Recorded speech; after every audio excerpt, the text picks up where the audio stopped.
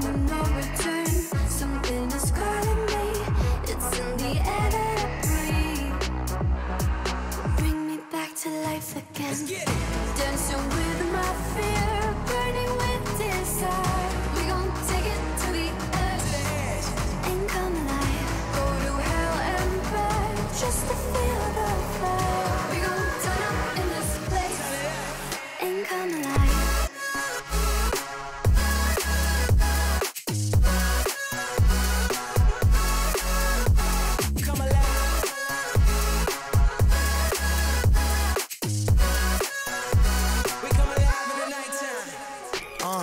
Fly so high they can't touch us.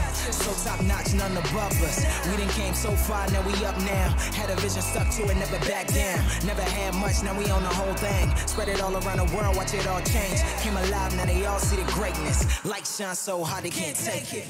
Dancing with my fear, burning with desire. We gon' take it to the edge and come alive. Go to hell and back just to feel the fire. We gon' turn up in this place and come alive.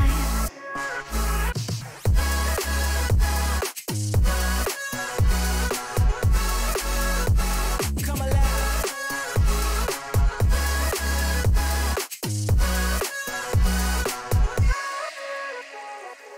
I walk a different path, nothing can hold me back. I passed the point of no return. Something is calling me. It's in the air that I breathe. Bring me back to life again. Dancing with my fear, burning with desire. We gon' take it to the edge and come alive. Go to hell and back just to feel the fire. We gon' turn up in this place and come alive. Right.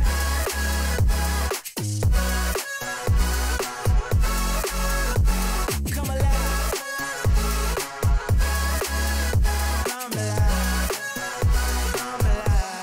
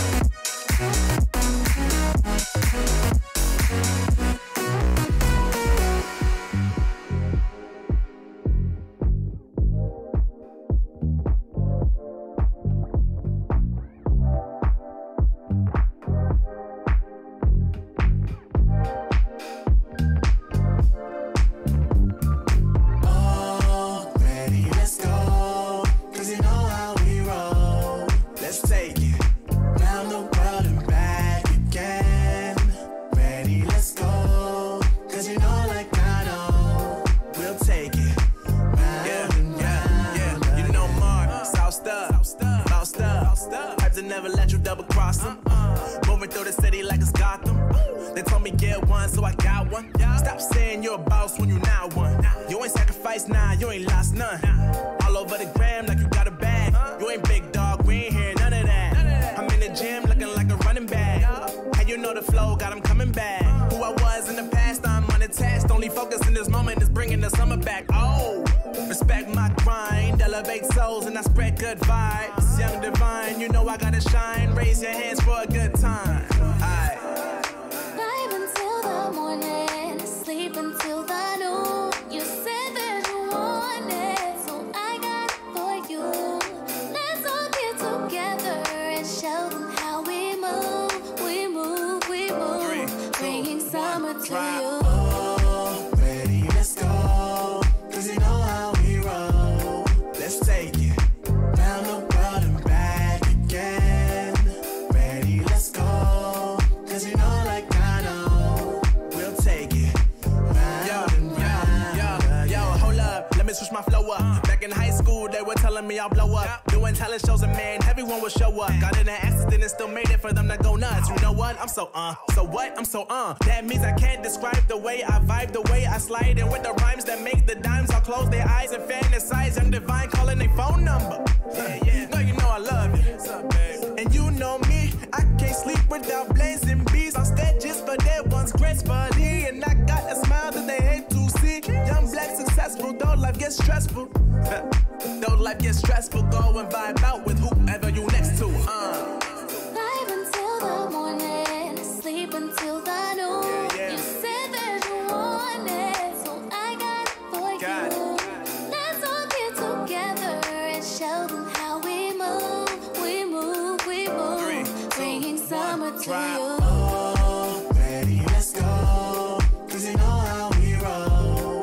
Let's take it round the world and back again. Ready, let's go. Cause you know like I know we'll take it round and round again.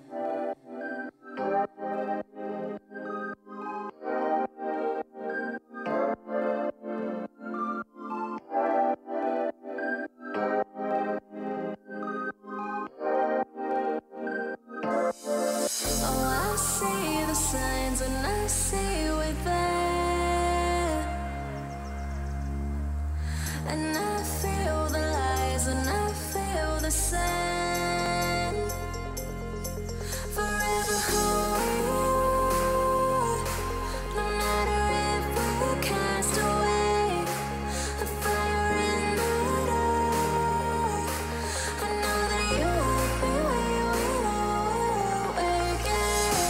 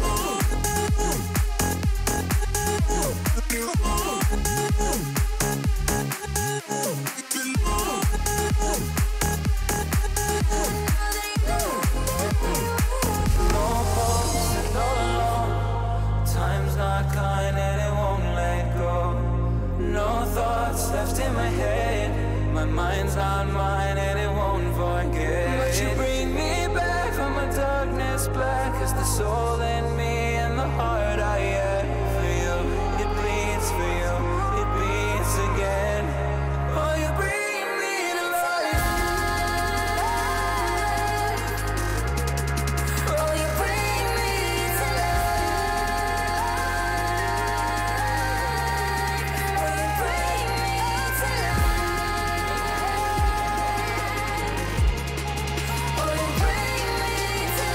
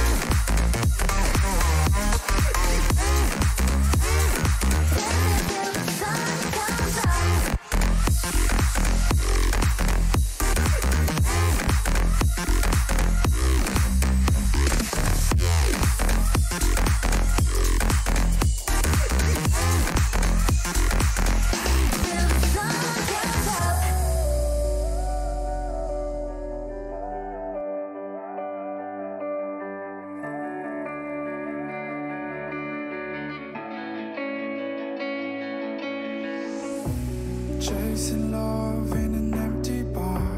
Pour a drink till I make it past. The midnight hour seems to come and go, but I know.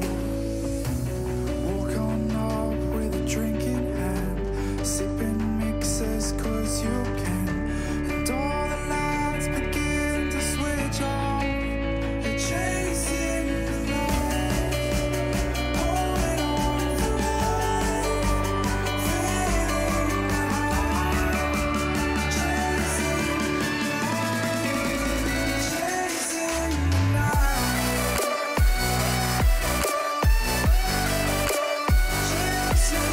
the night,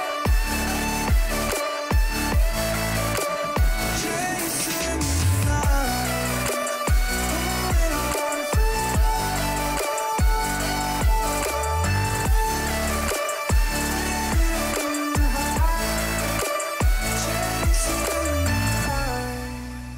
for holding on for life, feeding the high, chasing the night, chasing the night. Hotel rooms and city squares, champagne bottles, drum and snare. The sights and cities seem to fall away when you stay. Locked in love for a night or two, losing sleep just to get off you. Day to day you wanna stay out. You're chasing the light, holding on for life, feeling the high, chasing the night, chasing the night, chasing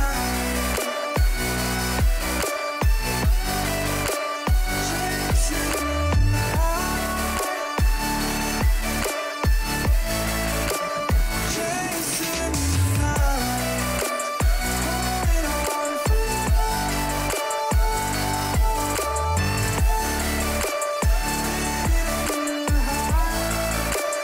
chasing the night, holding on for life, feeling the high, chasing the night, chasing the night.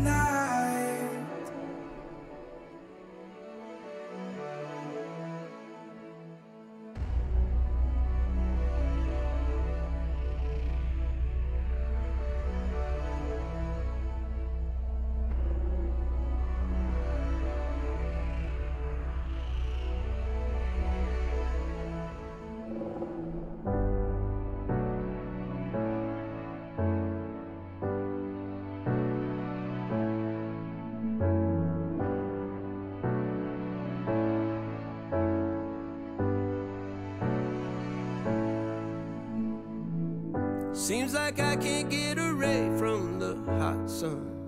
Always night and never day. Even when I wash the floor, the dust still comes. Keep on hunting for the bread.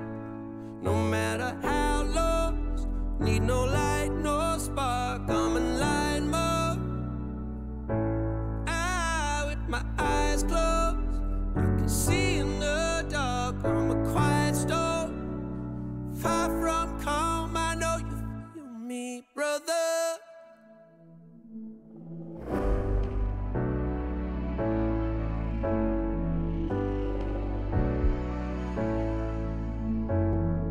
Seems like I can't get away from the hot sun. Always night, it's never day. Even when I watch the floor, the dust will come. Keep on hunting for the prey. No matter how lost, need no light, no spark. I'm in line mode. With my eyes closed, I can see in the dark. I'm a quiet storm, far from calm. I know you feel me, brother.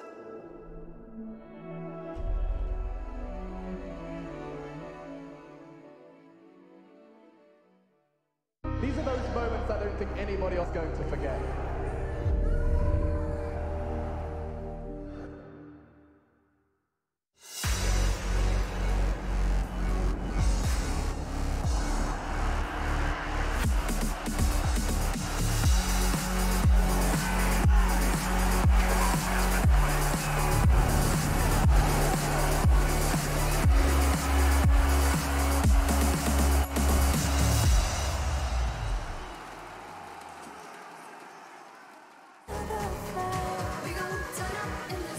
Hi there. I was actually just looking for the road to Rio. It seems it's actually much more complex than I initially thought. But fortunately, the Counter-Strike is not. I'm your host, Alex Machine Richardson, and we are off to the races. It's day, what is it now? 4, 5, fellas? Where are we at?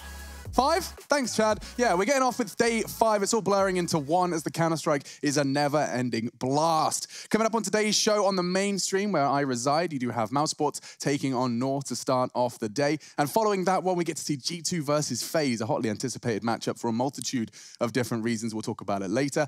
And you get the South American Grand Final, Isurus Boom, to round out the day. And that's not it, though. There's 2 more streams running simultaneously for the first 2 games. The rescheduled Heretics versus Ents is on the way. You can see that first. Excuse me, clear my throat as I tell you, you get to see more from the Movistar riders. I'll say it right this time. Thank you for filling me in. It's not a movie, it's a Movi. Learning more and more every day. And let's continue the lessons over at the desk.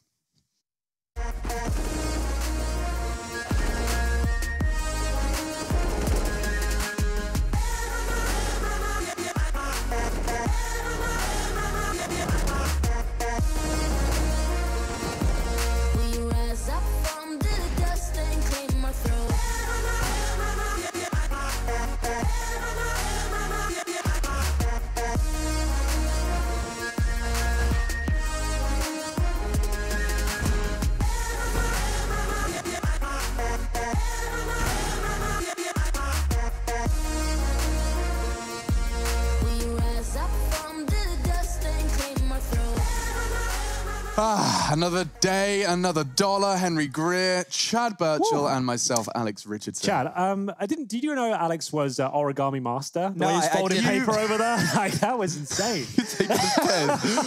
It is actually a very handy book that Chad ordered off the internet. Yeah. So we have a full-page fold-out map here of Rio de Janeiro. You guys can all get this before the major. This is the Lonely Planet. I ordered this just so we could see what's going on there. I have to look for the. I believe where are we playing the final? It's going to be the Rio Olympic Arena. So I have to find that. It's on there somewhere. It's and somewhere also, on there. We're big Snake Jazz fans here as well, Snake Alex. Jazz. So we've got those out. There you go. You know it. That's why we got those out as well. So it's going to be a fun day of Counter-Strike, I think. I'm assuming there's snakes in Brazil because, you know, there's the whole South America kind of Amazon jungle, kind of yeah. So that was one of the gambles right there. More Sure. inflatable animals to come and maybe some more flamboyant shirts if you guys are lucky. I think so. I'm working on my Samuel L. Jackson kind of snakes on a plane quote. Nice. And we'll see if we can maybe Incorporate get some forfeits. Yeah. Exactly. It'll have to make sense. Obviously, we wouldn't just do it randomly. No, of course This is a professional broadcast. Sure. And of course, the professionalism continues by reminding you how the ESL 1 Road to Rio games looked yesterday. We covered the first one, and I'll tell you, Astralis Fnatic was a game you may want to go back and check out because the storylines coming into this was a whole lot of history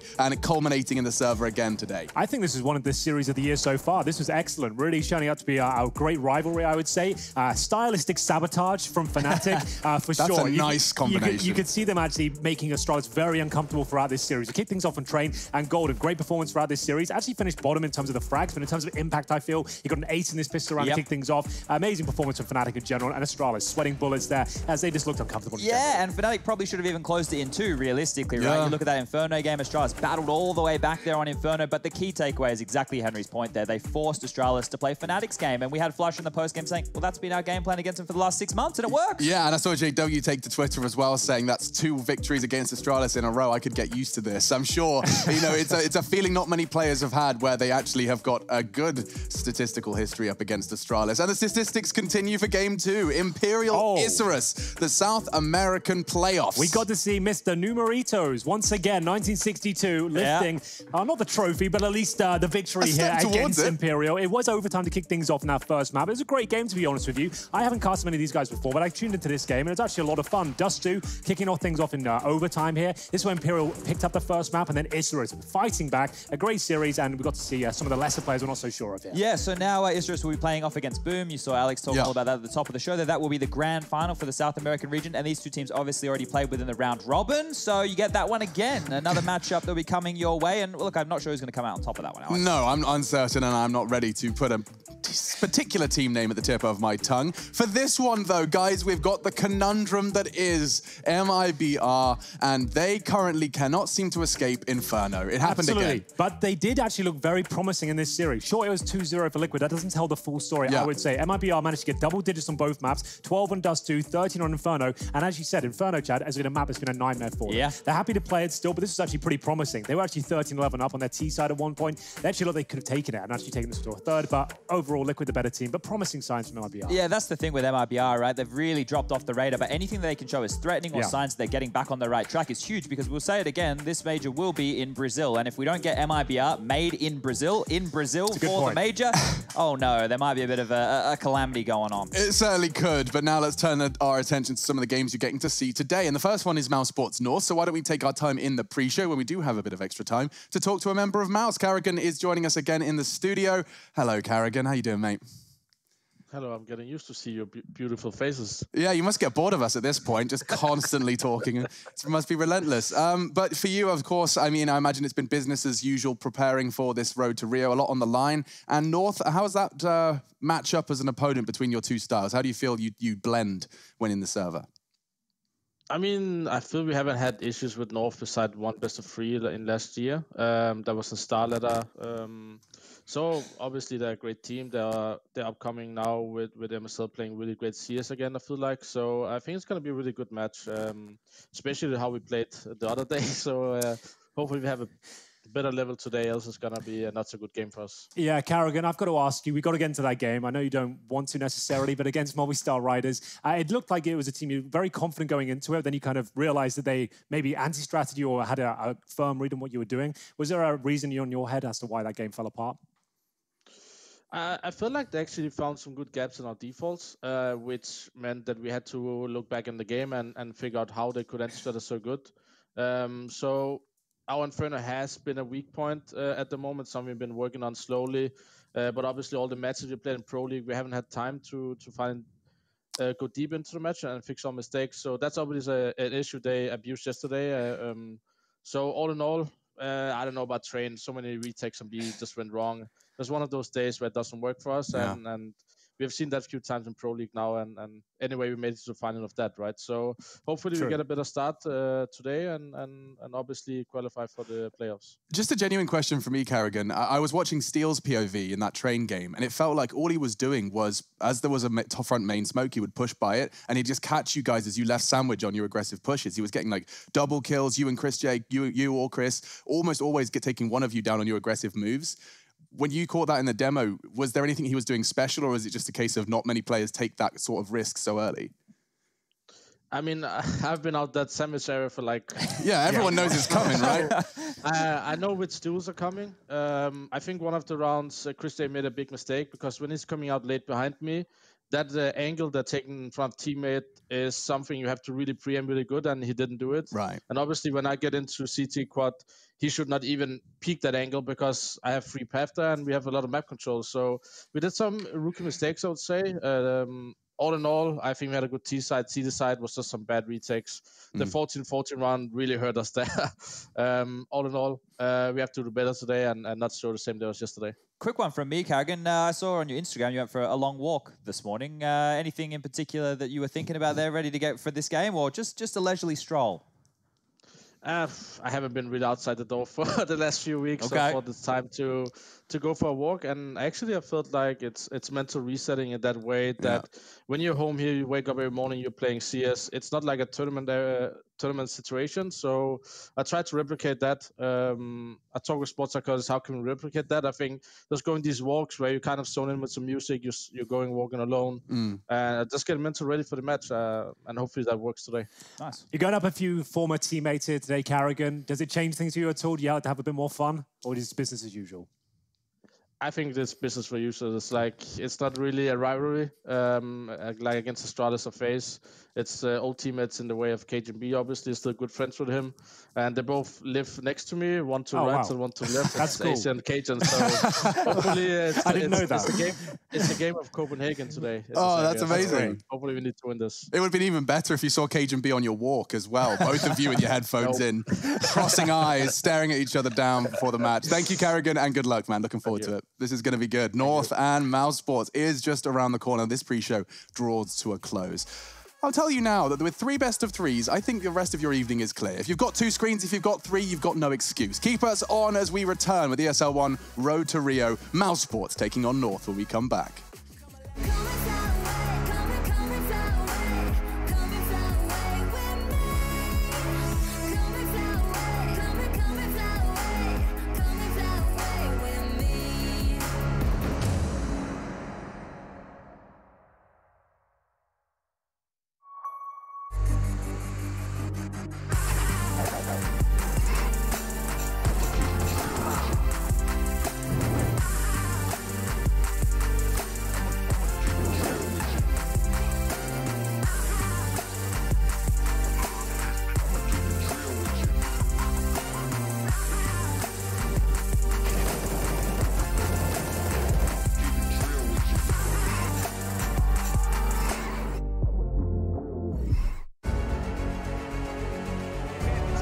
To get by Nico. Divers are gone! Got ahead, yes. On the ramp though. He knows he's there.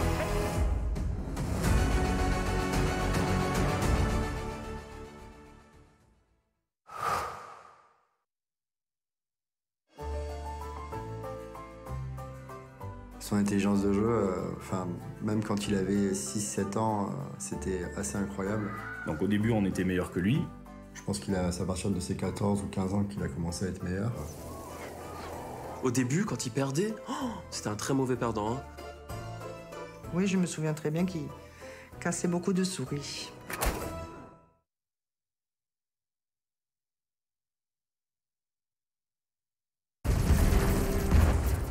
Everybody loves an underdog. Who needs to be liked? Mountain Dew Amp Game Fuel. Victory in a can. Last year, we took 2 lucky winners on a trip to Berlin and gave them the experience of a lifetime. This year, we can take you for a trip to Rio. Take part in a series of GG.bet contests for a chance to win awesome prizes and a trip to Rio. See details on the website. I'm in trouble.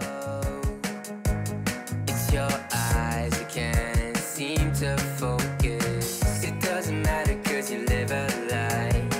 You want attention from every guy in the park, but when you call, give you my heart, you rip it out.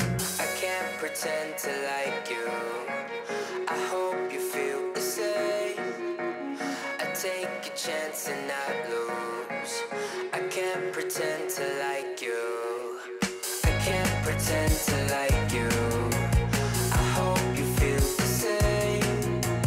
I take a chance and not lose. I can't pretend to like you.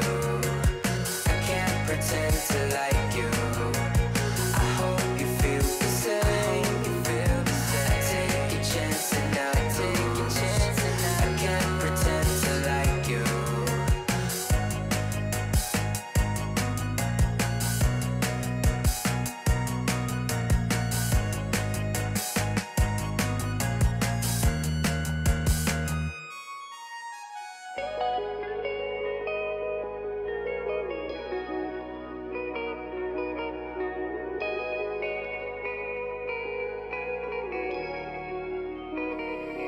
No, I can't remember the last time that I really felt fine. Now I'm trying to rewind. 'Cause lately I've been feeling kinda hazy, like I'm stuck in a daydream, and you're not here to save me. Down and out, I hit the floor. All is fair in love and war, but I can't do this anymore. No, no. Don't take me to a place I know, somewhere where I can feel my soul. Lately I'm skin and bone, so hollow. I've never felt so alone. I need you more than you know, 'cause baby you feel like home.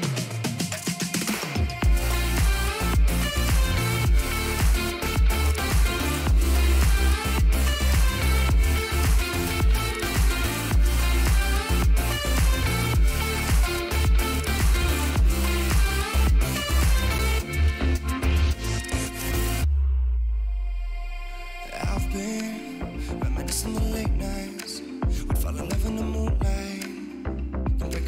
went back. Now I'm just thinking that we should go back to when we were. Hold each other to feel good.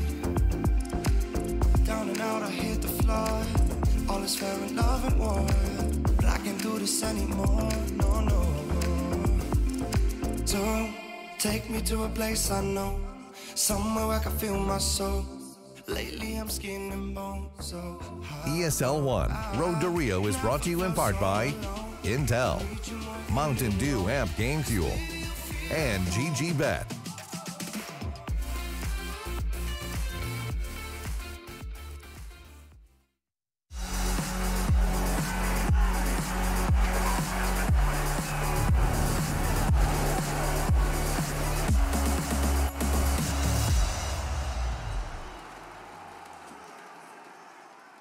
North versus Mousesports to start off the day, and there's a lot on the line. We just spoke to Karrigan, of course, not only walking alongside his old teammates, but playing against them today, and there is a lot to be said. Myself, Machine, we got Hanky G and Chatty B in that corner, and in this corner, it is the arrow key user, ex-Call of Duty, ex-Esports referee, a pioneer of his craft. Ex-manager of Henry G. Ex-manager of Henry G, yeah. And used to be my roommate. It's the man who lived above the kebab shop. It's Graham Messio, so Pitt. Hello. Hi. So, Can you hear me? yes, reading you loud and clear, and a lovely set. Some of the best audio quality I think we've had in the you don't expect anything less from the head referee. Oh, really? Well, yeah. We got some. This is actually wrong. We had a better camera setup, but I can't change the input on the on the feed. So you look we fabulous, actually had a Graham. better system. All right. Thank you. Well, you get some credit all the same. So, Graham, I mean, obviously, for those that are unaware, we've... in fact, are you aware that we've been basically referencing Graham Messio So Pitt for the last 12 months? You have been... I am slightly aware. Okay, yeah. okay. We had a full office for the game against... who did we just play?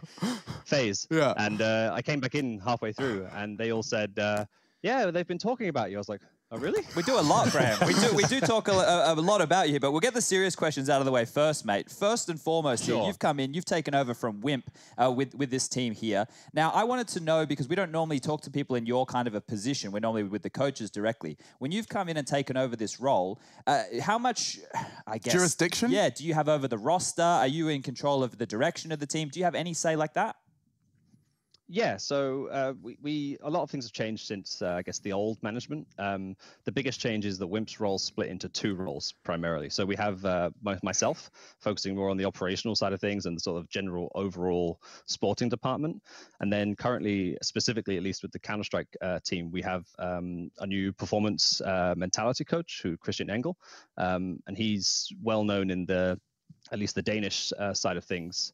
In terms of mental coaching, performance coaching. He's worked with I guess his biggest high profile one that most people know is Kasper Schmeichel, the Premier League winner as of a few years ago. Okay. And between the two of us and also the coach, so obviously we made a big coaching change recently. We brought in Jumpy from Sweden, and so the three of us and the CEO, we all have a kind of a voice. We all regularly talk about things, and we're obviously looking not just right now, but also in the future. So we're trying to set up a huge sort of scouting department, trying to track the young talents and work out how we can, make the best of the essentially the talent factory that is Denmark. Yeah. I'm just touching on that, Graham. You guys had an academy team before, and now that's been kind of lifted. It seems that we're allowed to have those again, It's still a bit murky at the moment, but maybe back on the cards. Yeah.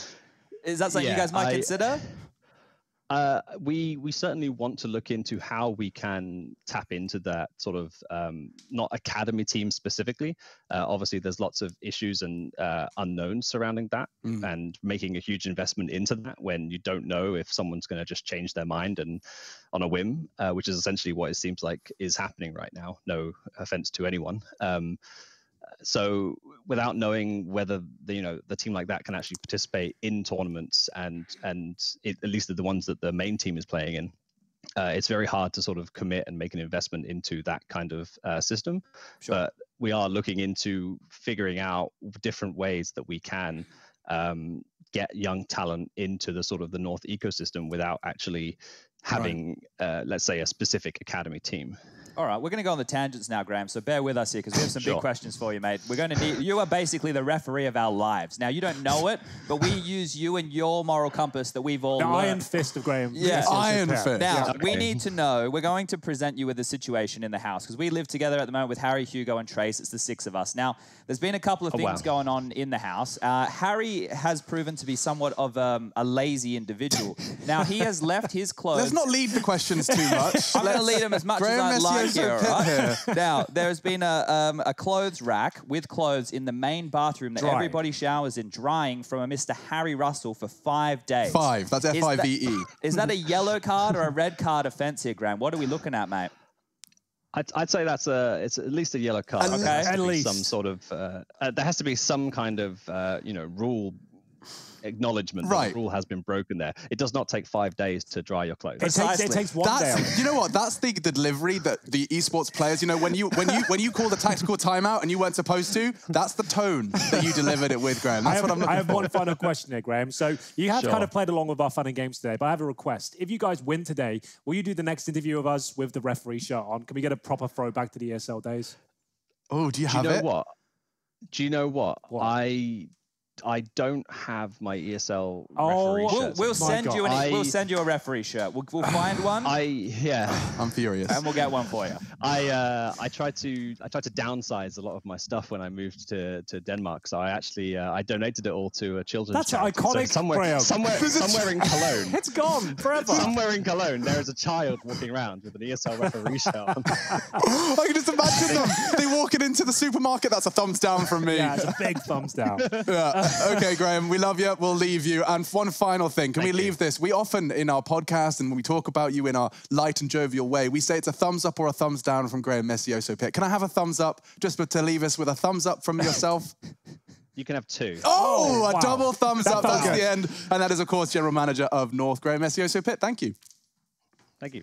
That's awesome. We're getting into Mouse versus North. It is just around the corner. We could probably talk about the Counter-Strike around it as well. Yeah, we should maybe a little bit. Yeah. Like there's maps to be played, there's 10 players in the server and stuff. But look, the Counter-Strike always seems to deliver. We seem to get all the maps and all the rounds every single time. But here, Jovren Carrigan himself saying that they don't seem to have too much trouble with that of North. And where you go back and you look at the head-to-head between these teams, it paints that picture right there. But the Mouse Sports we saw take the server the other day was not the Mouse Sports that we all want. I think they probably consider themselves to be Movistar Riders most of the time as well. That shouldn't be too much of a problem. But yes, I feel like North, in terms of their tactical depth, are looking like a very well-rounded squad right now. It seems like even players like Cajun B are stepping up. We haven't seen him step up like that in a long time. Against FaZe, he looked amazing, to be honest with you. Yeah, one of the issues I think with North, and I've said this on Dest in the past, is like MSL's calling and the way that he can build a team, it's great, right? But it's like if I was to hand you like a colors by number book, because he's doing everything like to the baseline. He's got the pocket strat. He's playing Counter-Strike as we all expect teams to, and then that could be a little bit of a problem from time to time. Just look at Fnatic. They play the opposite way, and they're beating Astralis. We also have the bans on screen coming on through. So North banning Train, Inferno going out. I love that. It's aggressive. When we saw it get picked by Complexity the other day against Astralis, they couldn't really follow on through. I think North maybe have a little bit more in the tank there. What do we got left in the pool here? Mirage. Nuke could be a likely third. Both teams like a bit of Nuke. There it is. So it's a nice map pool. I know Rush loves starting the day with Vertigo, Nuke, or Train. Vertigo, Nuke stuck in there. Yeah, he loves those type of maps. Yeah, like that nice Z-axis, those layers, just to make things extra exciting for an observer. There it is. I heard it makes it much more fun. But Vertigo, I am actually very intrigued to know if we get to see that same polish that we got to see from North, say, Nuke T-side on Vertigo T-side. You know, there was so much, not necessarily depth, because it was, as you said, you know, the fundamentals, what we expect with all of your twists and turns as you should at a tier 1 level. But will they have it on a new map that, I mean, when was? I really wish I had the date at the tip of my tongue. It's like a week ago. It was a week now? So a week and a half now, maybe something along those lines. Not long. It's my point. Yeah, since we started, maybe a week. But yeah, you got the stats here. I assume this is so far from the road to Rio for both of these teams here. And one of the emissions, look at Rops down the bottom. He was a name who we were screaming every single day that we saw Mouse Sports within Pro League Season 11 playing. He was a consistent force up with Frozen. So Rops, he dropped off, and that could have something to do with the counter-stratting that we were talking about, or the gaps in those defaults that Carrigan Karrigan outlined. One player that stepped up for North, I have to say, has been AZ. He has looked tremendous in EPL at least. And then coming into Road to Rio as well, he has stepped up. You can see him at the top of the scoreboard there. A player we've been wanting to get more out of the last 2 years, I would say, at this point. Good to see him having some consistent form in the last 2 seasons we've had him here. So hopefully he can keep that up, as I like him a lot. Yeah, I think with this North team as a whole, if you look at all the names, no one's a new player in this team. We've been talking about all the names in this team besides Gade for the last 5 or 6 years. Gade's probably we've been talking about for the last 2, maybe something along those lines. You know, so the problem with this North roster is that maybe a few of these guys are getting towards the end of their career of what they can deliver. If we don't start seeing signs out of AZ and Kyobi, who's a bloody major MVP winner, let me remind you. To be fair, do you know who's standing out the most out of all of those names and the ones that you're not mentioning is Cajun B. Actually continuing to be like a pillar of 20+ frags. You can count on him regardless, especially on that CT side. Multi-kills all over the shop. You can see he's been grinding his individual level. It's kind of gone upwards in a massive way in the last year or so. A player I don't expect much from these days, and he turns up in the serve and he looked amazing. Gone are the days he was the backup AWP on TSM, you know, like he is a lot more than that. He's a very serviceable rifle now. He seems like he's able to anchor positions, no problem at all. Good for multi-frags almost every single time. Clutch potential. He's got it all right now. We haven't done predictions, and it is about that time. Vertigo is coming up in about 60 seconds, so before we get into it, why don't we start probing for predictions? Green, do you want to get involved? Do we have Rushley on the line? Hello. Okay, so you tend to go for the underdogs, so I assume you've got a clear answer here. Then. I was going to go with Mousesports, but after that interview from Graham, I think I'm going to go with North. Fair enough. I thought that was kind of nice. He made a very good case. I like the double thumbs up. That was pretty chill. Double thumbs up from Graham and from Rushley today. I'm going to not go with North. Okay. I think that Mousesports here, they just saying they had the OG kick in the pants when you think back to Pro League, right? They won their opener against FaZe, they lost to OG, and then they came back and they, took revenge on everyone. So I'm going to go with Mousesports getting woken up by their loss. I will say the same thing. I think Vertigo is too much of a wild card for me to say North is going to win it. I don't know. I know Mousesports have cost them a lot on Vertigo. They're a strong team in it. Hopefully we can see them step up. Mirage, yeah, North could definitely take that map, I think, but I'm going to go with Mousesports 2-0, Alex, just to lock in a prediction. Ooh, there we go. 2 for Mousesports, 1 for North, and I'm still not sure. Maybe, just maybe, MSL and his gang can throw another knockout blow to Karrigan and co. It's all coming up on map 1. Vertigo. We'll be getting into Vertigo very shortly indeed. Karrigan takes on his former teammates in the form of North here. It is going to be a hell of a game. We don't get to see Vertigo too often, and this is a new iteration of it. Lots of changes, lots of new approaches here, Chad, especially towards that B-bomb side. Yeah, it's really opened up. We're seeing a lot more diverse play, some new ideas, and that's really what we love to see here behind the desk. It keeps us excited, it keeps you excited, and it offers up something a little bit different than Mirage mid-control. Yeah. So that right there is enough reason to watch, if you don't mind me saying. I absolutely agree, and we are off to the races, ladies and gentlemen. First best of 3 of the day. The Counter-Strike network keeps on delivering, and we'll be sending North through middle here. A very talked about point at this stage. We can see them actually having 4 players out, and I'm interested to see what kind of tactics we've got here from North. They've got a boost and the Molotov towards construction. Robs defend them off here. You never saw mid really used in the previous iteration of Vertigo, and now that's all changed. Yeah, and they look like they want to go mid to B here. They're going to flood over a perfect smoke to lock out the CTs, and AZ's already opened up. AZ trying to focus his attention on Frozen. He does, however, miss his first shot, and now Frozen connects, does not blink. Rops was the one to find AZ in the end, and now MSL wondering where it all went wrong. He does retrieve the bomb, but at the loss of his life. Mousesports nearly a perfect defense of that one. Well, there it is. The mid approach coming in from North. They had a nice ideas there. You can see the boost going towards construction. Smokes, Molotovs down as well. They get the first kill, but individually speaking, Mousesports is nailing their shots. Didn't look too uncomfortable towards B there. Fended them off. Denied the plant, and we will be going to the second round here with the choice. Do you want to force buy with pistols, mainly the Tech 9s these days, or do you want to take a full eco now and get the Galils, maybe it's making 47s in round number 3. Very well controlled by Mousesports, as they'll bring out 2 for Masses, 2 MP9s, and we've got the M4 for Robs as well. So the full eco has been called by North. Objective, get the bomb down. They don't seem to be going for the hyper-slow approach here, Chad. Actually going to be challenging with the Glocks here. A very different approach to what we've seen in the last couple of days. Yeah. MSL might go down to the nade, and he does. Frozen has single-handedly bested the A prong of the assault, but a bit of a Glock overwhelm, and they might try and plant, but Chris is just in the nick of time on the B site, so no bomb plant, nothing particularly to celebrate for North's second round adventures. They will go down. Cajun spotted, and just make sure he goes down quick. We'll have more of that, more of those fast Glock rounds, ladies and gentlemen. Yeah, I agree. Let's have a few more of those in our lives. Well, the AKs are going to come out on North straight away here, round number 3, and the guns are out. Not too many emissions on that side of things, but we have been speaking about this a lot, and we probably will see it crop up again. Chris J, you know, buying deagles with armor in certain scenarios, financial decisions that are made by Mousesports. Now, we can critique them negatively, but if it worked, they look like bloody geniuses. Certainly. So it's just have to weigh up their options as we go into these scenarios. It looks like 3 players over towards A will be the first port of call for North. I think the most safe I've felt criticizing the Chris J buys was when he went Deagle armor into the first round of overtime. That was probably the most he stretched it. That was insane, wasn't it? I've never seen that. Never. I've been casting this game for 6 years, right? And I've never seen anyone in overtime go for Deagle only. That's a bold move to say the very least. So is that! Carrigan, Frozen, everyone getting wrecked on the north side now, as we'll see Cage and Kiabi. And a 5 versus 2, they've barely inflicted any damage here, boys. Mousesports aggressive towards that A ramp, utilizing the smoke as well. Carrigan leading the way to victory here. 2 kills enough for Mass and Cajun B and Kiabi. Iconic names now have to fight their way out at the A ramp. Chris did catch Kiabi there. It's going to cut him down to size. Cajun's swing does get them back in, but only for a moment. Kiabi as well to trade. So bomb can be retrieved safely, but there's almost no chances. With 25 health, he is going to have so much work ahead of him. Woxic's considering the ladder flank.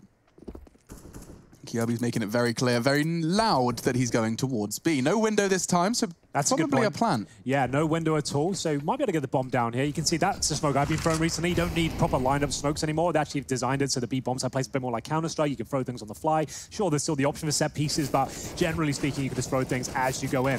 We are going to see Kiabi cross over, and he will be taken down. No bomb plant found, and barely any kills. It was a 5 versus 1. He gets a couple, to be fair, so he does keep them modest, but they'll have to do a lot more than that to find success, because Chris J has $8,000. Carrigan, 5K as well. They've got a couple of AK-47s. Carrigan's been using the AUG a lot recently, Chad. What have you made of that weapon? I think it looks great right now. Yeah, I think with the recent adjustments to it, it has potentially found itself a spot in the Counter-Strike I think world, so. right? It feels like it's actually the correct spot as well. It's not overpowered. It doesn't seem underwhelming. It actually just does what it should do. And some players that will benefit from the likes of the scope are using it, like Carrigan, which makes sense. Yeah, I think there's more development like that probably in the future here. But over towards A they go again, nice and quick with the pistols, and Frozen will open things up once more.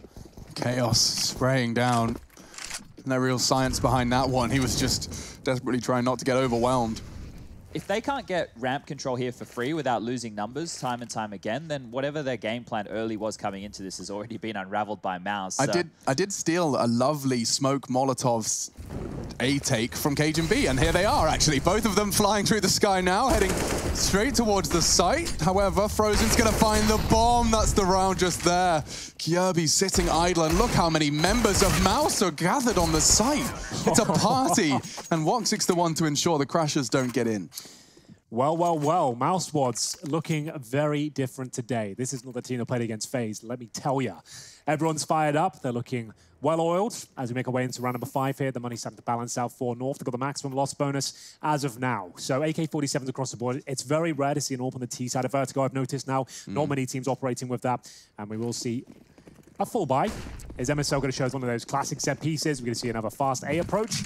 Time will tell as he goes towards the middle area. Like we said, a lot more action now towards his position. CTs have the option to throw an incendiary or a smoke at the start, or just beneath B here. Chris J looking to get aggro with the AWP. I like this idea. Remember, he doesn't have to worry about the left-hand side anymore. It's just the right-hand angle. So you can be a little bit more aggressive now on the CT side and just have to focus with the AWP towards that right.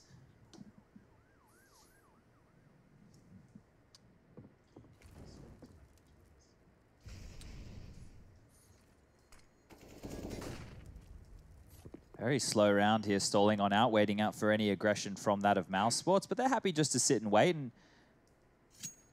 I'm sure there's no dramas on the Mousesports side doing that when they just need to wait out that clock. A minute left now. Map control still not completely decided where North want to end this round.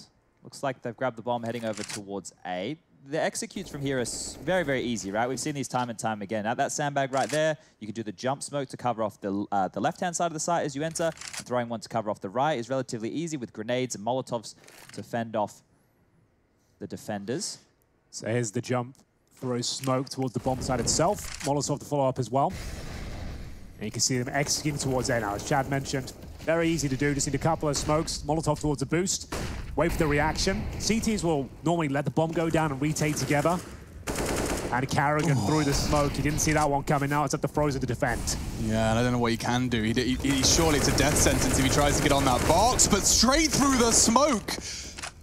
A taste of his own medicine. Gate goes down, and look at the wall bang from Chris J. He actually tagged him. Okay, steal that one. That's not bad. MSL wondering how on earth he just lost 40 of his health. It's more where that came from. 4 versus 4 for the retake. Any smoke to the CTs? I don't see one. And so they're going to have to find these frags. Bomb's half gone as well. This is looking very promising for North, but Chris has already taken down the first, and another added to the tally. Woxic's got 2. The spray is good. They need to get someone else on that bomb. AZ could clutch this. He has to get them off, but Woxic defends.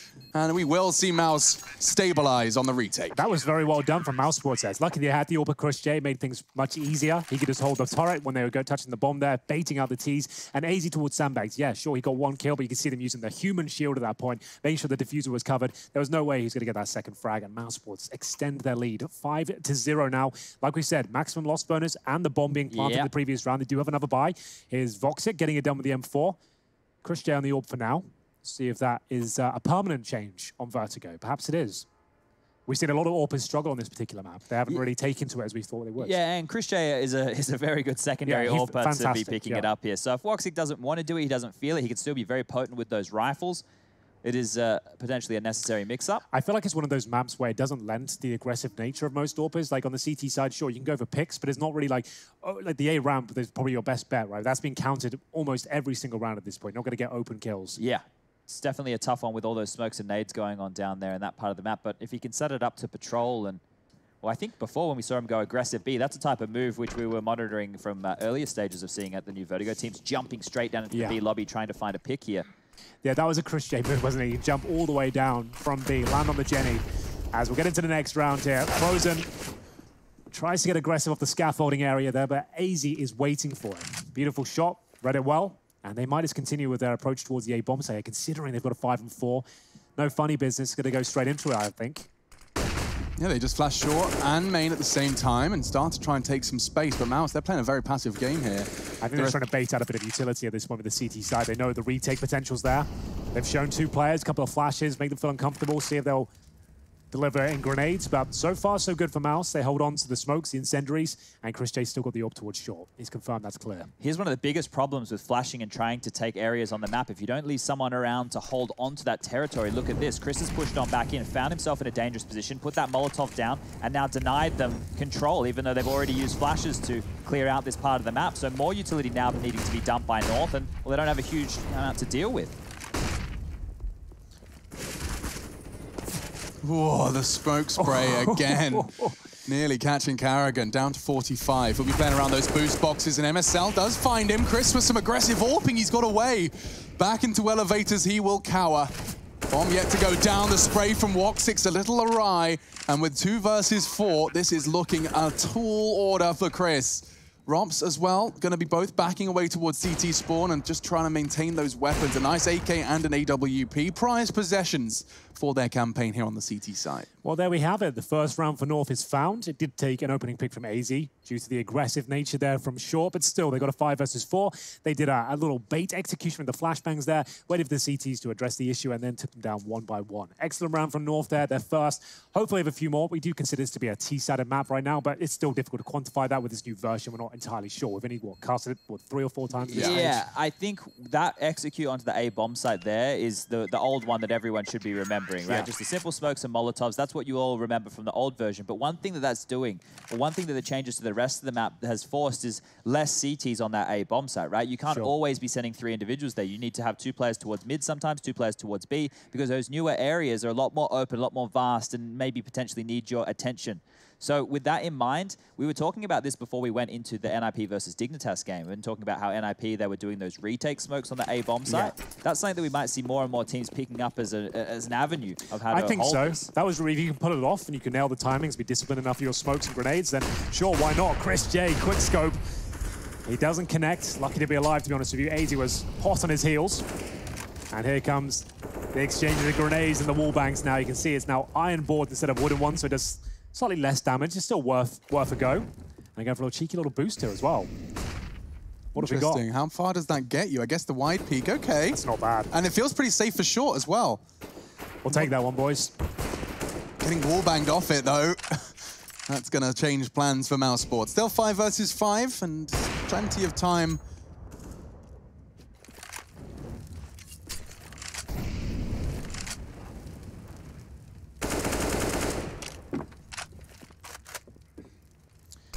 So it looks to be another A finish here. Same smokes going down, same Molotovs as well.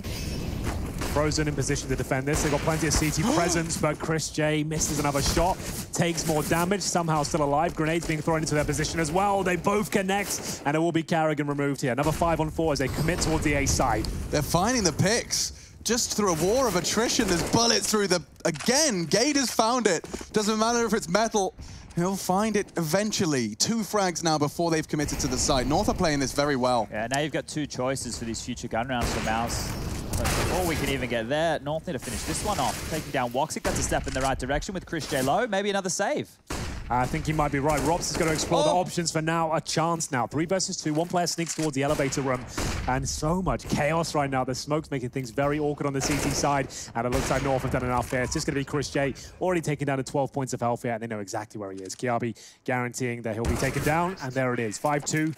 And that might be the money broken as well. No, Chris J, AK, and Rops as well. So they've got one more buy here. A couple of drops required. But overall, still very healthy. And they didn't save anything. So will they continue with Chris J on the AWP? I'm interested to see if that's the permanent kind of setup at this stage. Well, they need to go for a new type of hold, right? They can't be staying in that area behind the boards right here because 2 individuals went down to spam. So clearly, the way to deal with North hitting A is not by staying in limbo. Perhaps more of the aggressive protocols we've seen. Yeah, go aggressive if you have an all-in move, but that is exactly that. It's all-in. You either win or lose with that type of a fight early or go for the retake options. You have to go for one of those because so far playing in limbo, North were happy to wait and just keep putting bullets through those boards right there. So patient stuff. And this is the hard thing, right? If you have all of your members over towards that forklift room without the forklift and you're getting control of A ramp and somebody's watching that flank, even if the CTs know that you're there, they still have to deal with you somewhere, right? Yeah. So even if Rops wants to get aggressive B or Woxic wants to start pushing middle, they need to work out how they're going to use that flank, how they are going to make it actually successful instead of just knowing where they are. Because so far they know where North are, they're just not able to get the kills. Yeah, the knowledge is half the battle. A double AWP, though, that's exciting, as Henry outlined. Rops. Yeah, but not Voxic on it. Pulling it out. Yeah, he must really just not like this map. I'd like to ask the guys, if possible, that's if they win, of course, we'll have the interview after, but for now, it will be Gade taken down to 16 HP. The first AWP shot connects. Carrigan, this time using the silence, then 4 instead of the AUG. AZ in front of him. Low HP Gade as well, the sound cues, and that's going to be AZ leaping through the smoke there. Carrigan will take care of him. Takes a lot of damage, but still alive, 5-on-3. Voxic seems playing very defensively towards construction. Cajun B trying to thread the needle. So what's the play? He can boost behind these boxes. So the pistol's out what they're going for. I think it is. Boost up. MSL spots him, gets the kill. They might be back in this round now. Just like that. Voxic thought he had the angle. He was anticipating it, but they've calculated it. A little bit of the off angle. Quick smoke towards CT from Cajun. It's the elevators in, excuse me. Puts a lot of thought into their mid-take. Yeah, he's played this game before, hasn't he? I think he might have. It's not his first rodeo. They did this on the pistol with these same smokes. They try and go over the top here of the construction area to split this B bomb site. And then, they will get over the top. Carrigan was kind of baiting with his position there, and Chris and Rops will find the frags. 3 from Rops in that one, and then maintain the double AWP as well. Now, we've got a stat coming in from SEO here, and this is actually a huge one when we're looking at opening kills for this match of Inferno. Mals actually have the 2nd worst opening kill percentage of all the teams playing on Vertigo in 2020. That's with a minimum of 4 maps played. They only get the opener 35.8% of the time. Now, when we see them getting opening kills on their CT side, that's a positive for them converting these rounds right here. So if you're a Mousesports fan, you want to look for them finding these openings throughout. And if you're a North fan, well, you want the opposite. Simple as that.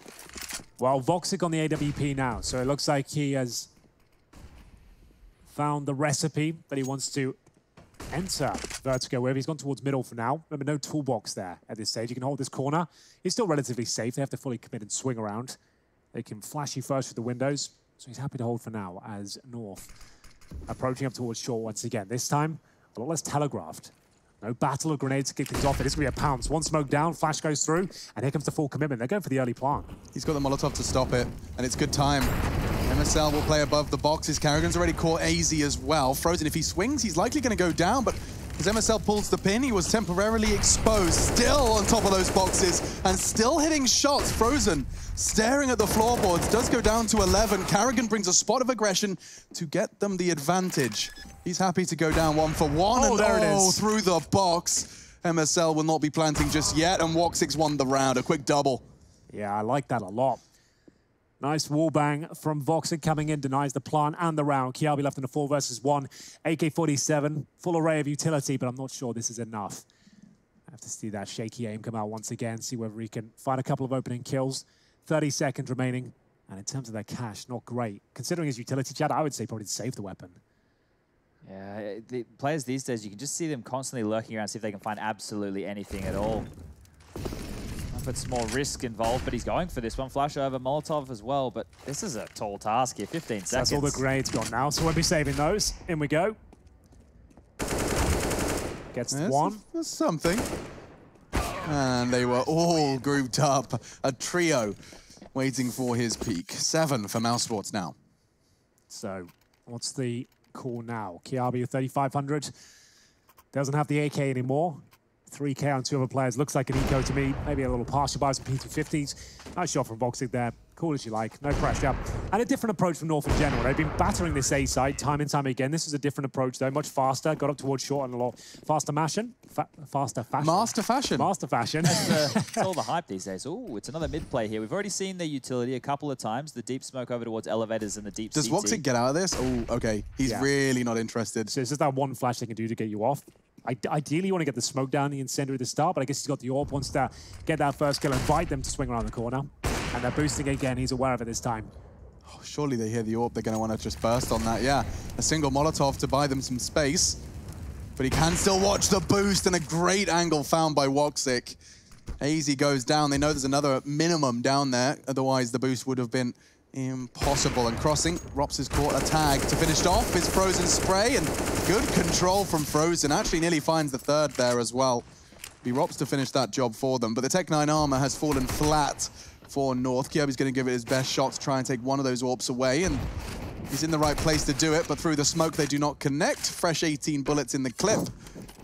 I thought he was going to jump off the map then. He's like, you know what, lads? It looked like he thought about it. He was like, should I? No, probably not appropriate. Rush fell off the map yesterday. That was a good one. He did. That was quite funny, and it was a 2-on-1 situation as well, I believe it was. I think, unfortunately, we won it. You were alive as well, right? I believe so, yeah. I just saw the kill feed of my teammate falling off the map, and I was like, oh. You had a couple of big 1v3s yesterday in that cobblestone game. Impact. I was more of like a golden than anyone else, you know? I only had 18 frags, but they were important 18. 18's pretty good. Yeah. That's what I need to aim for. We were undefeated yesterday. It's unusual for us we've had 3 not to lose again. Strong games. We played Cobblestone. We played Cobblestone. What a throwback. Under the leadership of Chad Birchall. Bring back Cobblestone. He brought back all his old moves, the mid-push, the lurk towards the platform is all there. And we're going to be going for a faster approach once again. This time actually running up the A ramp, and you're in trouble, my friend. Oh, they've actually recovered this one. The AWP survives. Frozen will get 2 of the AK-47, and Voxic chimes in as well. Didn't even take any damage in that interaction. 4 versus 2. Cajun being Kiabi now. They're going to fight back here. Good grenade, but does meet his maker.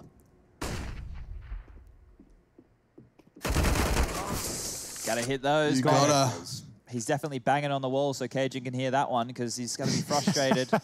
They live next door to each other, as we learn in the pre-game interview. When neighbors MSL, Cajun B, good friends. And Carrigan. Now, that's an odd one right there as another kill gets dropped here. You're just feeding him at this point. Yeah. The fact that he's hit both of those shots, though, and been able to survive is huge right now. So Cajun, the man we were talking about with a lot of impact, he's finding some more here. That smoke is going to keep Rops' feet planted for at least the next couple of seconds and gives Skirby the avenue to get over to this B-bomb site. Absolutely.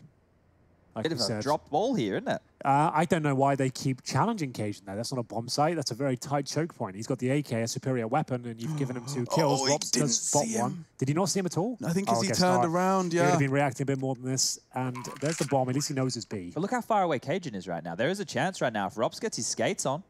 He'd have to get a very quick kill here. And in terms of Kiabi's position. Oh, there's info. Oh, could be a chance. He can't go. Jenny. Good grenade. Oh, doesn't quite connect. Kirby was checking it out. Nice pre-aim from him, finds his 9th frag, and North 3rd. And as they prepare for their next round, why don't we check in with the B stream? Ents and Heretics is duking it out. It's a rescheduled match after the outages in Finland yesterday, so we get to see it live today to start off your day on the B stream. It seems that Heretics have got a pretty damn good T side here on the nuke. Yeah, that's not a bad start for them at all, is it? Heretics, another team you might not be aware of. They do house names of Lucky and Kiyoshima. Yep. So I'm sure you'll be interested now, perhaps. Go check it out. If you want to get a second in-game leading, by the way. Yeah, indeed. For the last 6 months, I think. Interesting. Either way, let's get into it. We're going to have another quick approach toward this A ramp. North should have lost the last round, to be honest with you. Now we enter this one from Esports with no AWPs. Rifles across the board. Not the end of the world, but Chris J on no utility, apparently. No defuse kits either. Yeah, remember round 11.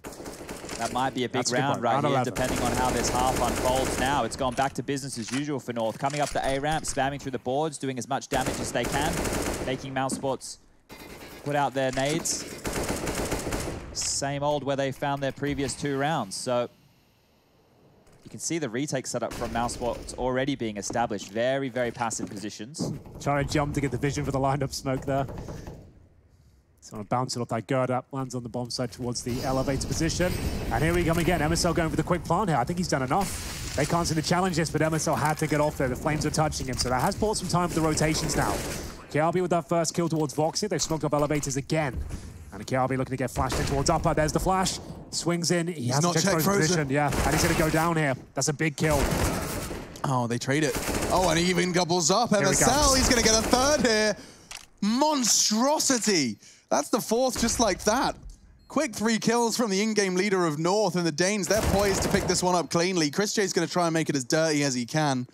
Backing away, trying to keep hold of his M4, but straight into the spray of Cajun. 4 now. We might just be splitting this one down the middle of this stage. That was huge. After that last round victory as well, the money was broken. They limped into this round with the 5 rifles, and MSL takes care of business here. Toward the CT jump spot, he manages to get 3 kills, and the Mousesports are sent to the doldrums as they only have $2,000 per player. Chris J does have 4K, potentially a deagle for him. Time will tell. Doesn't invest anything. He's got such a strange approach to financial management. Like, I love what he does, but most players will get at least a deagle this sort of situation. Maybe he wants to get an AWP up potentially, but it's still a curious one right here. I want to keep talking about the adjustments we're seeing from both teams. So we said that Mousesports, when they weren't winning those fights, had to either play retake or aggressive. Well, they went aggressive, and they should have won that round based off of Frozen's 2K, and then the fact that the AWP came in and grabbed another one here. Kirby's probably going to get a mop up. Let's get this. Maybe it's a highlight reel. Yeah, put it in the reel. All right, put that one in the reel. But it's show reel, yeah. Now, these AKs are a bit too loud. Oh dear. Here we go. We're off to the races here, boys. Surely they plant, though. Where is it? AK-47's picked up. Are you saving those? Or you go for the round victory? I think the former. I would hope they save. Yeah. The fact that the bomb's already down, they've already established post-plant positions. Oh, they fancy it, don't they? There's always a chance. Somebody's saying there's always a chance. Carrigan's given us that insight before. MSL could go down here in the timing window, but Carrigan no armor, and he feels that. That's an AK as well. Surely they just go save that AK. They can't even get it. That was a strange maneuver. Oh, elevator is so detached. Yeah, and now they save with just 1 less rifle. Odd one there. Back to the point. Sorry, guys. The actual closeness of the round got in the way of what I was trying to say. North have adjusted because when they tried to play after the post plant, they tried to play passively. They lost the round, right? They were very, very unsuccessful holding like that. So the adjustment is keep elevator room smoked and then take the sniper deck off of them. Force it to be part of T's territory as opposed to planting the bomb and getting out of the site. They're planting the bomb and getting into the site. That forces the CTs who are playing retake a bottleneck. They have to deal with the closer positions, not something they're used to. So both teams are making adjustments here as this game is progressing. Yeah, and it's nice to I like seeing the kind of the 2-man push snipers, the flashes in as well. It's not something you see all too often, and it worked so well for MSL there. You've got to be so paranoid about one side of the site when you're coming from elevator. The fact that you'd have to be concerned about your flank and that mid-link between snipers and an elevator is a paranoia. If you can get in there and stay alive, that's probably the round-winning scenario right there. Yeah, you're right. But to Henry's point of the 8-7, it felt like a moment ago Mousesports were blowing these guys out of the water, and now the score's 8-5. Just comes down to round number 11, Chad. Yep, It'll go down in history. Oh, it's Cajun B. The Cajun B one, yeah. They fed him in the 4-on-2. It all fell apart. And we'll get into the next gun round here. Single AWP setup, you can still see that recovering But the financial blowout here, they do have rifles, but some players have helmets, lack of grenades, anything but here for North, as they'll be setting up their execution. Here we go. Interested to see where these all land. I couldn't tell you, to be honest, this new version. Can I see the other lineup as well? Oh, they're boosting. Look at this. They're going to do... Up! Okay. Seems to be aware of that. Props has got his head screwed on tight. He knew that was a plan. So I guess you must see some sort of shadow or pixel movements when they get up there, because he was very assertive with those shots. Yeah, straight through into the head. Now the B assault there. The B smokes landing. They're deep as well towards Jenny's. Quite a nice setup from North. And from behind, MSL can strike both before falling. Cajun B's actually cooked him and they've lost the round. That's an awkward way to see those last two deaths come in. Cajun flanked after taking down his teammate. That's a nasty turn of events and puts 9 on the board for Mousesports. Yeah, it's MSL. They did get a couple of frags there, but unfortunately for him, landed in the flames of Cajun B. Does get taken out, and it will be the final round of this first half. North have done pretty well to get back into this game, but that was a pretty monumental victory for Mousesports. They've got AK-47s available to them in the hands of Frozen and Voxic, pretty deadly scenes, and a nice smoke towards the B bomb site, but we're actually heading towards A. North going for the fast-paced approach once again. Looking to get control of the forklift from an AZ. Smoked off, flashed as well. First shot for Voxic, nails it. Cajun B will finish this half with 5 kills. Spot of aggression from Mousesports to finish the half. Voxic bringing the fight to ladder room in middle. It does mean that they have to have somebody responsible for that flank now. 3 members starting their path towards A. Gade at the top. He's been consistently just standing towards sandbags, and this time he's actually going to be the first one in. Carrigan's trying to play safe, but instead it's Aizy and Gade both opening up the site. The spray from Frozen was close. Nearly a double. Voxic wants to contest, and he has a good shot onto the first. Bomb planted. He confirms he knows where one of the 2 are. His teammate from behind, Chris J, tagged and fragged, body bagging. It's MSL.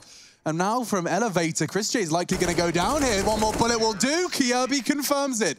And North, they'll take 6. They will take 6. And we'll be talking about the second half when we come back.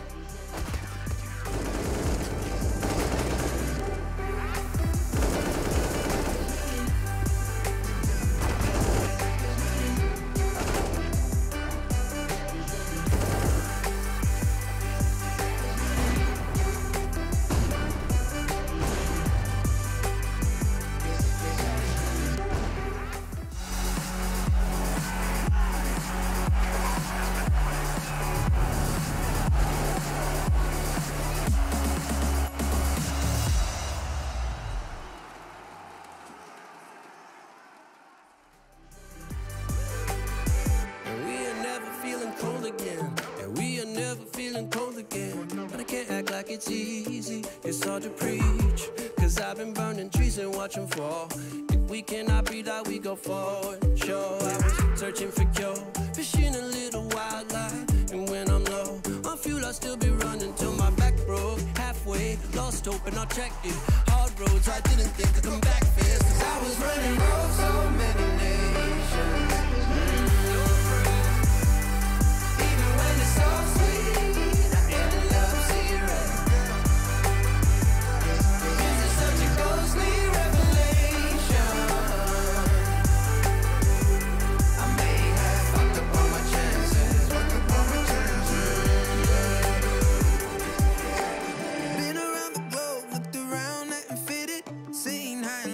But you won't even get it. Been around the globe, think it's time to admit it's not the end but the road, and you won't even get it. Been around the globe, looked around, nothing fitted. Seen high and lows, but you won't even get it. Been around the globe, think it's time to admit it's not the end but the road. I was running.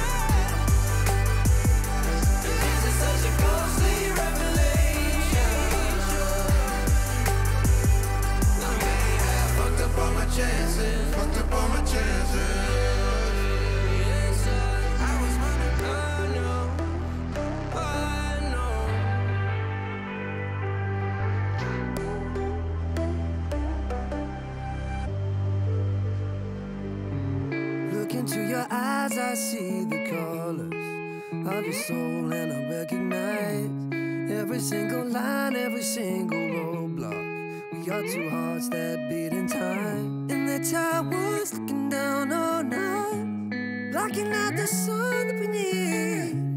Maybe we can change our stripes and colors. You're the only one I see.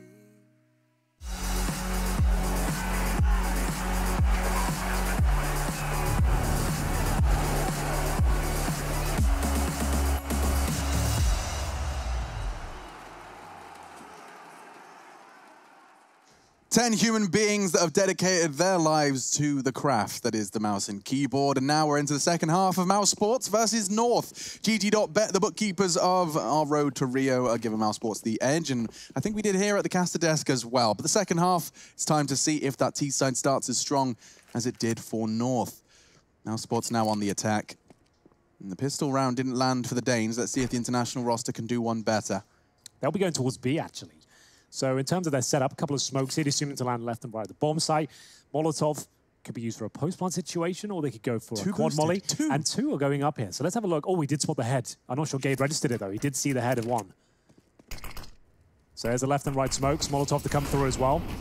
Lands at the back girder. Flashbang going over the top, and in they go. 5 players committing. It's an open B site. You can't really contest it. The smokes, the Molotov, 3 nades used, and a complete wall created. And the double boost up as well, so they have players ready to go off the back of those smokes. So here comes the retake now. They've got a smoke, defuse kit, and an incendiary which they've deployed already. Chris J ready to fight this one, and here comes our first kill. Beautiful shot from the Glock as pandemonium ensues here. We have got the full retake coming through, and the upper hand towards North right now. Oh, he needs to find another one, though, Woxic. He has. Oh, one tap from the Glock. The smoke will work. No good. Oh, it won't. No good. It didn't spread. Oh, you hate to see it for Gade. He's lost his chances now. He does hit the first shot, if only he had a smoke. He got. Has he got a kit? I think he's got it. He's got it. I think Gade has just hit the most ridiculous clutch. He messes up the smoke, but still takes it. Right 3 down, kills. Random 16. Yeah. I gave it up. Well, Voxic did that, and they challenged him. I guess they didn't confirm the smoke had missed. Gade, all he had to say was, bad smoke, he won't be defusing. And then check the defuse, it would have been fine. But he hits a great shot, to be fair. Don't take anything away from Gade. Like, amazing shots from him. Like, shouldn't have happened. And honestly, Mousesports should be winning that regardless. But still, they didn't have to challenge as quickly as they did. One more second would have probably been enough there. Well, they got the Deagles out, and we know they love a bit of that on the CT sides. We've seen them convert plenty of rounds over Pro League and now the kickoff of Road to Rio. Let's see if they can do it yet again here. A bit of a taller task, as AZ will already do damage to Carrigan through the smoke. 27 points of health, and you've been around for 20 seconds. Yeah, so there's a grenade follow-up as well. It does catch him, but only for a little bit of health there. Deagle's firing off. They've got Deagle Kevlar as well, to be fair, but still can buy in the next round with the bomb being planted. Still a 5-on-5 retake, though. Didn't think North were there to hit that one back, and, well, great shot from Voxic. Continuing that good form. Can they find the second? Apparently not. Nice work from Cajun. Just little bursts from the FAMAS. A weapon we're seeing a whole lot more of. Those changes do seem to have put it back in people's good books. Back towards A. The initial aggressions have subsided. They're making no secret of their presence towards ramp, charging up Knife Out. And look at how much space he managed to take. Carrigan only had the opportunity to take one single shot. Now frozen. Woof! His shot hurts. AZ was on the boost. There is a potential second, but precision not quite as easy to replicate. 3 left standing as North find 8. Not too bad, though. Managed to get a couple of kills there. They can still buy regardless here with the AK-47s. They've made the bank accounts of North bleed somewhat as we head into round number 18. FAMAS are out. Kiabi, I'm sure he's got a gun drop for him. That's going to be the M4 instead, actually. So basic utility here. Goes to the decoy as well, just to fill his pockets. And you can see now Mousesports, the players that invested in the Deagles do have a lack of grenades. There's Christian and Robs at the bottom now. And towards middle we go. Now, what kind of approach have they got? Lining up their Molotovs. You can see they've got a few bits of pieces here to give them mid-control. Might have wanted to wait after that smoke was deployed, but still happy to sit on the other side of the smoke and Cajun be, or just be waiting, patrolling that area. That smoke just completely negated Carrigan's Molotov there, so any... Yeah, that's why I thought it was weird. He saw the smoke land. I would have cancelled the deployment of the Molotov there, but regardless, they get the opening pick, but it's answered back very quickly from the grave. Kiabi and AZ will managed to bring it back to the 4-on-4. And they continue their approach towards middle here. And smoke from Christian, I assume that lands towards construction. See if he nails it. Oh, it's lovely. It's beautiful. Just as we'd expect from Chris J. Yeah. Well, that's mid-control, at least on notice right here. But with that A push coming on in, Mousesports have to be aware that there could be a flank. So someone needs to keep their eyes on that part of the map. You can see here how cautious they are, clearing all the corners. Not quite sure where the CTs are exactly. Rops is doing his best to get the eyes drawn towards middle. As MSL peers on over the top, the smoke's clear, but it will be a B finish by the looks of things. So they have smokes from here as well. We just saw them throw them before. Oxig's lining up his. Well, they've canned it. They've changed their mind off that. Because they got up so much space. The flash was there, but Chris Full Blind actually gets the frag. Now Cajun, he has been such a pillar for the CT side of North in their recent games. Multi-kills up the Hizze. He will be Molotoved and dinked out, but still damage inflicted. Chris J gets chunked down to 7 for the cross. MSL's in a bit of a spot of bother. Kjaerbye tries to dig him out of the hole, and he's managed to get 2. 1 more is required. It's Woxic. He does have the bomb and damage. Kjaerbye looks like he's done enough. No time. Oh, I think he got it down just about. Oh. So there it is. So he has actually got it down to 1 versus 1, but Kjaerbye, brilliant shot there at the USP. He will tie things up at 9-9 here. North with a 3-0 start, manages to look very, very good here. And that's going to be 4 kills for Kjaerbye in total. Nice try from Vox. He still gets the bomb down there, so he still will have some reserve cash. But overall, Kjaerbye enjoying himself out there. Bit of pageantry. Yeah, there we go. Kjaerbye. Kjaerbye, you haven't won the game yet. 9-9. Right, he's been watching all the Fnatic games. He's been inspired. He's been inspired. Respect to Kjaerbye. 4 kills from him on that round. It looked like they'd done enough. Got into the site. Chris J got the opener. Cajun's only good for 1. That's all the recipe for a successful B take, but you can't account for a 4K from Kjaerbye. Finishing off with style as well on the USP. Now, round 11 isn't haunting Mousesports just yet, but as these rounds start to build for North, that could be more and more of a discussion point here. AKs will come out again. Definitely not a lot of utility to go behind it this time, so potentially something a bit quicker from this Mousesports side. We see them setting up in that default spread. They have to take some opportunities here. They have to take a couple of risks, and maybe one already being made as MSO will take down Frozen and kick things off. We had SEO giving us the stat line to do with Mousesports emerging frags, and the percentage is so low for these boys here. Second worst, I believe it was in 2020 on Vertigo. Yeah, that's crazy. Oh, Gabe's not ready for this one. Karrigan will exploit that fact, and they've got the B bomb site under their remit here. 1 minute 20 on the clock, but it's still a 4 versus 3 in favor of North. For the bomb to be planted, AZ will have to wait. Takes an A to the face. They still have their retake smokes and incendiary flashes as well as MSL rotates him with the AWP. I don't know if AZ's going to be expecting a gap like that. Someone could get caught by this. Karrigan is in such a prime position. He knows they're going to be up on that boost. I think he might have just been spotted, though. Kjaerbye was staring down the barrel. Woxic's caught another. Keeps it level now, 3 versus 3, but he's keeping him busy. Karrigan just by surviving, and he's actually taken down AZ. MSL's been staring at him, but it doesn't matter. 3 kills from Karrigan as he looks to retrieve that AWP. No, he doesn't. Not interested. They'll need the rifles for the sort of pace they've been bringing to this T side. Yeah, that round was all Karrigan there, obviously getting boosted on up, being able to swarm Gate is the opening kill that you get here on your screen, and then the way that they bottlenecked them. I don't think he even realized that he got spotted there, but just staying alive, making sure the CTs can't push on him without clearing his angle, very important. As Mouse will pick up their 10th round here and force North down to the save situation. Yeah, not much to speak of. Some Desert Eagles, and FAMAS, it will be Gabe, though, to challenge first.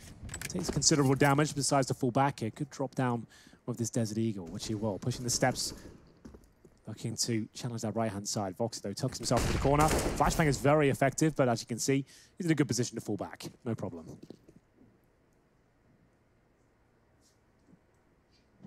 So what are we thinking? I really like the way the new Vertigo plays. I think it's a lot more diverse. We're seeing a lot of new bits and pieces coming on through in terms of the approaches to the map. Yeah, I mean, I think I still am of the thought process that mid's going to see more action than we're seeing now on the T sides. It's, in particular, Mousesports and North do seem to be going back to their old ways on these A finishes. Yeah, I feel like we haven't seen the most of mid just yet. I feel like there's so many technical splits towards B we can do. Fakes that will be displayed as well. Yeah. Just getting warmed up here. As we will see the boost at the back here, I don't think that finds him a couple of kills. Nice drive from Kjaerbye, the bomb to be planted here, and presumably the round given to Mousesports as they look to extend the lead to 11-9. AZ with the FAMAS does swing out and find Robs, can upgrade to an AK-47 here. And they've got the FAMAS as well. So with their Deagle armor, FAMAS as well, the AK, they might as well save at this point. Which they will. So not too bad, all things considered. Yeah, that works out. Full eco for FAMAS there. Drop some Deagles across, and then they get 1900 in the next, which means, well, they'll just go for another one of these similar buy scenarios, I suppose. And then going forward, maybe MSL will want to get that AWP out. You can see that he kept the 1700, or the lion's share of his bank balance next to his name. I don't know how North are going to get back into this one in terms of who their star fraggers, if they need to go aggressive, would be. When we saw Mousesports, they were tested. They couldn't play retake anymore. They had to go aggressive. Frozen loves that. Woxic loves that. But on the other side of things, that's where I guess AZ and Kirby need to start getting really involved. Kirby's having a great game, 17 kills to his name. AZ slowly ticking along in this second half too. But those two names are the ones who, if they need to take some fights, are the ones that I'm looking to step up. Yeah, and I mean, AZ's got the AK here. No better time than the present to whip out that Kalashnikov and show us what he's capable of. He did have a spectacular few games at the ESL Pro League Season 11. Oh, a little three-man boost being set up here. This one been used for a while in Vertigo. And you can look at the angle here, looking straight down towards scaffolding the A ramp. If you don't check it, which happens every now and then, it can lead to a kill. You just drop off the one, maybe a couple. But most teams will be pre-firing this. Oh, he's gone for the... Didn't take his time on that one, boys. The quick snap does not work out for them, and that could cost them a round. Maybe not. Okay, it's working out very nicely. I take it all back. AZ going crazy at the A ramp here. He's going to find the bomb. And a 4 versus 1. So the boost failed, but everything else was spectacular. But I love the concept, because normally when you see that boost, you're going to sit there and spam or try and swarm them and push them out while they're scampering back, right? Instead, they went forward. Yeah. They actually were able to isolate and then that you right pushed there. them. So that was quite a nice mix-up, and one that's netted them a very important round here. So we wanted to see the aggression. Well, we got it. Who would have thought this would be the round? Can you smell it? Not really at this point. Either. No, not at 40 seconds remaining and no bomb. See whether he can do anything about this, to be honest with you. As he heads up towards the A ramp. They've now got 2 AKs. And saved for Mass, Deagle as well. And Robs might just be out of luck here. He's not getting given anything as he patrols the corridors. I don't even know where the bomb is, to be honest. I can't see it on the minimap. Yeah, I was about to say the same thing. I assume there it's it is, down by the ramp there. Thank you, Green. Thank you, Rushley. There it is. Where is it, Rush? Zoom in one more time. Enhance. There it is. There we can see inside it. That's what I wanted to get to. Oh, it was a little scary, a little spooky. 11 to 10. We do see double digits found by North. We definitely do. We're going to jump into Skybox, boys, just to break that one down for the people at home. So I'm going to play this. You can see the 3-man tower here. They're all boosted up. Normally the Ts, when they see this, would swarm. They'd start spamming. So they're going to actually push on up here. I can fast forward a little bit. As soon as they get contact, let me clear that off. You can see that this Molotov is about to get dropped on down the ramp.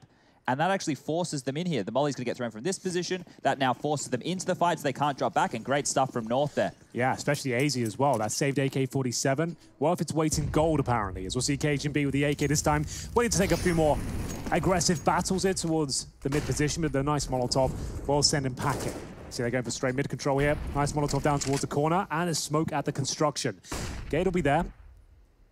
But at this point, trying to back up KGB. He's gone all the way back towards spawn. Which is fine. Remember, there's no window now. It's not like it can pounce towards B. As long as you've got construction under control, you're absolutely fine. This boost always feels like such a risk, but Robs has managed to get up there safely. And once they're peeking into you, probably distinctly less dangerous. Oh, that's a scary angle to try and approach. He's getting shot from elevator and 2 waiting for him on the other. Oh, he missed it! Missed the smoke, loses his life. The spray from Woxic is fantastic. He beheads Cage and B before he's traded. Gade, however, still on B, and that's Frozen's task, and he passes it. My goodness, with just 4 HP to spare, he's found a frag, and Rops has found another. I like that from Rops, patrolling middle from the boosted position. No one's expecting that, and it's now a 3 versus 1, and the bomb, not even planted, is running towards A at this stage. I like this, and a great shot from Rops to close things out. Very nice stuff there from Mousesports. Good mid-take. You can see it going for all its motions at that point. Molotov down, smoke's deployed, go towards B, and apparently if AZ misses a smoke, there's a good chance you'll get the kill. Well, we can forget about round 11, I guess. Yeah, there's a couple of rounds that Mousesports didn't deserve it, so that's all balanced out at this point. Yeah. Unfortunate for AZ. I do want to mention that with AZ going down again, that's his 6th opening death. He's been a part of 8 opening duels. He's only won 2 of them. So he's the prime candidate at the moment for that first frag Mouse have been finding. Yeah, on that T side, when they were heading those quicker rounds towards that A bomb site and Frozen was there mowing them down. Yeah. It's the, like AZ going into Frozen type duel, right? So that one is a difficult one to do. And as an entry fragger, your stats are sometimes going to take a hit. So is the economy on the north side of things. They will be able to invest. The fuse kit on Gade. AZ, the man in question, only... Oh, no, sorry. He has a M4.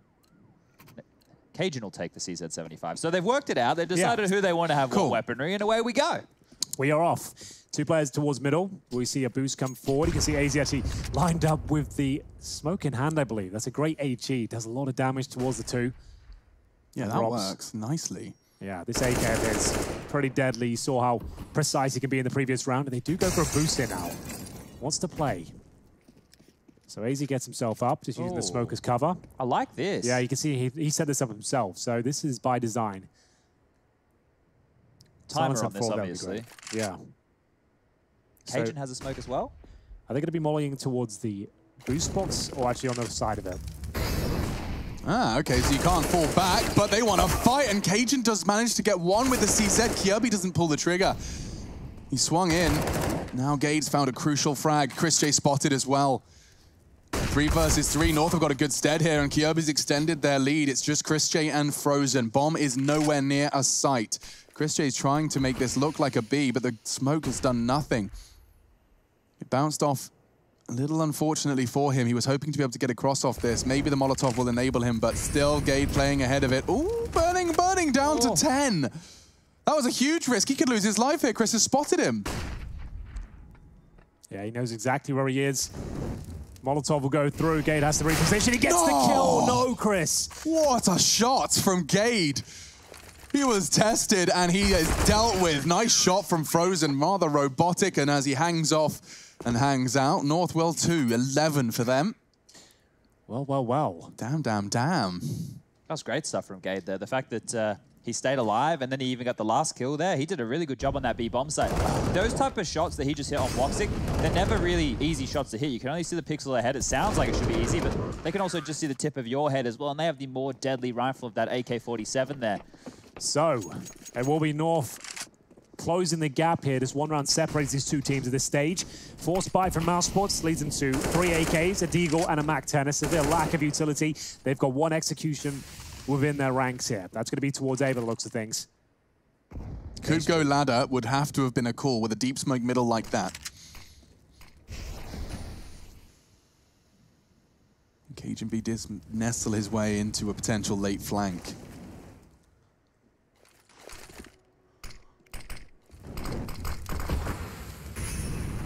Standard smokes left and right, but above on the box, AZ doesn't find anything.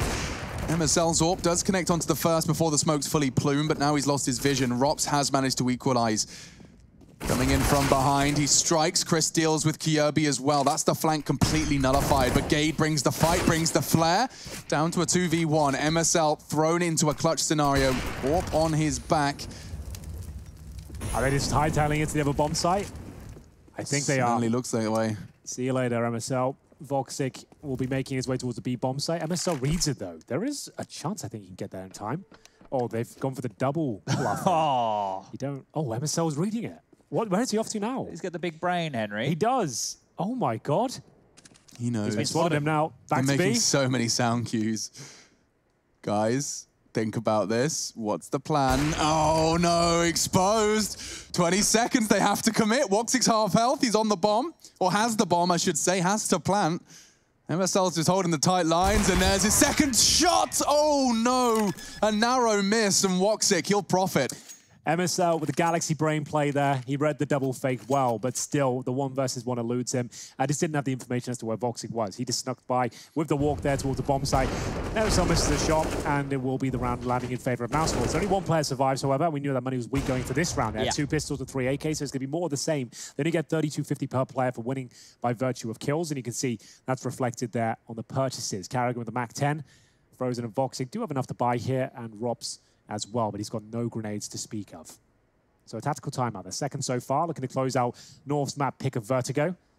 difficult to predict who's going to be the winner here. We just don't have a sample size of any of these teams on this particular map, and it's going to keep changing every day. Not every week, every day we see this map, there's going to be new, innovative ideas. And a lot of those ideas are having to be solved live. That's something that the viewer needs to understand. And normally they sit there and they have all their theory, their understanding, they can watch the demos. Here, the only way you could have picked that up is if you were practicing these teams on these certain maps. And even then, you don't know if what they're showing you is what they're going to use when you get to match day. So new ideas coming on in, it forces teams to think on their feet, gives us some more exciting Counter-Strike because there's more gaps. That's when you get your crazy clutch moments and your 4Ks, and Alex is screaming about mathematical impossibilities. That's the type of CS that happens when things get a little bit loosey-goosey. Yeah.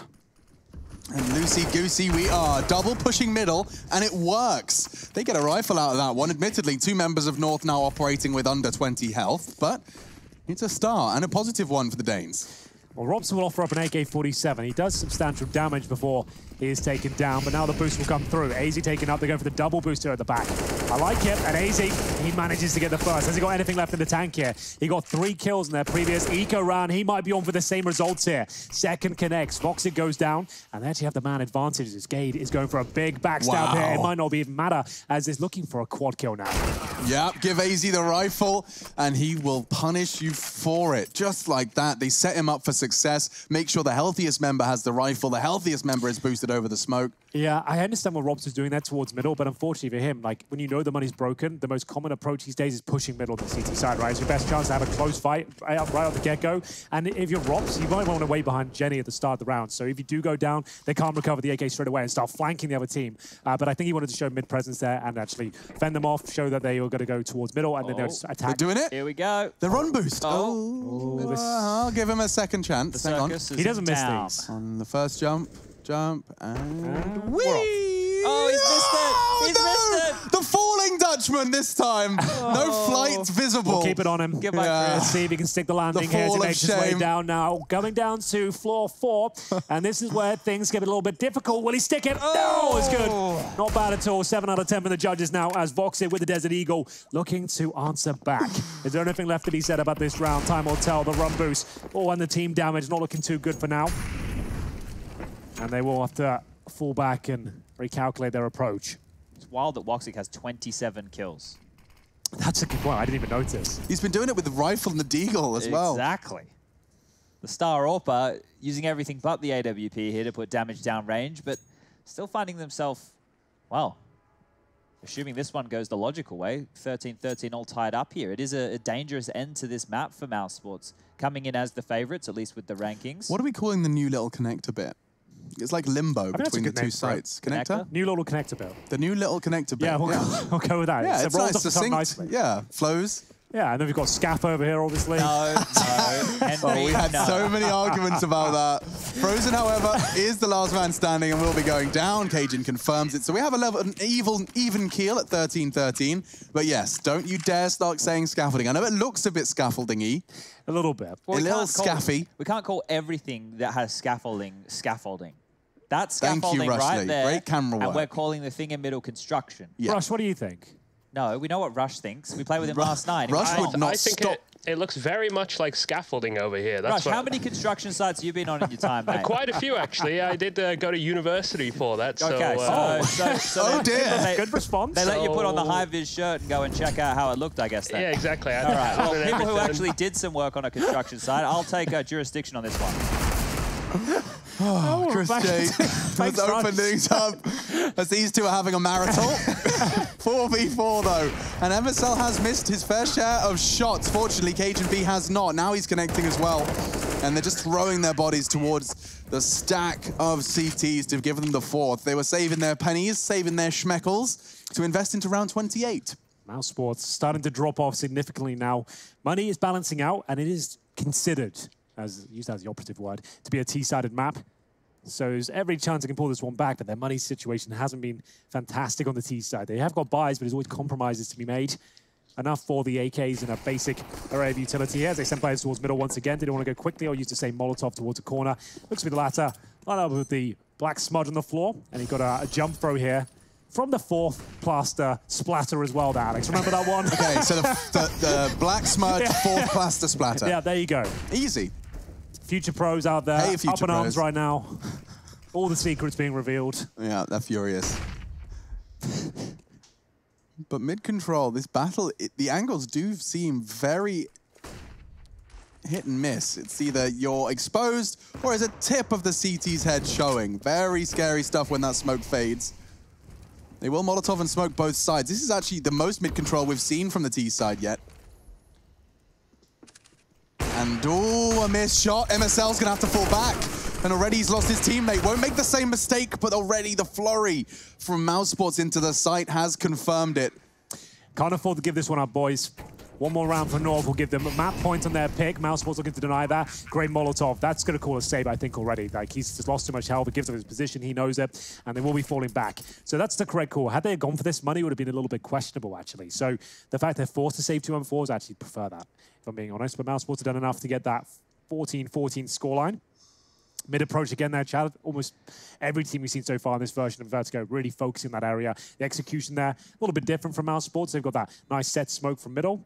The Molotov from the Black Smudge, of course. The Black Smudge and the fourth plaster smudge. Fourth plaster splatter. Splatter was So Mytha, who we were talking about, who used to be the coach of this team, he made a tweet after that first half about Rops throwing the B smoke to cover off towards that beam. And he observed that he was throwing it from a different spawn every time. So that would mean that he's had to learn all the different spawns and how to throw that smoke from all the different spawns. The nearest lineup he can create. To get it there as quick as possible, because you need to get that smoke up to stop the B rush. So if that is to be the case, it's a good little pickup by Mytha there and a huge reservoir of information that Rops has to keep within his brain. So it all comes down to this moment. Round number 29, he'll be posting map point first. Money will be pretty battered on both sides if they give this round up. Here we go again. Fourth to the left, of course, and then the jump throw. And that's why you get this lovely lineup here. AZ boosted up towards the mid boxes and KGB to bait him in. No silence M4, so the Gatling guns are being deployed and the spray comes through, but it will be Boxic. We'll find that first kill. KGB in a lot of trouble now as Rops will dismantle the middle defense. And now 5-on-3. The hard work is done. Put the brakes on. No one has to overcommit. Stay together, execute, and try and bleed out the CT utility with the remaining time. Is Kirby going to push in on the flash from Gade? It looked like that was their intention, but instead Gade now... Ooh, a bit of a good one there. I don't know the lineup for that one, but... No, we'll work on it. Seemed a bit complex for me, to be honest. MSL pulls them back. That's Carrigan. That's the A ramp. Can't afford to lose players individually like that. So in towards B we go, trying to take advantage of the fact they still have a 4-on-3. Trying to use those numbers to their advantage, but Gade has been fantastic, as is Cajun. And no Cajun this time, so it will have to be the former. Matt MSL does catch another. He's lining them up and equalizing time after time. Now the bomb plant comes in and through the smoke, Woxic finds another. He's closing in on 30 frags here with another double in this round. Oh no. But it's not a guarantee. Frozen knew he was there as well. He spotted him before, tried to swing around with the pre-fire. Didn't work out. Are they going to go for this one? There's a flash available. I think MSL's going to deploy that. Senki in. He needs to find a couple of kills. The flashbang couldn't be better. Chris J catches a face full of it. And now Voxic, 2 versus 1. It looks like North have done enough. Can they post map point here? Smoke down towards the steps, and the first kill comes through, but a great trade there. It's KRB doing enough. He's got the defuse kit, and North will find map point. What a retake from North. I thought they'd done enough there. Mousesports, they get the opening 2 kills. I remind you, that was a 5 versus 3 at one point. Yeah. It's MSL. He finds the first frag on the lurk on A, and he even adds a second to that tally. I couldn't tell you what was happening at the A ramp, but the fact 2 players have gone down to the AWP of MSL there, when you've got a 5-on-3 and there's no one to trade it, you haven't really shown anything apart from there's an empty side out, you've killed someone there. Just got to group up in those sort of scenarios. Just put the brakes on, go together, and hopefully not give up 2 AWP shots. But that's a huge round for North to recover from. Yeah, I mean, that could very well be determining them winning their map pick. I mean, that's enough. OT could very well be on the cards. It's Mousesports that control their fate here. And admittedly, some sacrifices are being made. We're going to be seeing an MP9 coming into this last round of regulation for the CTs. Oh, can they do it? With the bomb going down and decent loss bonus, Mousesports still have a buy here. They had to get the bomb planted to have a somewhat of a buy. That's an extra $800 per player. Actually gives them utility now and a few more extra pieces in the form of firepower. So Cajun towards middle. Has been a bit of a rough area for the CTs. Smoke down A ramp. Interesting. That wasn't the QAs he wanted. Was hoping they'd just start with some steps, but instead, mid control is foregone. A late incendiary to stop the boost.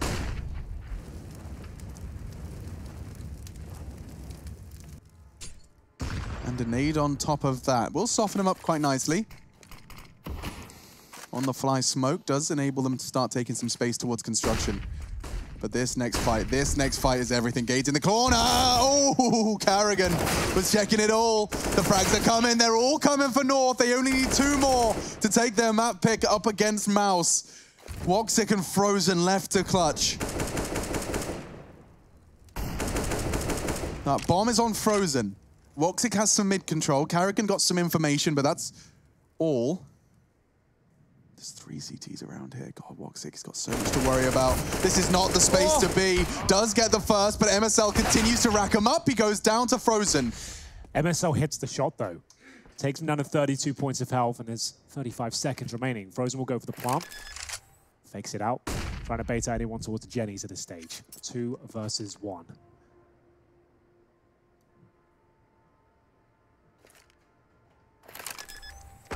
Oh, no flash necessary, ladies and gentlemen. A single HE concludes map 1, game 1 of day 5. We'll be back after the break with the next one.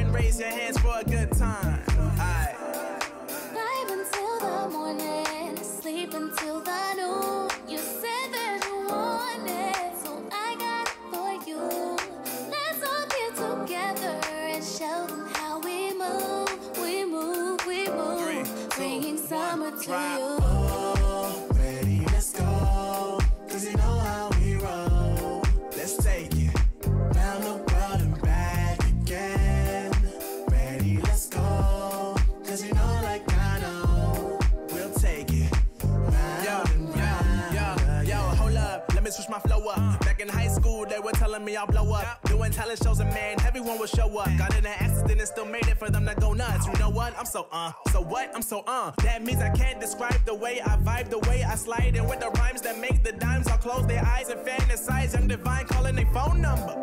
No, you know I love you. And you know me, I can't sleep without blazing beats on stages for their ones gracefully. And I got a smile that they hate to see. Young black successful, though life gets stressful. Though life gets stressful, go and vibe out with whoever you next to. Live until the morning, sleep until the noon. You said that you wanted, so I got for you. Let's all get together and show them how we move. We move, we move, bringing summer to you. Oh, ready, let's go. 'Cause you know how we roll.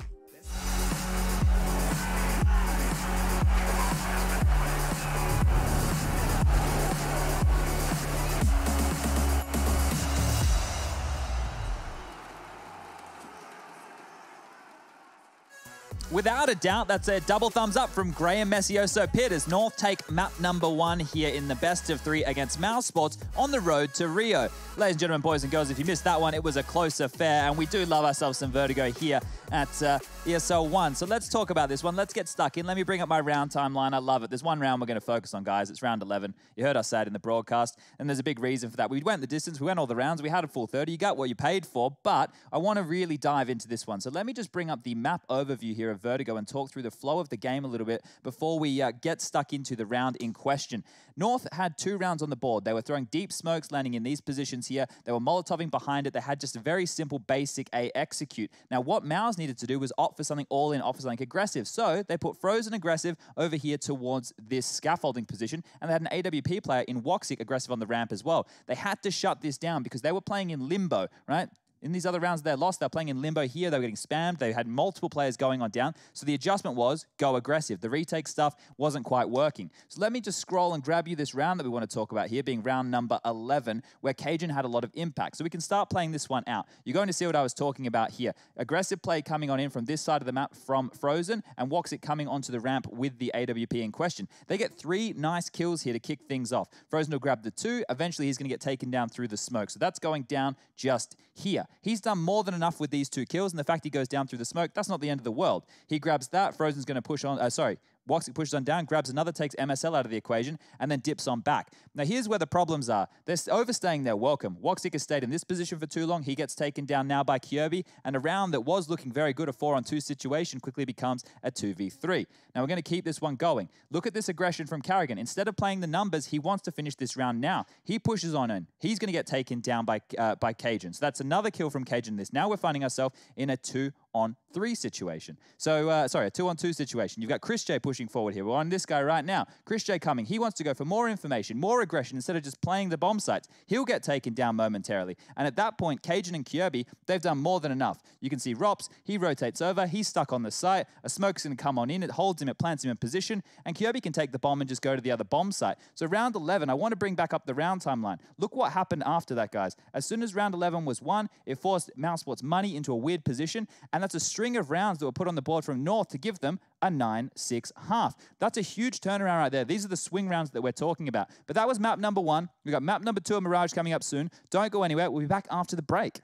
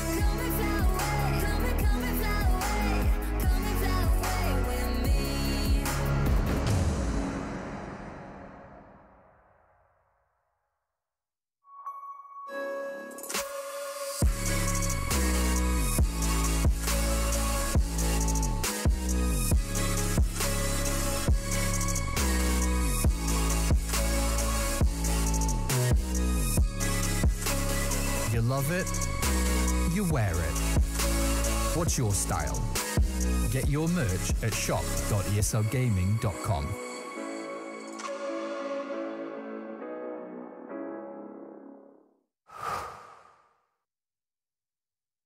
To be brilliant is to defy convention and challenge expectations. So Intel will bring the processing power for when it's time to go brilliant.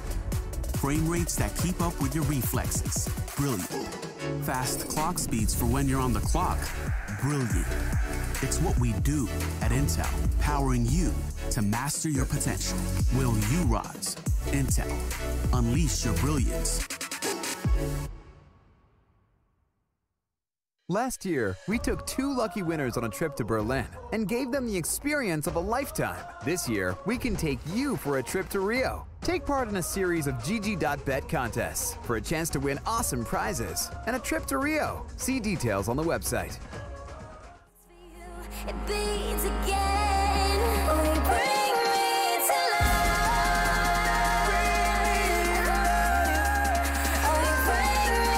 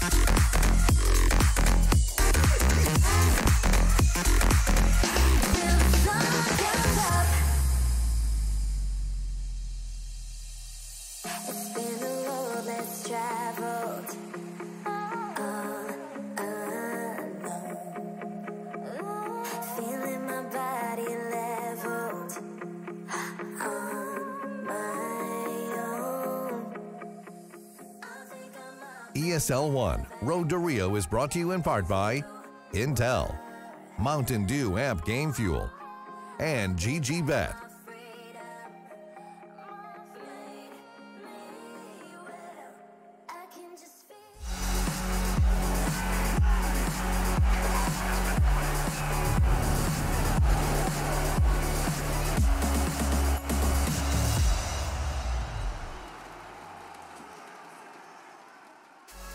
Hello, ladies and gentlemen. We're back on the ESL 1 Road to Rio Tour. It is a 56-team tournament with 6 regions, all setting their sights on the major that has been rescheduled to November, late November, and Henry G and Chaddy B still residing in the studio. I thought for a second, Chad, that was a referee shirt. I see the black ESL logo. All that's missing is... No referee on the back. Some green stuff.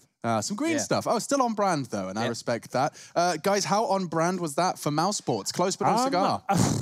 Well, where do we even begin with this one? Mouse Sports looked they were running away with it in the first half. They looked very comfortable. They're up 4-0. And it looked to be that case for the remainder of the half, up until round number 11, Chad. That's where it all went a bit wrong round number 11. I gave everybody a taste of the re-aggression coming in there from the Mouse Sports guys. But as we move forward into Mirage, the thing is, I wanted to sit there and go, oh, does this the type of team that we're going to be expecting across all maps? Is the team that we saw losing to the Riders the same team we're going to get today? Those questions we need to wait and get delivered to. Now, I'm not sure if it's the same team who lost to the Riders are playing right now, but it's one who still lost the map and going into a Mirage, which hasn't been looking fantastic for them. This year, they played it 4 times, right? Let's go over these 4 results. They played it first to Ice Challenge versus Mad Lions. They won it, but 19-15. It was a close game. The next time they played it was against OG in Pro League, 19-16. Right? They get a win, but another really close one. Tyloo, that was a big win. It was 16-7, but you'd be expecting that against the Tyloo. And then their most recent was against Fnatic, and they lost that one. So that's the 4 times they played it.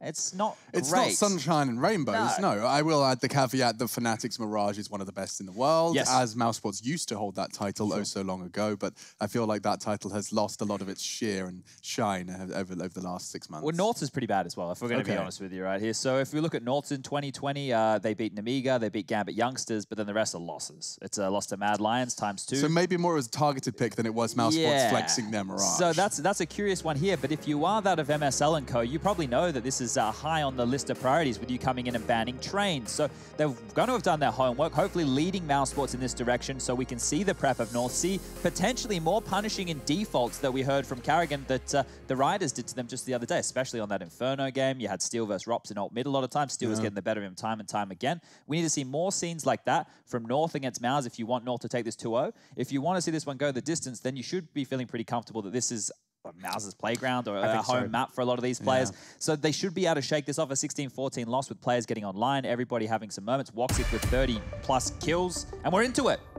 It's game time. That's exactly what that sound means. It's designed for one thing, and that's to alert you and everybody in your house that it's game time. I hope you've got the speakers on because they should be sitting down about now to join us for Mirage. Mouse Sports and North, the international roster who holds the top 5 spot in the world. North contending for it. They're already 1-0 up in this series, and now we venture into Mouse Sports map pick, Mirage. Will it be a little open and shut case, or will we get to see the full 3 to open up our day? G2 FaZe around the corner as well. European Counter-Strike with some real debut and tier 1 affairs today. North Mouse Sports map 2. It's Mirage, and we're into the pistol round. Already seen the buys, and already out of the gates they burst. EG.bet can't decide who's the favorite. We'll let the gameplay do that decision-making. Well, here we go then. It will be a CT start from the likes of North, and we'll have Carrigan and Co throwing some basic utility towards the A side of the map. Jungle and Steps are covered. Flashbang's over. It's a bit of a fake here from Carrigan, trying to suggest that much more members are heading towards the A side than they actually are. So he falls back. It's been called that it's a fake at this stage, and MSL will start to rotate. Not sure where to position himself, but it's obviously... We do see Mouse Sports heading up towards short and entering the B bomb sites. Carrigan opens things up. Yeah, that's lovely. That will keep the CTs a little more paranoid. And so Carrigan's keeping 2 people busy as Gabe is tested and deleted on B. 1 man remains. It's AZ. He's going for the trigger discipline play. This requires some stoic hold, and that shot was ridiculous. 1,000,000 miles an hour. Chris J was but a blur, and AZ still hits the shot. Will it have ramifications for the round, though? He did damage to Frozen, but that hasn't stopped him from planting the bomb. Rops is holding this window. If he could just find one frag, that 1v1, he can maneuver around. Rops is holding this window, and oof, a chance squandered for Kirby. He'll get another chance, and this is it. He sneaks out of the window. No kid available. Has to find his 2 kills in the next 5 seconds or so. Frozen didn't give his position up. Low HP. Fantastic effort there from AZ, I have to say. Remarkable shots from the B apartments. Manages to get 2 kills. Almost denies the third and the plant there. That would have been a massive play if it worked out for him. But still, respect to Carrigan. Managed to get 2 smokes down. Keeps 2 players on this side of the map. 2 opening kills. And it looked like AZ might have had enough in the tank to deny everything. If he got 3, that would have been one of the biggest pistol rounds we'd have seen so far. One of the things I wouldn't mind doing here as we go into this force buy is highlight MSL, who had a very good first map and a pretty decent first series as well. All things considered, the in-game leader not necessarily known for his fragging ability will be able to block that smoke and get himself a line of sight down middle and a tag. So more than happy with that one. The headshot's even better. Yeah, that's lovely. You can't ask for a better start from your mid-window scout. MSL's taken down 1 and tagged up another. Job's a good one. He lives to tell the tale as well. Gathering their forces towards B. They've got what here? 2 SMGs.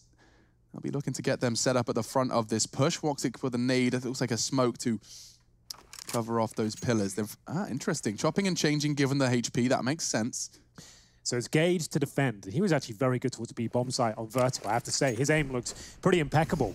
It will have to be now as they've made their way towards the B site. He drops the smoke to give himself a little bit of time here, but they're starting to wrap and apply pressure. It looks like this will be too much. Gade's ankle's been spotted, and it'll be taken down through the smoke. Chris J will find it.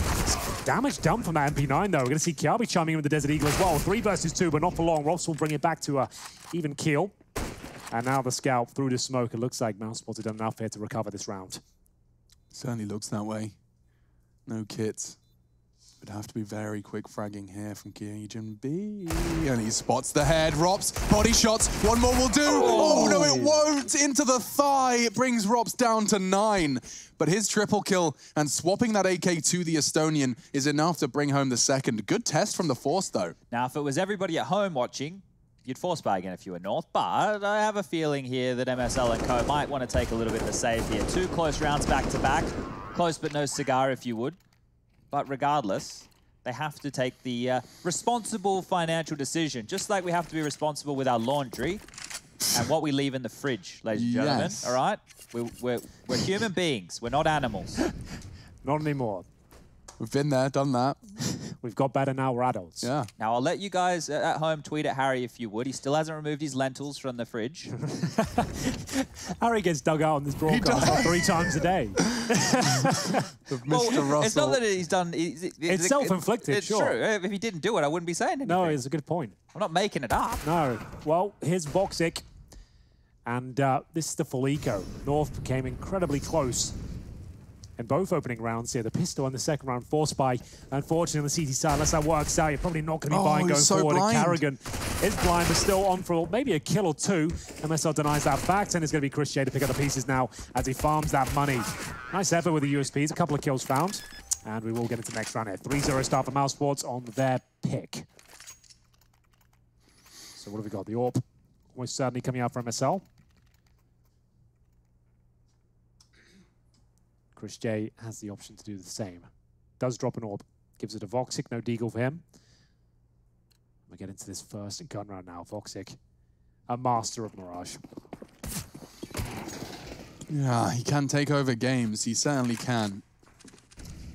MSL looking to do the opening move. This time the smoke will not be blocked. He will have to change his plan, but does show the presence there at the very least. Might keep Voxic busy for now, just checking out anybody that considers the info from short. So if you're Mousesports right now, it's the first gun round. You've got a full buy here, no bonus situations, no SMGs in play. You've dropped an AWP for Voxic as well, and you know the money's going to be relatively low on the CT side. They forced board there, and they didn't get a ton of kills. So they do have enough for a buy, but you can see there's certainly holes that need to be plugged. They need a couple of rounds in their favor to really stabilize here. But for now, MSL holding a CT spawn. Flashbang will come over. He will take the shot, but Rops gets the better of him. Opening kill for Mousesports. Now KGB, pressure applied to him. Oh, Cajun. He's always good for 2, is Cajun. Kirby supporting him with flashbangs and bullets of his own. And that flashbang does keep Chris J safe. He tucks in. Cajun B repositioning now. A poor Molotov. It was destined for Dark. Wouldn't have found a target either way. Oh, here comes Gade. He's not a knifer by any means. He just wants to get them dead. It doesn't matter how. Get the job done. The old school way with the M4. Straight to the chest. And 1 kill remains. That's going to be Chris J. North managed to pull it back there. All thanks to the cleaner himself, Mr. Cajun B. He lurks in the shadows and manages to find 2 after his in-game leader went down in CT spawn. Good flashbang from Esports. Good converting frag as well. And we're getting to that next round. Oh. What's that stat? This is a SEO stat coming in. North have a trade percentage of 15%. This is the lowest of all teams in 2020 on Mirage with a minimum of 4 maps played. There's 130 teams in that sample. They're the lowest? The lowest. Wow. 15% traded. So have a look out for that here. That's something that North are going to need to tighten up. They can't be giving away any frags individually as, well, Rop's in the smoke here. Doesn't last very long at all. Well, try to get away with it there. I actually liked the prospect of that one, but it was AZ flushing him out, and in towards B they go. Gator spotted all of them, drops the smoke here, drops a flashbang as well. Kiabi with a shooting range here from short. He will be finding a couple of headshots here. Carrigan gets one of his own, but that's all they get in the round. Bomb denied, and North are looking very good here. That's fending off the force by Alex. So they've actually got themselves an open runway for round number 6. This is big. Mousesports with 3 very promising rounds to kick things off here, but North starting to stabilize now, and Eco in front of them. They can get some cash within their ranks.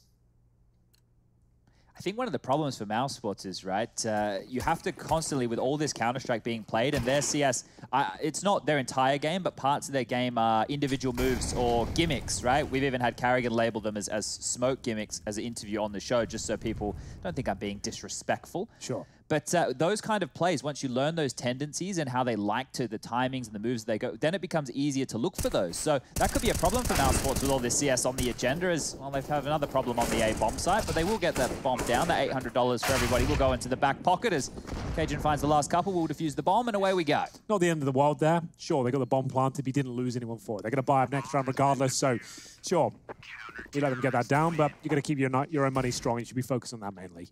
So, 3-3, Cajun B with another 3-piece there, this time from the sandwich. It's got quite the appetite as well, it seems, as we'll get into round 7. AWP for Voxic. North are pulling this one right back. They've got AK-47s out in pairs for Gade and Cajun B. Hazy, that B player, watch out for him in great form right now. You saw that in the pistol. Will they start to find the confidence now to go aggressive on the CT side, start pushing up towards middle, getting those key jewels. Very slow approach here from Mousesports. Default round, flashes towards middle. And across towards the box as they go, but they are vulnerable to grenades now. There's the incendiary will flush them out, they're in trouble. Oh dear, they got a smoke. Oh, the nade comes straight into their face, and it's AZ who will catch Carrigan as he tried to escape. Hook, line, and sinker. You've got a kill out of that, you've burnt out a smoke. The nade lands on 3 people. That's huge. What a set piece that was from North. They read that so well. Oh, he's been spotted. Yeah, it doesn't matter. MSL doesn't miss those, Chad. Well, that's the thing. Carrigan actually said in the interview at the pregame that MSL's been playing so good Counter-Strike, and that's not, you know, meant as a mark on his name. He's just the in-game leader who usually is quite low in the fragging charts. But here, in the last couple of days, he's found himself, it seems. He really has. Loving this from MSL. 5-on-2. Frozen and Robs, the star players of Mousesports here. They've got time, but no bomb. That fell in the great war of the cardboard boxes in middle. You can see the corpses littering the ground here. And there's not really much Frozen and Robs can do about it. Especially considering how regimented North's positions are. Like, they will not be giving anything away. They can't plant in middle, is what they say. And that's pretty much how the mantra and how this round will end. Just waiting for a toe out of line, and Frozen, his patience was not rewarded. Gade did just have a look afterwards and positioned himself in even more of a tight corner here. So they will save. Nobody's going to be going down at the end of this one. Gade even dropping some utility. He is going for it, actually. If either of them were to Have a little look, he did. Robs is like, nope. The fact that Robs even thought that he wanted to get mildly inquisitive was interesting. Yeah. But those two saved guns with a 2,900 loss bonus on the side of Mouse, we might see them grab some Deagles behind it or some P250s with a couple of nades because Robs and Frozen already have a lot to deal with utility-wise, so they should be able to make something out of this. This isn't like they're going into the round on one of those full saves we've been seeing. So this is still very dangerous for North to deal with. Yeah, absolutely. Frozen and Robs here with the utility behind them as well. This could be a little bit interesting, but I love this setup here. 2 players in towards the Palace. You're not going to be checking this initial interaction. You're going to be swinging towards the shadow position, sandwich. That's what you've been conditioned to check. Occasion B shows a little bit of presence here in Kiabi. Remember, he's up there with MSL right now. So even if they kill Kiabi, there might not even be enough. They'll just assume it's clear, and Kiabi spots it first, takes care of him. Good grenade as well, pushes them back. Yeah, that's pretty much all you could ask for from Kirby to start things off. And they're not over-rotating, they're not panicking, they've just let this round reset now. There was an approach there from Mouse Sports. They've been pushed back, they've retreated. North should do the same here at the opening kill. They can just leave MSL, though, in such a pushed-up position. I love the fact they're in Palace. I think they should stay there. I think it's a real challenging position to flush them out of, especially when they've got the Molotovs. They're going to use those towards window right now by the looks of things. Frozen's hoping a player's towards the right-hand side. Now, if you're AZ, if you could drop a smoke on top of that, that'd be sick. But they're in position already to take down one of the challenging players. Kiabi will be dropped. He had a little look. Yeah, just a tiny little look for info. AZ does the same. He's out of his mind right now. He hits a perfect shot. Cajun's got another as well. That's the 2 rifles gone. Rops and Frozen meet their makers. And MSL, oh, he's in the perfect position to win this duel. Bit of a wild spray, doesn't find Woxic, and Chris J's Deagle, in the meantime, did connect. Oh, good nade. Might not be enough to deny the plant. Oh, goodness gracious. Too the well, round will be going in favor of North there. A little bit more complicated than it had to be. They do get the plants through. Frozen and Robs, remember, they saved those AKs from the previous rounds. They needed that plant just to get some more money coming through. So, lost bonus. Does MSL not want an AK? I'm having a look. Can we get right him now. an AK? So, yo, guys, find me an AK. There we go. That's what we were looking for right there. I feel like MSL should have been able to get that kill in sandwich very, very easy because Kirby was the one pushed up Palace and he had died, so they would have probably assumed that Palace was clear again. Yeah. So got a little bit dicey there for a few seconds, but North now with 5 on the board here. I think that they need a minimum of 9 on their CT side to be able to take it to Mouse Sports on the map choice of Mirage. So it's a good start right here as we move into round number 9. The guns will come back out. AWP once again for Woxic. Everyone has the goodies that they require. Full buys on both sides. Don't often see that. And 3 of them charging towards the window. Woxic just opens up the fragging with a quickie. I think Cajun might be changing his mind, looking a little trapped here. That incendiary was keeping him there. Yeah, he was hoping they would maybe commit towards middle there. He could be part of the biffs as they cross over towards those boxes in middle. But for now, they'll accept the 5 versus 4 and see if Cajun B can bring a kill back in their favor. Smokes off towards Palace for now. Looking towards that A ramp. He's got 1 player outside in the form of Robs, but no bomb there. He's just patrolling for flanks. And for good reason as well. Cajun B thinking about it. Tucks himself in towards that A ramp and just drops back now. We'll see Carrigan spotted towards the underpass. MSL very aware of his position. Waits patiently, and he hits the shot, doesn't get the frag. Good tag there. They need a multi-kill, though, North. As they enter these choke points, Mouse Sports are looking dangerous, but over towards B with the bomb. So Gade needs a couple of kills here. Flash is enough of a warning, but he's still got his vision. And that's what matters, because they jump over his head. Oh, the positioning from Gade was spectacular. And a great shot from Woxic keeps this game and this round competitive. Is he ready for MSL in window, though? The smoke does arrive. He's not anticipating that. Holding the line pays off, and Rops, after losing his teammate, does connect onto Cajun to keep this 1 versus 3 just a little more manageable. Well, they've done a great job so far. There's only 20 seconds remaining. Rops can't start walking around for a good 30 seconds or so. He's got to commit right now. They know exactly where he is.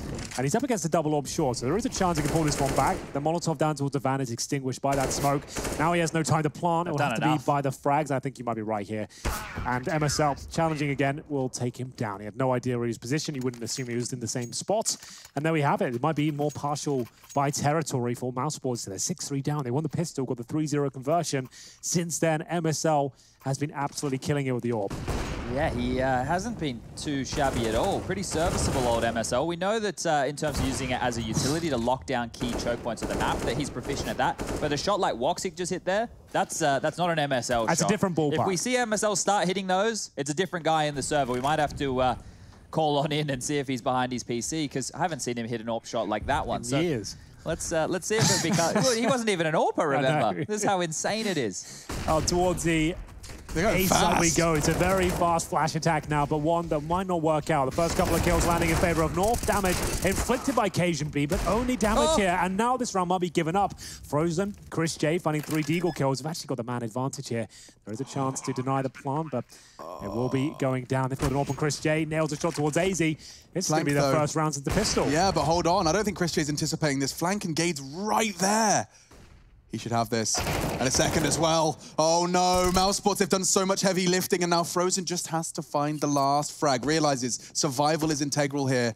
The bomb is planted for him, but there is a smoke on Gate. He can defuse behind the box a little here. If he gets the angle right, flash is perfect. Frozen's reloading. 2 seconds. He better find him. He does. Straight through the smoke to secure the 4th. 4 kills, round 4, and Mousesports do it with just Deagles. Big round there. Frozen holds his nerve. That was very well attempted by Gate, I have to say. The fact he gets to smoke on top of the bomb, double flashes as he's getting the defuse in, probably deserves to win it, but very calm from Frozen, didn't panic there at all, took his time, allowed himself to reset, get his vision, take the bomb down. But that was a partial buy victory. Just to be reloading and to be flashed, and someone's diffusing in the smoke, Frozen had a lot of negative stimuli there. Absolutely. And he was cool as a cucumber. He really was. He handled that very well. MSL needed to nail that shot, and we'll see them cross over towards middle, and he is gonna have to fall back. That was his opening chance, and one that wasn't connecting for him, but the grenade certainly did. Frozen, he gets taken to 47 here. That's from AZ, threw that from short.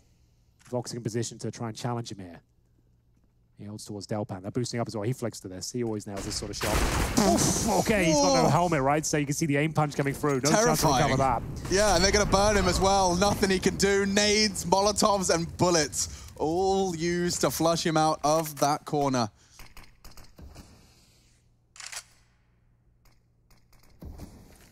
Great opening pick.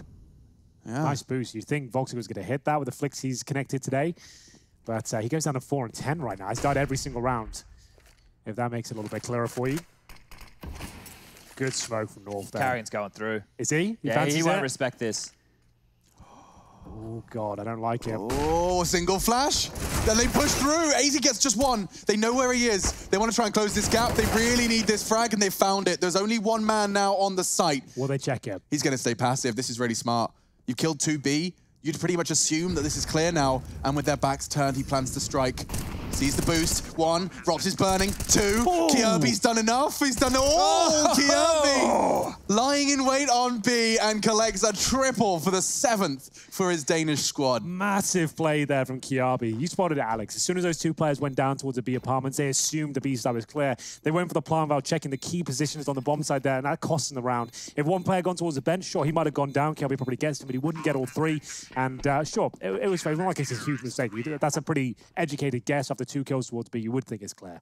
So Kjaerbye, just amazing play. The Molotov going down as well as he kind of made himself known was just perfect. Couldn't have gone any better for him. It was the dream combination, because Rops is now so focused on getting out of the Molotov, he's not so focused on where his crosshair should be. Now, if we're looking at some of the things that Mousesports have done here with their default strategies, they've just been conditioned in middle. Frozen copped a nade, then there was a molly, then there was a boost, then there was another nade, then Woxic was dead. They're looking at the way that Mousesports like to approach this mid area and punishing them with well-placed utility. So we might see a little bit more of a loosey-goosey approach. We saw this from Carrigan within EPL. Very, very quick over towards Connector, but it's Cajun who's the man with the frags, taking down Rops. That's a massive scalp. That's huge. They're flashing for each other. I reckon the effective flashes must be very skewed in favor of the CTs right now, as you would expect. Uh-oh. Look at Carrigan. They talk about the gaps, the gimmicks. Well, this time, uh-oh. Oh, he's going to get around the corner as well. Okay, so Kjaerbye's coming from kitchen. There's a timer on this. There is a timer on this, and he hears Kjaerbye. He gets both. Carrigan's opened up the B site from behind, and now Gade. Oh, he's the Gade keeper at this point in time. He actually wants to flash through this. They're both down. Oh, good grief, he dinked him. He actually nearly got them both. That would have been wild. If he gets both kills there, call the round done. Huge play from Gade. And now Chris J got his cross with that AWP and the bomb, more importantly. The Cajun did a good job, we'll deny that. buy some time. Christian can't plant the bomb on 8 HP. MSL coming up from short. Big kill available. Dropping down is Christian, and a great shot from MSL. That's it. It's enough. It's done. It's Bye, over. round. Oh, no, it's not. Christian, 3 HP. It's a 1v1, and he knows where he's coming from. He'll gobble the flash, and he pulls the trigger.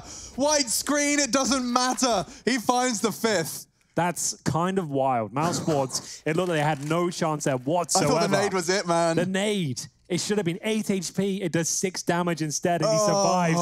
And then there's no instant trade. The flashbang was perfect, to be fair, but Chris J, one step ahead of the curve, manages to nail it. But this is where it all began. Carrigan enters this round 3 and 11. He cracks open the B-side, Chad, and we've been talking about him and his impact. It's either he goes down and dies, or he does something absolutely bananas like that. The fact that he hits a second shot on AZ is huge. That was such a massive shot on AZ, but here he is again, MSL. He's back in the thick of it with 2 quick kills. I've never seen him opening like this. Is the man possessed? Crazy. We are going to have an opening hat trick here from North. 3 kills found, and Robson Voxic left to pick up the pieces once again, but I don't think it can be done. Robson will get into quick kill and suggests the round might be over. He goes down to 41 HP, but still a fighting chance, I suppose. Voxic with the AWP will be left alone now.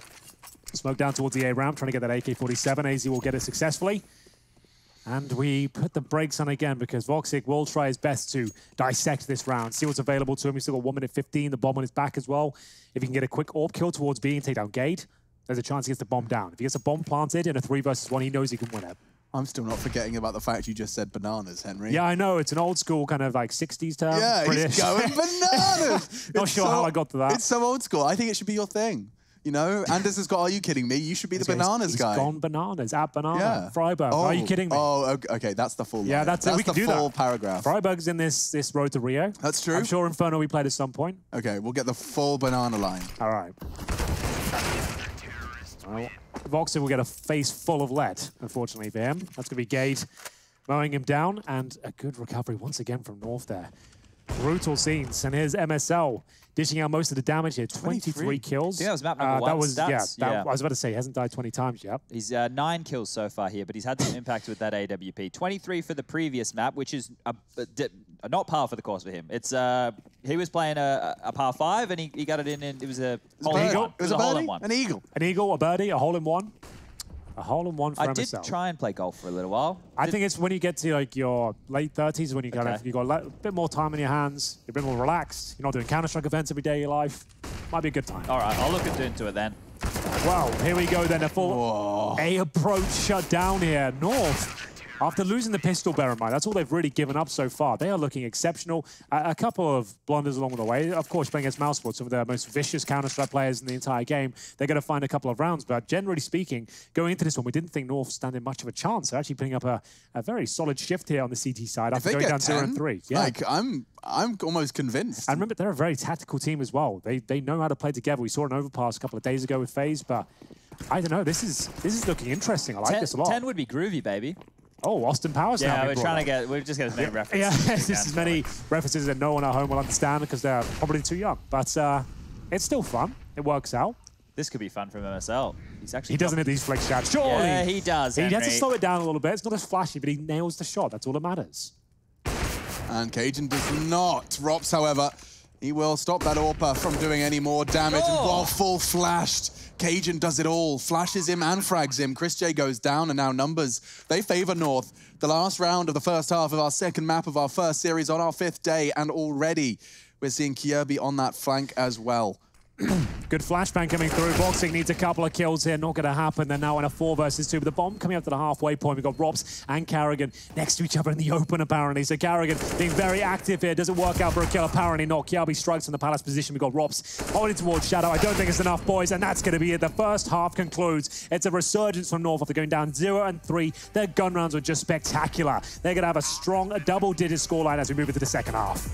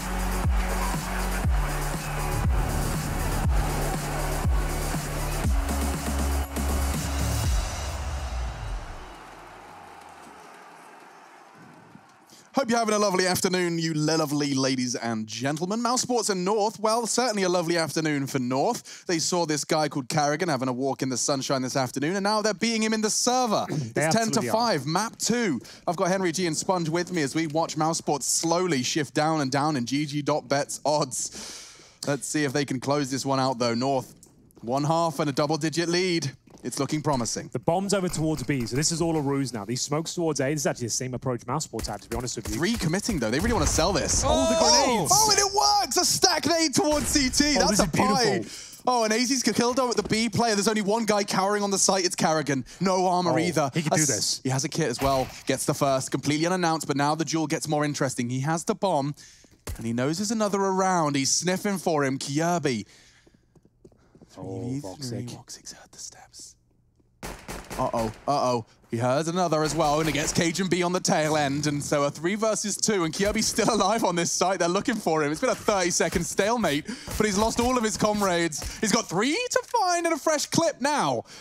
I might get a little more excited. Oh, that shaky aim, you can see it really coming through now. Kirby known for his quite erratic movements with the crosshair. 2 versus 1, and given an opportunity to find that first kill. Doesn't land from just yet. Frozen, still healthy on 75 points of health. Bomb still down, but plenty of time to just toy with these two. See if they'll make a mistake. Running out of bullets now, hoping he can make this a 1 versus 1 quickly. Gets closer, but the CTs watch the bomb. He knows the bomb has to be retrieved, and as this much time has passed, they have to commit to B.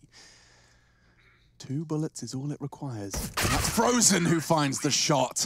What a standoff, what a stalemate, but Mousesports, they'll leave with the round. That's both pistols now landing in favor of Mousesports. Bear that in mind, and that's disappointing for North because it was a beautiful strategy there. Great. It was actually almost too good for them because they got that quick kill towards B. They assumed everything had gone well for them. Carrigan, though, he knows what was up there, and he holds on, and he manages to deny the plan by a load of time there for the rotation to come through in Kiabi. He couldn't find him, and we will see Mousesports with a strong buy. But there is a force on the other side of the server as well. We've talked about the Tech 9s on Mirage. That's why they're probably the most iconic, to be honest with you. On Mirage, A set pieces, running and gunning with these smaller pistols. It's a lot of fun, but they'll be actually choosing towards the B side of the map. Still a set piece, a couple of flashes going to be thrown over, and in they go. Carrigan, though, with a very nice incendiary, and Frozen's very uncomfortable. What's happened here? There's the run and gun of the Tech 9s. It's the Voxy now. He needs at least 1 more kill here. Will they be able to swarm him and take him down? Apparently not, and he might survive here. Not for long, though. AZ takes him out. Man advantage North as another smoke is delivered. And Chris J only with a scout now. Where's that FAMAS gone? There was surely a better weapon for Chris to in towards toilets, but now Rops has used that MP9. Nice work long range, but this bomb plant is getting scary. Nice work shutting down Cage and MSL to clutch, and he's so low. 1 bullet from the P250 is all MSL needs. Has to deep breaths, fills his lungs with air as he knows he's just got to remain calm, and he does. They fight back. A pistol for Mouse, but the second round goes North's way. That's what I was expecting, to be honest with you. Lots of set pieces, 5-man mentality. Tech 9s and smokes. Tech 9s and smokes, and everyone's making their way through. Very well played from MSL as well. That key frag there towards the window, leaving just Robson 8 HP. And manages to win out the round. Will there be a force buy response? It definitely will. This is a huge round. If Mousesports can win this, they're right back in the game. If they lose it, it could go to 13-6. They'll be full eco after this one. So a lot lies in the balance here. In round number 16, what can be done? Or 18, I should say. Yeah, Mouse not on today. If Mouse lose the force buy war here, they're in so much trouble. They've lost Train the other day to the Riders. They're going to potentially lose Mirage now to North. This is starting to look worse and worse. This is like a must-win round, to be honest with you. They've really committed and sent all of their dollars into this round, and the first kill we're going in favor of Kiabi. Gets towards the kitchen as well. They've confirmed B is clear this time. No one hiding towards the bench. HG towards the CT position. They might just have to save here, boys. Just for the reasons we stated before, because their money will be so broken after this. And look at the numbers for North. This does put 12 on the board. If you were to go for it and fail, you're already conceding 13. I mean, I can't see a world where Karrigan wants that outcome. Much better chances into the next. Kjaerbye gets the info that they are starting to save, and a great shot from Frozen does put Kjaerbye on notice. He'll be forced to rebuy into the next. But this does conclude, and it does seem like both, or rather all of the CTs, all three of them, will be keeping hold of their weapons. We're going to be jumping into Skybox, guys, with that force buy round that was won by North just in the previous, taking a look at some of the flashes they use. When we've been watching a lot of B executes recently, we're going to be expecting smokes in these kind of positions as tells coming over from the T's to get into the bomb site. But here, watch this. Let me play this out for you. You're going to see Gade as your entry fragger with AZ. That's the pack you want to be having going into this one here. And there's no smokes. They're just straight in. So there's no extra time for these CTs to react. And all these flashes coming over is just to buy time for Gade to get into the site and make them some space. So great stuff there. There was like 6 flashes in that exchange there. So just trying to keep them as flashed as possible. You saw Frozen, right? Yeah, he was absolutely buggered by those flashes. So we get into the next round here. It is still an eco of sorts, but they save an MP9, a FAMAS, and some Deagle. Still winnable.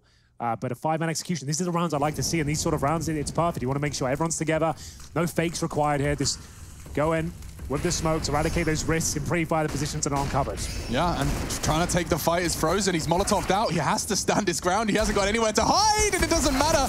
But he hits bangers like that. Unfortunately, a single Deagle headshot will not suffice. We need more from there. Kjaerbye burns his toes, and oh no, Karrigan has managed to stop the plant. Now, tell a lie. The digits were finished before AZ fell. Had he been more precise, it may not have been the case, but now this number advantage for Mouse is working out the jiggles from Karrigan. He's won the duel. Just a USP. Kjaerbye's going to be a bit red-faced after that one. They've still got a lot of work to do here. They've got no kits, of course. Karrigan only with the USP right now, and his teammates very low on HP. 24 health to be exact. And Boxy swings around. It's not quite enough. The MP9 can do it. The jumping shot, Karrigan. Has he got enough time here? I think he does. It's going to be close. It's going to be very close. Surely he'd be running away if he didn't have it. Yeah, he's got it easy. Got it. Wow. Okay, so Mousesports. It was actually all Karrigan getting that frag on the plant. It was Woxic completely vulnerable, enabled him to just tap him away with USP shots. And of course, Karrigan's got quite the history when it comes to people planting bombs and USPs. I remind you of a particular instance versus Kenny S on Cobblestone. But he didn't mess it up this time, did manage to convert the frags and actually gets 3 in total to pull a huge, practically eco round under their belt. Yeah, they're lucky that they can buy again here, North, that had the bank balance built on up. That one there should probably never be going down in that fashion, but wow. I can't believe Chris is alive. Yeah, I don't know how he got away there. Woxic, I guess, getting the frag is enough to get his teammates cowering. And look at the tight line, Woxic. He's coming alive in round 20, a double kill from their AWPer. Exactly what they needed, to be honest. We haven't seen a CT opening frag, never mind 2. Yeah, unprecedented scenes, really. Mousesports will have a 5 versus 3 now, taking the wind out of North Sails for sure as they head back towards B. Now looking to focus on Karrigan. He's normally found around this side of the map. He's holding towards short at this point. He's got Chris J in tow, holding with the AWP on the B bomb site. So smoke's going in. They're going to send all 3, presumably. Is that a jump throw or just a left click, Mr. MSL? It's a jump throw, thank you. I'll be taking that one. If Chad ever lets me play Mirage. Nice shot, though, from Chris. Gade's gone. There's only 2 more where that came from, so he's got a pretty good idea. Never mind, there's only 1. He's done it all.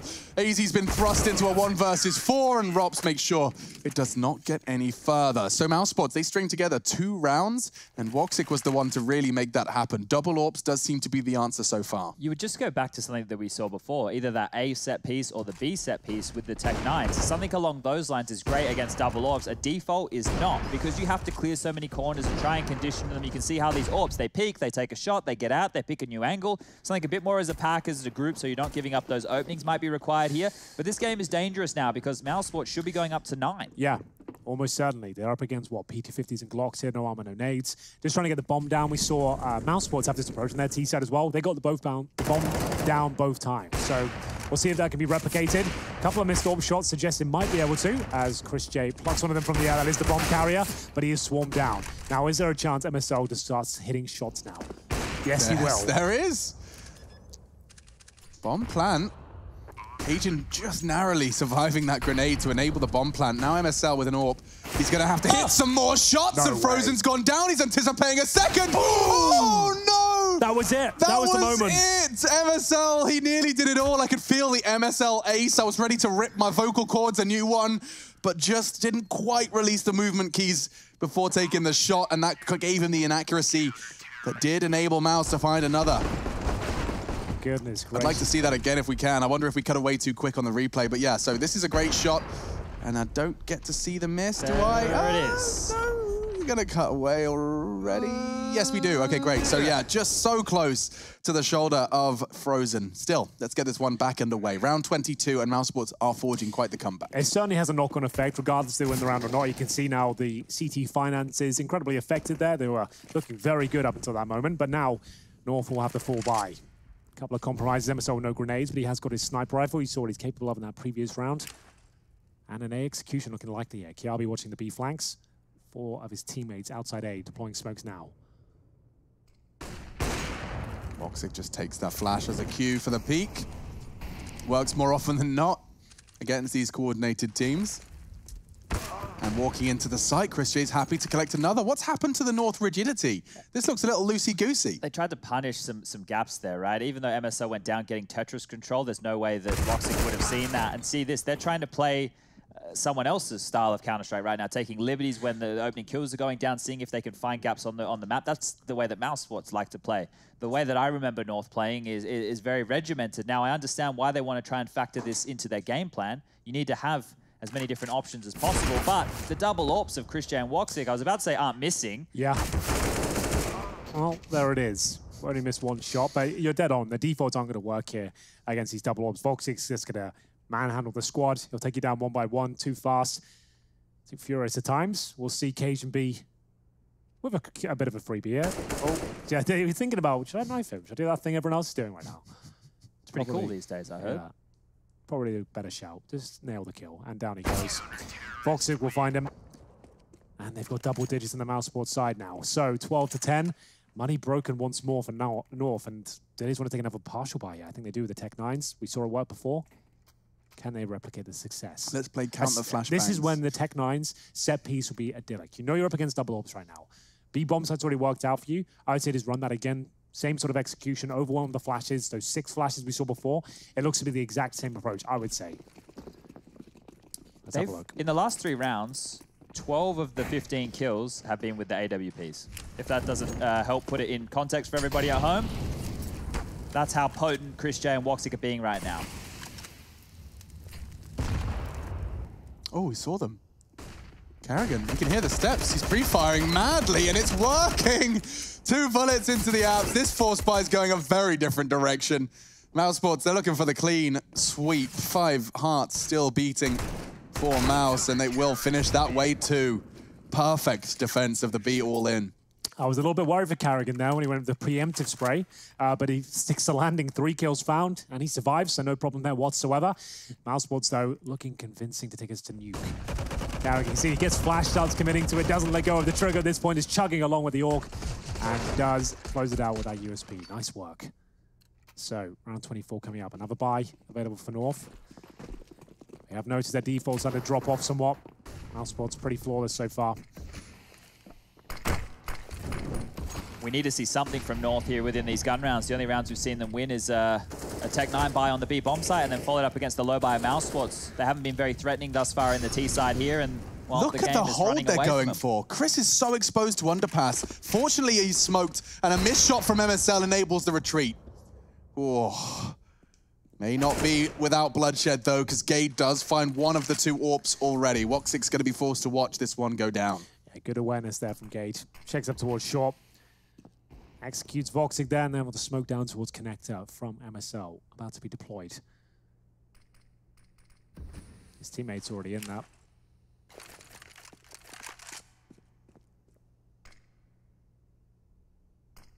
Stands a jungle, so the flashbang could be sent over. MSL to protect them from CT spawn, and here comes the commitment. Gade gets his 2nd kill of the round. This is looking promising. Robs, he's playing that off angle, but he gets tested from two very different directions at once. Looking for the wall bang, but nothing to report. In fact, they respond in kind. Mousesports just had the perfect round, and now North have returned the favor. Gade gets 4 kills in that round. That was absolutely massive from him. They lost the first pick there as well. You'd think the round's going to fall apart, but he brings it back to the 4 and 4. A lovely execution there towards A. Smoke thrown from top middle towards jungle. Flashes over. In they go towards a bomb site. And he gets to keep just, that's much better, right? You can see that was an objective round from the start. The very get-go. What I really loved was the fact that they're pushing that bench part of the map into the site and still have the poise to double peek from Palace and site at the same time. That's good stuff there, but we need more of it because Woxic immediately striking back with the big green. Yeah, that's a very fast fight. An immediate disadvantage. Anything North had planned to do would have required all 5. Now they'll have to make some adjustments. They will likely slow this one right down. MSL perhaps to try and claw one back. He'll be smoking out the window for Gade's adventure.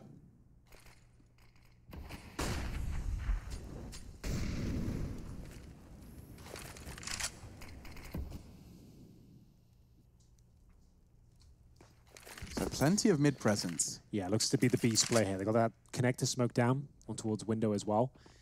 Voxic will tag out with Frozen. Brings the over this side of the map. Lovely shot from MSL. Brings it back to the 4 and 4. Still time here as well. But Voxic, he's so quick, so precise. Misses a shot, drops a flashbang. His teammates able to back him up. That's going to be through the smoke. Frozen finds a bomb and a missed shot from Voxic. It could cost him the round here. Quick plan from Gade towards short. Yeah, and the molly's perfect. Chris cannot contest. There's a smoke in the window as well. They got another Molotov, 2 of them now. They can keep Molotoving towards the kitchen, but MSL has been dropped. Advantage Mousesports, but bomb down. Flash is available. Gade watches towards kitchen. This is going to be tense. So much util on CT side as well. Flash and a push. He turned away. Cajun's caught a bullet. A perfect retake. Mousesports, they got the kits. They got time. Frozen's going to be getting on it just because he was scared of Rops' distance from the site, and they'll even pull out 2 AWPs back into the next. They will not have to be reinvesting for the Zoom banger. Good attempt there from North. After losing that first pick, they need to tighten it up a little bit, though. Can't be giving Voxic a freebie at the start of each round. Touche. I mean, with that taken into consideration, the fact that it was a 3v3 after plan is impressive from North. See if they can keep it up. Getting closer to winning these gun rounds at this point. Is the replay. MSL, lovely shot here up towards the apartments, but Robs from short did take care of the AWP and close out the round as well. So good stuff from him, and we are going to get into round number 26. A set piece once more, as we like to see from North here, as they send 2 players towards Palace, 3 at the A ramp, just straight up execution off the get-go here. That's smoke towards steps. Cajun B to smoke jungle, Chris J to be flashed, and then do they fully commit off this?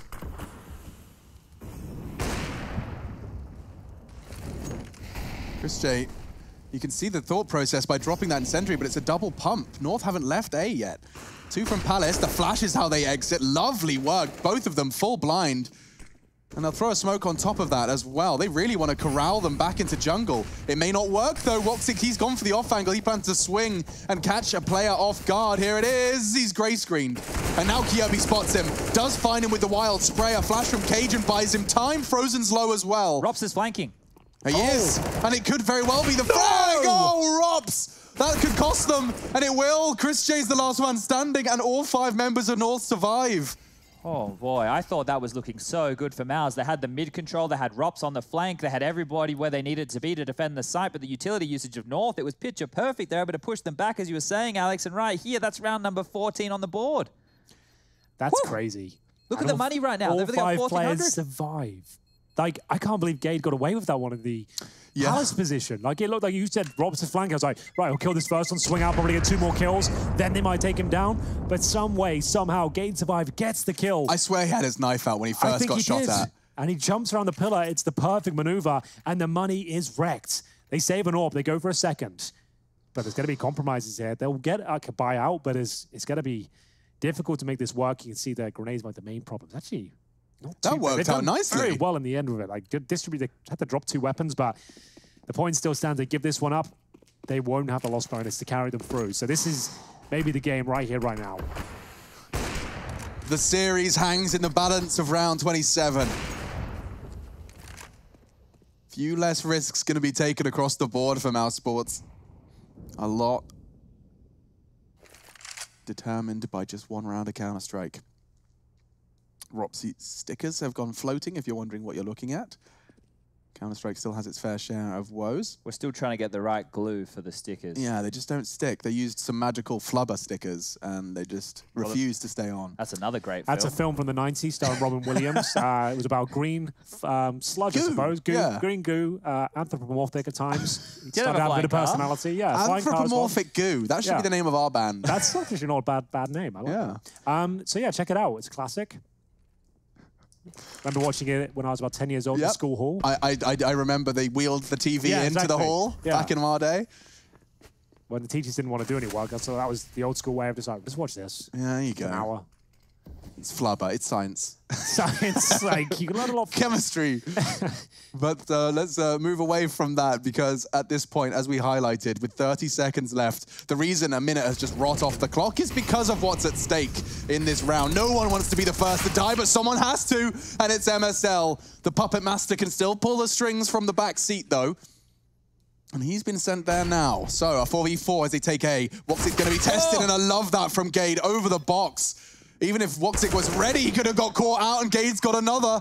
Oh dear, Mousesports, they're running out of chances, they're running out of players. They've got to save these two weapons, I think. There's no way they're going to win this round. They've got nothing following this one up, so that's going to be series point for North. Guaranteed. Gade, another sensational performance towards CT Spawn here. He might not be done at this point. Chris J, he's going to be flashed off, and he's going to go behind him, I think. So he will fall back for now, nails the shot, and he will survive the AWP by the looks of things. They should chase this. They should try and get it out of his hands. Don't worry about shifting. I think he gets his kill. He'll flick and get it. Oh, not quite. Garrigan ready and waiting. And we will see the two weapons survive. So there it is, series point. Overtime at least, guaranteed.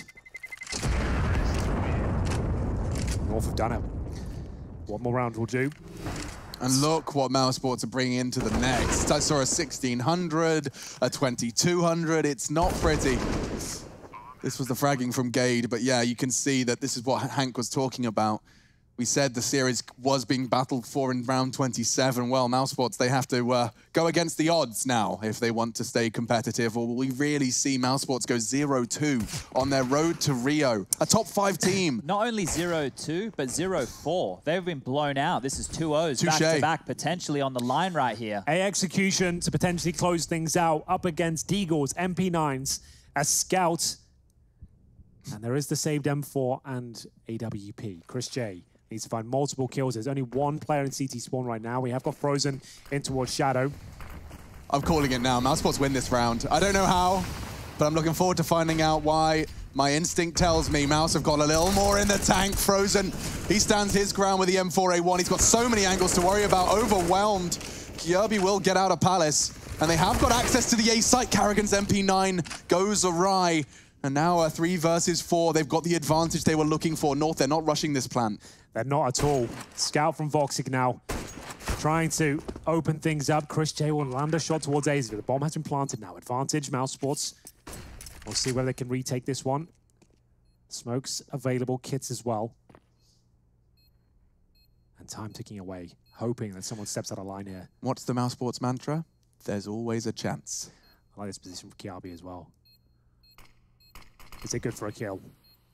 Certainly hope so. Smoke towards Palace. That's Chris not too much of an issue. Chris is the one with the kip. So Woxic's gone down. Chris's AWP has connected, but MSL does too. He gets the trade. They get the map. A 2-0 series. North have knocked Mousesports down a peg in the same way Movistar Riders did.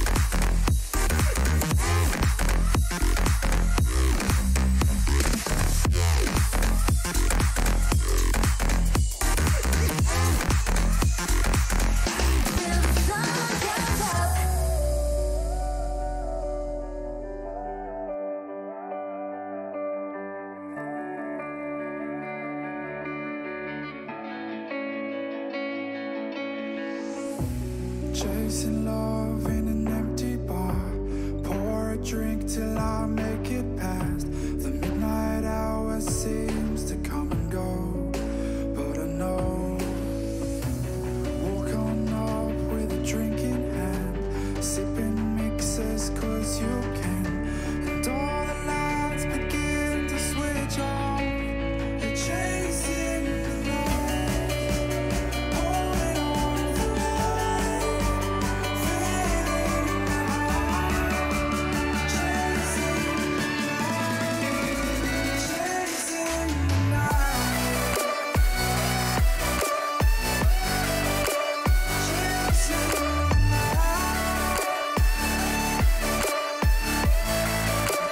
chasing the night,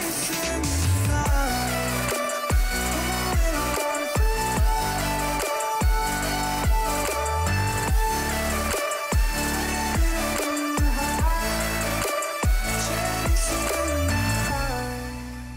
holding on for holding on for life, feeding the high, chasing the night, chasing the night. Hotel rooms and city squares, champagne bottles, drum and snare.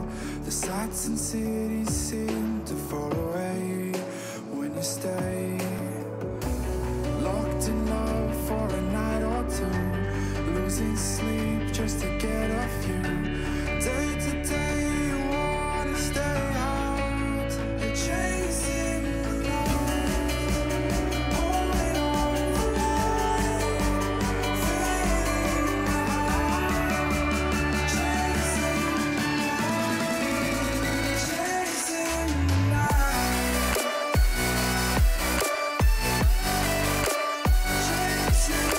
night,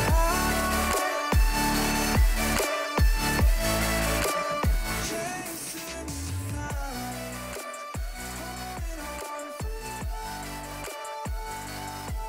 ESL 1 Road to Rio is brought to you in part by Intel, Mountain Dew Amp Game Fuel, and GG Bet.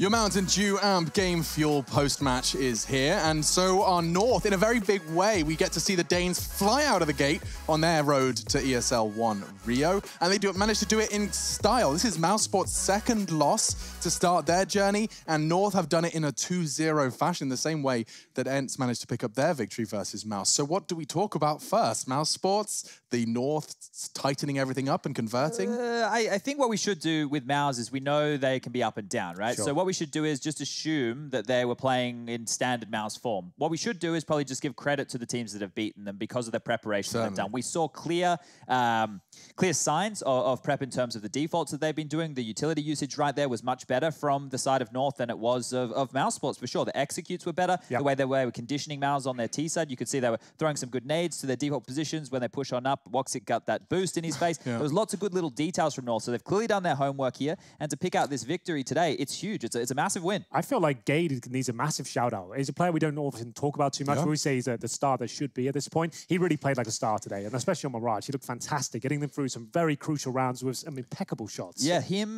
you should have him, Kirby, and AZ as your star trio, right? But the thing that I was most impressed with today was MSL's AWPing, right? I normally see him holding lines and hitting shots, but today he was going aggressive and finding multi-kills, and that was awesome to see. And the AWPer himself is going to hopefully join us in the studio if everything works. If Graham Messioso Pitt's given it the thumbs up, MSL will be ready to... Yes, we can hear you. Wonderful. Hello, fantastic. So these guys loving you on the AWP today, MSL. You've been doing a lot of individual grinding for your AWPing prowess?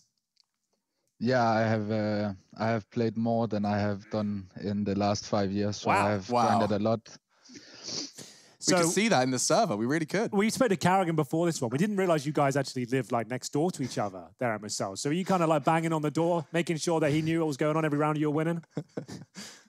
No, it's Icy and Cajun. I think Cajun can see his balcony or something. Oh, really? Oh, Cajun's the neighbor. Okay, well, that one right there, to obviously pick up a win against Carrigan and Mousesports today coming into this. How much prep did you guys put in? Because I was just saying, it looks like you guys had them covered homework-wise. Yeah, we put in a lot of prep as usual. On Mirage, we knew they liked the double AVP setup, so we knew we could just do a execute with a lot of Molotovs and they would have big problems. And that worked out in the end. And as CT, we just wanted to play very aggressive because they're doing a lot of fast tactics. And the thing with fast tactic is that you are not so structured. So it's easier to get the peaks offensive. Absolutely, so, yeah, and you were getting that was the plan on Mirage. Yeah, and you were getting them. But Vertigo, let's go back to that first map for a second. I mean, this map, the newest iteration of the map, has only been out for 7 days, and we saw a lot of the same out of you. Is that a sign of things to come? Do you still believe a lot of those kind of A smokes, Molotovs, plant, play after plant? Is that still what we're going to be seeing as the primary T side on Vertigo, or will we see more of those north mid strategies you threw a couple of in on that T side? I think you will see more from mid, but the thing is that A was really hard for CTs before, and now the CTs also need to think about mid, so it's even easier on A because people can't go like 3A every round. That's a good point. I hadn't thought about that. But today on the T side, we screwed up some rounds. Like the first buy round, we knew they would be offensive in the smoke, and we had a plan for it, but we didn't execute it. So I think we did a poor job on the T side, but on the CT side, everyone stepped up and had like one wonder round. I think that Mouse should have won Vertigo, but Kerby stepped up one round, I stepped up one round, and others stepped up other rounds. Yeah, it's been a joy to watch MSL, and I don't want to take too much more of your time, but just want to say congratulations, and I'm looking forward to watching more North games. Chad's starting to squeal with excitement, which is always a good sign. When you're doing a strategy, and I hear Chad just start getting excited like it's Christmas, that's the sign you're doing some good Counter-Strike. He loves that stuff, and I hope to see more of it.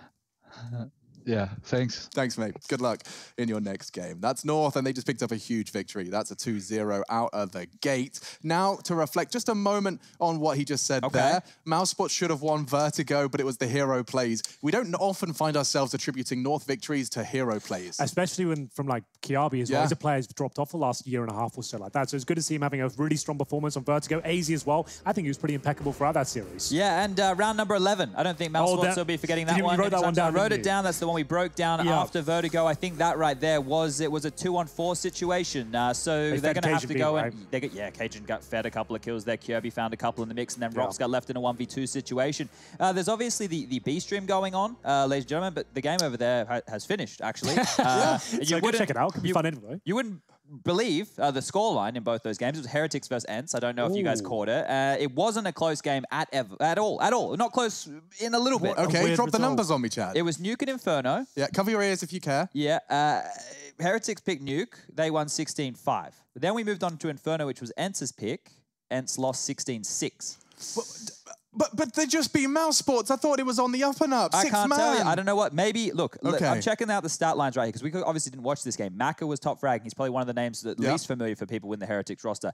Kiyashima was up there. Nivera, Scream's brother. Lucky, who's been in-game leading, he only had 28 kills to his name, and they still won both maps in that fashion. So good stuff there for Heretics. I can't wait to get them on the main screen. Yeah, I'm excited to be casting them. I haven't got to cast Kiyoshima or Kiyoshima. I like to basically say his name wrong every time I cast him. So it'd be nice to do that again. It's been a long time. But you can see the schedule on our main stream. We've got FaZe versus G2 next. As if North versus Mousesports wasn't enough of a highlight for the day, we bring you another one, as it's going to be Nico's cousin up against Hunter's cousin. It's going to be a blast, and I'm looking forward to it. And it is all coming up on this stream. You get to see more from Boom and Isurus. The grand finals of the South American region are going down. That's on the A stream, and that's the Ents Heretics game that has just concluded. Up next, you get to see Contact versus the Movistar Riders. It's all happening. Multiple streams, A and B today, and we'll be back with G2 FaZe in just a moment.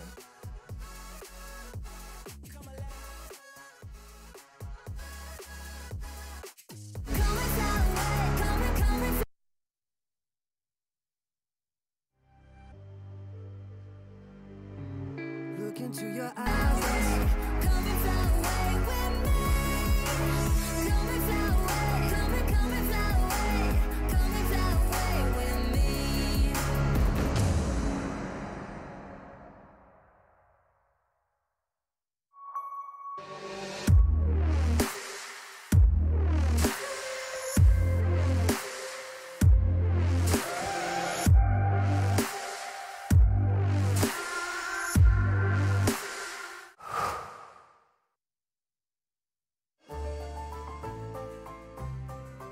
Son intelligence de jeu, même quand il avait 6-7 ans, c'était assez incroyable. Donc au début, on était meilleur que lui. Je pense qu'il a, c'est à partir de ses 14 ou 15 ans qu'il a commencé à être meilleur. Au début, quand il perdait, c'était un très mauvais perdant. Hein. Oui, je me souviens très bien qu'il cassait beaucoup de souris.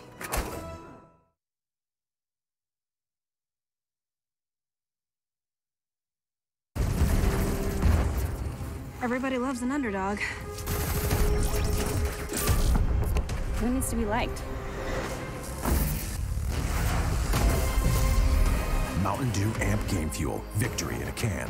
Last year, we took 2 lucky winners on a trip to Berlin and gave them the experience of a lifetime. This year, we can take you for a trip to Rio. Take part in a series of GG.bet contests for a chance to win awesome prizes and a trip to Rio. See details on the website.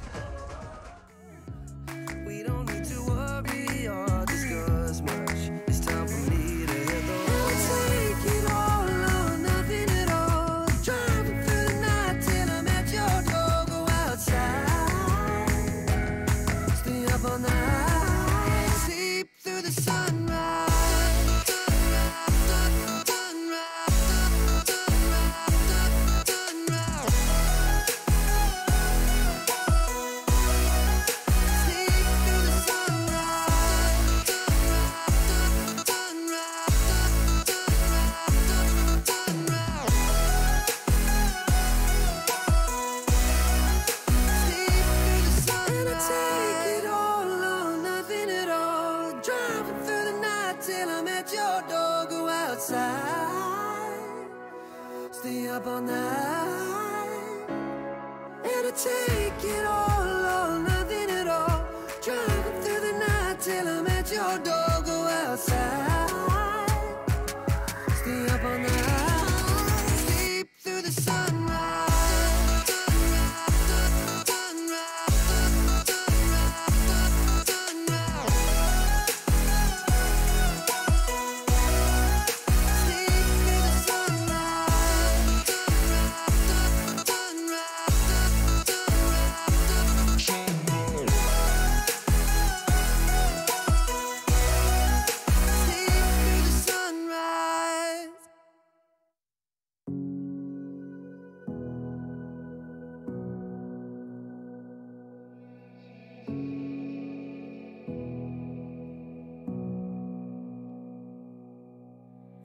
Sitting on a bench, waiting for the time to pass, dreaming of what happens next. I see what I wanna be, questioning my destiny, only knowing what I see. I don't even realize I've already made a path, and I can change it anytime. I can't take it back. I know what I want, but it seems so damn far away. I know I sound crazy to the ones who said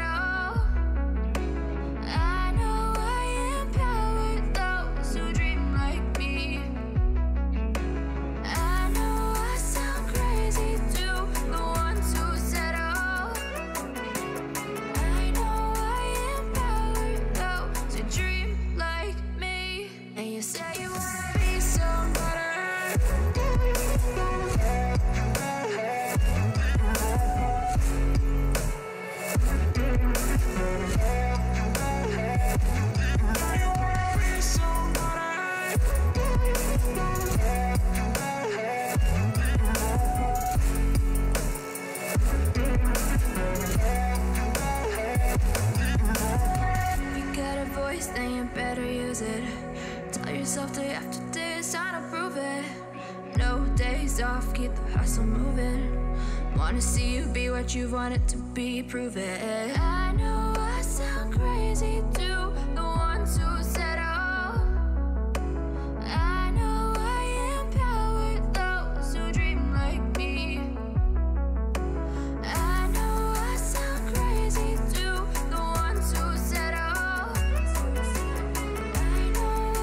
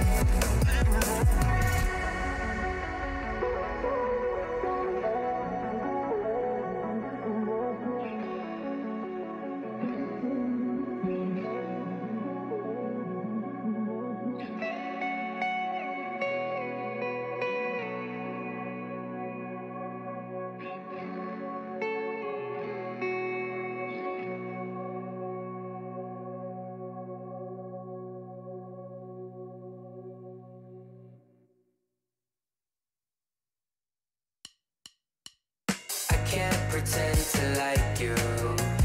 I hope you feel the same. I take a chance and not lose. I can't pretend to like you. It's just I never thought you were sitting next to me. I don't understand.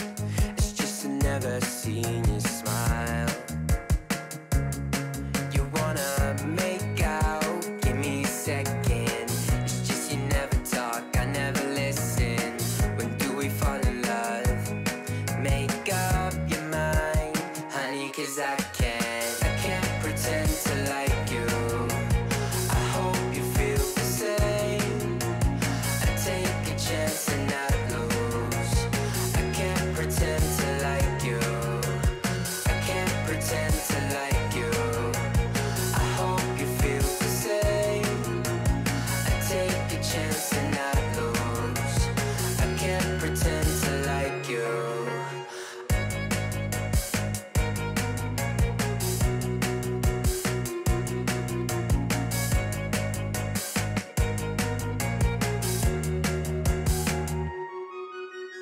You need a friend.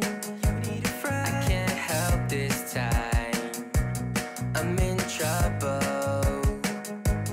It's your eyes, I can't seem to focus.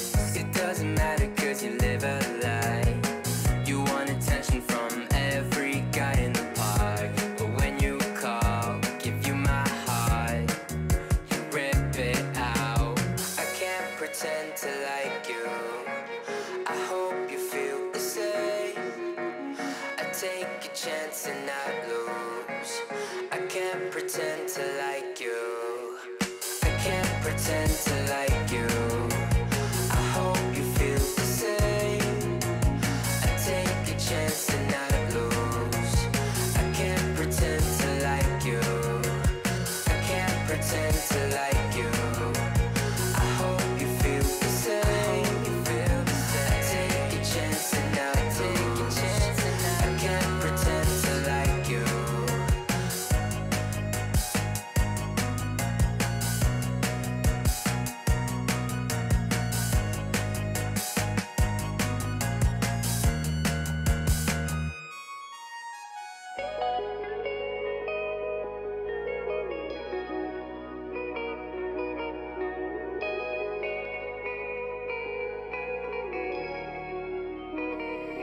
No, I can't remember the last time that I really felt fine. Now I'm trying to rewind. 'Cause lately I've been feeling kinda hazy, like I'm stuck in a daydream, and you're not here to save me. Down and out, I hit the floor. All is fair in love and war, but I can't do this anymore. No, no. So take me to a place I know, somewhere I can feel my soul. Lately I'm skin and bone, so hollow. I've never felt so alone. I need you more than you know, 'cause baby, you feel like home.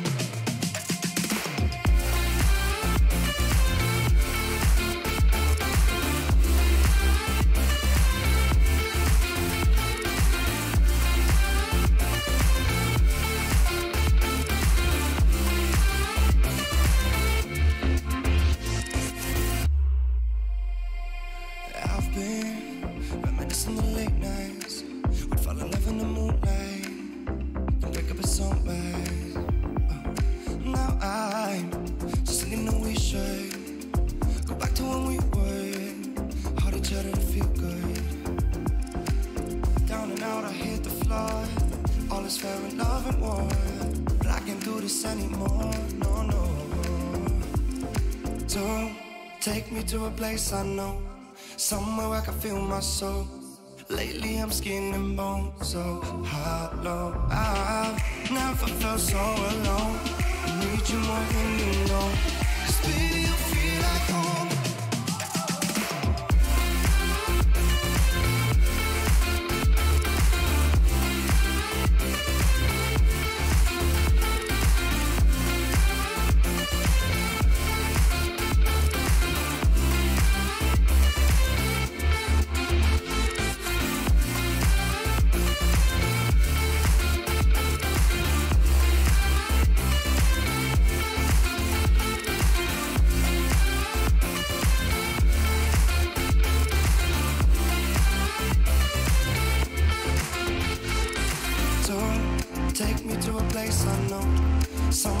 feel my soul.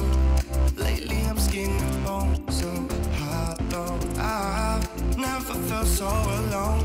I need you more than you know, 'cause baby you feel like home. It's hopeless when you think that you lost. Oh, I will take your hand and we'll rise up from the dust. Oh, here we go, go, go, let us heal and grow. You won't be alone, we're unstoppable. Don't be afraid to show what we're going for. This is what we know. Here we come back to life, we're still breathing. Standing up, everybody's gonna see it. Oh, all you need to know is that we're holding on. Even if we fall, we will rise up and we follow the path that we believe in. No, we're not gonna stop until we reach it. Oh, all you need to know is that we're holding on. We rise up from the dust and claim our throne.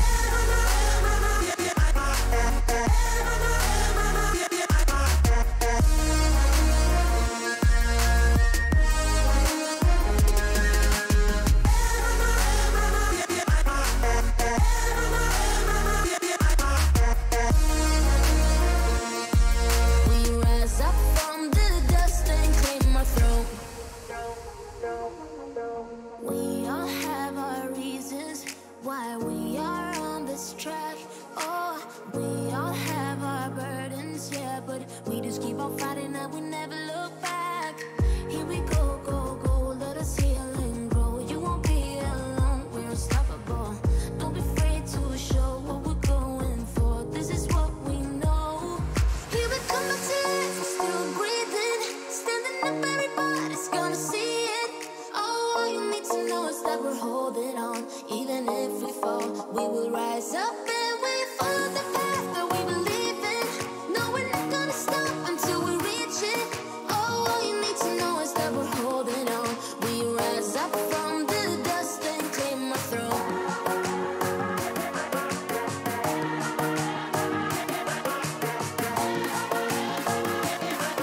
We rise up from the dust and claim our throne.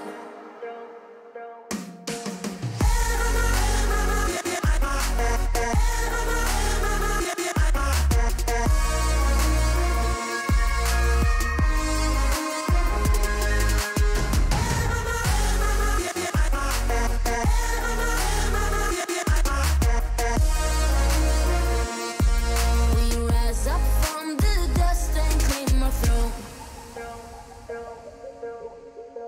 Under peach yellow skies, dreaming big and aiming high. Name the clouds passing by, wishing we run away. All we need is our passports, baby. Leave the rest in our troubled minds. Let us go down in laughter, baby. Trying to figure out what we're after. We're never heading back until we're older. We couldn't care no more, not any longer. Under peach yellow skies, we keep on searching, but we will never know what we're after.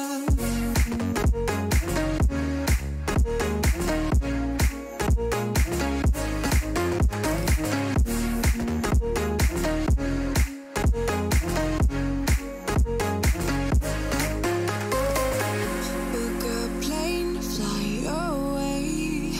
We will never be the same. And as long as you are mine, come on and run away. We wanna run away. We don't need any reasons, baby. Leave it all for the faded hearts. I don't mind if they call us crazy, 'cause they don't understand what we're after. We're never heading back until we're older. We couldn't care no more, not any longer. Under peach yellow skies, we keep on searching, but we will never know what we're after.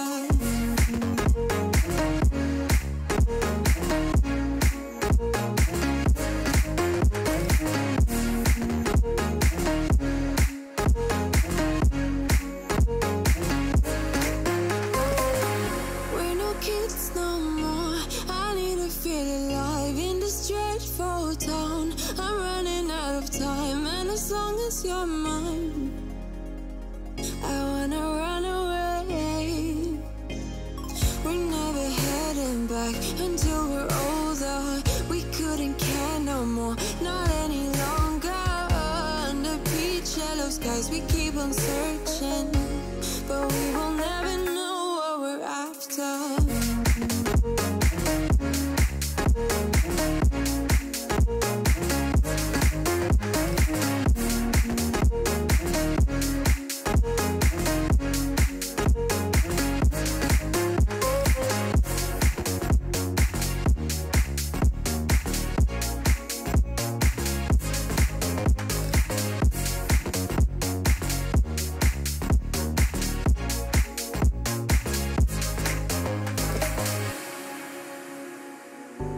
You put me in the perfect light for, and that's when you can see all my flaws. And I could tell you don't mind that, oh no. You said come a little closer, come here and I can show you. So I came a little closer. You said I'll show you how to love you, how to love you.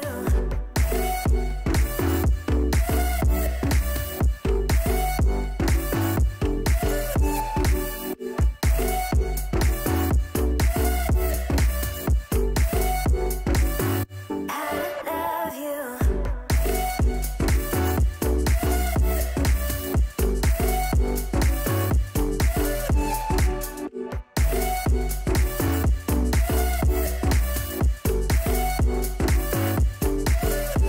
I'm reaching over, tell me which way I gotta go. I got no control, show me everything I need to know. Reaching over, tell me which way I gotta go. I got no control, show me everything I need to know. You saw me when I tear down my walls. I think you fell in love with my flaws. You know that I was shy at first though. Oh yeah. You said come a little closer, come here and I can show you. So I came a little closer. You said I'll show you how to love you, how to love you. Come a little closer, tell me which way I gotta go. Here and I can show you, show me everything I need to know.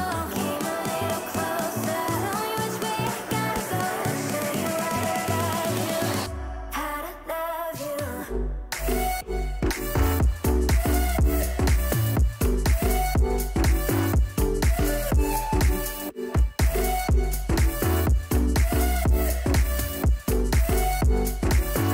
how to love you.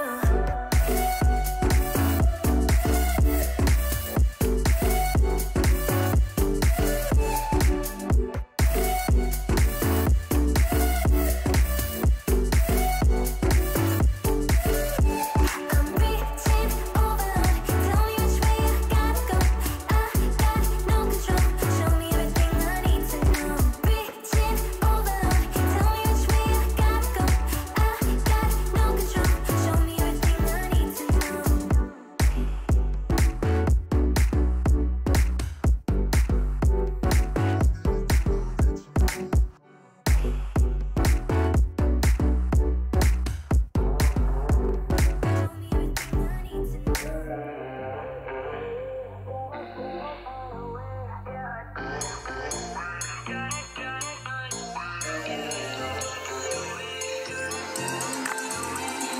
Said I'd find a way to turn my heart into something gold. Knew I sold my soul to the devil long ago. I rode it all along on your wave right before it broke. Time was thrown down the well, so I let you go. What I do right now. What I do right now for you.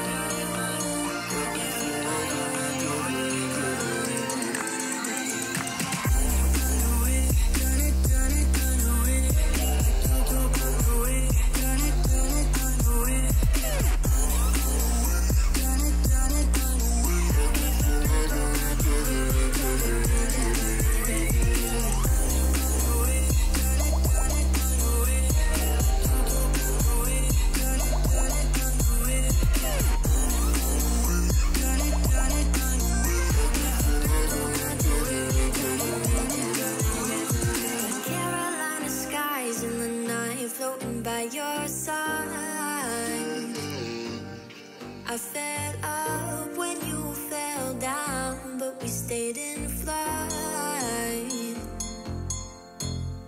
I'm laughing to myself, cause I know that I can't deny. I can't find what you can't hide right inside my mind. What I do right now. What I do right now for you, for you.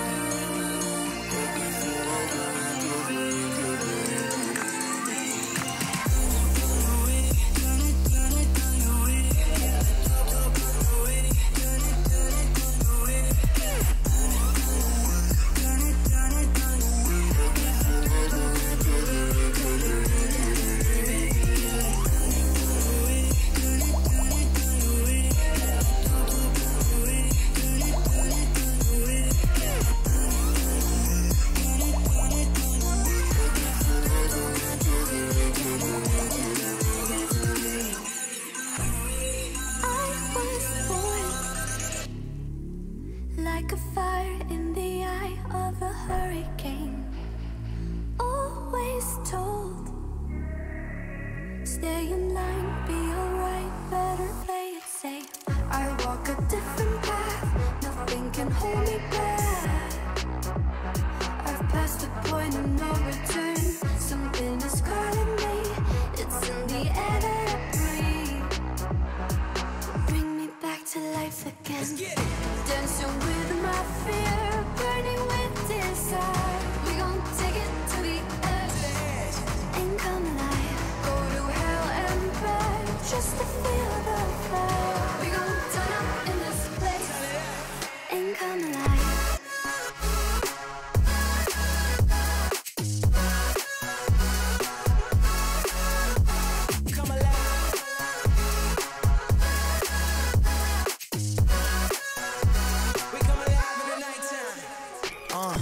Fly so high they can't touch us. So top notch, none above us. We done came so far, now we up now. Had a vision, stuck to it, never back down. Never had much, now we own the whole thing. Spread it all around the world, watch it all change. Came alive, now they all see the greatness. Light shine so hard they can't take it. Dancing with my fear, burning with desire. We gon' take it to the edge and come alive. Go to hell and back just to feel the fire. We gon' turn up in this place and come alive.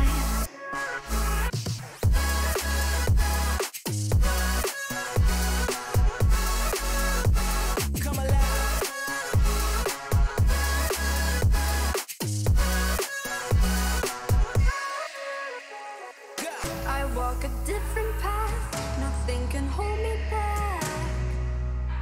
I passed the point of no return, something is calling me. It's in the air that I breathe. Bring me back to life again.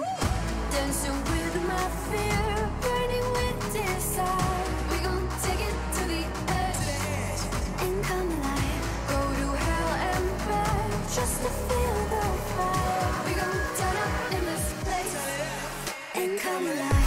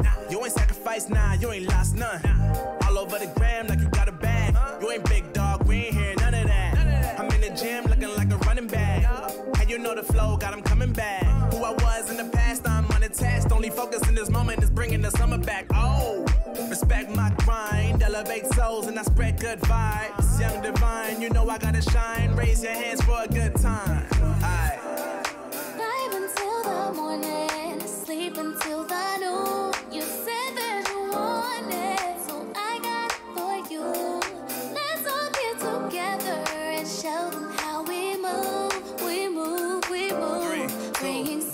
to you. Oh, ready, let's go. Cause you know how we roll. Let's take it round the world and back again. Ready, let's go. Cause you know like I know. We'll take it round and round. Yo, hold up, let me switch my flow up. Back in high school, they were telling me I'll blow up. Doing talent shows and man, everyone will show up. Got in an accident and still made it for them to go nuts. You know what? I'm so what? I'm so That means I can't describe the way I vibe, the way I slide in with the rhymes that make the dimes all close their eyes and fantasize. Young Divine calling their phone number. No, you know I love it. And you know me, I can't sleep without blazing beats on stages for their ones gracefully. And I got a smile that they hate to see. Young black successful, though life gets stressful. Though life gets stressful, go and vibe out with whoever you next to. Live until the morning, sleep until the noon. You said that you want it, so I got it for you. Let's all get together and show them how we move. We move, we move. Bringing summer to you. Oh, ready, let's go. Cause you know how we roll. Let's take it round the world and back again. Ready, let's go. Cause you know like I know. We'll take it round and round again.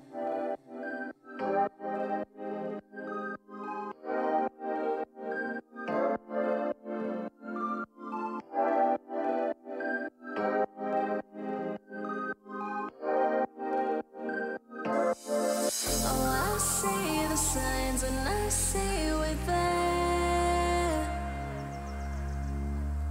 And I feel the lies and I feel the sand. Forever hold you. No matter if we cast away a fire in the dark. I know that you will be where we know we're again.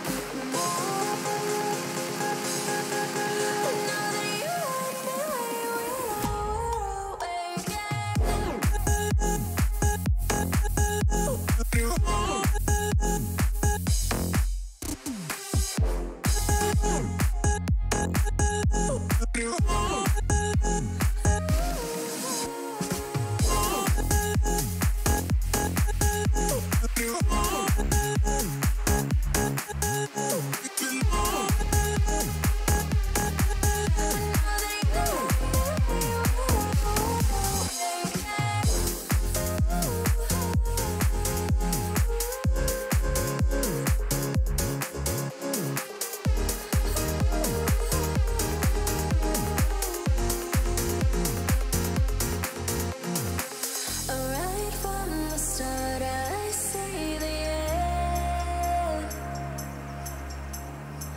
A world torn apart, but I know we're meant. Forever hold you. No matter if we cast away a fire in the dark. I know that you will be where we know we're again.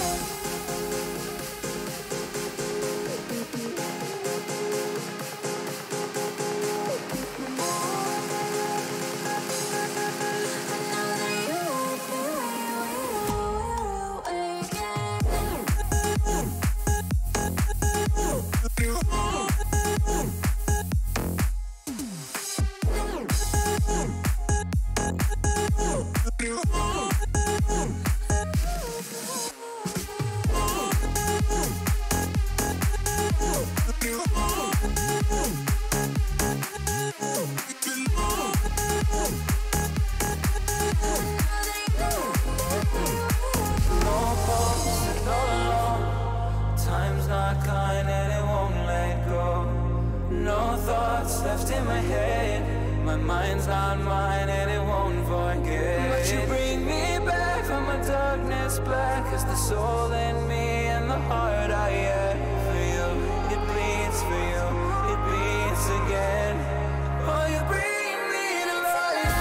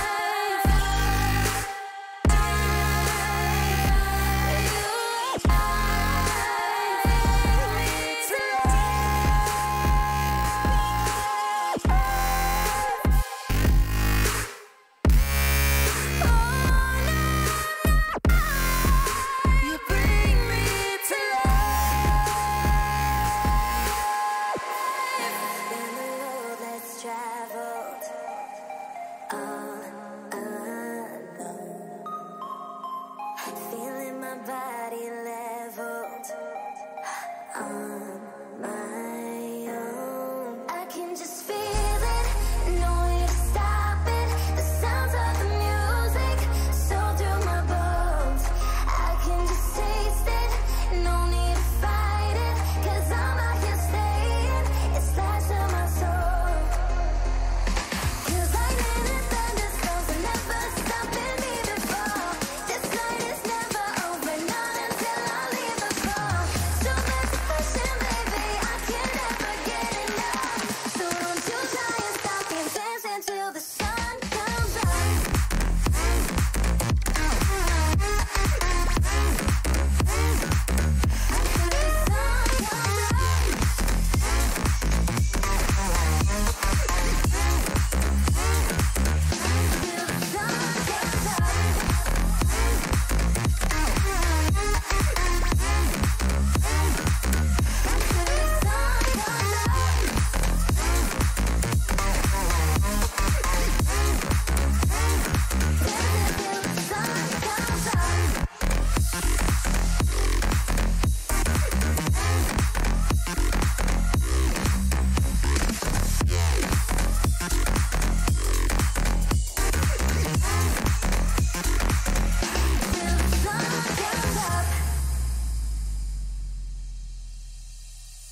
It's been a road that's traveled all alone.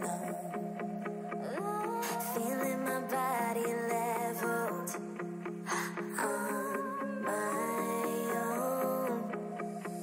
I think I'm up in heaven, 'cause you were hell. I gave back my freedom, made me well. I can just feel it, no way to stop it. The sounds of the music so through my bones.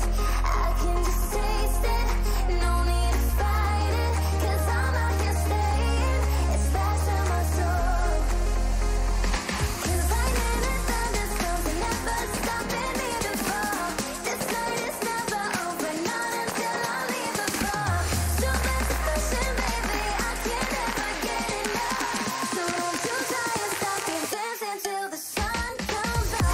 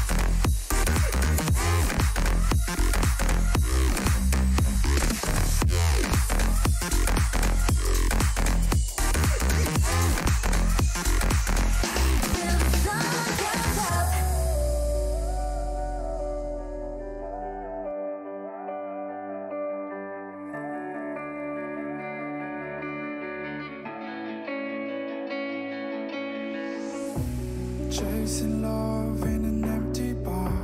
Pour a drink till I make it past. The midnight hour seems to come and go, but I know. Walk on up with a drink in hand, sipping mixes 'cause you can. And all the lights begin to switch off. You're chasing the light, holding on for life, feeling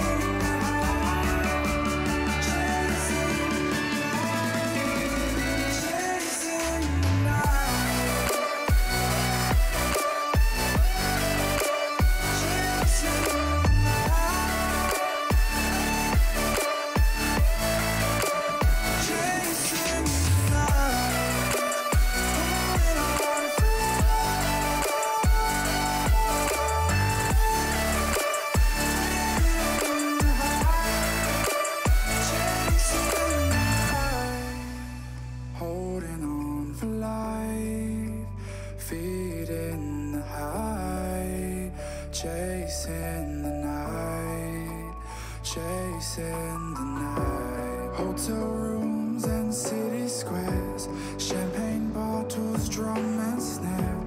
The sights and cities seem to fall away when you stay. Locked in love for a night or two, losing sleep just to get a few. Day to day you wanna stay out, chasing the light,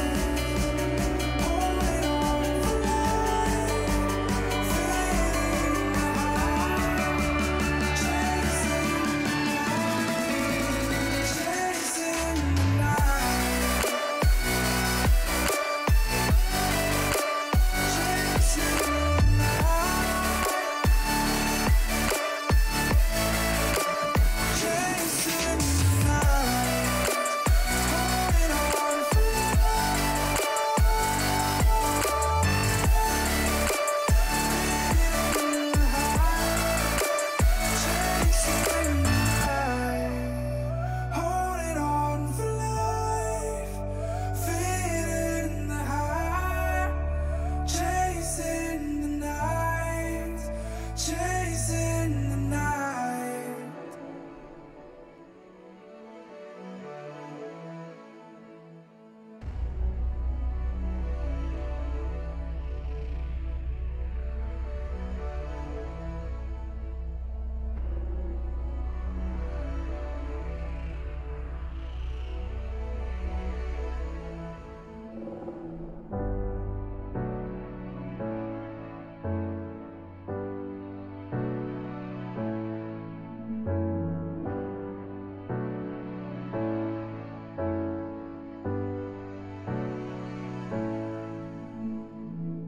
Seems like I can't get away from the hot sun.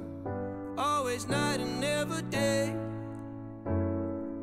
Even when I wash the floor, the dust still comes. Keep on hunting for the bread. No matter how lost, need no light, no spark. I'm in line mode. With my eyes closed, I can see in the dark. I'm a quiet storm. Far from calm, I know you feel me, brother.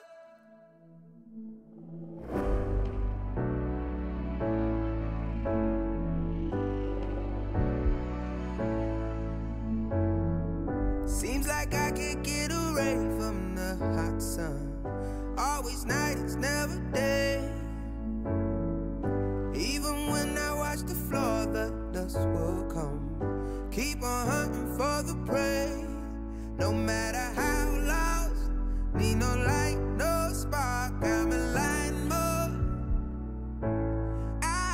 With my eyes closed, I can see in the dark. I'm a quiet storm. Far from calm, I know you feel me, brother.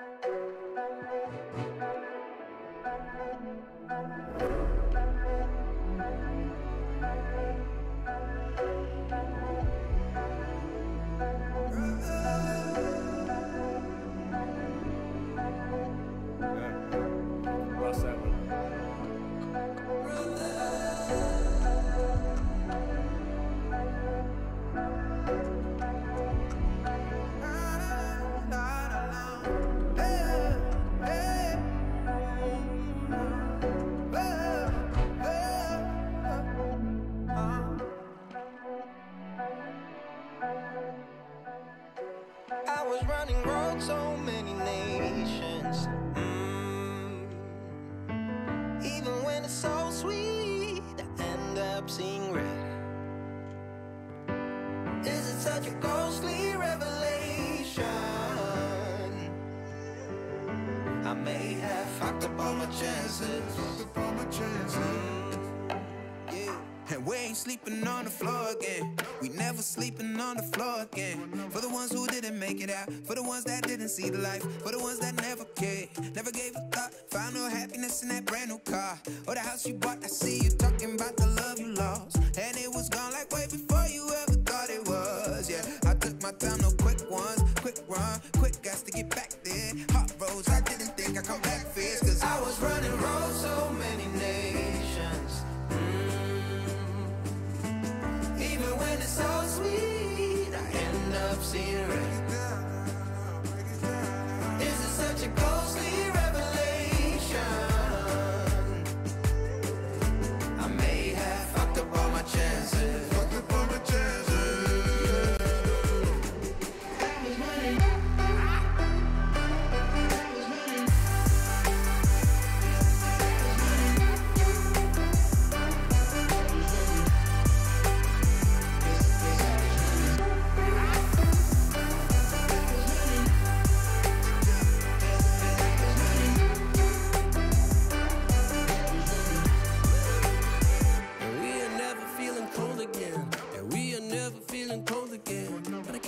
It's easy, it's hard to preach, cause I've been burning trees and watching fall.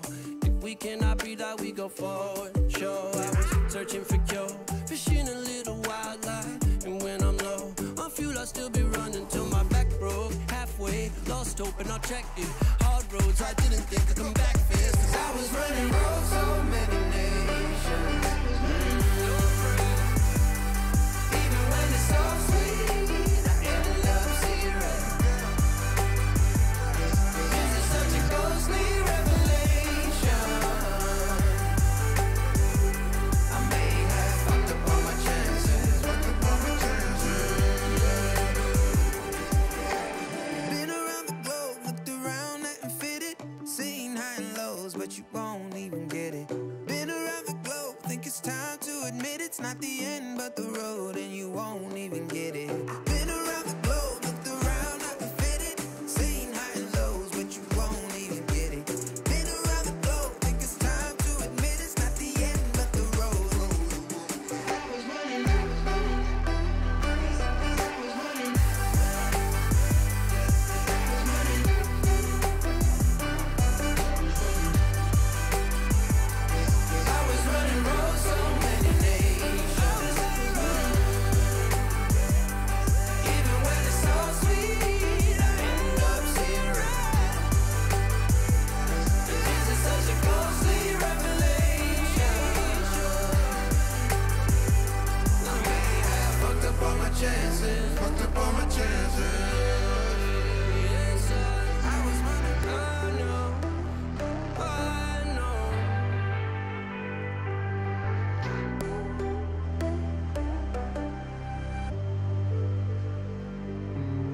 Into your eyes, I see the colors of your soul, and I recognize every single line, every single roadblock.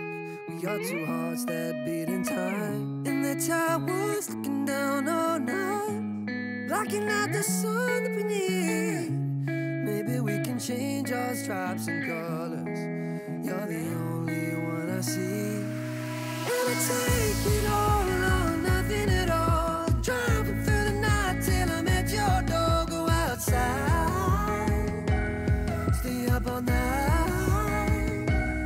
And I take it all or nothing at all.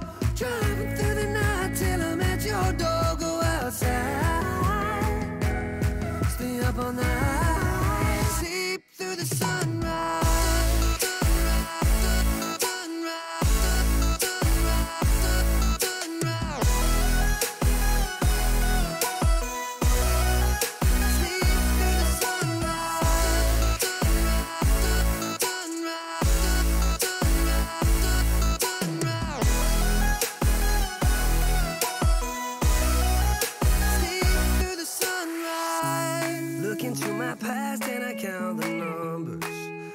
Dreams that I left behind. I don't even care now that I've discovered a new kind of peace of mind. Up above us, looking down on us, there's an angel I know. We don't need to worry or discuss much. It's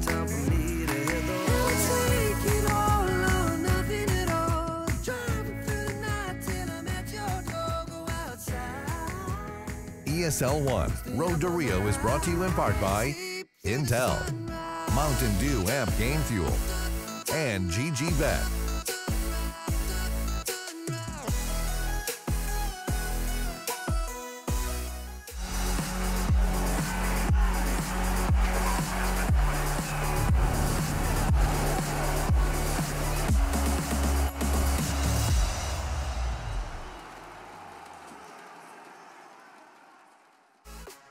ESL 1's Road to Rio, it's Game 2, Day 5. G2 Esports are going to be taking on FaZe Clan, and we're getting tropical. We're in this season of the Road to Rio. It's a long one, but that's where we're headed, and that is why Chad decided we needed some special shirts. Chad, what did you type in to find shirts of this magnitude? Hawaiian shirts. Hawaii? You didn't on go for Amazon. like kind of Brazilian carnival traditional headdresses? You went. I think that'll come later down the track. Oh, we still have time. This is early stages, but I really just like that we're matching. You know, some people think that you dress up for esports, you dress down for esports. I think the most important thing for esports is that we all look the same. So we all look the same here today. Let's just check the shirt float, see who got the best. I had the best random the other day, seed. I feel like you've got the central flamingos. You're losing a lot of your flamingo, but down the middle, you know, like that's a pretty poor float. You lose the pattern there. I've got pretty solid flamingos all around my upper torso. I don't know. I'm touching my. I also got you this, Alex. I got this flamingo-themed hemorrhoid pillow for you. Oh, like that? So, you know, I've been looking for something like that for when I'm doing the casts. Yeah, you can sit down there, go scoot it up. Hang on, take it for a spin. Wait, hold. That took me a while to blow up. Oh, Alex. Don't destroy it just yet. Save it for your first actual use. Let's not run it on a test run, all right? Hemorrhoids are no joking business. I'll come back to the kind and well thought out flamingo. Thank you, Henry. That's a no kind worries joke. at That's all. a really. Did you blow that up yourself? I did actually. You did. And well, under Chad's supervision, he did most of the blowing. I saw Chad. Look, I wanted to see how mad he'd get. Now, not known to blow things up, am I? It took me a while to do the snakes, and the flamingo. You did. And respect to Chad, because we just lay in the sun for an hour. I hope you made good use of your time, because we're now fueled, regenerated, and ready to focus on this one. It is quite the historical matchup. G2 FaZe. It is, of course, the Kovac brothers going up against each other. We do love that side of the story. And who better to get involved in this conversation than a man that used to be tied to the desks, whether it's observing or analyst. Now, of course, rocking the coaching cap. That's his coaching cap. He specifically puts that on for his coaching endeavors. And Yanko's with us, joining us in the studio now. Hello. Hey guys, what's up? How's it going? Yeah, good. The first question out of the gate is, when does the disco ball get turned on? Is it specific times, or do you party exclusively on the weekends? Disco ball? That's a disco ball for you, Alex? I don't think you've been to enough clubs, man. Oh, okay, fine. He's got me straight back, as always. But we can Yanko, give you some tips. Don't worry about that. We can show you around next LAN tournament. I'd appreciate that. So we'll do that in 2030. I'm looking forward to it. Yeah, it'll be good. Be a lot of fun. Yeah, you boys got any questions for the coach? Yeah, I do, Yanko. So the other day when we were playing ESEA together, how frustrated were you getting at all of us? I think that was the worst CS I've ever experienced in my life. So pretty good. So not bad. That's a pretty solid review. I don't know how frustrated I was at you guys compared to the actual opponents as well, and what was going on in general. So yeah. Okay, well, I think you guys are all right. You know, it was more the opponents. Chad. Thank God. That's fine, as long as they're out of the way. But obviously, looking at this matchup right here, you guys played against G2 within Pro League, and it didn't go down in your favor by any means. What's going to be different today, Yanko? Tell the viewers at home. I think what's going to be different is hopefully we're not going to make as many mistakes as we did in that game. You know, that whole Pro League tournament felt really weird for us. We lost a lot of close games in series where we would win the first map pretty convincingly, and then we would be losing series 2-1.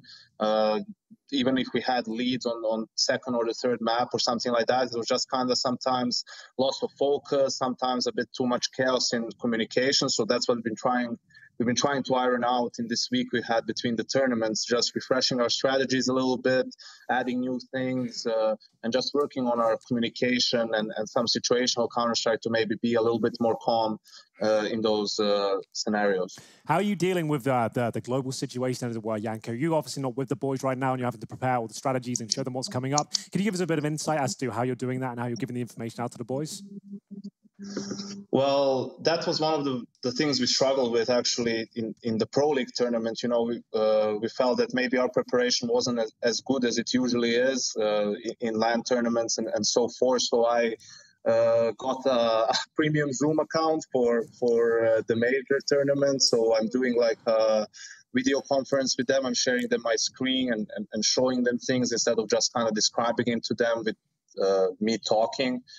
So I'm kind of trying to do more things visually so they can see things for themselves and potentially, like, hopefully be better prepared for it. We'll see how it goes for this tournament. But yeah, I'm hating this situation right now. I'm very annoyed by everything. You know, like, you don't have as much control over the players, over their schedule, over like the whole day when it comes in, and you're playing like you're gathering points for a major. So a lot of things are out of your hands, and for me as a coach, that's really frustrating. So just back end stuff that I'm genuinely interested in. You're saying it's more difficult now. So if you've got an official that, as you said, is for points for the major at, what time does it start? 6:30, that's the scheduled start. When do you have your players in front of you, and when are you talking to them? Is it a same day thing? Is it a yesterday and see you at match start? How does it flow? No, like, luckily all our games, except for the first one, are at 6:30. So usually that's also something you experiment with. But today we met at 2 p.m. to just kind of go over like some of the things for the game, like the things we want to do and change maybe some of the things that G2 likes to do on the maps we were guessing that we were going to play. Then there's a little bit of time for them to just relax. We play one warm-up map, just like to get the communication flowing, and then after that they have 45 minutes for food, and again just to relax a little bit before the game, and then we meet when the veto is happening in case there are some surprises that we need to go through something last minute, and that's when they just play that match before the actual game. We hop into the server, and that's it. Yeah, and hearing you say veto makes me want to go do one for old time's sake, Janko. Would you mind just staying with us while we go through the veto? Maybe you can give us a little extra insight that we wouldn't have otherwise had, just for old time's sake. We'll keep you here for that. We know what the bans are going to be, right, Janko? There'll be no Vertigo and no Overpass. I think that's pretty standard. But with these picks here, it looks like you guys get to pick the first map, and it is... Do you want to spoil it for us? Ooh. Yeah, we went for Mirage this time around. Played a lot of Nuke recently, and still working on some of the things on that map. And we just felt like Mirage has been going really good for us, so we just went for that. Okay, and then following that, I think they were expecting it as well, but. G2 Cheeky fight Dust back 2. with a Dust 2. We've seen a lot of G2's Got to be Dust pretty 2. brave to take on FaZe on Dust 2, but it's a pretty strong map for them. Yeah. Were you expecting Dust 2, Janko, considering they were on like a 5 or 6 map loss streak until recently? Yeah, I think it's just like they don't really have a map to pick against us except for Dust 2. You know, Nuke is also really strong for us. Inferno is not a great map for them. Train, they don't play it that often, so they're really like kind of forced into a Dust 2 pick. Like I was expecting Mirage Dust 2 Nuke from the start, unless for whatever reason like they would veto Mirage instead of Overpass. But yeah, the veto was pretty straightforward for me. And you actually ended up getting Nuke as well. So a third map Nuke, that's probably no complaints from the FaZe side, albeit you've been having your fair share of woes on it, so wobbles on it. So we'll get to see that one shape up. And Janko, I realise the game is supposed to be starting in about 30 seconds. I should probably get you off the phone. Alex, if we lose the pistol round or we lose the anti-eco, I'm going to find you. The airport is going to be open next week. I'm going to fly to Cologne and deal with you. Come get me. Come get me. You're on my list too. You're on mine. All right, mate. Also, see you at mates. LAN. That's Janko Paunovic, excuse me. And we're going to go ahead and see him later. Woo! Okay, a little hot and heavy on that one, but a lot of insight. Jenny, jokes aside, we have learned a couple of valuable lessons. And, you know, FaZe Clan, the fact that they're moving away from Nuke as their pick suggests that this deep map pool is going to be felt by G2. Mirage, and then they get that second as well. It's pretty juicy. It's going to be brawly, right? When you see those two maps come through and you see the individuals in the server today, you're expecting some explosive CS, right? Both have started to be leaning more of a strategic base, more preparation coming on in, but one thing remains the same, and that is Nico and Hunter at the top of the stat lines. These two individuals, they're cousins, if you didn't know.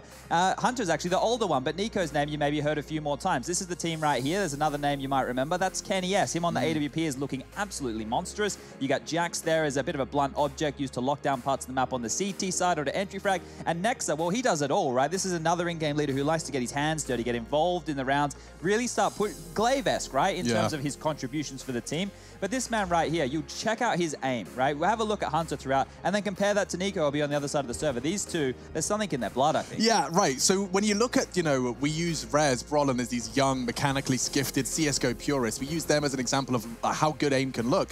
But honestly, sometimes Hunter surpasses all of that. I think he's right there at the top. In terms of first bullet accuracy, the things he does, I asked him at one point, I was like, how do you seem to constantly find multi-kills when you're at 5 HP, you're low HP? He says, well, I have to hit the first shot. And Simple as that. He just has that mindset of, well, I better hit the first shot now, there's no other option. He plays with a lot of confidence. He has very assertive plays, especially if you watch him on maps like Vertigo, for example. They send him in first. He's always jumping off top of the boxes, finding headshots, and he always seems to deliver. Amazing mechanical skill, and hopefully he'll hold his nerve today as well, because he is one of their key members of the G2 squad. Yeah, going to be a bit of a test as well for Brokey today, going up against Kenny, who's been on a bit of a tear recently. It seems like he's found a lot of his old form, especially, well, when we were on maps like Vertigo. Won't be there today, but we've seen some real good stuff out of Kenny in recent times. But this is the head-to-head that we'll be talking about throughout. There's a reason for it. They are cousins. They're related. They have similar abilities within the server. So which one of these comes out on top today, nobody knows, but their ADR is pretty similar, only 0.1 separating them, Henry. That's kind of insane. I like that. It's Nico that gets a slight edge, I suppose, but I absolutely agree with this matchup. I think this is going to be a great game coming up, and hopefully both of these boys deliver, because they're incredibly talented. Yeah, and I was just taking a look at the maps. Like Dust 2, interestingly enough, in their battle last time, FaZe got revenge. They lost the Dust 2 the first time they met,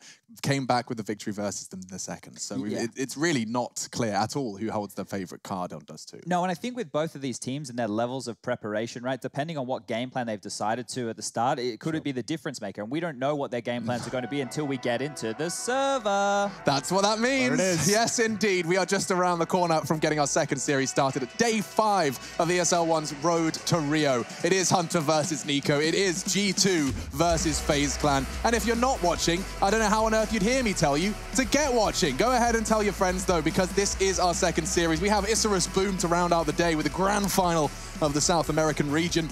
6 regions, 56 teams. And this one is G2 versus FaZe. It goes down on Mirage. Dust 2 the second, Nuke the third, should we require it.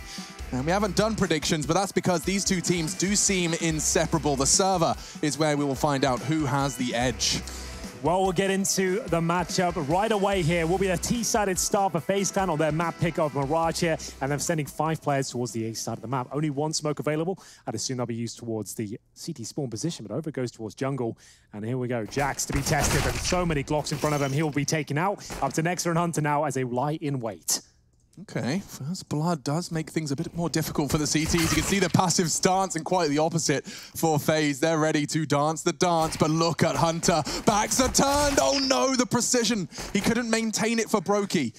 Puts them into a very extreme disadvantage. There's very little that Nexa can say about this one. An unarmored body, and he's already gone down from 1 shot to the head. Amanek trying to claw something back, keep it respectable, retrieves the kit and the smoke, so there is something to be said about this one.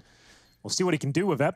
He'll have to smoke the bomb and defuse and hope they don't take him down straight away, but they're going to start making their way. And as soon as they hit that smoke bloom, they're going to start coordinating their way towards the C4. It's not a great smoke, but it's a great shot, I have to say. Amanek now, with a chance to defuse it, is going for it.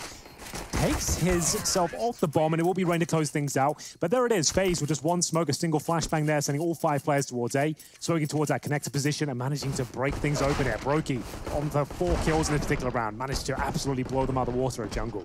Now, if you are just joining us here in the Road to Rio and you missed FaZe's opening game, you might forget Inferno, and there was 1 scoreline on that map that we kept repeating time after time after time. It was they're up 11-1 on their T side of Inferno. It was looking so good. And then they ended up dropping the ball there and going all the way to a 3rd map. So what we need to see from FaZe, if they get these massive leads, it's about that ability to close. Yeah, they seem to struggle. If they ever lose a massive clutch scenario where it's a 1v3 against them, that's when the team changes. Something happens to them, they get frustrated, I'm not sure. But either way, we are pushing off towards short here. Nexa will find the first kill, but Brokey responds quickly, and they will be making their way towards the A site here. So it's actually completely open for them. So this force buy, they might want to consider holding on to their upgraded pistols here and the scout. There's another nice shot from Nexa, 3-on-3. Might be worth going for now, considering the bomb's not even planted. Yeah, hang on a second. There is perhaps more to be said about this one than we first realized. Olofmeister, by the way, has had quite the return to form. He was very critical of himself at EPL Season 11, but coming into the Road to Rio had a blistering start in their opening game. Will miss the shots initially. towards Jax's CT advance. Amanek, however, very short-lived, and Broky's looking precise today. All headshots. Quad kill for him in the second. Yeah, he goes 7-1. That's not bad at all. Impact player for sure. And that was the force buy of G2. They were unable to save a thing there, so it's going to have to be the full eco as FaZe are off to a flying start here on their map pick on the T side. Means all of Mice will be thrown over the UMP, and we'll have not really much to say about the G2 setup here. Maybe one flashbang will be brought down to the mix so they can swing towards middle. They've just gone for one P250, and that's about it. There's a single smoke for Amanek. So what have they got in mind here? They're going to stack towards B. That's what we always say, never rush B into the anti-ecos. Never get stuck in there. Sure, you probably win the round, but if they have stacked B, which is the most common approach, you could find yourself in a lot of trouble. Double nades towards the connector peak.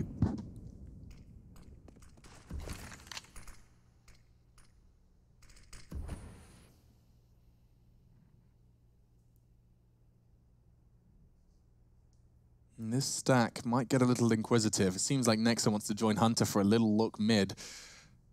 I'm kind of worried for FaZe here, just based off where the bomb is and no one is over towards the A side of the map.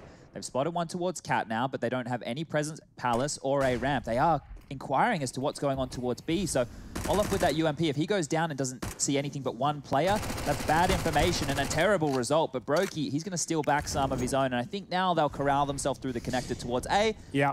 They seem to be very clear about their objective at this point. Get up towards the A site, plant the bomb, job done.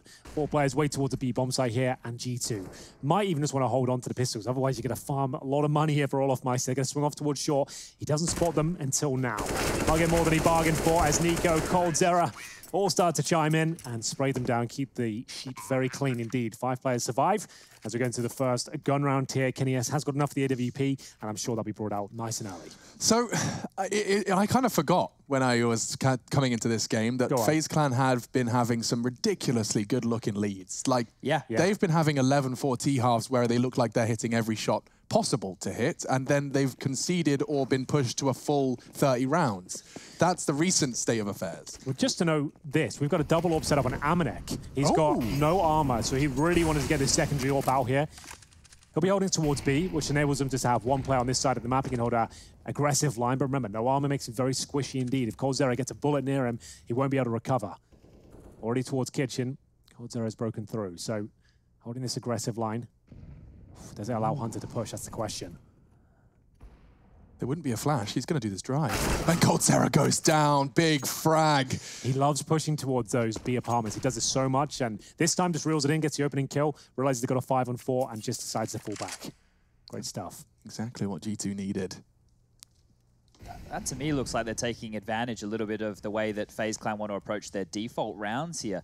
That was premeditated. Having Amanek being able to AWP all the way down the line to open the doorway for Hunter to go for a frag like that, using your sharpest tool to cut this round open is a good start here for G2 Esports. And as you can see, now they can just kind of set that net up in a little bit more of a passive spread. We know FaZe love a slow round. We've been talking about their eco rounds. They are one of the main offenders when it comes to waiting out for all that utility, but in the gun rounds as well. Yeah, they're more than happy to watch that clock go down and be planting in the very closing stages. Looks like Kenny's not going to let them into the site. Olaf decides he's coming in anyway. He's taken down Jax.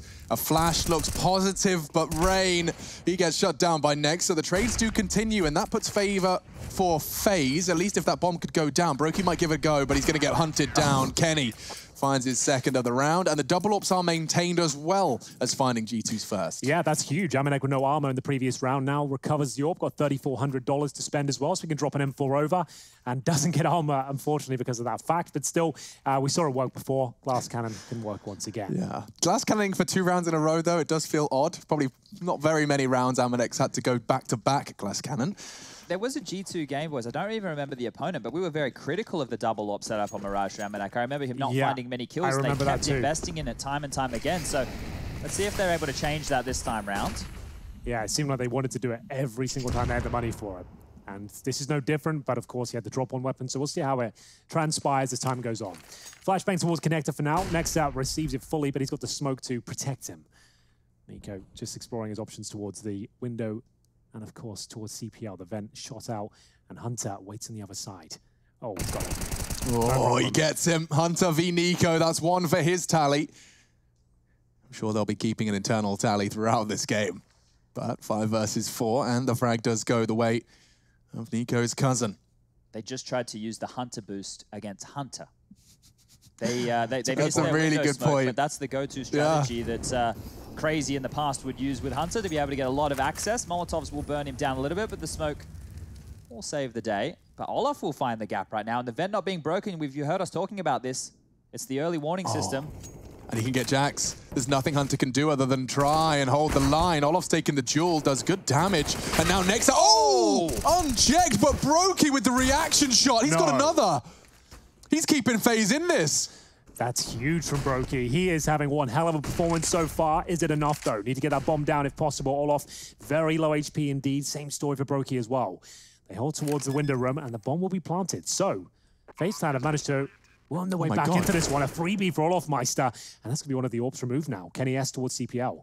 Yeah, now Olaf doesn't need to do anything other than just hold this passive. He can sit there and just wait. In fact, he'll do it with the AWP even better. Let's Hunter in.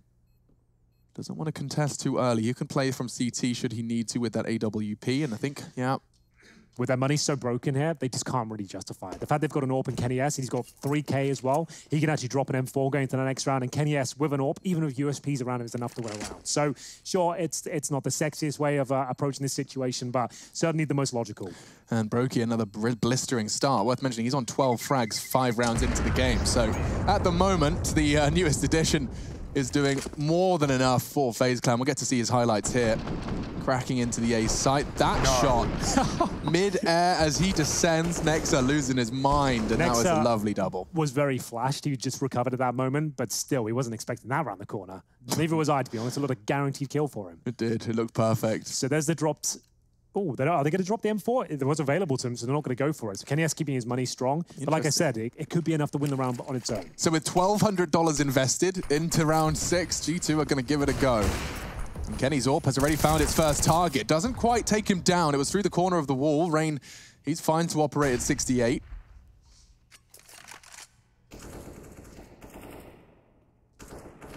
Once they establish this full mid control, it's about posturing up and seeing, hey, CTs, do you want to peek into our area of the map now?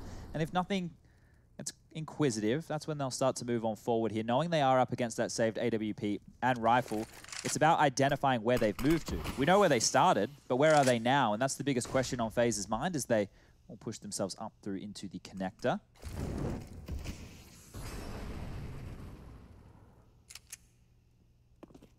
Oof. They might overlook Nex's spot here. Luckily, we'll get away over Nico. We'll convert the kill. Kenny S, though, down to 15. Objective save the AWP now. But the bomb, down an awkward spot, but recoverable. Rain will take that and head towards the A side itself. Nothing for Kenny S to do, but Amanek only got the P2000. Might as well have a look at some options here. What's available to him? The M4. That'll do. Yeah, get out of there. Quick. Not quick enough, my friend. Kenny S to save the AWP now.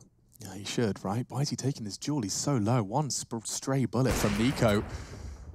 Could take him down. He showed them where they are. Oh, Nico's going for the full flank. Oh, it would have been the coolest of smooth moves. Just flying from window, flanking him now. He'd be shot in the side of the head, but Nico's move didn't quite work out. He could still find him, though, because he's heading towards App. So Nico, he can hear him. Oh. And that's the way the cookie crumbles. Still goes for the one tap, of course. You got to respect it. And there it is, another fantastic round for FaZe. Up against, sure, pistols. Remember, a saved Kenny S AWP and a Hunter M4 as well. Nothing to be sneezed at. As we get into the next round here, plenty of money available. Could still go for that double AWP setup, so we'll see whether Chad's comment is realized at this point. I do remember that match as well. Amanek forcing the double AWPs every single time. So what's going to... They're buying after the freeze time. Not your favourite. Not my favourite. I know, that can get your toes a little curly. Especially on the CT side. Especially on the CT side of Mirage, right? If you want to deal with a fast mid, or if you had a good spawn for Palace or something like that, buying when spawn time means you have to just be a little bit more passive to kick off this round. So maybe that's good for G2. It did take a lot of damage early towards middle on both Kenny and Hunter. It looks like they want to potentially pounce on to B. Remember, no armor. Got no armor, and he's still hitting shots. That was the bomb as well, spotted. Will be scooped up by Coldzera. Rain's already gone, but what just happened in middle? Nico just blows this round up. Double kill, and well, it's over. That's it. Quite the round there from FaZe Clan. I want to remind everybody here, before everyone starts getting too excited at home, all the FaZe Clan fans, you've got Banks out there doing some videos, everyone's cheering, it's a great time. We've seen massive leads from FaZe. plenty of times before. Let's wait until there's 16 locked on. And this could be a 14-1 half, and I still wouldn't believe FaZe will close it until they get that 16th round on the board. Yeah, they really have broken their own hearts and some of our analyst minds, but... It's just they look so good until a point, and Kenny, wow. Keeping the dream alive, for now at least, trying to hold on to the AWP towards that Palace position. The king of the AWP, holding on to the weapon, the best of his ability. Looks like he's absolutely fine. So at least have that going forward, but still the money's not great. There is a buy there, but I'd say it's more of a partial buy territory. So here's Nico. We didn't see these 2 frags. He managed to get 2 in very quick succession. Where does the second kill come from? What was he anticipating? I think it was window behind. Oh, an angle. Jeez. You're going to feel that one in the morning. Yeah, Jack's grateful for the free haircut, given the situation, but... Yeah. Nico's the one handing it out. Unfortunate for the grand scheme. It's 6-1. FaZe, this is as good as any. Couldn't ask for a better start than this, really. Yeah, it's certainly not. Kenny gets another crack with the AWP. Heads over towards the B bomb site for now, looking up towards the apartments themselves. Says you want to actually get aggressive and push forward. Time will tell. Rush, can you just go towards the top mid setup for us while we've got this going down? This might be a bit of a slow round. So you can see here, go to Rain's POV for everybody. Well, he was sitting anti-flash, right? He was looking into the wall. He had a teammate covering across for him in case of a push. He will greet one right now. Nice trade. Yeah, well played by Hunter to get something out of that. There were 3 players roughly ready for that. He manages to go 1 for 1. Is it enough, though? Kenny S still with the utility, defuse kit as well. And, of course, that AWP. It's loaded right down, bomb towards middle. I really need to learn the top, like the CT side of connector smoke from top mid boxes. Sure. That's such a potent smoke. You saw Nico throwing in the round before. Amanek has started to thread the needle here. He's actually got through with the B push. Heading towards T-spawn. He will be greeted by Brokey. And he's got the AWP as well, so he needs to be very careful there. He's ready for it. Oh, no. Maybe he's not. Oh, the worst way to go. A little look away. Amanek cannot believe his luck. Even around when he didn't start with it, he gets the double AWP he so craves. Could be enough now. This is one of these rounds for FaZe. 25 seconds remain up against double AWPs, Desert Eagles, and Kenny S. He knows that's not enough. He needs to keep swinging and trying to apply pressure. Takes down Olof Meister, leaving poor and cold Zera. Surely nothing to be said about this one. And G2 posting their 2nd round. And it's enough, the Kenny S AWP. There it is. You said it. Just USPs. But yeah, with a couple of Deagles thrown into the mix. And it's a Kenny S and G2 round. Impact player, no doubt about it. But that's put them right back into contention for the rest of these rounds. Amanek started this party off by catching Brokey. To be fair, though, that position from Brokey, that must have been like a product of the timing, right? It's also a product of the grenade that he was going to throw, right? So they were going to go into middle there. He was probably going to line up a flash. You could see him quick changing between that as he didn't know where he needed to be looking at that current time. So it was just a little bit unfortunate, but they did put the brakes on too long, expecting G2 just to respect them. But this is a little bit quicker. And Hunter's ready. Does get traded as Nico surely not going to be expecting a second right there, but oh, the flash is enough. It slows Nexa down, and he'll actually refresh the smoke. And Olaf's just opened up B. Look at it, knife out. He knows Amanek was solo. Yeah. He knows he had the AWP, and just like that, the strategy, whatever it was, is thrown out the window. Someone's screaming B. Yeah, Olof Meister right at the kitchen window there. Nico to hold top and middle. This is looking great, but Kenny S has spotted Nico. He has no idea. He didn't see that. Well, he does know the incendiary's coming, so he'll be aware of it, and Kenny S should be able to take him out here. That's wild. Nexa absolutely destroyed at the window, and that could be enough to win the round on its own. Oh, I mean, the odds were so in G2's favor for that fight. He still takes one with him.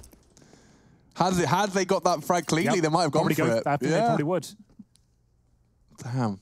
Nico, 1 single kill in the flames. They knew where he was. He had no idea. Pretty damn good idea, to be fair, as the incendiary was flying out, but he takes the fight patience exuded from his shots. And we got ourselves another. That's going to be 7. Certainly do. They'll save the AWP and the AK-47 this time. They've still got plenty of money here on the G2 squad after winning by virtue of the Deagles and the AWP. There's a bit of reserve cash here, but Nico, fantastic work here. Lovely shot towards his cousin in the connector top of middle, and this is where he got that beautiful one-tap towards Nexa. Didn't see it coming. Never stood a chance. You can see, though, by having 2 players in connected from G2, that's a clear game plan to deal with FaZe's normal approach, right? They love doing the mid defaults with the isolating smokes towards connector, window, and cat. So by having 2 in that position, they're trying to deny that real estate to FaZe. It's not working so far, but you can see at least what they've been working on. Secondary open towards the underpass now. Hasn't really worked out for him, but it's the same scenes, Chad. He's buying it every single opportunity that comes through. Not necessarily winning them rounds. If anything, it cost him the last round. And it's going to be the flash attack coming in from the Palace position. So normally just 1 smoke, 2 flashes come over, 3 players will leap out. And here they come. Perfect flashes. Jax was in the perfect line, though, to catch the Palace push. He only gets 1 before being forced back in at 22 HP. Now they have some space to... Is he really going for the plant? He is. Assuming Jax can't contest, the smoke is respected, and they've got it down. A 4v4 for the after plant. Kits available, smokes as well. coldzera just patrolling the bomb, making sure he can keep a note of that lineup. We know the smoke's going to land on top of that bomb. There's the first coming in towards Tetris, but of course, coldzera can look above it. They come. Cold. Oh, he had the perfect angle, but Kenny still hits the shot. Now NiKo smoked off, but catches Jax off the bomb. He had low HP. Oh, and he's done it all off! That's ridiculous! The transfer, all 3 in the blink of an eye from the Swede. That's such great work from Olofmeister there. It was getting towards a tense scenario as well. Yeah, it felt like G2 had done enough. That great AWP shot from Kenny S, but Olofmeister shuts the round down. He comes with a big spray down here as well. Caught Hunter, then Nexa. Beautiful. Well, a point that's just been sent to us from Ezio here. While Hunter is sitting at 5 for 9 in terms of frags, he's actually 4 and 1 in opening duels. However, he's being almost instantly traded so time and time he's doing again. his job there, right? He's finding the kill, but he's also getting taken down immediately after. And as we know, a 4v4 favors the T side. That's a good point. Well, this is going to be the aggressive CT push. Got the Astralis smoke top and middle, a Molotov to its side as well, and NiKo takes a nade to the face. Olofmeister bullet to the chest. Kenny S looking very sharp today. Hasn't really had a chance to really show us what he's capable of. In terms of the shots he's been given, he's converted most of them. Interesting to see FaZe's protocols. So with deep smoke, they simply boosted and waited, cleared the top boxes, and actually choosing to chop and change. NiKo low will take the AWP Palace. Kenny's responsibility for the defense.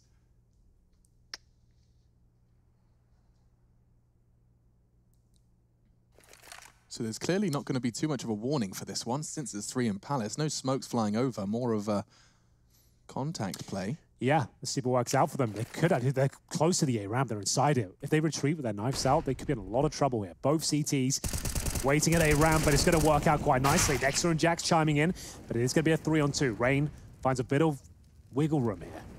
Is that going to be enough? Jax doesn't seem to think so. He's going to swing and presumably take him down, if not Hunter. That should be enough for the round. NiKo hasn't quite announced his presence in Palace yet. Hunter's staring at him and went for the quick scope. Another one for the Hunter tally.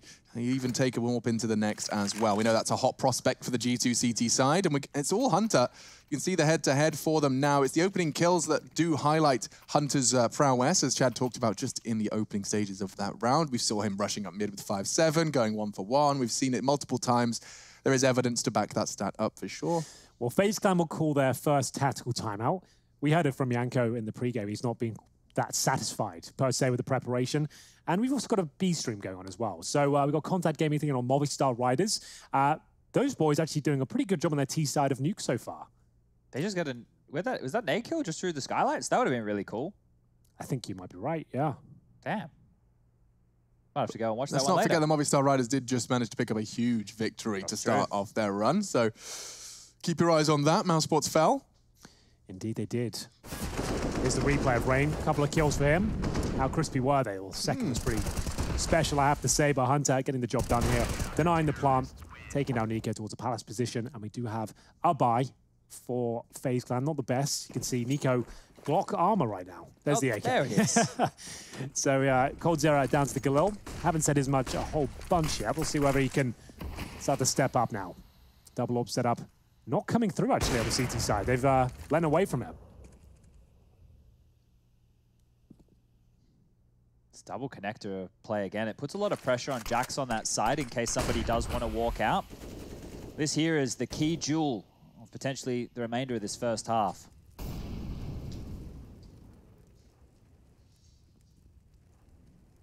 Who will blink first? Oh, they're pushing. They're flashing and pushing. And Rain's waiting on the other side, but the flash was good. He was blinded by Jax. Nico equalizes. He was sitting at the top of middle, and he's managed to keep it 3v3 despite their best efforts early. Advantage for the T side typically. Look at Coldzera. He's trying to find space here, and he will. If he continues this walk, Amanek's not going to be ready for this. He's got past the first window at least. Amanek, oh, he averts his gaze. This could be problematic. He does look back, didn't catch Nico, but luckily he didn't spot him either. It's going to be a 3 versus 2. Brokey pulls one back. Amanek not really sure where to look, and there's a T that's already snuck past. He's actually got towards the kitchen, I believe. So, Coldzera, he should be able to win the round off this. With 30 seconds, only needs to find a quick kill. He's confirmed the kitchen is clear. Got to bring the bomb through. Will he spot Amanek, though? Yes, he will. Oh, it's not a clean kill. Makes up for it, though. Yeah, it's a hard shot to hit at range with the Galil, but does do so. And Brokey will convert it before the bomb can go down. FaZe will take 9. An interesting one, an unusual round. We haven't seen something that had that kind of pacing yet.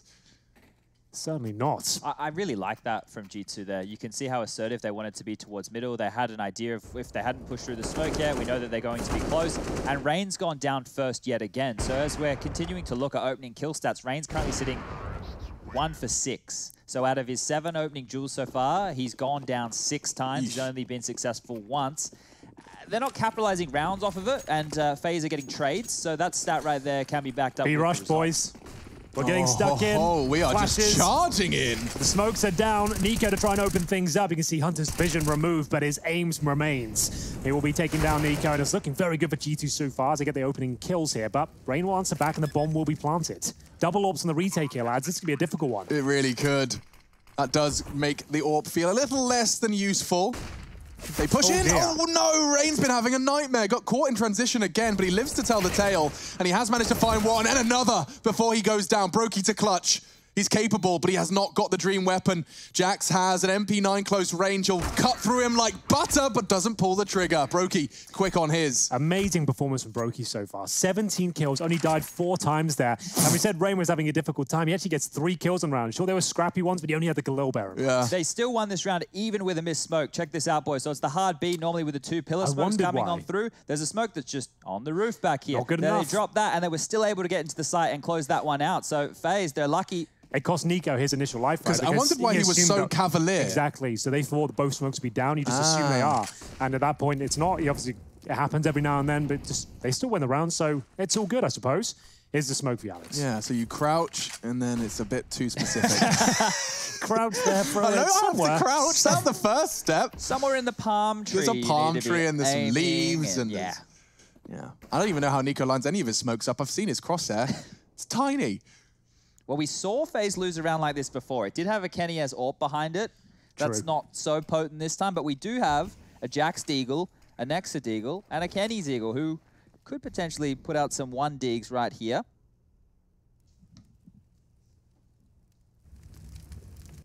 All right. Up towards B they go once again. They found a lot of success on this side of the map. Amanek, not so much.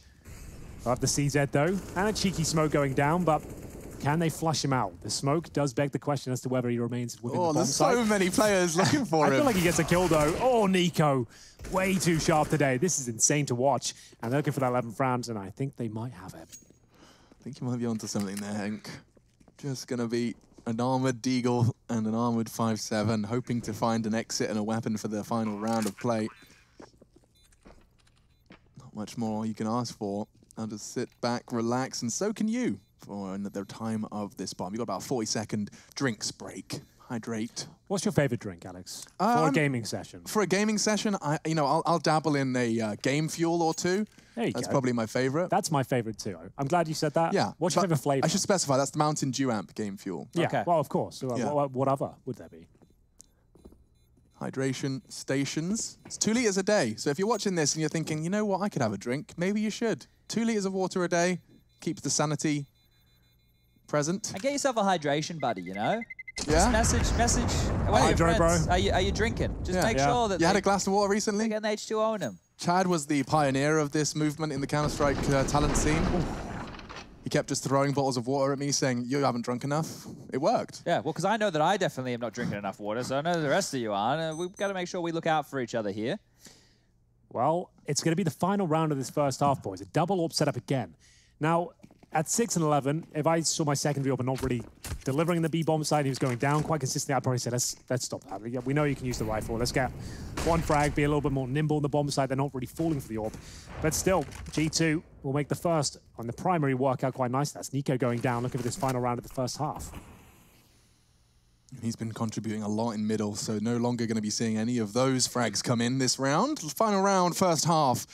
Second map, second series.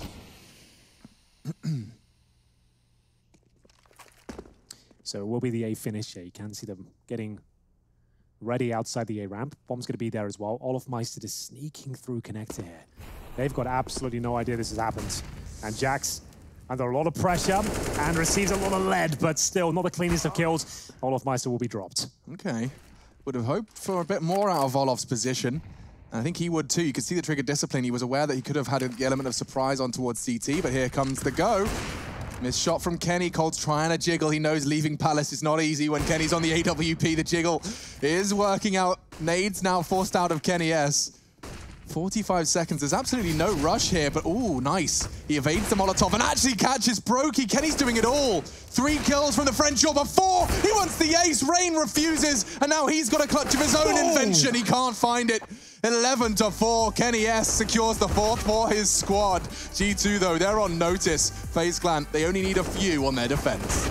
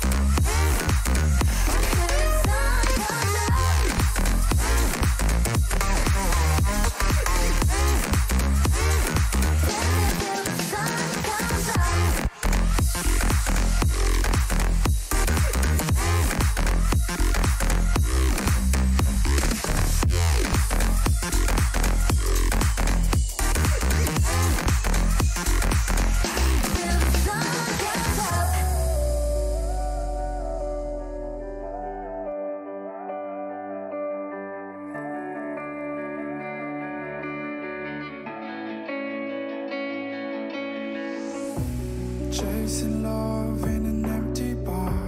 Pour a drink till I make it past. The midnight hour seems to come and go, but I know. Walk on up with a drink in hand, sipping mixers 'cause you can. And all the lights begin to switch off. You're chasing the light, holding on for life, feeling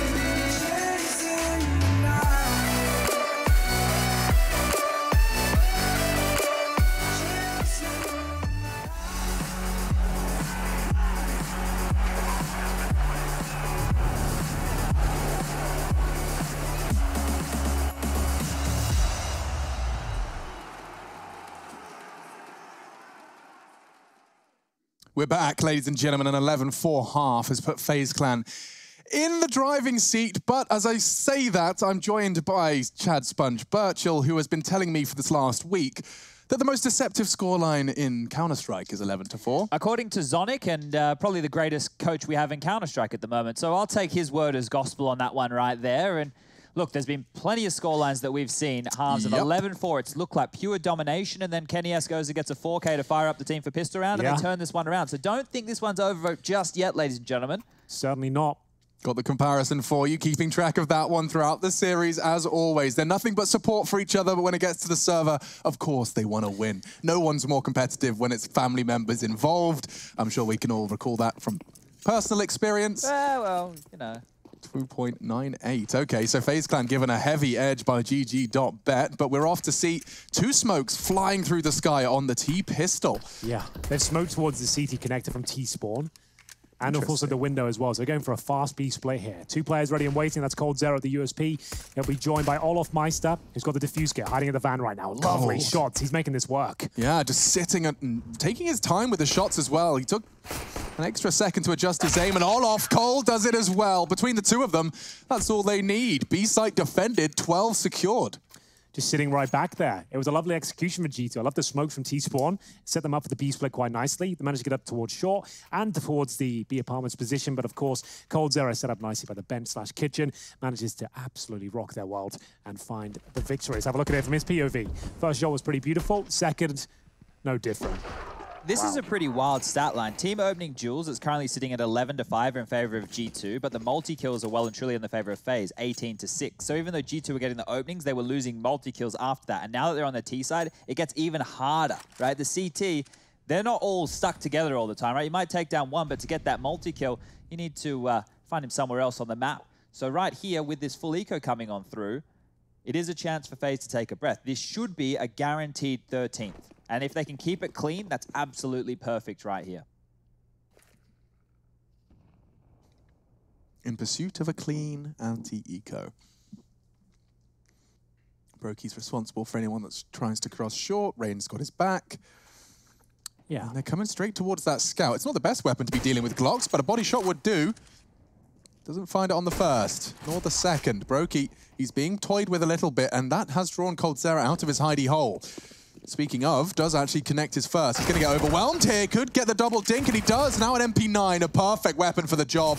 Should solve all of the issues they started to have. And just that one frag for G2 to show for the eco. So no complaints from FaZe Clan, but the buys are coming, and G2's chances are numbered.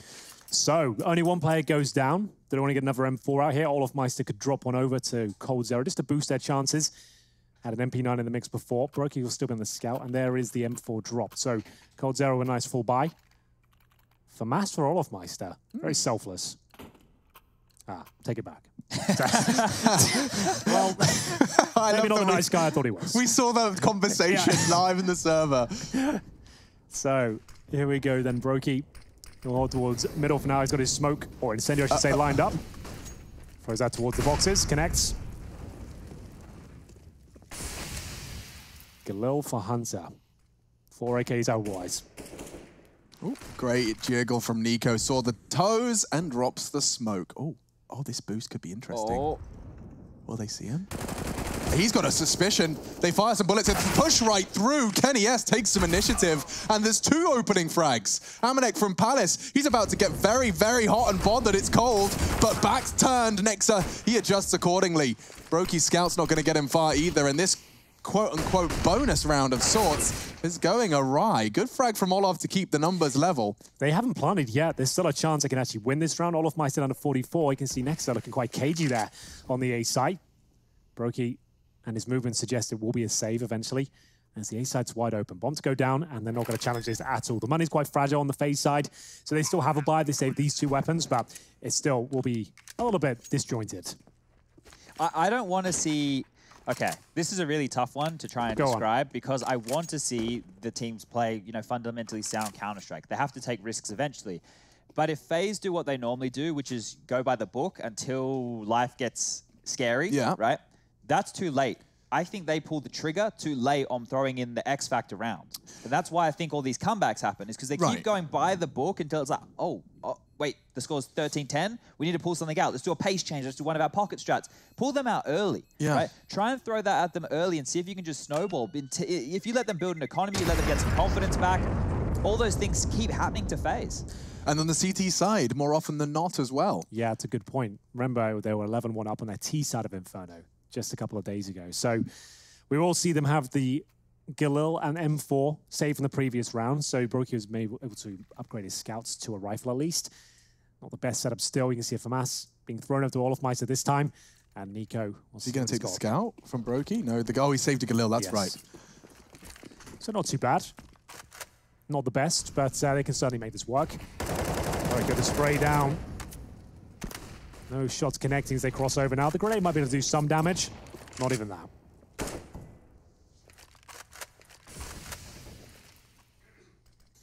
So we are going to see a nice default spread here from G2. Bomb still down in T-spawn for now, but Hunter, we discussed it in that first half. He's known for being boosted up and towards that window area. Always seems to make it work. You see Brokey watching it very vigilantly, making sure that he's got that under lock and key. Good nade. Hunter waiting for an opportunity.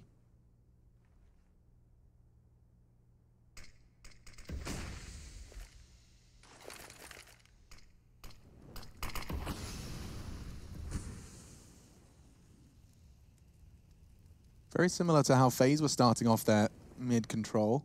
3 in middle, bombs way back. And take control of Connector.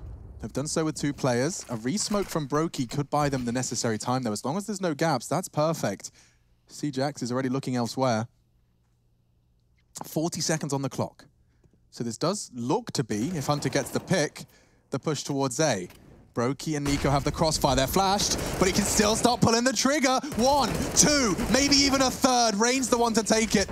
Double kill between them both. And the round is FaZe Clan, 14. They finally break the silence quite early into the piece. Such a tight choke point there. It was such a huge build-up into the round. I thought I'd see a bit more from G2 in terms of the execution potential there, but still, you've got to commend FaZe Clan on that defense, spraying them down with a Galil. Nico gets 2 kills in the round, 258 damage as well, as they get in touching distance of closing this map out. It's going to be G2's first tactical timeout here. The money's not great. $2,000 on Amanek, and everyone else not much better off. Next up, just underneath 3K. So what do they want to do? I guess they pretty much have to buy. They're not going to recover a 15-5 scoreline, so they got to buy what they can. Time will tell whether that's going to be much at all. Yeah, this is a tough spot to be in right here. You have to buy though, right? This is where you want a pocket strat to come out. Yeah, that would be great. Let's do a set piece, get the bomb down at the very least. Justify this investment.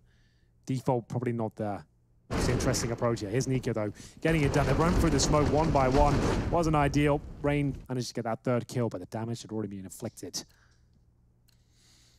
All right, then. So G2, they've put all of their eggs into this basket. Round 20.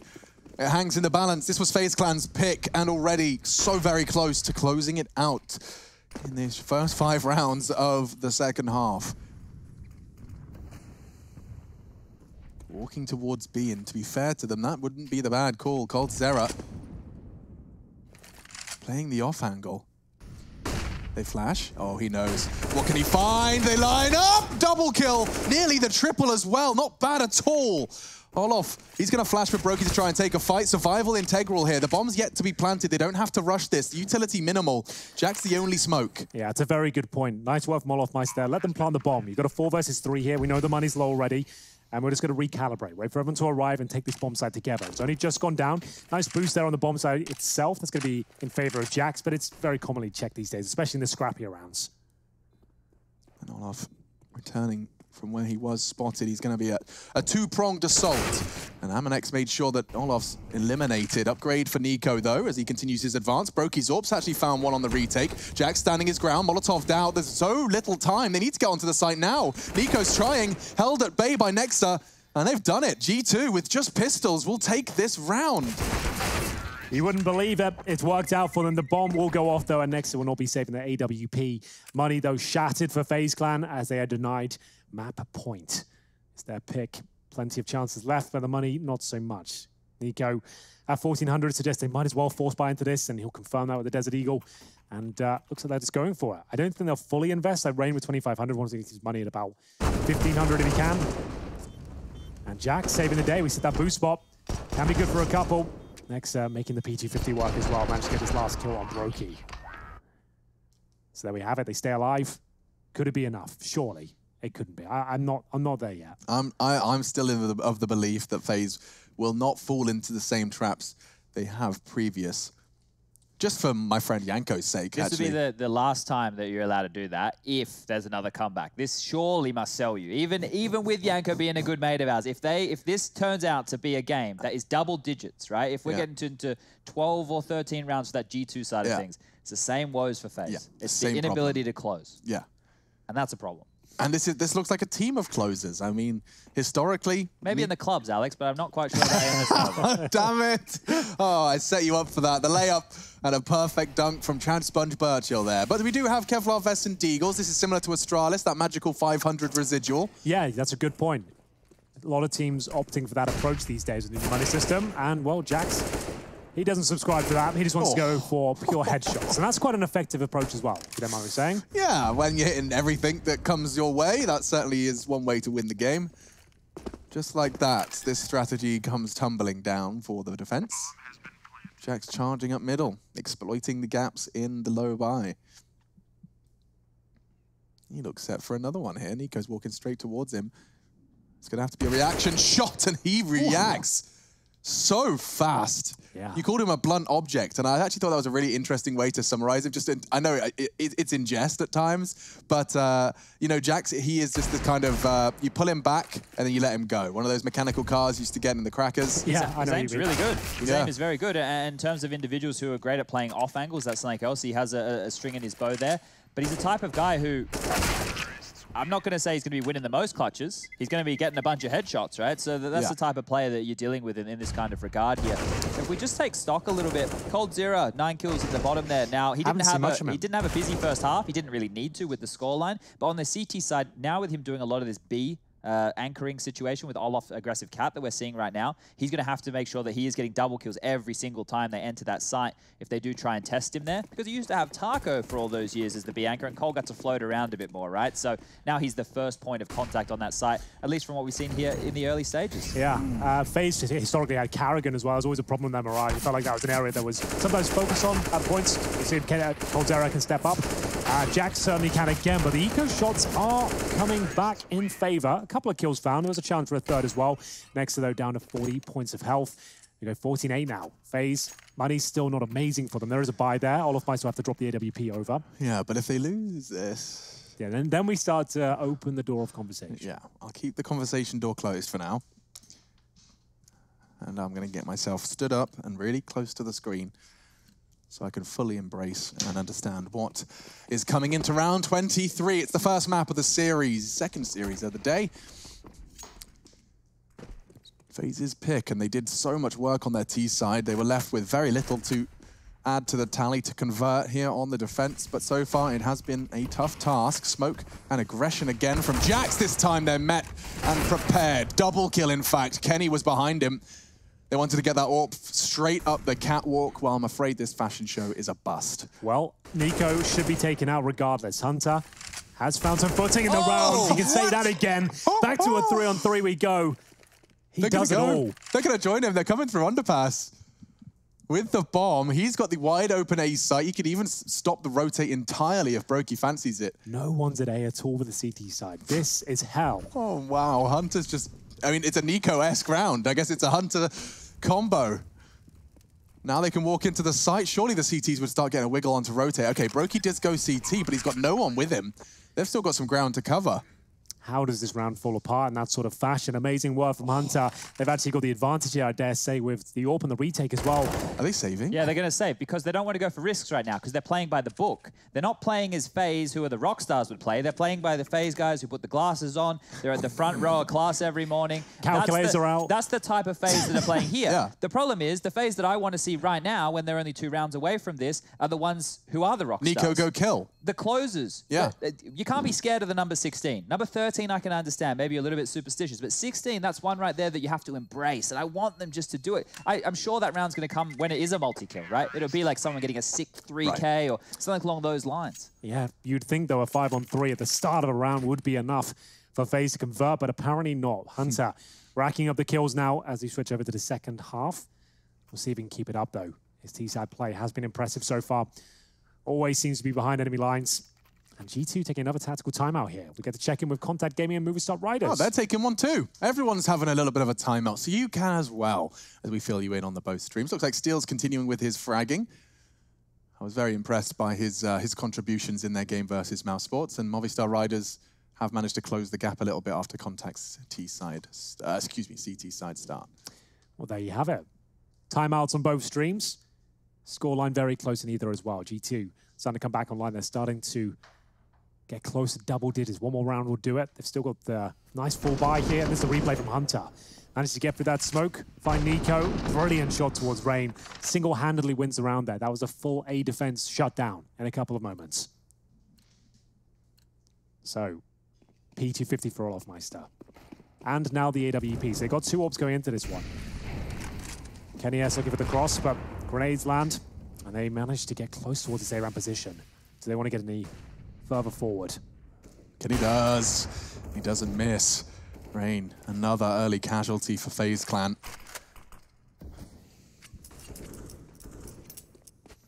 Right at the start, they have to operate at a disadvantage and actually going to be pushing through the B apartments. It's going to take a lot of control out of the G2 playbook.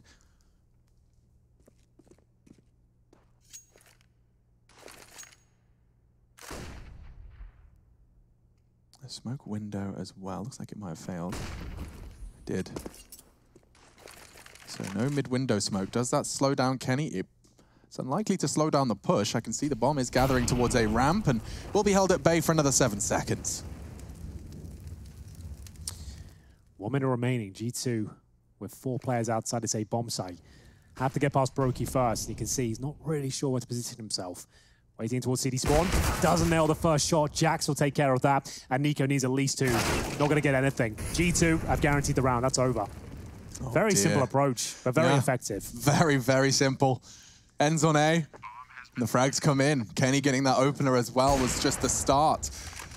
Nice work from Jax. That frag onto Brokey. Had Brokey had a slightly faster trigger finger, he could very well have taken that shot down, but Jax just body shots him. G2 are doing it. How are we feeling now? Yeah, how are we feeling now? Chad. I'm with you. I'm starting to subscribe. You know, you've knocked on my door so many times. For now, I'm just going to put my name on the dotted line. Give your email address over. Sign up to the newsletter. Mate. Buy the encyclopedias. We're selling them all. Oh, the encyclopedias. I forgot about that salesman. Well then, Olofmeister. Looks like it'll be saving the AWP, the M4. God knows they're going to need them. He can drop 1 M4. Same sort of a Cold Zera. I don't think they'll go for that, though. It should be another tactical timeout, to be honest with you, considering the close situation they found and 5-on-3 prospects that have fallen apart quite quickly. Are they going to fully invest it? Olofmeister drops over an orb, so it suggests they might do. He could just be giving that to Broken, considering he's the sniper of the squad. Easy round for G2, all things considered. And yep, we are going to be seeing a half buy with a bit of spice. They're going to see that AWP on Olof of all candidates. So he heads towards short. It's an A stack otherwise. 4 players there. Olof just positioned towards short to back up towards that connector if required. Rain tried to get aggressive towards the A-ramp before and was shut down by Kenny. Could be quite a similar tale here. He does do 99 damage towards Jax. It could be enough to convert this up nade. The nade's going to work. It does. And Cold Zera's got himself a double, so now already an advantage for FaZe Clan. I'm still not sold, though. They don't have the dream weapons and an armored deagle, a CZ and a Kevlar vest. It's surely something that Hunter can overcome. He is starting the cross, and what was that? Double! Hunter's doing it again, a triple! He just walks into the site and says no! The skill couldn't be higher on the server right now. What a recovery from Hunter once again. 16 kills. He really is racking them up in this second half now. Electrifying performance, and it's going to be G2 in the driving seat at this point. But that wasn't a full investment, bear in mind. FaZe Clan, sure, they made it close, but Hunter brings it right back. And they do have a nice, healthy situation now. Here's a replay from Hunter. Disposing of FaZe Clan here, puts him right in the dumpster. Final kill was beautiful as well towards the Palace position. So single AWP again. This time the M4's to go with it, all the grenades. We're just 3 rounds away from tying things up. FaZe surely can't get this away. You wouldn't think it was possible. G2's T side has been finding them all of the ways in, and there's another one. Again, rain falls to Kenny's AWP to start off his defensive half, or rather start, I should say, not half. We're deep into that now. Yeah, well, that actually puts Rain at this point at the A ramp with no trade potential. He's 2-10 in opening duels right now. I'm not sure why he keeps going for that aggressive play. It just hasn't worked out at all, and it's happened once again. I don't know why he's forcing the issue time and time over. It does make life very difficult for Brokey, who then has to somehow worry about Palace and ramp at the same time. You saw his... Yeah, this is what I'm talking about. He has to look at both, and it gets really uncomfortable. Last time, he did miss his opening shot. This time, they're going to test him again. They've still got 2 players dug into B. That looks like a really well-timed Molotov, but they're ahead of it. Faster, yeah. He's not going to expect it now. He's got no idea. Uh-oh. Falling out. Oh, there's a potential Palace peek, and he just caught a glimpse of the elbow. Jax will be getting that bomb down now. And look, they're just saving again. This is the thing, right? You can't save away the rest of the game. You have to put up a fight at some point. You have to try and win a round. It's too late now. They've already caught back up. The score's 14-12. You had another 11-4 first half on your T side. You are meant to be the CT side with the most skilled players in the world to lock this down, and it's not happening. Yeah. So you're not happy with it then? No, because it's not just versus G2. G2 are doing a great job, but this happened versus North. I'm not putting North on the same scorecard as I'm putting G2. This is the issue with FaZe. The only common denominator there is FaZe Clan. Yeah. Yikes. Well, they do have 4 players survive at least, but again, Rain needs to reel it in. At the A ramp, he's going down, I mean, 3 out of 4 last rounds. If he was just anywhere to support Brokey. Nice little crossfire. Yeah. Just keep it simple. Just everyone work together. We don't need to close it down in the first 10 seconds of the round. Yeah, but maybe that's the mindset they've ended up falling into after all of these 14, or close enough to 14 leads have been squandered. They have mixed things up slightly, potentially to put more kind of manpower towards the A bomb side, because Olof Meister now with the AWP could go turret in towards the B bomb side like we saw Amanek do, and it allows them to have an extra rifle on the other side of the map. We'll see if that comes through as G2 take their final tactical timeout here. They've had to use these sparingly. It's a long road back into this game, 11-4 down. And now 14-12 on the T side of Mirage. Nex has been calling quite the T side, and Hunter has been having just enough freedom to find some ridiculous game-winning plays so far. But it's no longer just what's going down in the server now. It's what's going on in these guys' heads. FaZe have been in this position plenty of times, and they know what it feels like to lose these comebacks. G2 are now starting to believe. They're having Hunter just ripping them apart. So and it's Dust 2 up next as well. If they lose it in this sort of fashion on their own pick, they're going to be absolutely done for. Mentally exhausted. They'll be bickering, arguing. Another massive lead given away. FaZe have won 1 of the 7 gun rounds on their CT side this map. 1 of 7? Wow, those stats do not paint an all too joyous picture. Rain, we had his POV there. He does live to tell the tale of the initial ramp peak. Different setup this time. Kenny was responsible just for that early mid-aggression. Now chopping and changing. So a little bit of a slower pace to this one. It's bad info. It's clear, but it's not. Sees the shadow though. Again. There it is. First kill will be FaZe's, but it's normally converted. This time Rain with the double. The aggression pays off in the end, and we've got a 5-on-3. Surely this is where they get that 15th round, but you never know. Amanek, it's open. Pull one back. Oh no, Olof has to hit this shot. He has to. Oh, and he looks away. Why? Into the sight. He heard the steps. They were coming close, but still the question stands. Nade will do nothing. Trivial damage to Hunter, and after all of their heavy lifting, FaZe have got an impossible retake. Who is that? Nico's at T-spawn. The bomb's already ticking. They've got a double AWP set up for the retake as well. Jax, we know how good he's been in the second half so far. This could be it. If they win this round and another 5-on-3 scenario, call it done. Yeah, they flash it. Perfect. Rain, that was a rifle. Now the AWPs is still trying to retake. Olof does manage to get his barrel into Jax's belly button. And now Amanek winning the duel onto Nico. Amanek, his frags have done it all. And it looks like it's happening. Brokey, he hasn't got time. He's going to try and take one of the AWPs and get out of there. Amanek takes it away from him. It's going from bad to worse. This is a nightmare visualized live for FaZe Clan. Oh, God. I just thought, okay, now the madness is finally over. Rain's got 2 kills at the A-round. Same play, worked out eventually. A 5-on-3. Surely there's no way they can pull this round back. But Amanek, he gets 1 kill and B. And as you said, the whole bomb tower is open. They make their way back over. Bomb planted. Olaf, he heard the footsteps close range. He flicks away from the window for the Cold's going to be so mad. possible moment. Cold's going to be so furious. He had 1 duel. That's the most important duel of this map so far for him. And he just gets caught by Amanek. Rain's bring in the aggression and another opening death. But they have to now because this is the pace change I was talking about. They've left it so late. Of course you're going to go for aggressive moves now. You've just had 8 gun rounds of nothing. Of course you're going to start pushing. Of course you're going to start taking risks. It's too late. No. Everyone knows. They look at them. They're in T-spawn just waiting for you to push. Look at the setup. Why didn't you do this? Why didn't you do this 6 rounds ago? Why have you waited until now? Chad perhaps needs to start sending some coaching notepad files. No, but Yanko's probably screaming the same stuff. Oh, he is. Make no mistake. We spoke to him. He's well aware of what could be happening. The first half looked so good. That first half was they looked phenomenal. Indomitable. 11-4 on the half, and we are staring down the barrel of another one-man disadvantage for FaZe Clan. This number 14, it will haunt them if they continue to set a trend here.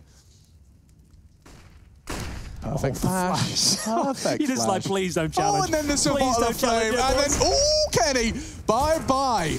Does go back and forth, and surely not the B-side's not open. They'll have no money as well, boys. If they lose this round, it's a 4 versus 2, but there is a kill back. Brokey keeps the dream alive. Another kill. Oh, all off. Try again.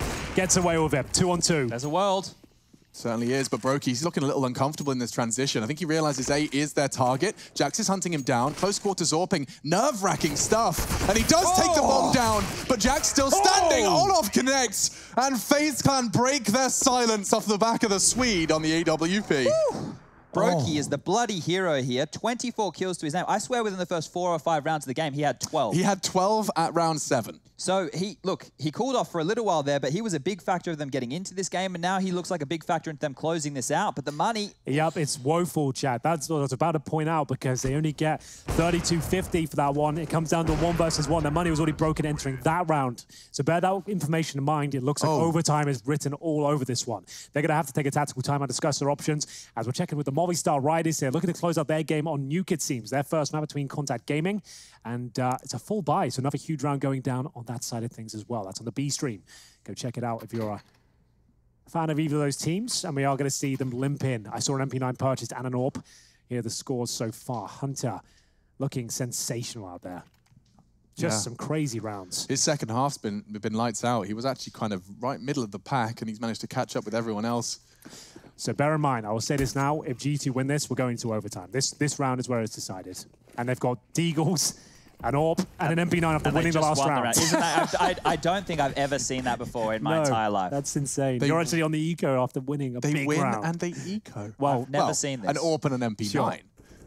They've saved the money. They're playing for the next round here, hoping they can close it out now if possible. We're still with money in reserve. I agree with Chad. I've never seen this in my life. You've won the previous round. You've taken a partial investment. It's probably the right. It is the right call. If you break it all down, I've never called this in my life. But if you got like a mathematician out and he said, statistically, this would be the best way to guarantee a victory in this possible scenario, maybe they're onto something.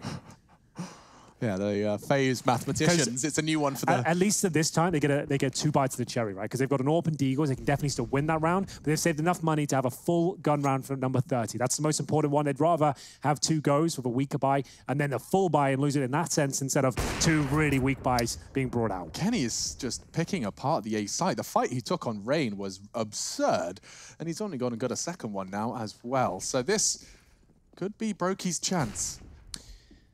Oh, Jax gets away. Scar free. Gives him the fight again. A tag. Expecting a second challenge. Oh, no. And Brokey does hit a spectacular shot. The gap's being closed. And he's trying to run. Oh, no! Nico! How does he miss that? He never misses Deagle shots like this. Kenny, Jax is low as well. Brokey's going to fall. This does look like this one's gone tumbling down. Nico desperate to find what he couldn't before, but Kenny gets away. Olaf, however, only the one. Oh, Nico, only a Desert Eagle here. If he gets the AWP off Kenny, that's great. That's more like it from Nico. And that will save the AWP at least. So something to work with going to that next round. It's not looking too good, though. Bear in mind, if you're just joining us, this was another massive lead for FaZe Clan. They were, what, 14-5 up, I think it was. And now 15-14 on the T side. G2 have clawed their way back into it, but avant-garde approach here from FaZe Clan. They did not fully invest into this round. They went for a partial buy after winning the previous. Or Nico, he might be in trouble. I think he's okay. No one at T-spawn. And they'll try and jump over and take him down. Might as well. It's the last round coming up next. You can buy whatever happens. And Hunter's running straight through that. Let me tell you, looking for his cousin. He's found him, and he removes the AWP, recovers it as they enter round number 30 now. Difficult buy on the cards. Even more salt found. Hunter manages to take the AWP away. Okay, you said overtime written all over it. Let's see if there's anybody with an eraser on FaZe Clan. Can they get this in regulation? It was poised. This is the shot I was talking about. Such a small angle for Kenny S. Poor Rain. He's been involved in 15 opening duels, and he's gone down 12 of those times. He's only been successful 3 times. Sheesh. Looks like Movistar Riders are about to pick up their first map on the B stream. 2-man advantage. And looking to close it out on the CT side. But in our game, we are about to see whether overtime's on the cards. Just a note, Contact Gaming is where Nexa and Hunter came from. Yes. And crazy. That is true, yeah. There you go. It all comes full circle. Quite incestuous in CSGO. It certainly is. Get it this final round. So Cold Zero, the M4. It's a pretty good buy. You can see why they approach in this sort of manner. If they close it out, they'll look like geniuses. For Chad and I to say we've never seen this before, that's quite a statement, as we've seen pretty much everything there is out there. When it comes to Counter-Strike, at least. Not so much World versus and other things, but this game we've got under. This one you've got under wrap. Yeah. We've been doing this job for about 12 months now, so exactly. We're very well versed in Counter. Overtime looms. I can't believe it. Chad called it. You did. I think I called after round 4. You did. I was like, come on, mate. They're going to do this. Mate. Amanek and Rain, a standoff. Who will fudge first? Who's feeling it? Rain, if he goes down, there might be a desk moment. No. Well, the thing is, he's doing the right thing. Yeah. He's just not converting the kills. Yeah. Bit of a stalemate here, but the bomb is outside the A bomb sites on the back of Nexa, the in-game leader, joined by Jax, the blunt object. Oh, this standoff. Really started to peak in tension. It is, and Rain makes the sound cue.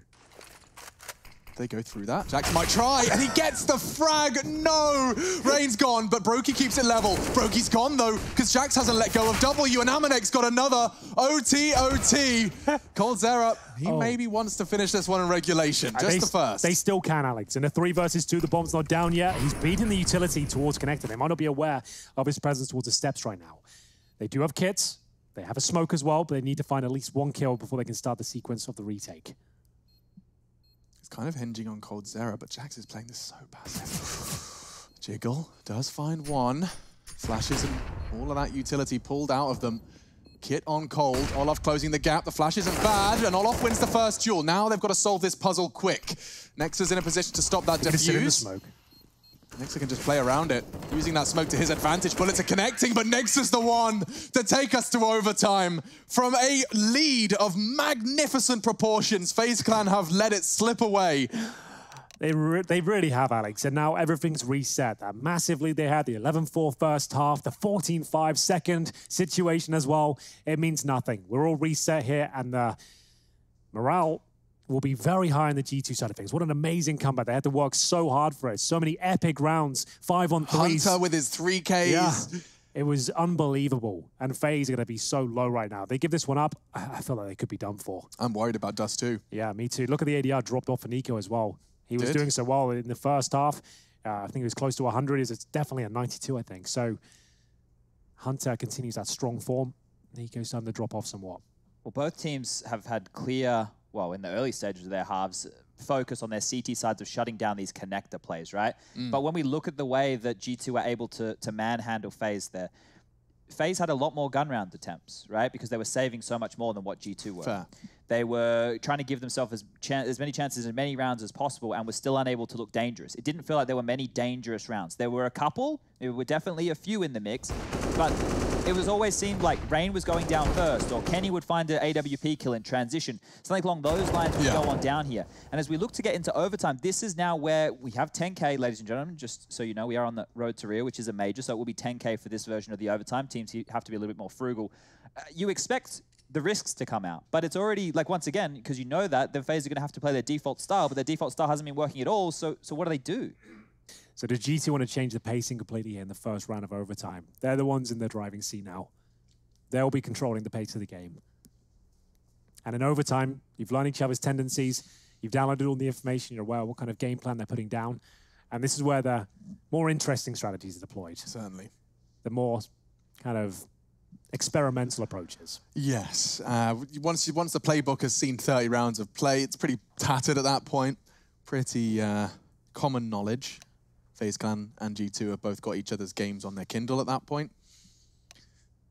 And so you can get a little more creative. And at the 10K start money, as Chad's already highlighted, there will be an interesting conversation surrounding AWPs and that decision-making process. We saw, of course, the CT side of G2. They opted for double AWPs in the regulation as often as they could. When it's 10K, I'm going to be interested to know if that's something Amanek's going to keep equipping, because it wasn't necessarily bearing fruit all too often.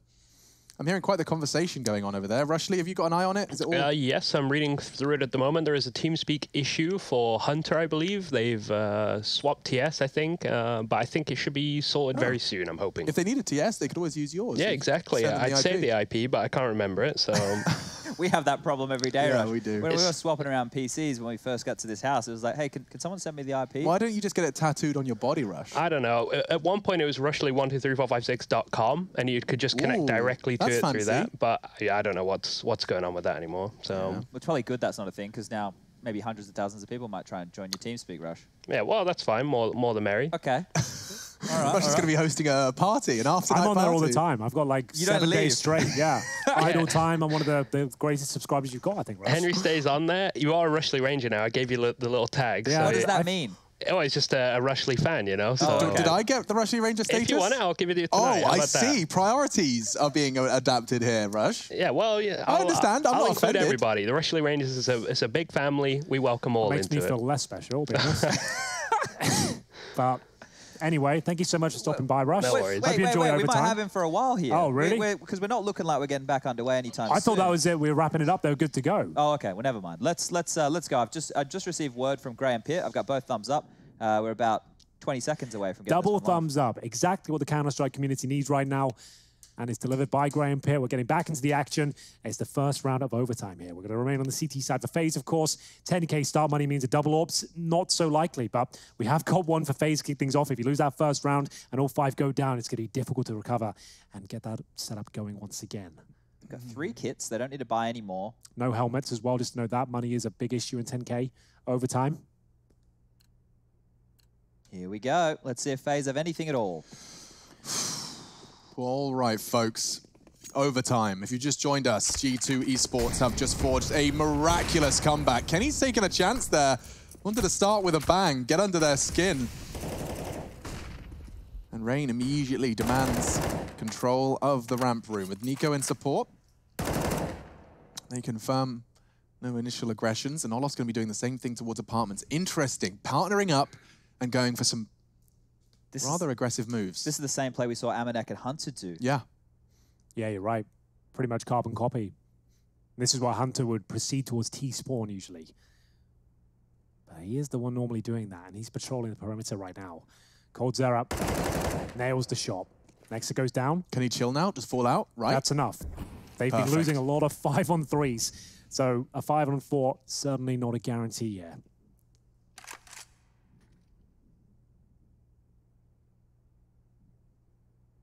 This is going to be the test for Brokey.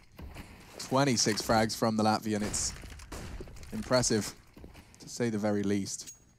Right there alongside Olofmeister, a storied name in Counter-Strike. He's got the smoke. Nice lineup to get themselves an extra 15 seconds on the apartment's pincer, because they are coming his direction. They've even boosted the AWPer up, and Olof's considered it and flicks to it with perfection. Another for FaZe Clan. Brokey's found Jackson Apps. The bomb is loose, and the round surely won. Well, that little breathing time has actually worked wonders for FaZe here. This is going to be the first clean sweep on the CT side we've seen, to be honest with you. It will be relatively clean. One player goes down, but Hunter down to 11. He won't be winning this one. They can guarantee that with 13 seconds remaining. Olofmeister close things out there, and it's 1-0 FaZe. They're back in the lead, boys. Yeah, and they had a team-based opening move there to find them an opening kill. That's a good point. He wanted to see it. It works out for him. So just a fun one. Of the last 6 rounds of regulation, G2 got the opening kill 6 times, and they were all on Rain. So that was the change-up. Rain didn't die first, and the kill didn't fall in the favor of G2. It was actually one for FaZe. So very important right there to be able to mix that one up. This looks like an A fake with an all-in, heaps of smokes and flashes.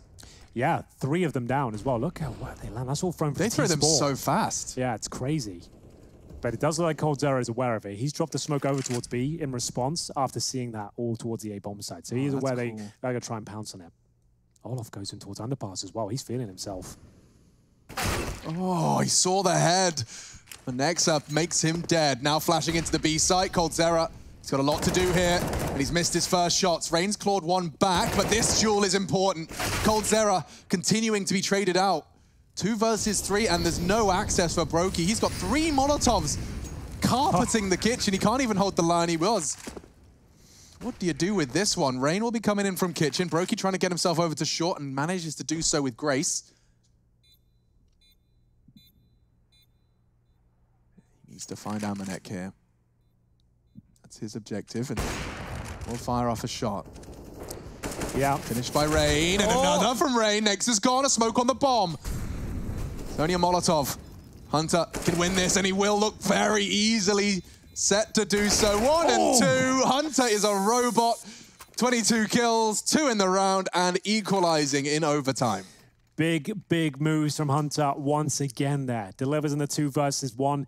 Stunning shots with the AK-47. It's going to be the final round of the first half here of overtime. 1-1 right now. Who will be taking the lead? It was both teams showing their power on the T side here. 11-4 to FaZe to kick things off, and then G2, they answered back in a very similar way. We are going to have Hunter at that last shot coming on your screen right now. Beautiful stuff towards Rain. Single orb set up for now as Brokey tries to boost up coldzera towards CPL. It's going to work out for him.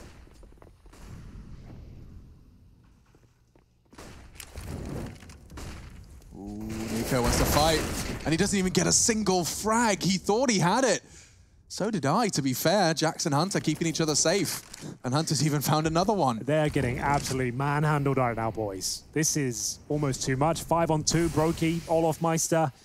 They've got to retake a bomb side. 5-on-2. Sure, the C4's not gone down yet, but I don't think that really helps them out too much. 1 kid available, couple of smokes. Hunter and CT spawn. He wants more. Kenny's even found one with the Tech 9, and Brokey, great shot. He's been hitting a whole lot of them, but G2 will take the round, and that puts them at 17. 19 is the magic number, if you're unfamiliar with how the MR3 system does work. You're going to be seeing 19, so 2 away for G2. So I'm just taking a quick look back at the rounds that went in G2's favor in the first half. 3 of them were gun rounds. 1 of them was a low buy, right, where they had Hunter open things up with that 5-7 onto Rain. So those are the 4 rounds that were in the first half for G2. A lot of those rounds had Kenny S getting AWP kills or multiple AWP kills. So look out for that here as we kick on into the second half of overtime. Instrumental for them, probably about an hour ago now. Can Kenny do it again? Well, it's the T side of FaZe where they looked oh so good. Can they replicate that form? Is there anything left in the tank? Been a long old map, this one. Kenny S looks towards middle, but challenges towards B. Amanek will fall back. Yeah, way back, actually. Completely concedes the site. More Molotovs to lock him out, but oh, Brokey, you've been good. You get a little too peaky, does get punished. Amanek, however, does go down to Olof, so we keep it 4v4. Crossing to the bench costs Rain the majority of his life. Kenny flicking a hit. Kenny has a molly for his position here. He just has to be able to line it up. Yeah. Is that going to be possible, though? Oh. Jax certainly seems to think so. What a brilliant shot that was. Incendiary down towards the bomb site. This is going to be them moving towards it now. GT going for it. Jax coming in from short. The bomb's halfway gone. This next kill, very important indeed. Hunter will find it. coldzera, they know where he is. He's low. And now Rain is just the last player remaining. Got to get the defuse going. Next, they will check the position, get the defuse in, and they've got map points from 11-4 down. They've come all the way back in overtime here. They have 2 lives to actually close this map out. Unbelievable. Holy moly. Red beans and ravioli. This is crazy. Look at this shot from Nexa. He has to be defusing instantly. He finds Rain and gets on it with a second to spare. If Rain had just had a little cover, a little something so he could contest that defuse, they would have perhaps taken the 17th. Oh, I can't believe this has actually happened again. After the scenes a couple of days ago. 11-1 on T side of Inferno. Yeah. I even wrote it down. We've never seen that before, that sort of scoreline. That sort of matchup as well. Kenny S looking to close things out here. A couple of ambitious shots. One of them will land. Nico answers back, though. 4 versus 4. Technically favors FaZe Clan. And they're going to commit towards B. They're descending it. Amanek, he could get overwhelmed here, but he's not opting to fall out of the site. Now lying in wait on the bench. Kyobi taught us how effective it can be, but the Molotovs forced him out. 30 HP, a bullet would do, and it's found by Olof. So now numbers continued and extended for FaZe Clan. 4 versus 3. Bomb will tuck Brokey into the site, and he could get into a little bit of a spot of bother. Nice work from Hunter on the retake, and another from Hunter. Finally caught by Cold. All onto Jax now for G2. He can close it out right here. All he needs is one more frag, and he knows where Olof is. Molotov, HE, he's trying to burn him out of position, but I think Olof may have caught him off guard here. He does. The reposition saves him, and a triple kill from Olof keeps FaZe in the game. Just by the skin of their teeth, Alex. G2, with Hunter especially looking so sharp. I thought they had that one in the bag. Jackson, the 2 versus 1, manages to get the incendiary down, but Olof, very fancy footwork to get out of there, secures the 1v1 duel. I just want to compare Nico's kills with Cold Zero's right now. So Nico has cooled off exceptionally. Yep. I can't even remember the last impactful kills that he's had, whereas Cold Zero was sitting down the bottom of the scoreboard, and now he's ticking back along to have the same amount of kills as Nico and Rain. So some of the big names of FaZe Clan, they've dipped on off here. I feel like with the pressure gets higher, the in-game leader of Nico, his form will drop off. If they're high-flying and looking great, sure, it's going to work out for them, but anything but here in this opening sequence. But they have spotted 2 players towards the underpass. Need to try and flush them out if possible. For me, that suggests they need to try and go to A quickly, but the bomb is going through T-spawn, so they won't be able to pounce on this opportunity when they know they've locked the CTs out. It was Nexa too, so that information is huge right now for FaZe, and you can see that's where they want to end up. They're just limping out onto the site here. Not too much utility. This could be everything. Jax's position, yeah, I think this is perfect. Rain hears the steps, he may be baited into the swing, gets flashed in, and there's the trade. No, it's not! Finally, Rain finds the FaZe double, and we're looking like another overtime here. Hunter and Nexa. They've done more than this before, and already Hunter's found one. Nico's gone, another one in the battle of the Kovac. Oh, the incendiary. Ooh, that would have been promising. He's got a nade as well. That's going to land right on the top pocket of Rain. No, it's not. 1 damage. A single point. The flames, though. Not known to be an AWP old Rain. And he's got him. Burned down. Another incendiary coming in. Brokey needs to take the fight, but he's from CT. Finally, Hunter is shut down. He did so much already. Nexa to clutch. He's running out of time. He does have a smoke. That's pretty much the only chance he's got. A fake, hoping to draw Coldzera out of his hidey hole, and he has. Hits the shot, but no more time. He's going to just accept this one's gone. Brokey to secure it, and we're off to overtime number 2. Well, now G2 will remain on the CT side. Same story for FaZe on the terrorist forces here. They've done enough. They've taken us to double overtime. Is this the advantage they're looking for, though? Nico does manage to get another frag there, but Chad is right here. Significantly dropped off since the pressure has mounted. So let's throw the pistol rounds for regulation out of the window there. That was the factor that FaZe had over G2 in regulation. Now, if we just look at gun rounds, these guys are pretty even, right? They both had pretty poor CT halves and very good T halves. So FaZe, once again, are looking to get a minimum of 2 here. Kenny S to strike first. He's at a connector position, looking for the cross. He normally nails this shot. Today is no different. Rain will go down once again. His opening duel ratio has got to be pretty disastrous right now, Chad. But we will have a 5-on-4 early for the G2 boys here. He's currently sitting at 3 and 15. Yikes. Not ideal. Jiggle from Nico. Is he safe? Looks like he will be. Doesn't have to do too much, just wait it out, let them throw as much utility as they desire towards his location. Nico, however, has caught something, a bullet perhaps. Did get tagged down to 20. Look at this forward stack of CTs. First they went underpass together, and now they're going ramp as a pair.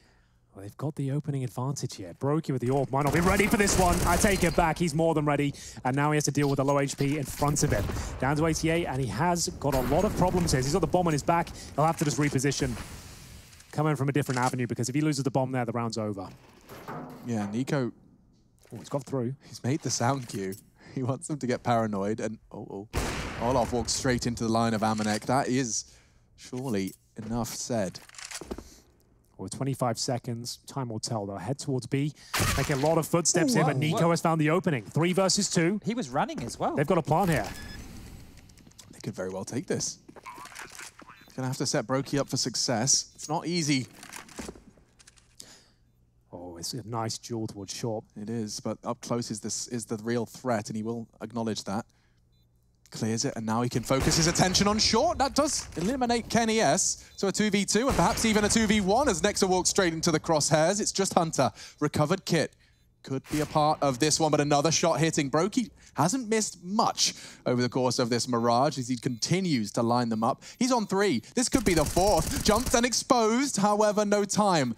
And this one will go FaZe Clan's way. Nico, just by virtue of the clock, converts the 19th.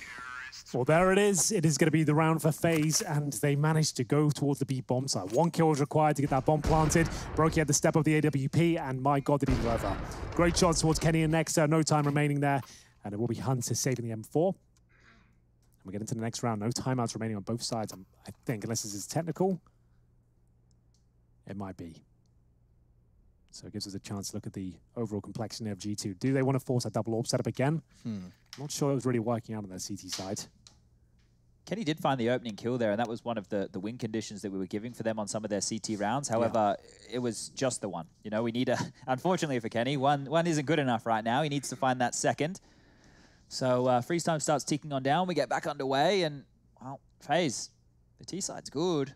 There was a gamble stack coming out there from G2 to deal with that A presence. It almost worked. If they had taken down Brokey, as Alex was pointing out, the bomb would have been marooned. It would have been all on over, but this one continues forward, and FaZe now want to head back towards the mid and B side of the map here.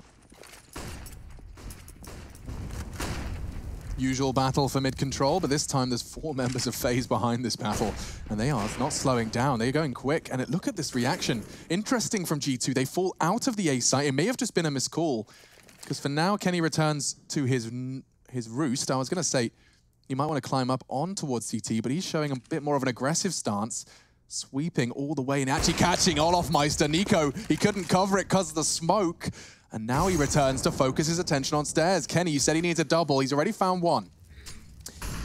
What's left here for FaZe? They've got control of the A side. We need to get that bomb down. Hunter hasn't shot the vent out yet, trying to see if anyone will sneak towards that position. Flushing out the shadow area. No CT's waiting. They're actually towards the A ramp right now in Tetris. What is the next move from FaZe? Kenny S might see the barrel here. If he swings out just a little bit more. Did he spot it? He seems to think so, and takes down Brokey. Nice work. He's doing so much work for his team. Having his teammates on ramp enables him to take all of these fights. Finally, somebody silences him. It's coldzera who whips out the duct tape.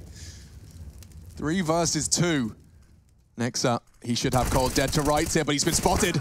Good duel for Cold to win. Cost him a lot of his health. Down to just 9. Are they aware, though, of another player at the A ramp? They're going towards B with a bomb. Look at this. It doesn't matter then. Okay, well, Amanek is here. He might hear it go down, so this is a problem for Nico. If he tries to plant open here, not expecting another player to be close. Okay. Amanek's heard that, definitely. Yeah, he's checking B. Jax to rotate out, and he even gets the frag. He checks it. coldzera was low. Did Amanek just spot Nico? The way he started moving suggests he did, but no, suggests he doesn't. But Nico, 2 versus 1, bomb at about a halfway point. They have no utility apart from a decoy. He's going to swing out from the van, maybe preemptively. They've touched the bomb at this point. We might just call it, yeah. Now he knows this one's going to be real. Jax is on the bomb. Got no kit. Amanek's off it, and he gets the shot, but no kit. They win it. Nico, a 1 versus 2. The frag onto Jax was all that he needed. No kit in overtime. It does cost them the round there. Great work from Amanek, but it wasn't quite enough. It's recovery mode for FaZe Clan this time. They've gone 2-0 on their T side. Surely that's enough now. You think about it, Nico, we were saying he's been very, very quiet. Well, him and Cold, they just chimed together for a massive round. That has to fire them up here because FaZe 1 round away from being a flawless in their, well, second T half of overtime, or double overtime. Yeah, and it all started with what looked to be a Kenny S shutdown. I mean, that was 3 incredible kills, but Nico finding Hunter after all of that waiting. They spent about 30 seconds in jungle. Had they defused that with the kid initially, they would have actually had that. There's no way you could see the bomb. That would have been a straight up 5-second defuse, no problem, even if you got that first kill, but they just didn't have it. It all falls apart, and we go into the final round here. It's a double up setup once again. Looking for just one here, G2. Challenging towards the B apartments here. The AWP shot actually connects with the wall, I think. I can't believe he has the audacity with a glass cannon AWP to be fighting like that. Gets away with it. And now he's watching the cross of the smoke. Olof's gonna, ooh, the timing is so intense. There's no way they expect him to be No way, this no far. way. If he plays this timing right, yeah, look at the rotate. They're gonna leave Kenny solo on the site. Hello. Oh, Olof wasn't ready for it either. And now this duel, and Kenny's won it. Oh, my goodness. No. That shouldn't be happening, but it's beautiful stuff from Kenny S. What a remarkable CT shift he's put in today. Yeah, everything he possibly can. Olof's going to be so mad at that one. They're trying to go B. Shots from the A site do clip Rain on the way in, and Kenny, he can see the arm. Another frag, Brokey boosted. It means he knows where they're coming. The commitment's on its way. And Kenny, he is playing a sublime game of Counter-Strike today. Holding the line, misses his first, but won't make the same mistake again. Looking for the ace. It's Kenny, yes, baby. He fights back and finds the 19th. This overtime continues. That was so wild from Kenny S there. I can't believe he even got away with that first kill. Look at Olaf Mice had him dead to rights. All of a sudden, hit the quick scope from the van. Adjust perfectly, and the round falls apart. If Olaf Meister gets that kill, it's 3-0. Just to know. Like, there's no one else there. He just somehow gets the ace. That's so sick. One player left. He's caught with his knife in his hand. He's got no armor, by the way. Not a single shred of it. Hits the quick scope, and let's watch the other 4. Right. It's an ace on the glass cannon. Yes, that's a very good point. They didn't even do any damage No one to touched him. Just untouched, unscathed, and unbelievable. Well, he gives them enough. That's what we needed, that one round. Means they can afford to lose one now, but Brokey, he'll be challenged towards middle. Fires off the shot, doesn't quite connect. Gives over middle now to G2.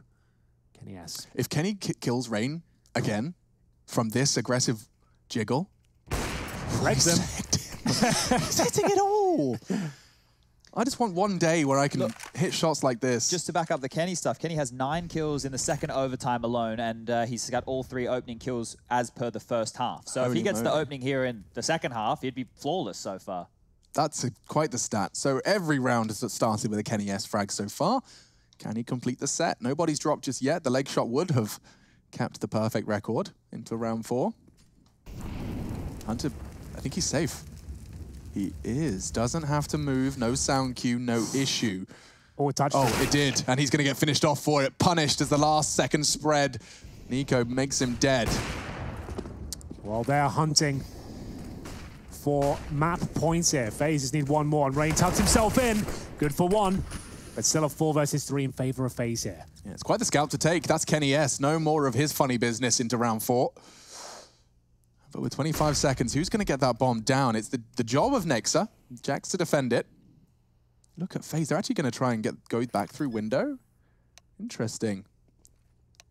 And Nico, he's making very loud steps. Nico does take one down, but Jax does neutralize. So bomb planted. Advantage perhaps starting to shift in G2's favor. I think he might be right here. Jax and Nexa with the bomb down. Both looking incredibly good today as well. All comes down to the timing of this one. Olaf Meister swings around and met by the AK-47 of Jax. 2 versus 2. Another remarkable recovery here. Could it actually happen? coldzera looking towards a jungle position, and he gets a lot more than he bargained for. They have done it once more, boys. G2 tie things up 20-20. I'm not a little confused as to why Jax just swapped the AK for the M4, but it's a minor thing. I'll accept it. Maybe he's got a preference. Well, because they're not getting helmets on the CT side. That's why. He can have a more controllable weapon, go for big spray downs, and still have the potency of the headshots. Actually, you've given me a justifiable reason there. Yeah, you're absolutely bang on. No helmets for 4 members of FaZe. Cold buying armor is questionable as well, with only 850 left in the bank balance after this round. So this is almost do or die for FaZe Clan here. I have a feeling if they get bottomed out and they don't save any guns, this could be a G2 victory. A 3-0, kick it off, that would be wild. It would actually be perfect. Just the way this game's gone down, they really would encapsulate the whole thing, not the double spray down. It will be for coldzera, and they've taken so much damage, but still, they have the man advantage for now. 4 versus 3, but coldzera and Rain with 10 health between them. Have to hold vigilantly towards the A site, and the smokes are being delivered here. Flashbang is just spot on. This is very difficult to contain. Guys, did Jax's M4 just dink the only helmet on the CT side? I think it did, you're right. It did! I can't believe it. Yeah. He gets a double kill as well. Very if that unlucky. was an AK, I don't know. I mean, it's if, buts, and maybes, but that is a comical turn of events. So another bomb planted. Kenny yet alive this time. We said that's a huge factor. Looking toward the bomb site, gets scored out by Olofmeister. But Amanek and Nexa still can do this one. Olofmeister tucks himself in. It's going to be enough here. And they've got a 3 versus 1 scenario with a smoke down. And no kit on the diffuser right now. Hold on a second. Brokey nails the shot and confirms the victory. Down. Oof. There was no other kits. That's the only way that was going to go down right there, with Brokey and Olof surviving. A full 10-second defuse in the smoke puts the 21st on the board for FaZe Clan. CT rounds have not been too common for FaZe, having their fair share of issues with it. Trials and tribulations continue. Will we see a third overtime on the first map of our second series today? Nico had a quiet period within the game. We're starting to warm right back up now. You can see the scoreline closing between him and his cousin there as we get into the final round. Will G2 tie things up to take us triple overtime, or can FaZe find the knockout blow at this point? Aggressive again, and coldzera's found Jax. Rinse and repeat, same flash, same frag, and an early advantage for FaZe that Rain doesn't want to let slip away, but he has, and a missed no-scope. Brokey panicking a little, will find a safer line. Smoke down towards Connector, delivered by Hunter. It's going to be very difficult to retake now. So much vision taken away. Kenny S with the AWP. Rattles off a shot there towards Connector, and this is where the bomb will be planted. They've got to play a backstabbing mode. This is huge. They won't anticipate this so quickly. Very nice work from Nico. So he's surely got the Amanek frag, but they're tucking in towards ramp.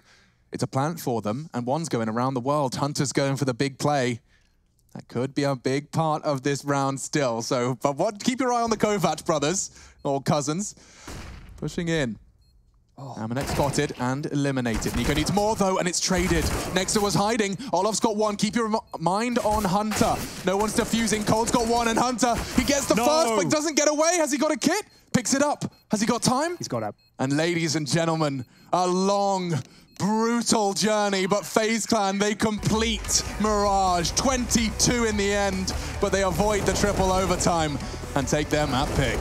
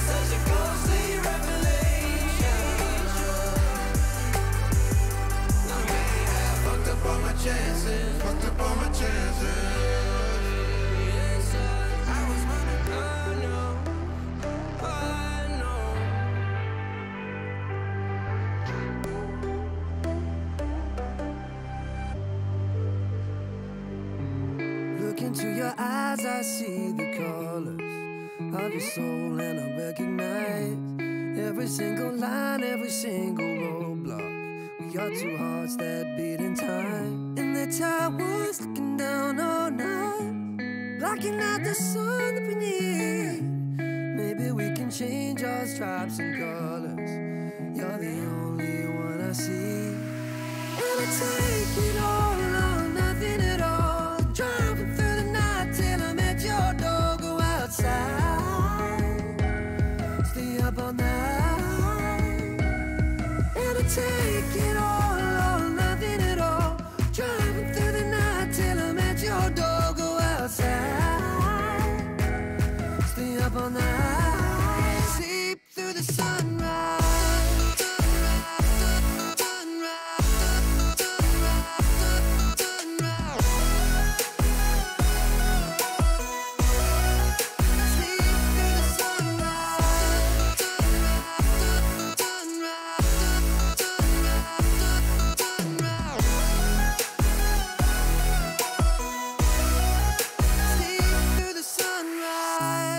Into my past and I count the numbers of the dreams that I left behind.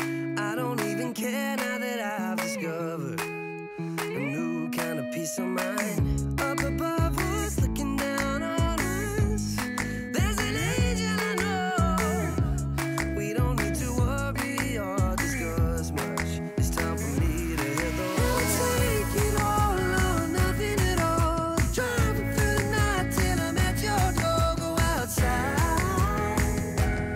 stay up all night, sleep through the sunrise.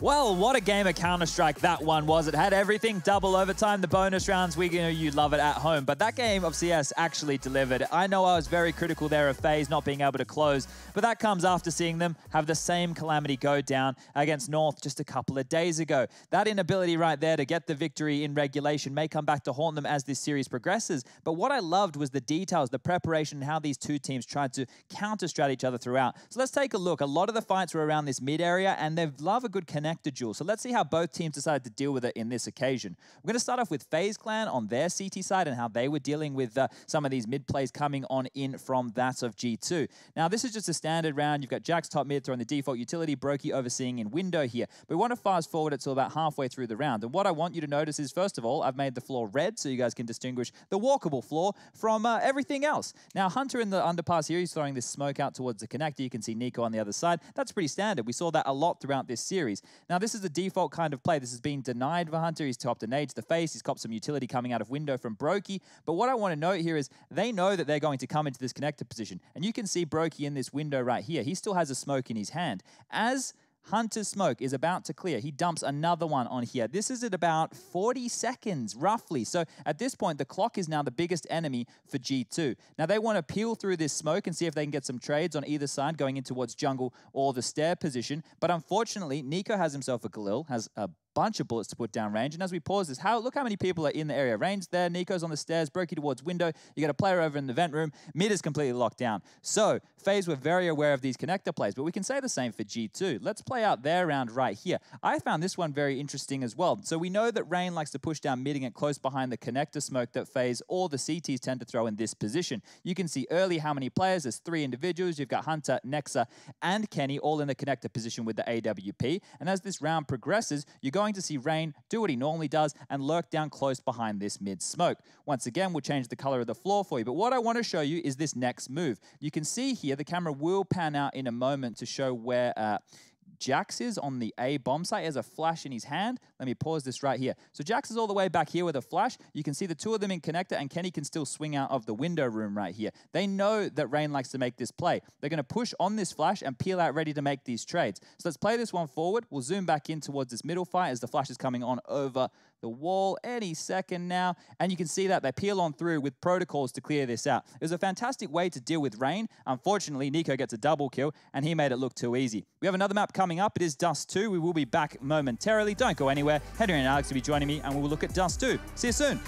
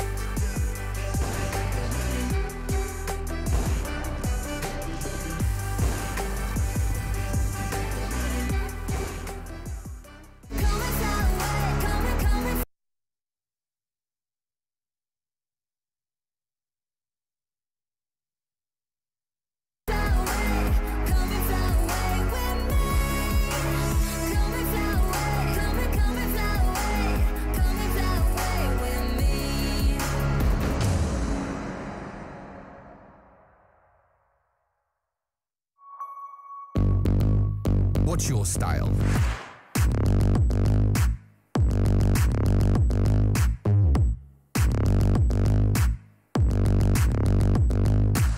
Get your merch at shop.eslgaming.com.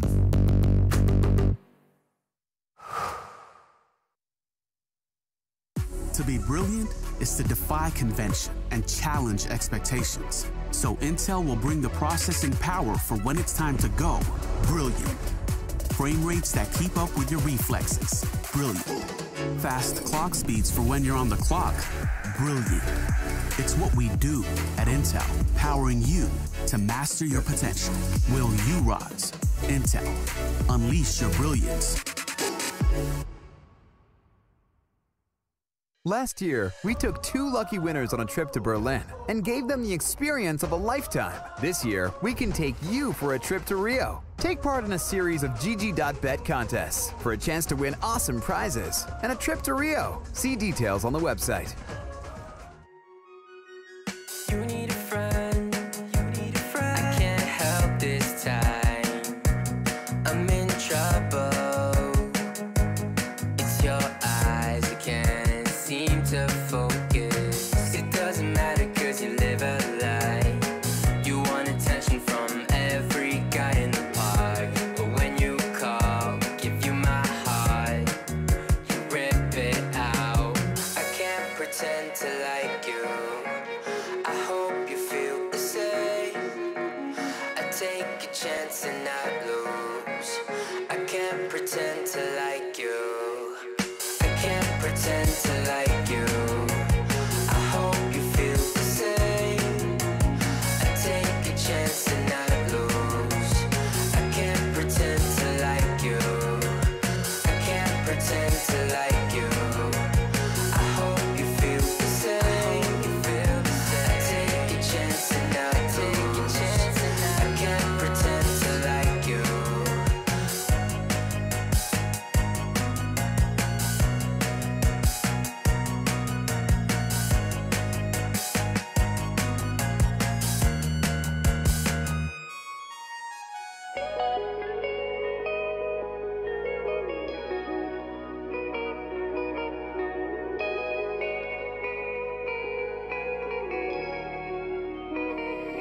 No, I can't remember the last time that I really felt fine. Now I'm trying to rewind. Cause lately, I've been feeling kinda hazy, like I'm stuck in a daydream, and you're not here to save me. Down and out, I hit the floor. All is fair in love and war, but I can't do this anymore, no, no.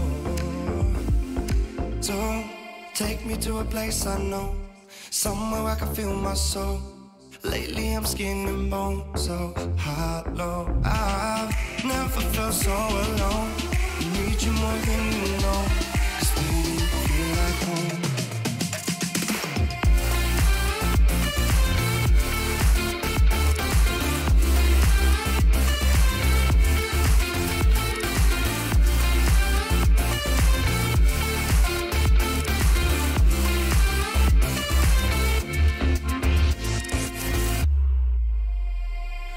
I've been reminiscing the late nights.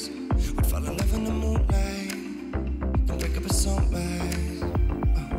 Now I'm just thinking that we should go back to when we were, hold each other to feel good. Down and out, I hit the floor. All is fair in love and war, but I can't do this anymore, no, no. So take me to a place I know, somewhere I can feel my soul. Lately I'm skin and bone, so hollow. I've never felt so alone. I need you more than you know, 'cause baby you feel like home. ESL 1 Road to Rio is brought to you in part by Intel, Mountain Dew Amp Game Fuel, and GG.bet.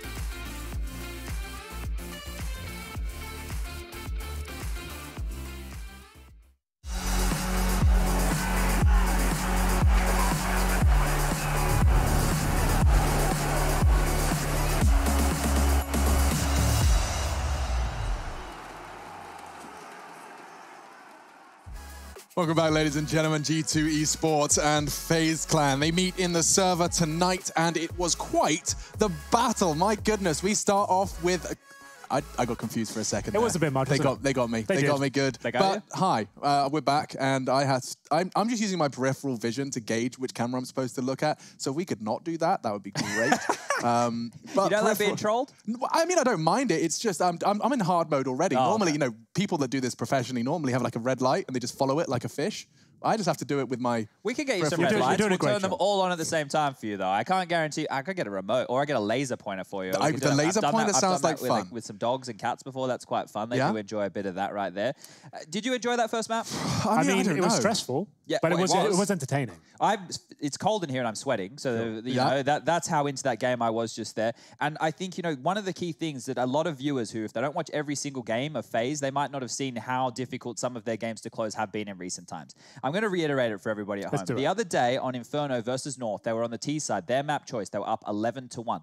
They still won the half 11-4, but then they lost that game in overtime, right? Or it was 16-14. I forget, whatever it was. But either way, that was a match that shouldn't be happening in that regard. So we're worried about FaZe and closing here. It was a great game of CS, don't get me wrong, but that seems to be a sticking point for them at the moment. Is it, and excuse my ignorance here, is it primarily the CT sides where they're having their woes as well? Well, in those two occasions, yes. So I guess we need to keep you getting some more information to see, because they look so good, right? They're running away with it. And now, obviously, these are tier 1 teams. They're, you know, going toe-to-toe. There's no reason that G2 can't 11-4 in the same way. But when you think about it, when they win both pistol rounds and they're 14-5 up, at that point, you're expecting a team of that caliber to be able to close on out, right? So there's a couple of problems there. But I read a nice quote recently. It says that, no, you're not thinking, you're being logical. And I think that's what we're doing, right? We're being logical, because when you have an 11-4 lead or an 11-1 lead, logically, you think they should close it. But when you think about these teams and they're all at the highest level, these tiny little details and mistakes, even you pointing out the M4 dinking instead of getting a kill from Jax, that's the minutiae in these games right here. So going into Dust 2, one of the strengths is G2, they love it. They love it. And out of their last 7, they've only won it twice, but traditionally they love it. And the one time I saw G2's Dust 2 not look fantastic at ESL Pro League was when in the interview afterwards they told us they were trying to do everything they don't normally do. That's right. So perhaps we'll get the usual, the retakes, the Kenny S, AWP on long. We'll get to see all of that good stuff, more from Hunter, who is managing to get behind enemy lines more often than not. And it is G2 starting on the T side. FaZe Clan in the blue corner. And we can get this party started. Series number 2, day 5. Map 2. Xbox smoke down to kick things off here, and G2 have another smoke available. We have a bit of activity on the B side of the map as well, the bomb towards lower. And that smoke at Xbox just allows them to move freely with no threat from short here. And now making their way up towards Catwalk. It's a very defensive hold from FaZe, as you can see. One at the B window, that's going to be Brokey, joined by coldzera. And then we have Nico. And we sat here looking towards short. He'll play a lot of the car position. Currently, Olaf Meister occupies that spot. One smoke for the CT. And a flash to go. Nico waits for his cue. 2 dropping down. That makes it very nerve-wracking. He can't focus his attention on ramp without risk of Jax finding him. It was actually Olaf to go down to Jax. And now from pit, Rain's got a long-range duel. In fact, so many moving targets. He's overwhelmed. And the bombs will go down. Next is even in a prime... My goodness, look at this spot. Yeah, he can look towards anyone jumping up Xbox as well. We'll probably see that in a second. coldzera checking everywhere, but unfortunately for him, next up in a very prime spot. But he does put one back, a chance now. Bomb coming up to the halfway point. They have got a kit. Need to find very quick kills, though. Hunter, he's the one delivering. Yeah, I don't know what Brokey's plan is here. He's fallen off short and gone to rejoin Rain, but with the time completely gone, they have to accept that this one is going to be G2's pistol. Amanek the last to leave the site. And they will all preserve their maintained armor, a little bit of a kit as well for Rain. All good for the G2 Esports first round. Yeah, not bad at all, but Brokey and Rain will save. That might seem a bit peculiar on the CT pistol, but they've got armor, and of course, they've got the defuse kit as well. So if they are going to force buy in the second round, you're going to want to save absolutely everything you can. So Nico, he confirms they will be purchasing somewhat into this round. What will be the full investment is yet to be seen. Well, that's confirmed now. Desert Eagle CZs, and we have got the Scouts of Nico. So this is going to be enough. They're very good at winning the second round force buy, Chad. Yeah, this is going to be a tough one here for that of G2. We've got some MAC-10s out. We do like to see their economical decision-making. They seem to be, they get the split between the SMGs and the rifles most of these times. It's early nade onto the B bomb site, won't actually exchange any damage, and that's where the lion's share of FaZe's forces are. Just some notes as we move into this game here. On the traditional gun rounds, coldzera and Brokey holding B. Brokey actually does the lion's share of the anchoring duties in the early stages over towards that car position, traditionally dropping a Molotov. So let's see if G2 want to exploit that at all. Almost pushed into long doors. Hoping to catch them as the smoke fades, and they are actually starting to regroup for his direction, so that shadow advantage could prove lethal.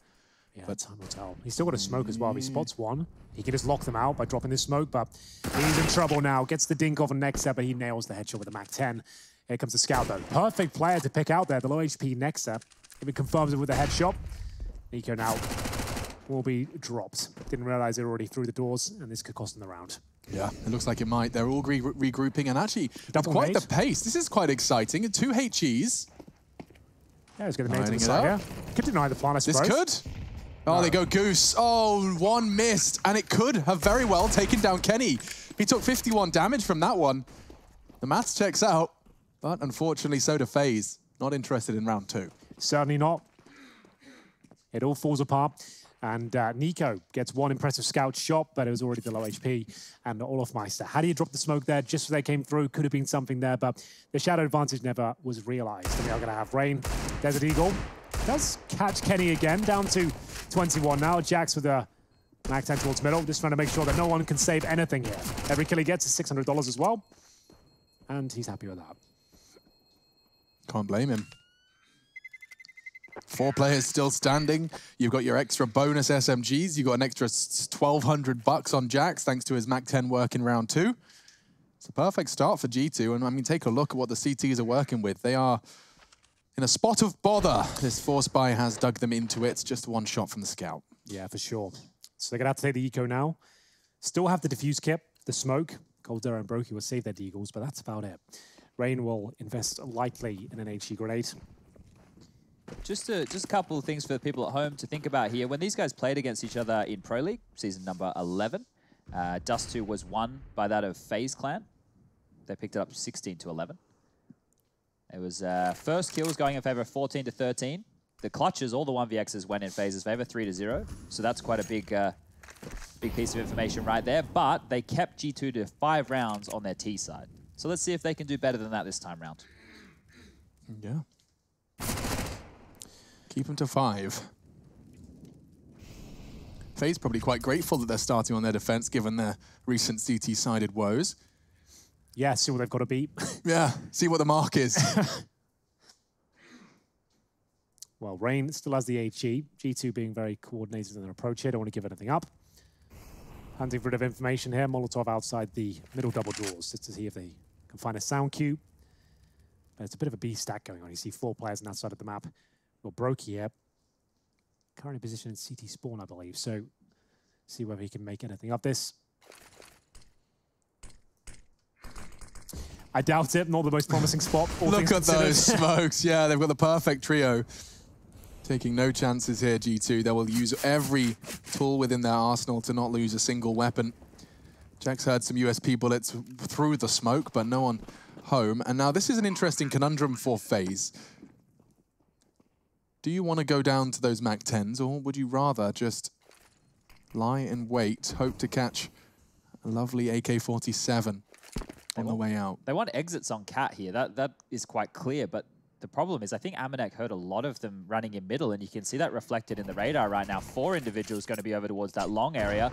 He was kind of just holding them there, saying, yeah, that's cool. Like, you can wait for short. None of my players are going to be exiting here, and you don't really want a MAC-10 going into the first gun round. They want him, but Jax is happy to fight. He's not planning on using that MAC-10 anymore, and actually, coldzera's deagle has found 2. It's a whole lot better than nothing. They'll take it. Certainly will. G2 3-0 up. Here come the gun rounds now. Nico will confirm that all purchase to see him towards the A-bomb site, primarily from the car position. coldzera with the M4, A4 now. So a single AWP set up for now. That will change if they get going. Could all start here, or G2 can continue with their success. Time will tell. Been quite a slow pace Dust2 so far. Do we have anything interesting for this first proper gun round? Kenny S looking for the crossing players here. They're sending 4 over towards B. So I'm expecting GT to show us the power of these skylights towards the B bomb sites. They're throwing a load of flashes over, some smokes as well. But 2 players towards light. It's going to be a fast B split looks of things here. Ooh. I love this. This looks really cool. Yeah, only Cold and Brokey to receive, but it's actually Rain who can contribute. There's no CT smoke, interestingly enough. A flash from Brokey assisting in both of those opening frags. I think the idea is they're supposed to use the CT cross smoke and then to have that enough, like, just as it's fading out, they're going into the B site. I think that's the setup and how it should look. Just from a wild guess. That's a really cool idea. Yeah, right? That's what I think was so cool about it. The fact they can get out there and use their smoke and save it for the post plant if they get through. Rain. Never seen a beast win like that. I mean, all it requires is that you are so damn fast down middle. You've got to really get your running shoes on and to make sure you good use of that smoke that they're deploying right at the start of the round. Still, this round continues with an advantage phase. Looking to change things is Kenny, and he does catch a glimpse, but so does Cold Zera. You can see Brokey springs to action as well. Here they come. Flash and a peek. Kenny's happy to collect, but it's Cold Zera with a perfect lineup for the first 2. Nex has been thrust into a 1 versus 3. Bomb on his back, half HP. So probably not going to be winning this run with 30 seconds remaining, but if you can find a couple of kills, that'd be fantastic. They don't have to challenge the side really at all. Wait for him to commit to the plant, and then that's where you take him down together. There's no reason to really challenge until that point, but ready and waiting, Nico will take him down from the window, and we will have the first round there for FaZe. 3 players surviving as well, so they actually have enough resources to get a decent buy going forward. 2 AK-47s on the CT side as well is worth its weight in gold. So we want to keep an eye out for Brokey's flash assists. He had 7 on Mirage. That was the highest in the server, and just then towards middle, he was the one flashing as they were coming out. You can see Rain there and Nico with the AWP, both having flash assists due to Brokey coming on through with a bit of teamwork. Yeah, and that was when he was under a lot of pressure from B. I mean, you know, you've got to be responsible for tunnels and getting those flashes out. So effective work from him. And I'm seeing a Krieg on Amanek. I might be the first one I've seen since the patch. Okay, this is exciting. We know that in one of the South American games... Sure, okay, there's been a handful. For me, personally, I haven't got to see a new Krieg with that ridiculously sluggish rate of fire. So Amanek's going to be looking to prioritize long-range scoped taps as his real only avenue into a successful frag. So Olaf's just trying to spot any sort of shadows, drop the smoke down. Many different approaches towards long. You can dump the smoke in there at the very start, try and fend them off, get control of that pit position. But once you obtain this sort of position like Olaf has, it means you can lock them out as soon as you know they're coming in towards long. Yep. So watch out for that shadow. We'll see if it comes through. As soon as he spots it, that's it. There it is. Perfect timing. 53 seconds. I'm worried about Nico, though, because Jax is just on a mission, but a quick shot. Barely taking a second to get his eye press to the scope, and now another. They line up. My goodness, that's 3 from Nico, a collateral. Olaf Meister's keeping the rest busy on long. Will eventually get brought down to 22, but he still stands his ground. They can't swing any further, and he knows it. They can now. A smoke. Nexa will find it, but Nico continuing to line them up. He wants the ace. It's his turn now on the AWP. Testing him on A, and he's trying to find the drop. My God, it is actually that Krieg, so maybe this is the kind of duel where that Krieg could have a chance. With 15 seconds remaining, unfortunately, I don't think he'll be given a chance. The bomb is down in the A site, and Amanek will have to sit back and wait towards the pit. 2 in a row for FaZe down here, boys. And Nico with 4 impressive frags there. Close range on the first 3. This is a nice one as the Krieg is in hand of Amanek right here from SEO. It's weird to see the Krieg getting purchased here from G2 at all, because G2 had the lowest percentage of kills with the SG in the last 12 months of teams in the top 20.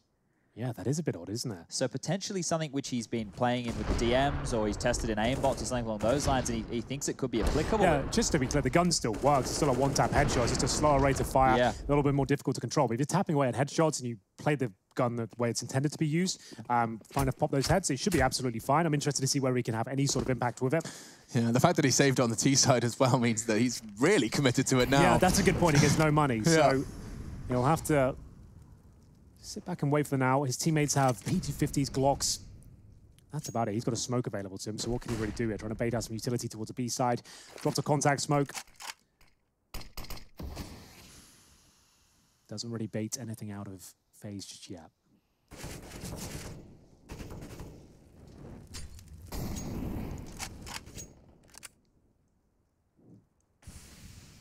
A walk up short. Nico's in the same spot. 4 kills from him in the last time he was here. Just the round 5. And he's actually smoked them off with a Molotov. Now they're gonna, woof, they lost a lot of health, but they've actually taken the AWPer down. This could be a disaster. There's an AWP now in Nexa's hands, and he's looking to challenge long. Olof's a little ahead of the pack, but Nexa can take him down. Amanex residual Krieg's found a frag. And Rain with a lovely one-tap, refusing to quit just yet. Is that gonna be enough here? G2 started off with Glocks, no armor, no nades. And it's down to Nico. He didn't buy the helmet, but it might be saved at this point. Rain will get the penultimate frag, and Amanek, he's got the Krieg. They can start the defuse at this point. And will they? They touch the bomb. Oh, they're not looking towards long. They now know it's a 1 versus 1, and now can he get the defuse in? Should be absolutely fine, unless he runs up against a jump shot. Not going to happen. FaZe bring back the round. Still very scary there. The AWPer being taken out by Glock because he didn't have a helmet means it was an instant kill at range for the pistol. Great round for G2, right? If we're going to frame it, it's a fantastic round for G2 to get so much work done, all things considered right there. Now, FaZe will be able to buy, right? They're still sitting all right considering the flow of the rounds to this point, but that's something that's going to come back to haunt them if this round's close, if the next round's close, if they lose one of these subsequent rounds here. So the buy will come out on the side of G2. They're taking a pause just to discuss their options. Kenny has 5.6, so he could buy his own AWP or potentially ask Nexa to drop it on over. It's 47.50, so Nexa will still be able to buy head armor, just potentially be lacking some grenades there. Yeah, well, time will tell. It's their first tactical timeout here. And they have got the Krieg for Amanek, of course. Hunter with the AK-47, and we'll see if Kenny wants to invest in the AWP. He's almost certainly going to. It's just whether he purchases it himself. There it is, he will. So no helmet means he is vulnerable to the M4s. Same reasons we stated before. Let's get into it. Round 7, 3 in a row for FaZe after losing the pistol. This is their map pick. They've been struggling on the CT side here today. That much is true. Only got 4 rounds in their CT side of Mirage, but same story for G2. Looking much better here on the second map. Oh, great shot from Nico onto Hunter, but he lives to tell the tale. They both had the exact same reaction. Both chucked a molly at the same spot. Fending each other off. Oh, this is a great flash from Kenny here. Avoided by Cold. And close quarters, Brokey only gets the dink now. Perfect positioning. Cold can get another. The flashes keep coming over. Olofmeister enables that frag to essentially be for free. And now looking like a 4 versus 2. What else have G2 got to say about this? I mean, a wide open A site, I'll say that much, but I believe the bomb is in their grasp on B. Nico's caught Hunter, and Kenny, he's still in the tunnel's position.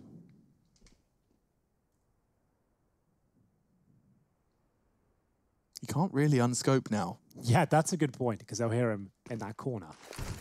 Another smoke going down. And he's looking towards lower right now. Olofmeister's starting to probe. Does he want to try and get towards a tunnel position? Time will tell, because he has a flashbang available to him. Cold Zero with the Molotov as well. He's currently on the window. You don't need to go much further than this, but Olof wants to. He normally would check the right. I'm almost certain of that. And there we go. Olofmeister gets the kill. Doesn't fancy the AWP, so they don't want a double AWP setup, it would seem. That's an important kill right there to take that AWP out of the hands, because you can see the money situation on G2 right now with that 2,900 loss bonus that they just received. Not enough to get an AWP for Kenny unless Amanex feeling generous. Yeah, we saw plenty of rounds in Mirage where Kenny had an AWP and they didn't have much else, and they were still able to win those rounds because he was having such a barn burner of a game. Cold Zero doesn't know, Anchor and B-bomb site on Mirage, and then the Anchor and B-bomb site on Dust 2. So kind of establishing himself in that role in the CT side. It's a new role for him in a way. Heard Yanko telling us that they had moved some positions around, and well, perhaps some of that is a Cold Zera charging now. G2 all 5. Here we go then. Nico to be flicked, and last time this actually went a little bit askew. We'll see whether they can hold on to it in a bit cleaner fashion this time. They are going to have great shots from Nico, but next we'll find the first. Can they get the bomb planted? Don't you dare. Thought he was thinking about the leaping no-scope. He is trying to hit it, but Hunter's already got another. Fun and games maybe cut short. Nexa does get that bomb down, and they probably aren't going to complain too bad about that. Coming into the site, you get 2 frags and a bomb plant. That's really good stuff again. You know, on those type of rounds, if you do just get any kill or any bomb plant, you are... Got a smile from ear to ear. Overachieving. It's almost like Christmas morning, you know? You've got all the goodies and you weren't expecting anything. You wanted a... What is your most memorable Christmas gift you've received, Chad? I caught my dad setting up the swing set in the backyard when I was a kid. That was a pretty good one. What, was he going to claim that that was made by someone else?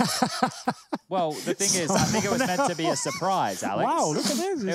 It was meant to be a surprise, but I walked out there and he was still just assembling it. Oh, I see. Yeah. Okay, yeah, that's less fun. I couldn't go on the swing set immediately, so... Where are the swings now? Do they still exist? No, the swing set. I hadn't thought about this, but did you know? Oh, never mind. Coming back to the swing set conversation because he's already jumped out on blue bin and Olaf Meister's got him down. G2. The opening moves aren't being received as positively this time. FaZe Clan shutting that one down. Olaf, to be precise. And flashed into mid doors. They want to pick up the pace here. Two smokes, that's usually a commitment. And well, coldzera, he's ready to fight. Perfect flashbangs from Brokey again. Kenny S, though, still finds the shot from hell. 4 versus 2, and he's alive with next here. They know they can still win these rounds. So Olaf Meister, though, might have locked them in. All towards top of middle. Kenny S, he hasn't missed many today. Bear that in mind. Molotov towards lower. Will send him packing, though. Olaf Meister can stabilize, and Nexa has cracked open the B side here. Oh, shoot. So there is a chance. They'll have to smoke the tunnels from Rain. Flash is over. It's still obviously massively favorable towards FaZe, but a chance now. Double AWPs on the retake of the B bomb side. That won't be easy whatsoever. Yeah, admittedly, there are some rifles down there from those early casualties. There's probably an AK or two they can grab should they require it. Rain's already taken that, so now his M4 will lie there instead.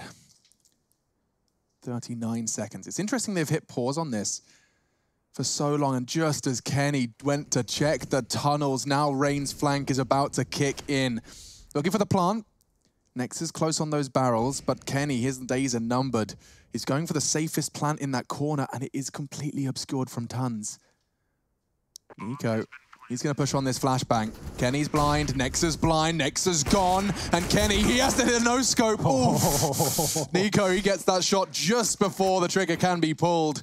There was a 12th moment. frag. There was a moment. I thought Kenny S gets his quick scope, he could actually get another one. But still, very well held by FaZe. Like, G2 an incredibly skilled team. If they find an opening like that, they get into the B bomb site, they're more than likely to do something with it. The fact they keep 3 players alive there is great on the FaZe side of things. They still have 2 AKs, the AWP, and of course the M4's coming in full force. Here's the flash from Brokey coming on in to set coldzera up. coldzera's position just here. The flash is about to completely blind up all 3 of these players. Boop. Look at that. They're all very completely blind right here. And coldzera, well, he couldn't be luckier. He takes his time, but he gets it done. So good stuff from Brokey and Cold right there. Sometimes those are the scariest ones when they're doing the flashbang dance and there's 3 of them. You get like start shooting in between targets, but Cold, he committed to the spray and got the necessary double. Oh, B contact play by the looks of things here. 4 players towards the upper tunnels. The bomb's there as well. Good flashbang coming in. Brokey could have a big spray down, and they're committing. They're going to run through the flames here. Brokey ready and waiting with the AK, and here it comes. Will he get the first kill? He jumps up, and it costs him his life, but coldzera so strong in this B bomb side now. They have the bomb down, and now 2 versus 3. coldzera holds on as long as he can. Yeah, he did his very best, and the damage has been inflicted. About a 2 versus 2. A round of wingman for G2 FaZe. And into the site, the retake, not easy for Rain. Damage to Kenny, down to 29, but he can still function and he can still throw nades. What's happened there? The molly, I think, yep, a second will come in. He just chooses to push through it and he rushes his shots. Oh, this is chaos. And Olaf nearly has them both. Ooh, man, oh man. Those B defenders did more than enough there, right? Normally when an attack like that comes in, maybe they get one and traded and the site's gone. So they did a fantastic job between Cold and Brokey, but it was the follow-up with Kenny, who wasn't actually on the bomb site, that really caused a lot of issues there. Yeah, let's see that one again. Next up, getting it done. That was the moment for me the round changed. Like, Rain was flashed in admittedly, but still, they could have waited and had a serious advantage there and come through together. But either way, found that instinct, that gut feeling, and doesn't work out for them. But still, we do have a full buy. Compromises to be made, of course. So coldzera barely got any grenades on the B side of the map. He dropped his 1 smoke in, and just has a flashbang to defend the site with here. Might have to be a bit more active. He might be pushing in towards the B tunnels here. Yeah, he's considering it. It's so sly just getting Hunter out those mid doors early behind this very, very deep recess of the wall right there. Hunter will be able to be tucked in, and with Kenny overseeing on the AWP, it's something that if you want to cross mid as a CT, you can't clear it without getting up close and personal. So they've already got a huge chunk of real estate right here. Jax has access for the A smoke and will throw out just the default cross. Molotov behind it will render it useless. And now the double pump. Here's the second set of nades. These, they usually commit on 2 strafe down, jump through the smokes and start rushing towards the ramp, but there's a different plan here. And the fact that Rain's having no contact, he knows. Yeah, he's seen everything. And Brokey might be in the perfect spot to shut this one down. He's going to look up in a second and have 3 terrorists making their way out towards B, but he's going to be taken down. He hasn't made it clean. Ooh. And there will be the bomb making its way towards the side now. That was the moment. That could have saved the round there and then. They might not even go for it now. Well, definitely not at this point. All of their shots connect on the way towards the B-bomb site. 2 members of FaZe lose their lives with knives in their hand. And that is an equalizer from G2. I will acknowledge, though, that 6 CT rounds on Dust 2, some teams have struggled to post significantly less and been competitive. We've seen more and more double-digit T sides. For sure, and they've lost a pistol here as well. 0-3 start. That is a fantastic addition, yeah. True. So, Nico and Rain, both towards long, should be able to hold on to their weapons here.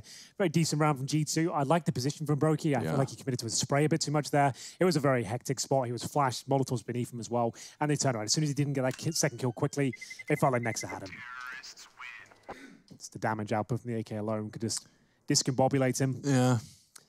And we'll have round 12 coming up. G2 knocking on the door of tying things up. Kenny S, the impact player, only needed 1 kill in the round.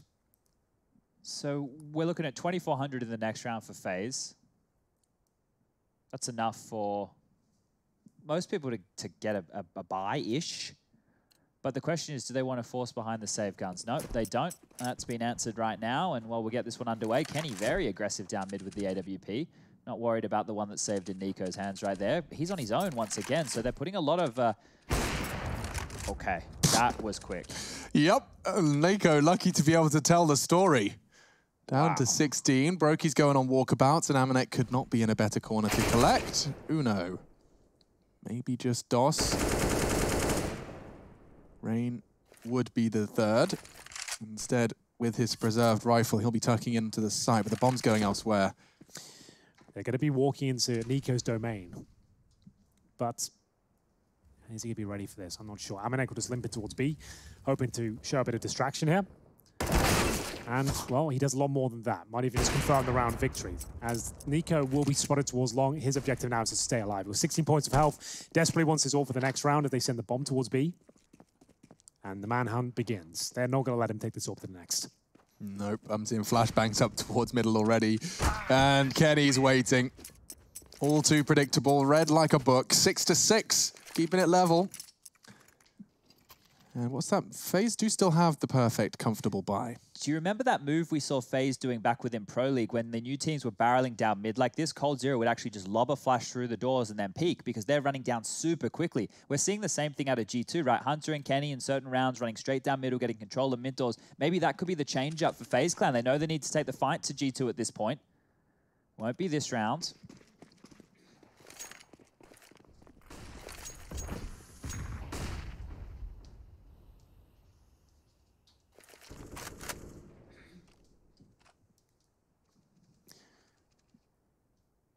G2 looking to set up another B play here potentially, but the bomb is outside long for now. We've got Kenny S AWPing middle. Rain will be withdrawn in that area. Only got the M4. Look at the severe lack of utility. Helmets, diffuse kits, everything. FaZe are going to struggle to defend a full execution here. Nico's got the AWP, but the execution is designed to nullify the scoped rifle here. We'll see if this is going to be enough as he holds towards long.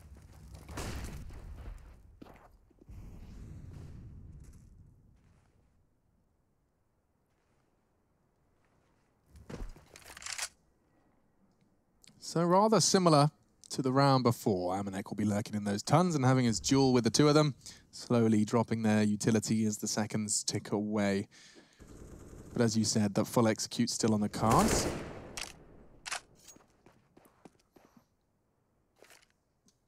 Nexus here to throw some util. Does Amanek not have any? That would make sense. So Nexus is going to bring his utility to B to try and get the defenders a little antsy. I like this little B setup, both at the car position. One challenging a bit more, that'd be Brokey.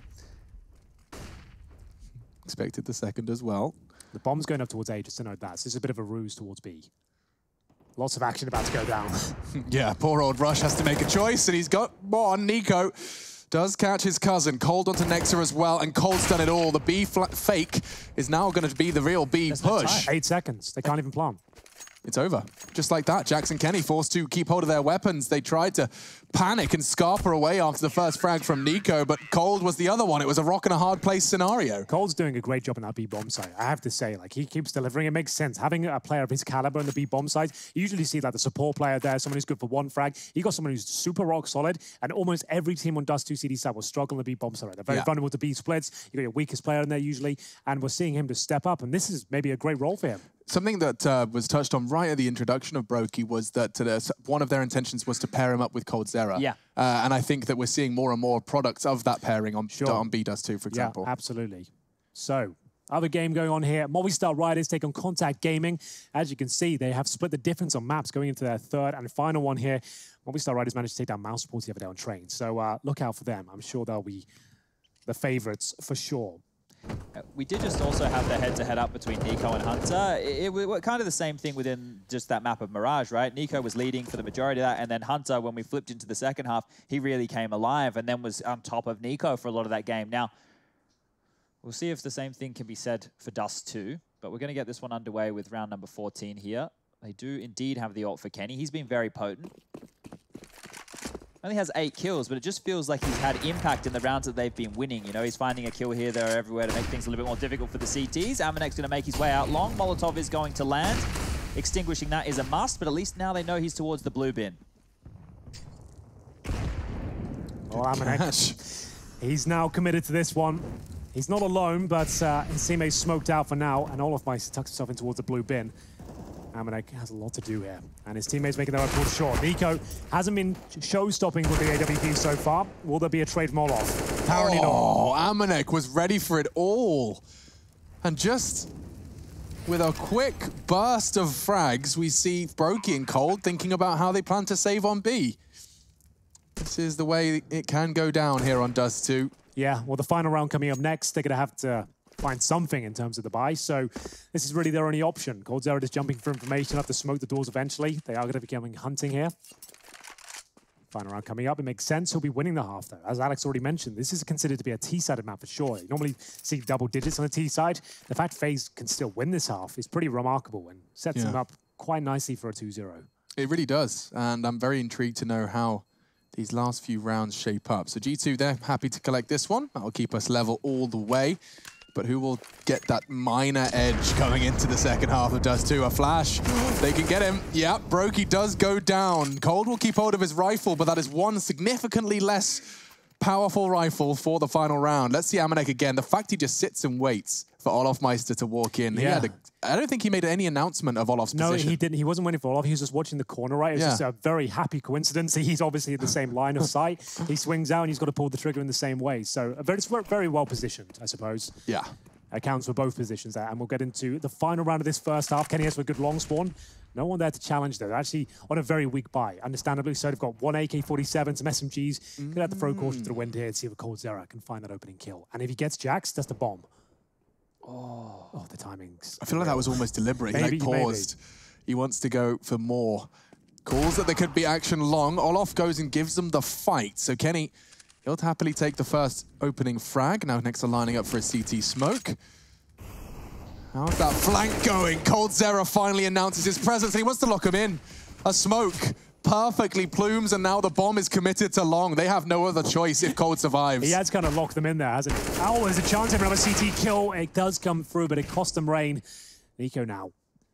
Scout's headshot takes out Kenny. That's got to be the first time he's bested him in a one-on-one duel. Do you think they'll be expecting anyone B at this juncture? Because, I mean, yeah, the bomb's elsewhere, but he could perhaps get some sort of flank. Where would it come from? CT? Yeah, it wouldn't even be a flank. It's not even, yeah. They don't have any information. They don't know where the T's could be, so they're going to be covering everything. What are you supposed to do with this? They are low. Coldzera may not be anticipating that double doors presence, and they have just passed each other like ships in the night. 30 seconds remain. Smoke's available. Flashes. There's only one defending A now. Yeah, this is actually enough. I think Nico will be dropped here, no problem. And now they spotted him. So now he can get peeked outside of his crosshair. Oh, wow. G2, they've played this to perfection. Amanek and Jax were so separated. They were locked in long, and regardless, G2 have managed to prevail in the end. A 2v2. I say prevail. It looks positive. Brokey's holding the line for this inquisitive peek, but Jax He's not missing many, finds his 6th. Coldzera on 16, but I think these ones are a little too far gone. Never mind, Jax caught slipping. Namanek not going to be spotted on that jump for info. That could be info in itself. Oh, started to pull the trigger, an 8-7-half, ladies and gentlemen. You can barely separate them. Phase G2 continues in a mo.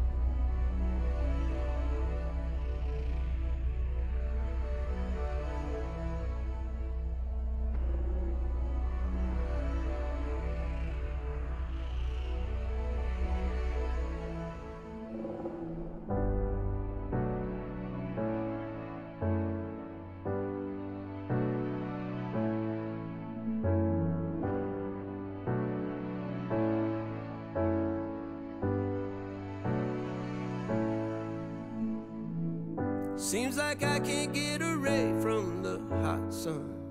Always night and never day. Even when I wash the floor, the dust still comes. Keep on hunting for the bread. No matter how lost, need no light, no spark. I'm in line mode. With my eyes closed, I can see in the dark. I'm a quiet storm. Far from calm, I know you feel me, brother.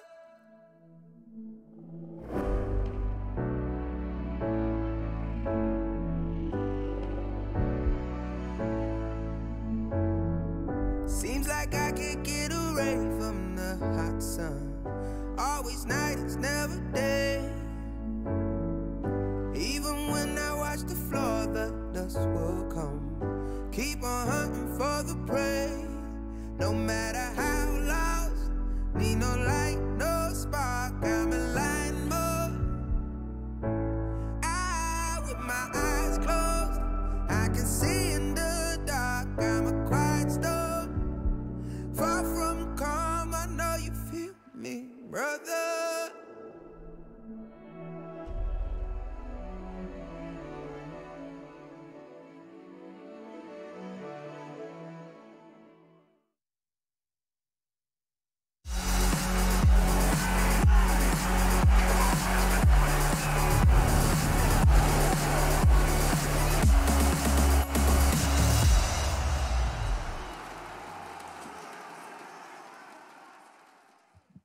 We're back, ladies and gentlemen, and an 8-7-half has got FaZe Clan and G2 practically inseparable. However, the T side on Dust 2 in particular has had a tendency to pick up a few more rounds than that of the defense. So, all in all, FaZe Clan could be poised to do a whole lot better than Mirage, starting with a bang as well, straight into the B side. What on earth? Rain, Nico, their backs were turned and Nexus just tapped them both. Finally, Brokey silences them, but I feel the damage is done. A 3 versus 2. Chaos begins very early into the piece. Olaf claws back and equalizes. Hi, Henry. Hey, how's it going? That was quite an exciting start, wasn't it? I'm just catching my breath a little bit. The pistol round started, and now we've got a wingman game. Well, let's have a look then. Jax and Hunter with the Kevlar Diffuse Kit combo up against Brokey and Olaf Meister, both with killer piece. Actually have a P2000 in the mix as well, but here comes Jax. Coming into the tunnels, and Olaf just destroys him there. And now Hunter has to make this a 1 versus 1, but Brokey will take care of business there. Lovely These stuff. two right here have been fantastic for FaZe. Yep. When we saw them on Overpass just the other day, it was these two right here dropping bombs. You've got them right now winning a very important situation for FaZe Clan here to pick up the second pistol round. Olaf and Brokey have definitely been impressing over the last couple of days. Let's see if it can continue in this half. We've got coldzera at the very top of the charts right now, and he's got 7 multi-kill rounds so far. G2 as an entirety have 9. So just goes to show you how well he was playing in that B-bomb site. Yeah. As we'll see, Kenny S now challenging towards T-spawn. It feels like he could do something with this one. Whew.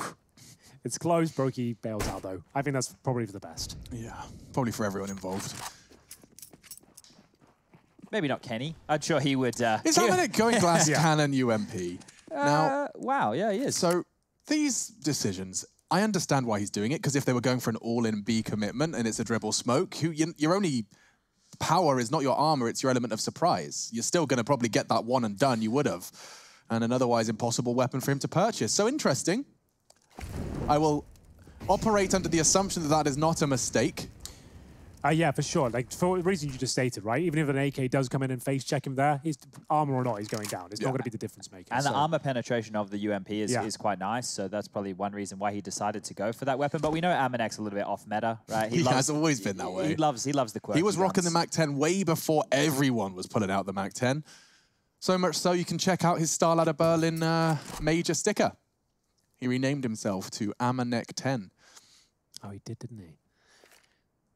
All right, then. Well, it's Rain. Out of middle, they're going for the B-split quickly. They've pounced on the opportunity. They saw the CT smoke come through, and this is the force by, bear in mind. Nexa, great shot, the Desert Eagle. Has he got anything left in the tank here?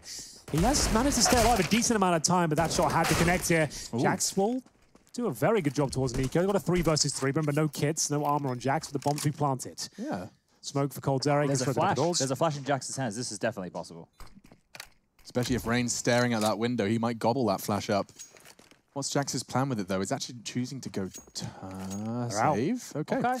Yeah, deciding it's not worth it. It is notorious for being one of the most, if not the most difficult site to retake. What's on that list as well? Nuke B site? Yeah, outside on train. Outside on train, yeah. There we go. That's the list. Sometimes I neglect to think about train. Kenny, however, has caught coldzera on the exit.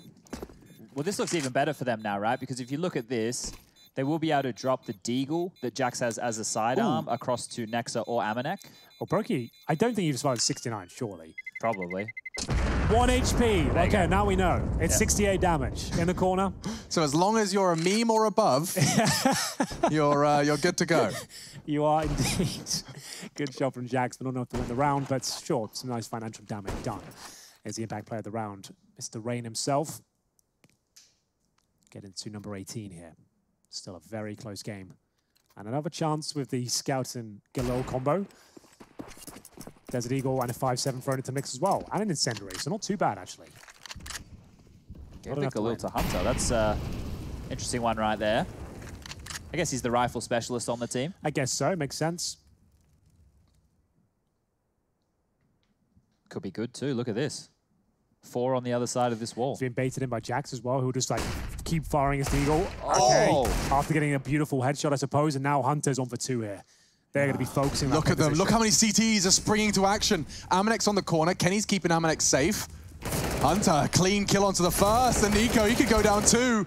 They were so distracted by Jax. They get the frag, but they keep on peeking. Brokey's managed to find a double. It's the same duo. You talked about how the impact they've had so far. They dug them out of the hole on the pistol round, and they've got to do it again. But they've got such little health. 42 health between the 2 of them. Nexa wins this now. The fact he's in lower B already, he's going to hear footsteps of them coming forward. Oh, maybe not. He might not. If they walk now, he could be in trouble, which they are. Oh, God. Okay. If he beats them into tunnels, that's the key here. Yeah, he wins now. Like, he'll get the first kill, no problem. Okay, he keeps changing it. Oh, the timing could be a mess. But Brokey, Brokey's going to assume it's clear. Oh, no! Nexus. That's so wild. Yeah, he's just going to completely miss him. No way. He's going to completely miss him. He's calling it clear. He's calling it clear. He'll hear the plant noise, and they won't expect him so close. They won't expect him in dark already, right? Because they've just walked through there. Sure. And maybe Nexa can still do a whole lot of damage here. He doesn't have armor, so worth mentioning, whoever pulls the trigger first in this exchange will likely win. There's no way. There's no way you expect someone on the scene. Oh, of course you do if you're Brokey. His responsibility was tunnels. Now Kenny's making it all too clear where he's coming from, leaping into the site. Brokey will hear it. He's only got a USP. I think Kenny might win this. Olos on the bricks, elevated above the smoke. Smart of him to reposition Kenny, however. He's only got the scout looking for Olof! And Kenny, yes! He continues to impress. Oh, yes, 9 for G2. That's so sick from Kenny. He said there was a chance he could win at the USP, but it's the scout, a beautiful shot, fantastic movement that finds G2 the round. Oh, there it is. A bit of showmanship as well. We are going to have to replay this one. The first shot comes in, just had to hit one bullet towards Brokey, jumps up, finds Olof Meister, takes him out of the equation. Full 10-second defuse. That's a bit of vintage Kenny S right there. Whew. So. Damn, son. Bomb goes down, but the round is not converted. FaZe are on the back foot this time. $3,000 per player has to be a full eco, I guess, and what's possible from there? Olof Meister will get a Tech 9 and armor. The rest of them, though, not really buying a single thing. Up towards short, they'll go and try and get a quick plan, I assume. One would assume. And Hunter's far too savvy. A nade, a Molotov, and a flashbang upon their arrival to short. And there's more where that came from. Oh, the airstrike. They're not getting that bomb down. Oh, they are not getting anywhere near that site. Hunter, 25 bullets was all he needed. 4 bodies hit the deck and double digits found by G2. Well, there it is. The eco attempt up towards short. Hunter shuts them all down, and we get it to round number 20 now. Another chance for FaZe to approach with a full buy. Brokey's got the AWP. Haven't really seen much of that in his hands as of yet. It was Nico that was all being on the CT side towards the A bomb site. He's on 16 kills. So, after seeing Mirage, we know Amanek loves to get their secondary AWP out. Showing a bit more restraint here on Dust 2 as they go for their NOA boosted middle. It's going to be Jax. Nobody players crossing over. He's got his teammate beneath him who can cover the double doors, and Rain seems to be aware of the prospect. We'll see if he pre-fires this angle. All they can see is Shadow. It's a freebie. Not the way you want to approach that one, and down he goes. Lovely shot from Brokey. He really impressed me on Mirage. His AWPing was so fast. And in the server with Kenny S, he kept up. You brought that conversation out right at the start of the show, Chad. And it seems the answer to that is yes, he can keep up with Kenny. Jax, however, trying to nutmeg in this smoke, and it's a powerful position. He's just going to swing in. Nico's back's turned. G2, they're playing this so well. It's a joy to watch. Oh, and they're going to strike from upper as well here. This looks like a G2 round every day of the week. This is nice. It's assertive. They're playing in limbo as FaZe are trying to clear and take territory. G2 are quickly taking it back off them without them even having any understanding of what's happened. Yeah, they don't know this is going on at all. G2 have all the information they could possibly need to convert this round. You've got Jax waiting on the A-bomb side of an AK. They know they're up towards short. Amanek's calling for the rotations now. And we have got Kenny just patrolling along for now until they start deploying their utility. Hello. Hi, that's the bomb. Nice to meet you. Nice. Cold wasn't ready for the second, but it looks like Olof was. Okay, 50 health. Smart to not lose his health in the molly because he's on for a 1v2. He's going to go tons. It's his smartest route to cross, but is he trying to fake it out? Oh, we saw Flusher go for this and fail miserably. Yeah, doesn't have time for this nonsense, No, unfortunately. He doesn't. Nope. He can maybe get the bomb down if Kenny doesn't hit the shot. Oh, Olof, he's realized he hasn't got time for anything. Yeah, he's not got anything to do now apart from save. A decent idea. I would have liked him just to run in towards B and see if he get that quick plant in just because their money's so desperate right now, but he'll save the AK. Lost bonus starting to rack up at this point. G2 posting a few rounds in a row, and Nexa has the option to bring out a double AWP setup at this point. You can see the Shadow advantage they got there. Jax with a great round there, I have to say. So it's actually really good info for everyone watching at home if you are going up against the NOA boost, or if you're playing against a coordinated team. Perhaps a quick swing off Xbox for clearing that angle, because that Shadow and a slow crawl on the crouch was a perfect combination for Jax to find an easy frag. So just the hero. Xbox. Yeah, or smoke it. Yeah. That works too. The Vanguard smoke would have worked. The Adren smoke, excuse me. There's 2 of them on this map. I was referencing the little underhand into that left door hinge. Remember on knife rounds, be like a hinge. Hinge-like. Hinge-like. Hinge-like. Yeah, you hinge with your teammate. It has worked. Yeah, it does. Every time I sit there yelling, be like a hinge, hinges, hinge. I hate that it works, but it has worked so far. Up they go to middle, and down they go to Amanek. That's the round. My God, it's fast. All 5 of them flood into the site, and a lovely upgrade for Amanek for his triple kill. That's his reward. He'll be happy with that. You can see he is our impact player, and there's no real science behind that other than his slaughter. Yeah, it was a tidy round from G2. They'll be happy with that. Looking quite promising here in the second half to take us to Nuke. I would say at this stage, FaZe, after that first map, I'm surprised they have anything left in the tank, to be honest. What a dramatic sequence of events that was. 11-4 up and then still got across the finish line, but in triple overtime. Exhausting. Brokey with the AWP this time. Looks over towards B, but no one's going to be challenging the platform just yet. They drop the incendiary to deny the rush, and then the smoke will be deployed to allow them to get to that platform position. That's going to be Amanek. Bombs in T-spawn, not such a big deal on Dust 2. It's not like Inferno where they have to run all the way back to the hidey hole to gather it. Brokey's going to be put on notice with that Molotov. At least they milked out a smoke grenade from him. But this aggressive long push, what's that about? coldzera gets offered up a freebie. He can't believe his luck. Does get low equalized as Rain's gone down. Having a little too much of a peek towards short. Yeah, trying to deny these AK-47s now. Still a 4-on-4. And what's the final commitment? It looks to be towards B sites. They do have a couple of smokes. They can do an execution from the B tunnels, I suppose, but we don't really see that anymore because, or at all, it never really got going because it's so telegraphed. So they've smoked out towards CT spawn. Trying to make it look like a bit of a fake, perhaps, but Brokey gets the opening kill. Amanek will be dropped. Next up, big spray down coming through. He's got all 3. That is epic from him. Another massive moment on Dust 2 for Nexa. Leaves Nico in a 3 versus 1. Using the CT spawn spray to get up towards the bomb site. If he takes down Nexa, there's every chance he gets the bomb planted and can win out on the 2 versus 1, but a lot of ifs, buts, and maybes there. Oh, he's got a good idea, but Nexa's had a round. My God, quad kill from Nexa. They were all hugging that inside wall. They even got the opening pick. It was the dream for FaZe, but they weren't accounting for Nexa's spray. Let's see that one again. All of them. All of them. The timing couldn't have been any better. Olof, and then Nico just as the final cherry on top. It's because they're all running in backwards, right, to avoid the flash when they're throwing, and he's just swung before the flash pops. He got exposed backs, and he gets all 3. Epic. Who have you guys got winning Nuke? I'm not sure. It'll be a knife round to decide. So whoever is more hinge-like, I suppose, would be taking the game. That's the science behind it anyway. So the old run boost now to get them some presence towards middle. Bait out a shot perhaps, but nothing fired. It's going to be a very passive hold here from the CTs. You can see 2 trucked in towards the bomb site itself on either side of the map, and then we've just got Jax, who's holding the long perimeter. Oh, I like the spot. Yeah, I mean, once or twice a half, perfect. Definitely. It's super hard to clear as well. If you're going to have one guy's focus on that corner, your initial presence is going to be just the lip of pit, where he is right there. Takes a much harder clear. So Jax could potentially be on for a couple of multis if they do end up in his jurisdiction. But it doesn't look that way. It looks like a short execute is on the cards or a mid to B. Seeing the bomb swapped over to Brokey could be indicative of a B split. That smoke is just to keep them occupied at A. They'll go back into the B here.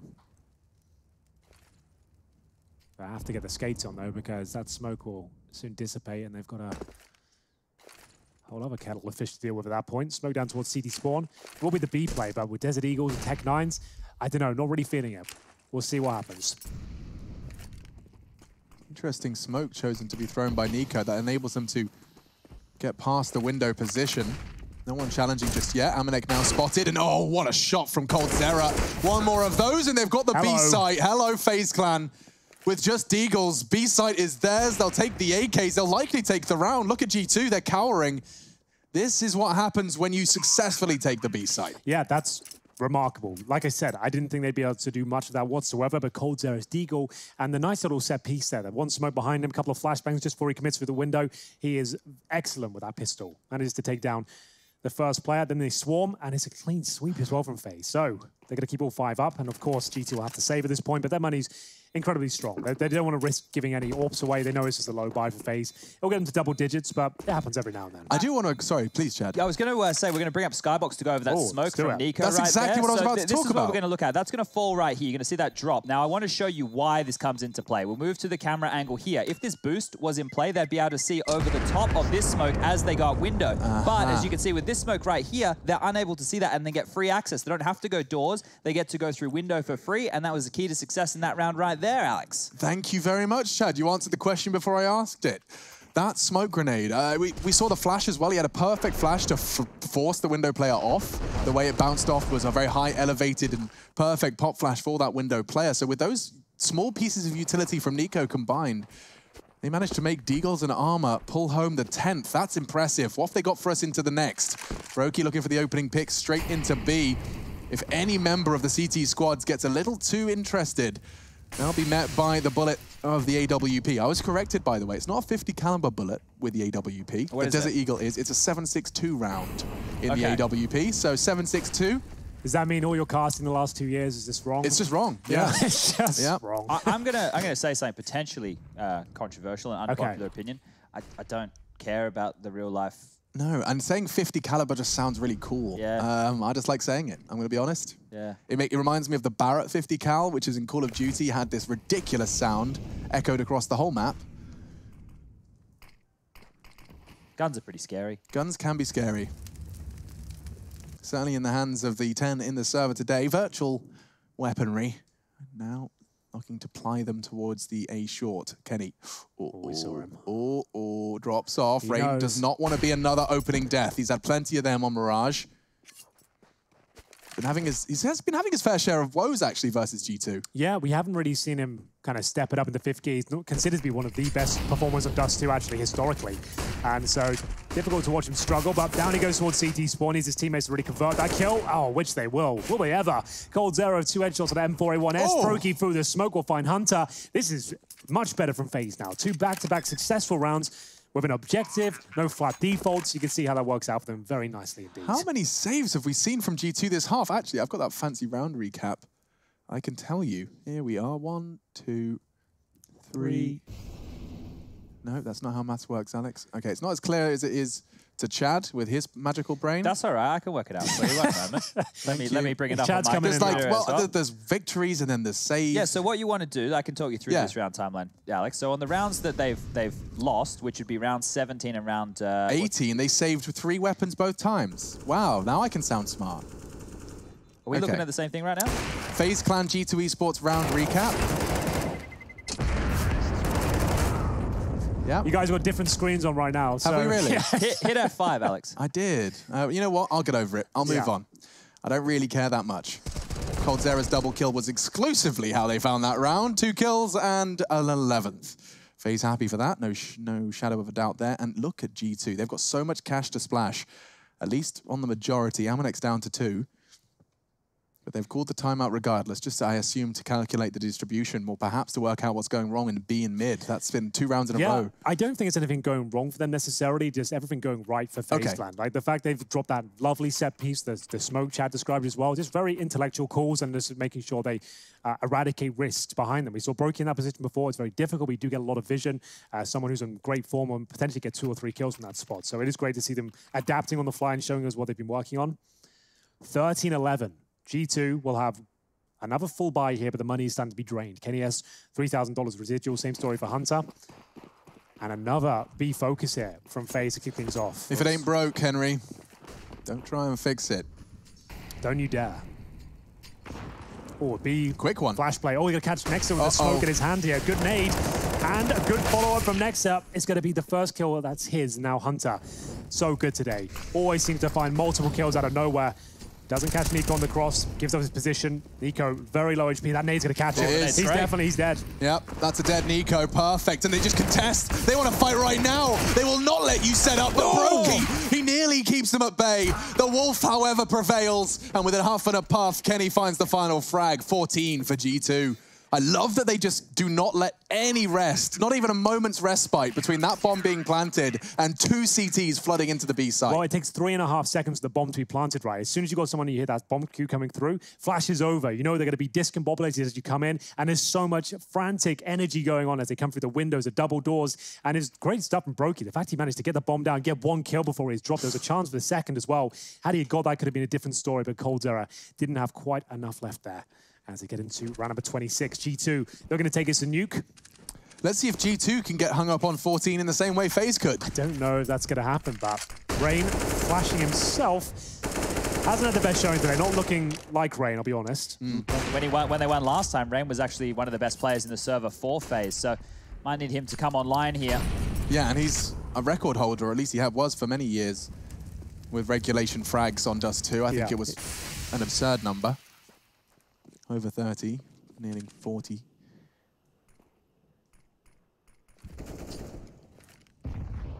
Nice nade. Look at the CT utility damage. G2 keeping FaZe honest.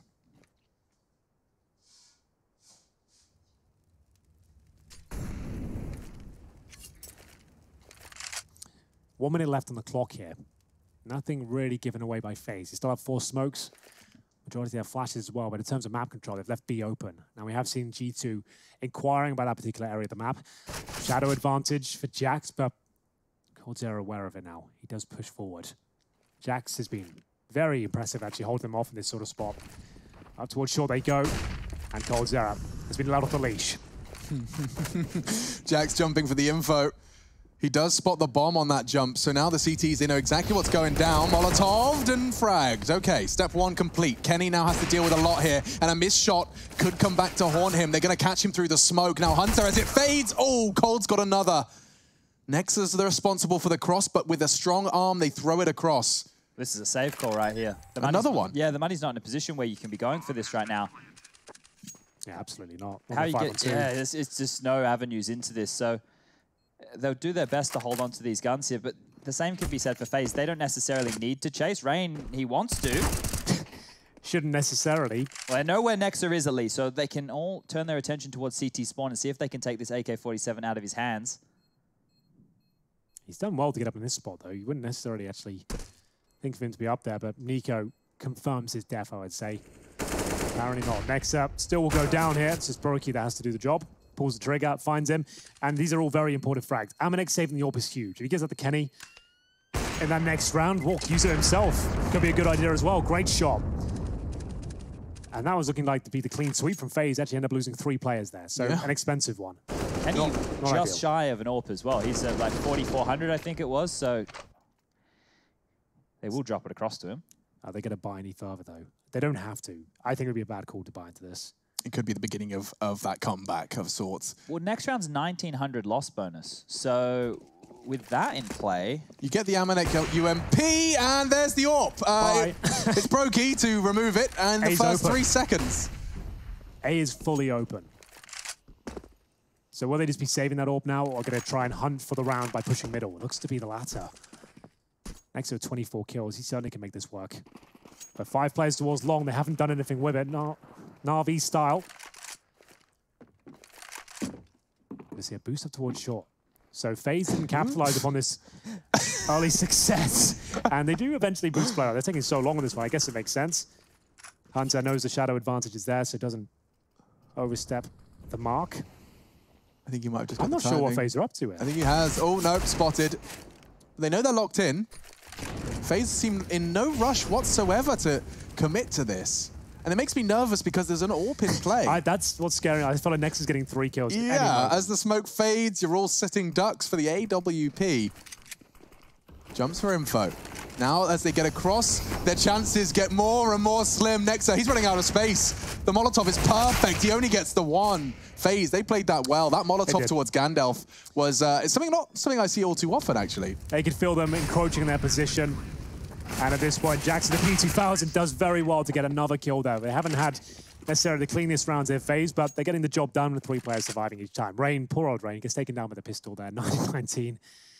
It's not been his game today, has it? No. This is the moment right here for FaZe to level things up, because G2 will take this time out. It is their last, and they have to discuss whether or not they want to buy right here. The money... Oh, dear. Poor Kenny. You don't see that happen to him often. He's normally the one dishing that out. So, and especially when it's one of those rounds where you got pistols and the Kenny S orb, you need him to go find a kill. Of course that happens. And have we finished this game yet? We did say Movistar Riders would be the favourites going into this one. Looks to be the case, but Contact now on their CT side. Maybe they can bring this one right back. Who knows? Yeah. But it does show that the Movistar Riders train result was not a flash in the pan.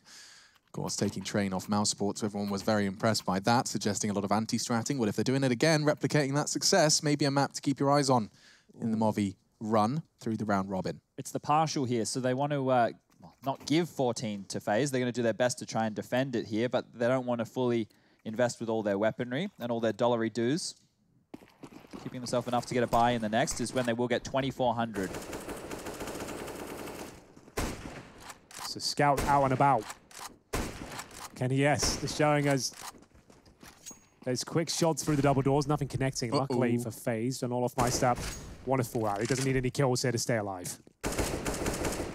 Yeah, so that's enough to force them back. Nico just warning them back into the B site. Shot across the bow. Good to see just Kenny with the scout now, but he can do pretty unspeakable things with this weapon. As they hold towards top and middle, bombs there. For smoking towards the B bomb site, but just to see what the reaction is. The perfect flashbang, and the shot from Kenny almost confirms that he got caught by it. Still lingering in middle. That nade could do some damage towards short. It does not do too much. Nico, he can take that 11 damage on the chin. Regrouping towards long now. There is a close hold from Jax with the CZ. If he can get the first, things could spiral. Here's coldzera. He does. The trade is there. Again, will they anticipate the close corner? This happened before, so this time they check it. Kenny S removed before he can even get going there. Nico, unstoppable at this long A position. Going for the cross now, not really much else to talk about. The round is over. Nexa is on the B side of the map. He's actually in the B bomb site as the bomb's planted now. So FaZe have tied us up, 14-14. Bring this one back from the dead. Who will be posting map point first? Be series point for FaZe. They can do it. Well, coldzera's continued that form from the first half here. He has 9 multi-kill rounds to his name. He's 7-2 in terms of opening duels, and he's got 29 kills to his name. So not bad. He was quiet on map number 1. Well, he was quiet on map number 1 in the early stages, and then he came alive as we made it into that double overtime affair. But here, leading the charge of the server, the next closest will be Nexa with 26 to his name. It's very exciting when you see coldzera performing at the same time as Nico, because when this announcement, when the record-breaking transfer occurred, the conversation was, guys, coldzera and Nico are actually on the same team. Yeah, and is there room for them to be able to perform to that same level? Now, in the previous map, we saw really good signs from Brokey. Olaf was looking fantastic as well. Obviously, Rain was having a hard game, but this time it's Brokey with Nico and coldzera. So they've flicked around a couple of their stars here. And there's going to be some lovely shots here from Nico. He just I want to see this third one, because that was quick. Yeah, my goodness. One little American there. How's your American accent? Not very good. I can say, seriously? Literally? Like a North American Counter-Strike player? Like literally? Like seriously? Well, it's the fast mid from FaZe I here. don't mind this. It's showing a bit of confidence now. But it's a 3, or is that 4-man B stack from G2? There are 4 players in the B. And they might even What kind hit of it. call is that? What is this? They're going for it. Double push into tons. They get the first. Another from Nexa. Brokey to stabilize, but I think FaZe might be working this one out. He sees the barrel and finds the frag. Rain puts a couple of bullets towards Amanek's position, keeps him on his toes. 2 still in the B site. Brokey with the bomb. He cannot afford to lose this. Now Rain, shooting his toes, and he still gets the frag. Oh, that's a huge frag. That's a contributing factor. They could very well turn this around now. Oh, here we go. I can't believe he's No way Nico knows this. Oh no! That's an awkward one. They'll be talking about that over the Christmas dinner table. Now Brokey, he's got a 1v2. No way. Nico looked like he did the best everything. off angle. The edge of the smoke, and he fluffs his lines. Brokey's got a clutch now at such a crucial juncture of the game. Misses his first shot. Oh dear. Hunter only needs to hit 1 bullet, and Brokey does the first. Jax's dunk is there. 15 found first by G2. Money's a problem right now if you're on that G2 Esports side of things. They are very lucky that they can salvage that AWP and get it up for Kenny. Nexa has money, but Yeah, that was so close. The fact that Dink comes through, the grenade's enough to finish him off there, but Hunter pushing towards upper B as a 4-man B stat to kick things off. That's a brave call, Chad. You don't really see that too often. You ever called a 4-man B set up in a gun round? Not on Dust 2, that's for sure. We see 3-man leans. You know, we see 4 guys going long to stop the rush, but 4 individuals on the B bomb site when you're potentially looking at match point. He made the point for FaZe. Yeah, that's true. Well then, balls of steel for G2 lead them to map point on their map pick. Smoke down towards short. All of my step a little bit late towards long, but the flashbangs are there. Oh, he hasn't got the frag. That's really fallen apart for him. Story of his game, 8 kills. Yeah, that could be the last. That was a guaranteed frag, if you ask me, and it doesn't work out. Committed to the spray a bit too much.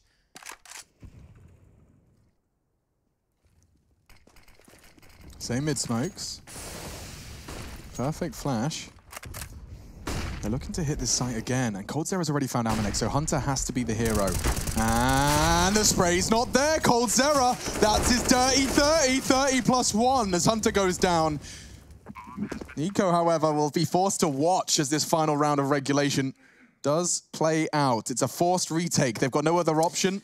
Yeah, but there's no utility on the T side here. They actually have quite the advantage on the G2 side. Sure, it's a 3 versus 3 at B, but the fact they have no flashes might be enough here. We'll see Kenny S take down coldzera up to Brokey. Has to be very quick towards that window position. The second CD player coming in from the tunnels itself. They have got a kit. The timing is everything, and Brokey looks away at the worst possible time. But Rain, he has got the HP advantage. Nails the first shot. Needs to look at the floor here. There's no defuse kit available. Jax, has he done enough here? Apparently not. We're going to overtime. Rain comes to life in round number 30 to save the day. What a round. What a round of Counter-Strike, ladies and gentlemen. coldzera, the guy does as much as he can. Look at this second frag. He gets it straight into the site, but it's Rain who keeps FaZe's chances alive. Jax did well to try and bait the shot. Oh. Too close. Way too close for comfort. And so, ladies and gentlemen, we hit the reset button. This series could go all day. Overtime 2, map 2. Here we go again. Brokey with the spawn. Picks out towards long. Molotov tickles the toes, and he'll think better of that one right there. You can see the double op setup coming out on the CT side of things as well. Amanek and Kenny both wielding the big greens.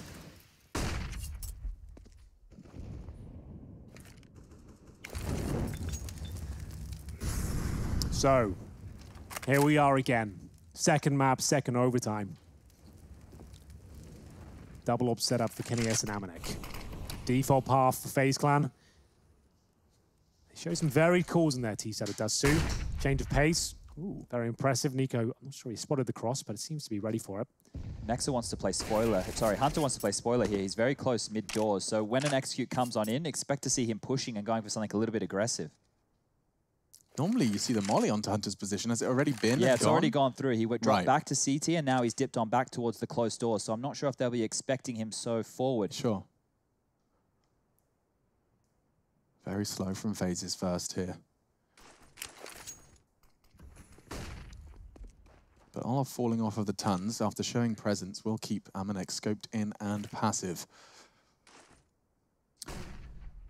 FaZe Clan with 30 seconds remaining. They've cracked open the site here. That's towards long. That great position we saw Jackson before towards the corner. That's where he was again. Kenny S going to be tested here towards long he is. And now where the flashbangs come through, the shots first, and coldzera, he'll get his second frag of the round. 34 in total now. Double smoke on the crossover. CT's with 2 players towards shore.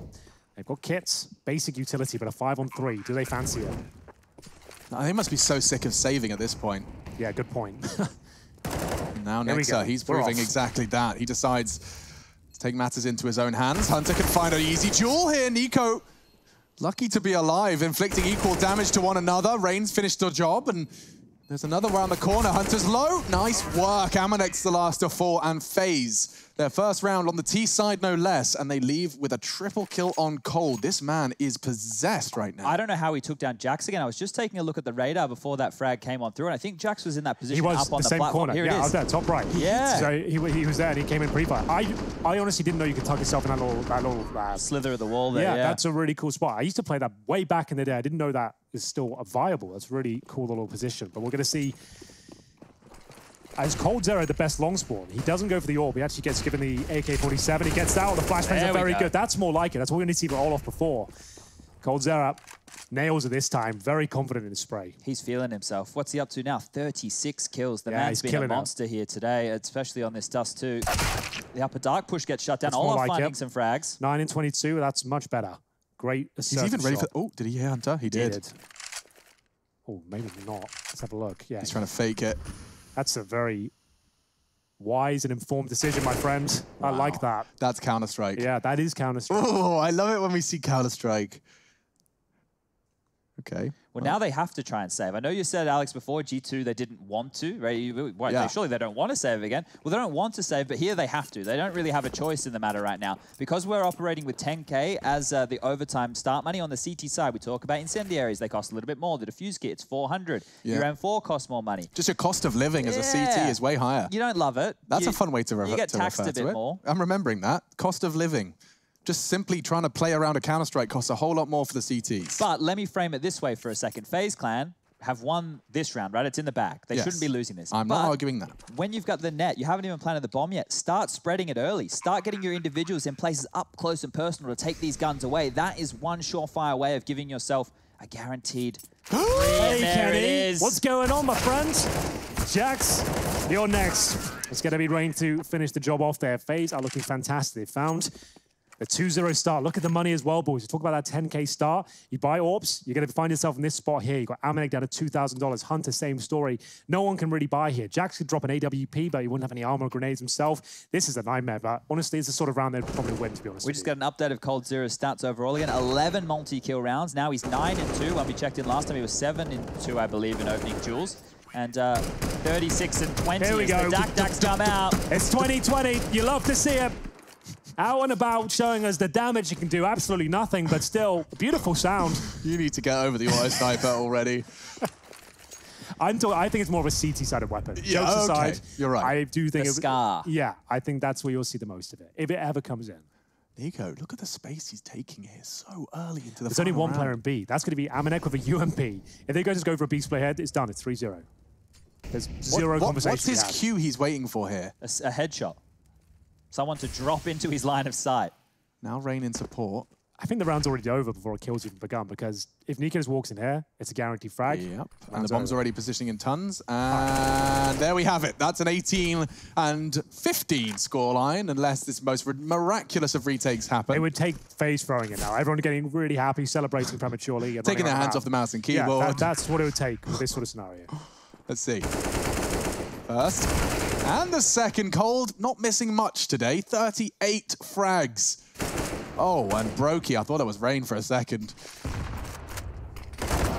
There it is. That's 18, ladies and gentlemen. One away for FaZe Clan's Magic 19, and they head to the defense. They managed to keep it close on their defense this time around on Dust 2. G2, this is their map pick. They have to be spotless on their attack now if they want to take us to nuke. So Long was a little bit odd for FaZe with their CT defense. Remember that round where Amanek got out blue bin and held Olaf and Rain both on the corner and the rest of them exploded cap? Potentially look at that as a weakness. Unfortunately for G2, they didn't get the long spawn, so they have to go for something else. They can't go fast and furious. They've actually dipped straight down middle. One round will do it for FaZe. G2 on the T side now, slowing down for now, but it's an A split coming up. Rain on Olaf Meister to defend towards short. Nico patrolling long this time.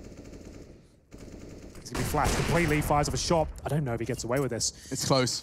A flash from his teammate does enable him to try and tuck into the site, and he will. Oh, there's pressure from everywhere.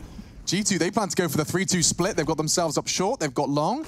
And here they come straight away. Olaf Meister, drive-by from Nexa. A gap spotted, and Nico, he punishes the first. Rain wants another bite of the cherry. Oh, this is going to be good. Here it comes. Anelia double.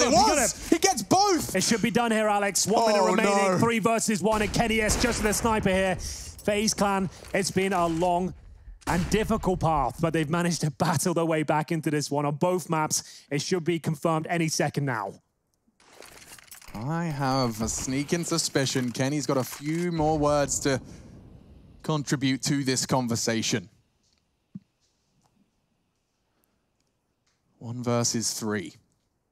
You'd have to get the bomb down, a couple of kills, I mean, this frag onto Nico is where it begins, but I have a horrible feeling that Broky's in such a prime position to trade. That's it. It's all done. FaZe Clan, they take it 2-0. Dust 2 is theirs. They take G2's map pick and the series. They needed that one. A confidence booster for FaZe.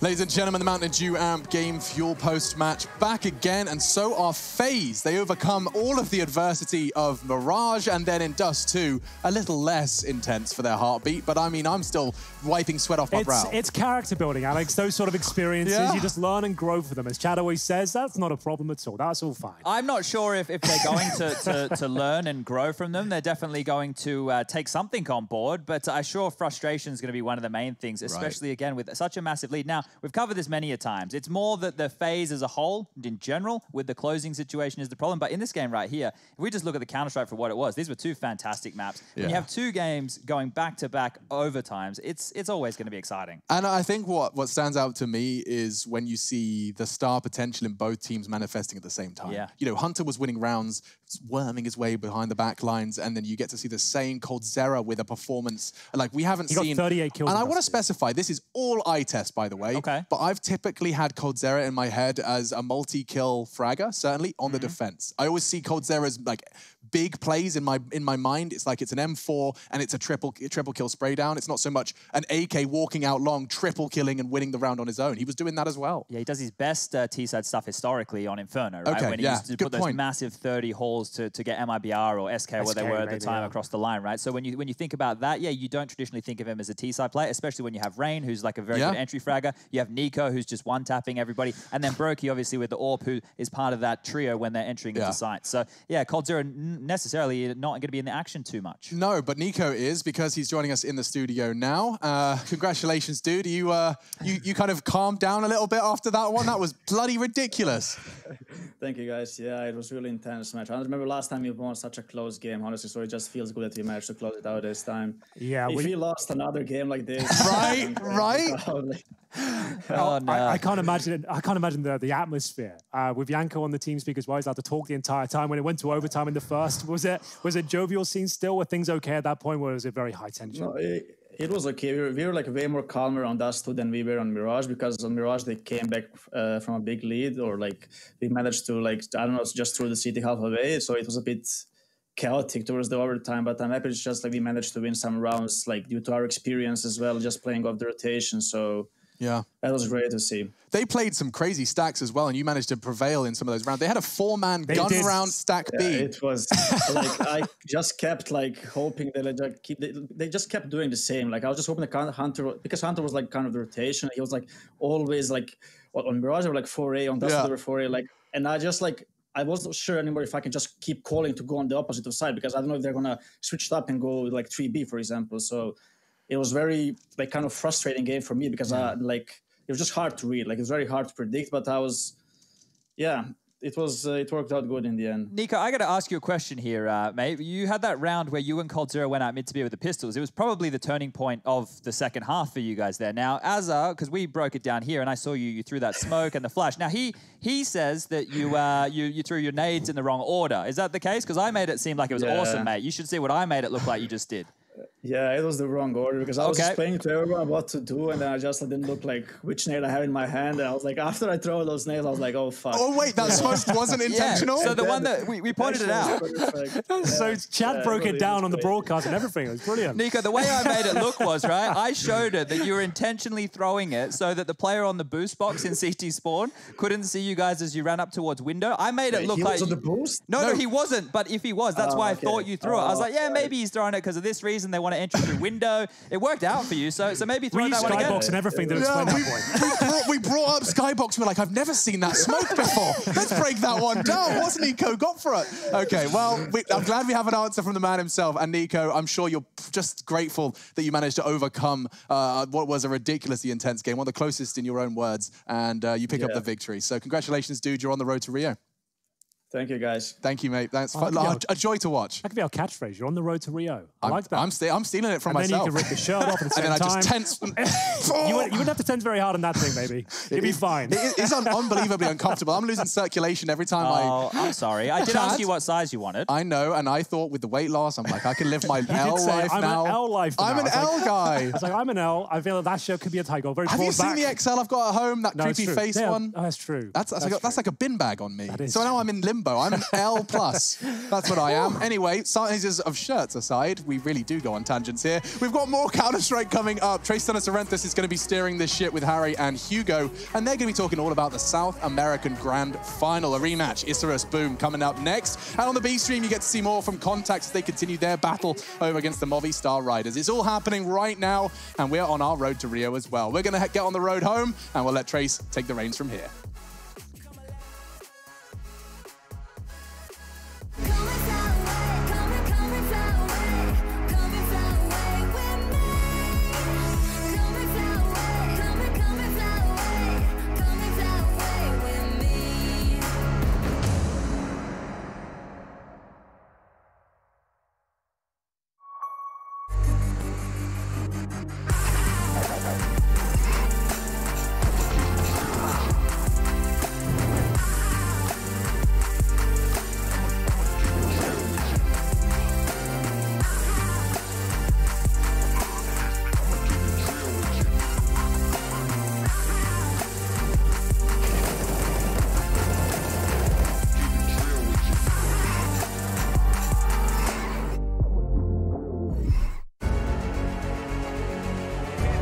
boxes to get by Nico.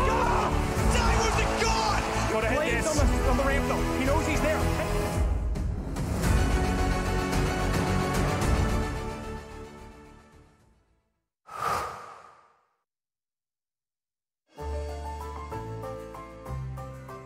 Son intelligence de jeu, même quand il avait 6-7 ans, c'était assez incroyable.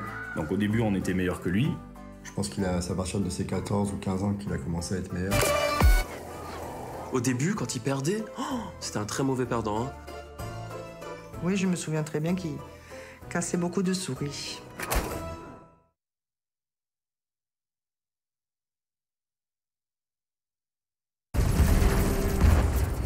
Everybody loves an underdog.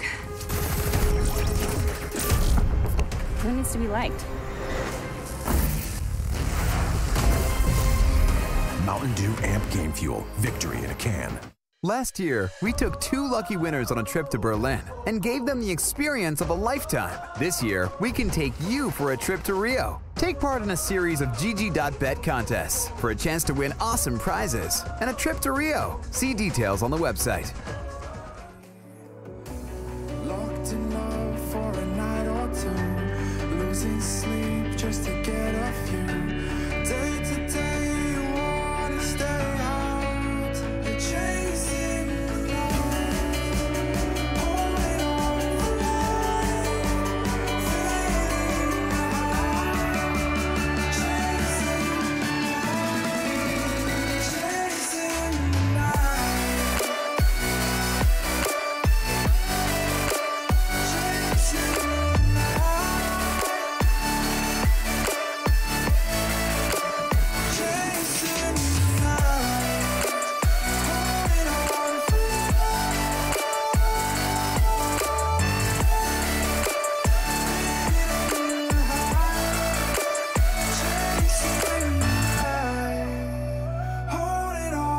life, feeling the high, chasing the night.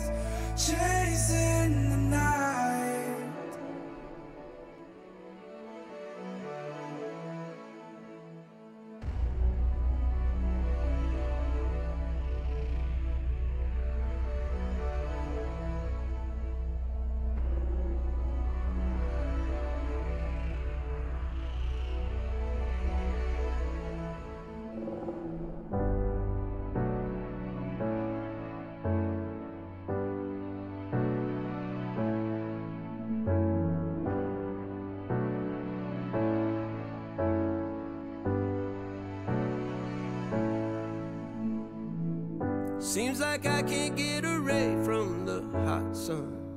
Always night and never day. Even when I wash the floor, the dust still comes. Keep on hunting for the bread. No matter how lost, need no light, no spark. I'm in line mode. With my eyes closed, I can see in the dark. I'm a quiet storm. Far from calm, I know you feel me, brother.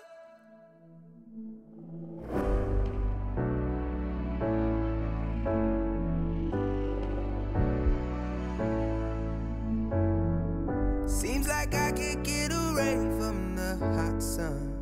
Always night, it's never day. Even when I watch the floor, the dust will come. Keep on hunting for the prey.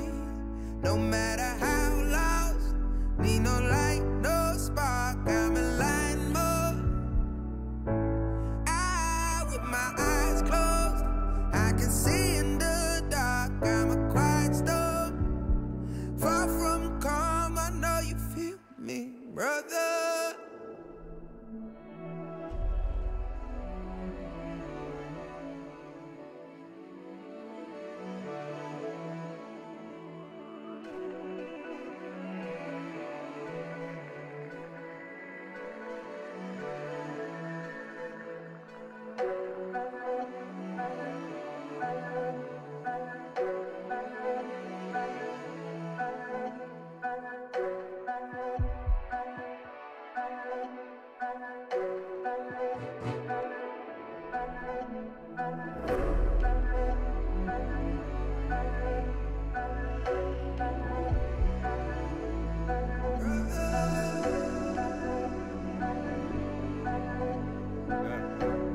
Lost that one.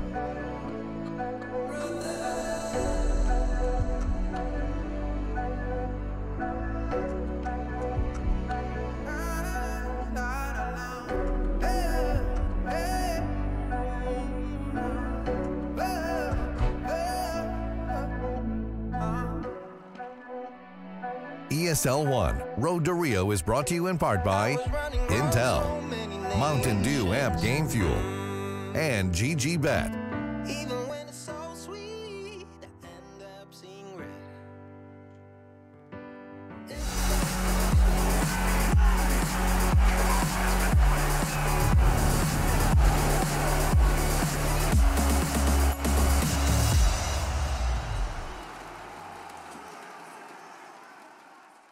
Well, G2 and FaZe has concluded, which ultimately brings us to our grand final here for the South American region of the ESL 1 Road to Rio. Isurus taking on Boom, and well, Boom have been running the show as far as things are concerned, but we're gonna see if they're gonna stand that test of time right here in a grand final. Of course, coughing with me on the microphone will be that of Harry Russell, joined by his brother and Hugo Byron. Guys, how's it going? How did you find the cough button?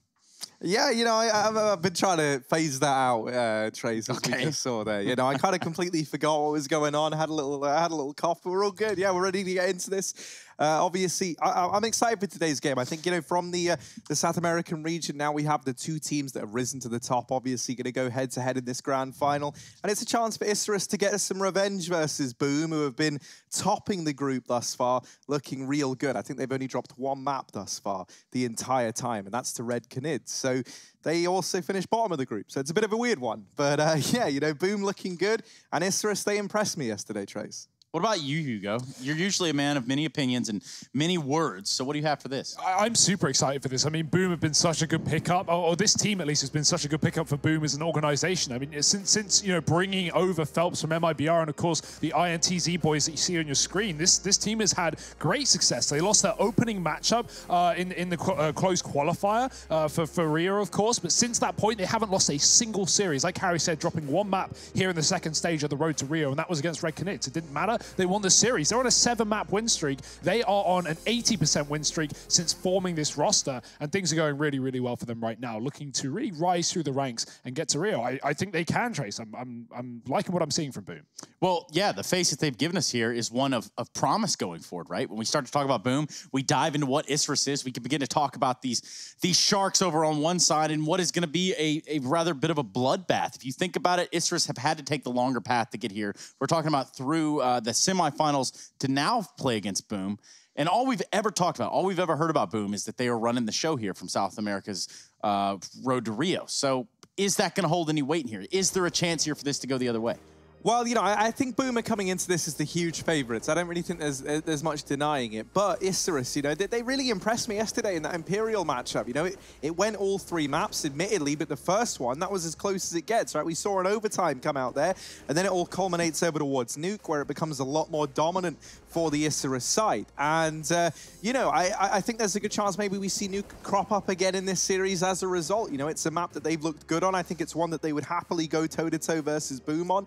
And I think if the individuals can carry some of this heat and some of this kind of momentum forward from the other day, then I do like to think Isurus can, at the very least, give Boom a bit of a run for their money. Without a doubt, when we've seen these two teams play, and they've played twice so far, right, as of late, you know, Isurus have taken Boom the distance on Mirage, that being the only map spanning both series, and one was overtime, one was a 30-rounder, which they lost, but that's a close game, that's improvements, and improvements is really what we're looking to, because, you know, having Isurus here is awesome, having a Spanish-speaking team from the South American region playing in the grand final, so often just dominated by the Brazilian teams, and now finally we have these Argentinian guys, we have of course a Chilean player as well in the form of Lynx. It's really cool. We've got some more diversity.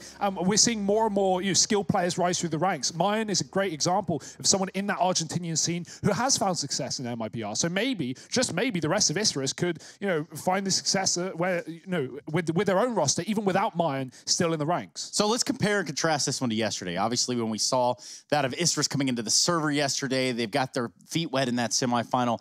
And when we think about that matchup, we compare it to this one. How do we feel like that they can kind of show us a better face in this matchup? I mean, obviously learning from mistakes, right? You know, playing this team twice as of late in best of threes online has led, you know, some familiarity in the favor of Isurus. So they certainly can use that to their advantage. We always say it here on the desk, if you lose a game, you have more to learn than if you won a game, because you can look back at those rounds that didn't go your way and figure out why they didn't and how you can improve that for next time. So with back-to-back close games on Mirage at the very least, that's something that should play in the hands of Isurus. But at the end of the day, the map pool for Boom is kind of unknown right now. We haven't seen them touch every single map. So for Isurus, they're still heading into choppy, unknown waters. It's weird. You said maps. That's what we were all thinking about. That's what I was thinking about. What you were probably thinking about too. So perhaps we stop thinking and start talking about the vetoes, so that way we can stop talking, start talking again to get the matchup going. Guys, what 3 maps we're going to see? Well, you know, the Vertigo ban comes out first for Isurus. That makes sense. They normally get rid of that, right? Boom, removing Dust 2. I would like to see a nuke thrown in. If I'm being honest, I think there's a chance that we see it crop up for the Isurus nuke Mirage squad. again. That's been like the consistency. It wouldn't surprise teams, me, right? because it's normally been like Mirage, Inferno. You know, that's what we saw the last time these two teams played. I feel like there's a good shot. There's nuke. Are we going to get Mirage, Inferno? Surely, right? Like, I if feel that's like we do, because I don't see this randomly take it like an overpass. I mean, I think maybe a Mirage slots in well right here, and that would make the most sense to me. But, oh, well, what do you know? It's like I've done this before. Either way, Mirage, the second map of the series, we got nuke as the first. Where does that leave us to the decider? I like to think it should be Inferno, perhaps? Inferno. Yeah, that would make sense too. There we go. Okay, so yeah, this is kind of what we were feeling like it was going to appear like, right? There was maybe a chance that we could have had like an overpass slip through, but boom. They have that final ban. They just get rid of it, right? I like the decision from Isurus to keep it in and kind of float the idea, but Boom ultimately going to feel pretty comfortable on this one. Mirage and Inferno have been 2 great maps for them historically. They've been looking really good on them. I don't even think they're yet to lose one of those games. It's exciting to see Boom pick Mirage into Isurus, right? Considering how close those games have been, right? Obviously, Isurus, we saw them yesterday on Nuke. They looked excellent on the map. So no real surprises in the map pool today. You know, what's cool for Boom is with them being in this roster, at least as of 2020, you look at their games played, Dust, Train, Overpass, and Vertigo. They have either 1 or 2 map played on each of those maps. So that leaves a lot open, right? While that, for the short term, makes you think, oh, maybe they don't have a big map pool. No. That's just simply them not playing enough series. And that means they have a whole lot more to show us in those future stages, which is going to be really exciting. Which kind of brings back the old saying, which is that they're growers and not so much showers. Isn't that right, Harry? Yeah, I mean, I guess so, right? Like, I got to try follow that one. I'm going to try build on it. So, yeah, you know, showers, not growers, as Trace just said. Yeah, brilliant. I love it. Trace, I mean, it makes sense. You know, what I'm saying is that they're starting slow into this. They're building into it. You want to talk about building up in the building blocks? Well, those are the foundations. I don't know where your guys' minds were. No, yeah, and that's obviously not on the same thing. No. To actually expand on it, yeah, you know, I think there's a few different ways you can go about building a map pool, right? You can be one of these teams that comes together to focus and just try and make yourself have like I think like 6 maps is really the minimum you're looking for, and you try and become like a jack of all trades, or you go like the old-fashioned route and like just really heavily invest in nailing down like 2-3 maps that you feel really comfortable on, and then, you know, having like 1 or 2 insta bans that you try and get rid of. And you know, I feel like we do still have a lot more to see from this Boom squad as a result, right? Because it does kind of feel like they've edged down that route to begin with, really trying to make a bit of a staple on a core 3-4 maps. So how about this? At our core, which is us 3, right? We have this whole prediction thing going on. Of course, being brought to you by GG.bet. Now, these are the current standings, and these are the current predictions. I'm talking Boom Esports, and you know how much I'm talking Boom Esports? Right about here, baby. That's about how far it goes. Anybody got anything to say about that? Is Boom going to be winning this one or not? I mean, you know, our predictions are all the same. We did all say Boom in this one. So, it's not a split desk today, The desk is with Boom. The desk is with Brazil, and that's where I'm standing today. Of course, Isurus do have a fight in them. We're going to see what they can do with it. Can they go in here and cause a little bit of a ruckus? Can they bring the ruckus even more so to this Boom lineup, who have had no stops thus far? I've got Harry and Hugo with me. We're ready to jump into this grand final of the South American region. Well, there's no pandas in Rio, but there's some pandering on the desk as we get into the action. Isurus are not waiting around. They're hungry for blood, and they got the A site. 2 immediate kills, and the bomb planted. I mean, this is an undoable retake, you would think, for Boom. 3 on 5, dinked, no kit, only armor, no util. How the hell do you get back in here? Yeah, it's certainly not going to be easy, right? And with this time ticking away and these smokes still up, all that Boom can really do is wait. Cello makes his presence known from up here in the heavens, and now they've got their attention fixated on him. Cello Oh, there we go. Eventually. He does get it. Very, very patient. But this shouldn't matter, right? Even with that 1 kill coming in, it's still a round for Isurus, you would imagine. Now you don't have to imagine. It is the round for Isurus. Phelps is going to go ahead and get the hell out of that site. Holds on to his armor alongside Bolts. Oxy looking like he wants to go hunting, but doesn't actually do any damage there. It's going to be the round on the board for Isurus. They now have a chance to get off to a good start here on Nuke, which, you know, considering how good they looked on this map yesterday, I think, you know, getting off to a strong T-side start is going to be very, very paramount to if they want to have success here in this series. Yeah, if we looked at how they played against Imperial yesterday in that semi-final, Isurus got 11 T rounds on Nuke, which is where they started, right? So Boom certainly have to be worried about that moving into this game. Another fast play. This time it does get stopped, but the bomb gets dropped right down the vent alongside the corpses that are at least allowed by Boom. They find 2 kills through the door area. So the bomb is lower. That's something for Isurus, but no one else is. So that's easier said than done to get to that position. Lynx has found himself from outside into main, but his teammates are falling like flies. Deco going to give it a go, but running out of ammo and a missed spray. Lynx could finish the job on the second, could drop B, but he's going back to swap guns, and that will get him caught out by Shiz. Boom. 1-1. Yeah. If you recall, Lynx is the fella that hit the shot that had absolutely no business hitting the other day, but he did. And he did it on the back of some style points by putting a spray on the wall. Just one little quick AR, excuse me, that would be what, a D out, and then bink. Yeah. I mean, we saw some real talent from Isurus yesterday. We saw lots of individuals shining through, not just Lynx, but I think Deco was a great player. Deco and Reversive were great players to talk about, you know, in terms of having powerful performances, especially on Mirage. But that's all for later. That's the second map of the series, not the first. I tell you what as well, right? If you remember, 1962 in the series yesterday had a pretty quiet game on Dust 2, but his flashbangs were like incredible. And then moving into Nuke, we were, you know, hyping it up, kind of saying, yeah, we want to see more from 1962. Well, then he really turned on here on Nuke, right? And just felt like he came alive in the server. He was finding a hell of a lot of openers for this Isurus side. So I'm kind of curious what version of this man we have showing up today. Is it going to be, you know, more of a supportive role, setting up the rest of the team, or is he going to be leading by example? He's over here on top of main. But I do think the players for me to be keeping an eye on right now is going to be Lynx and Reversive. You know, those two yesterday, Reversive as well, a lot of that coming off the back of just a ludicrous performance on Dust that he was able to keep up throughout the entire series. And I feel like Lynx has just always been good in this game to hit the shots he has to hit. And I know that sounds like a bit of a null and void compliment, but, you know, that's what you need. You want a player who's consistent. Speaking of consistency, Bolts is pretty consistent at holding down this A-bomb site right now. He deals with 3, helped out by Cello over in Heavens, and Boom are going to put that second round on the board. So these Force by Wars draw to a close almost as soon as they began.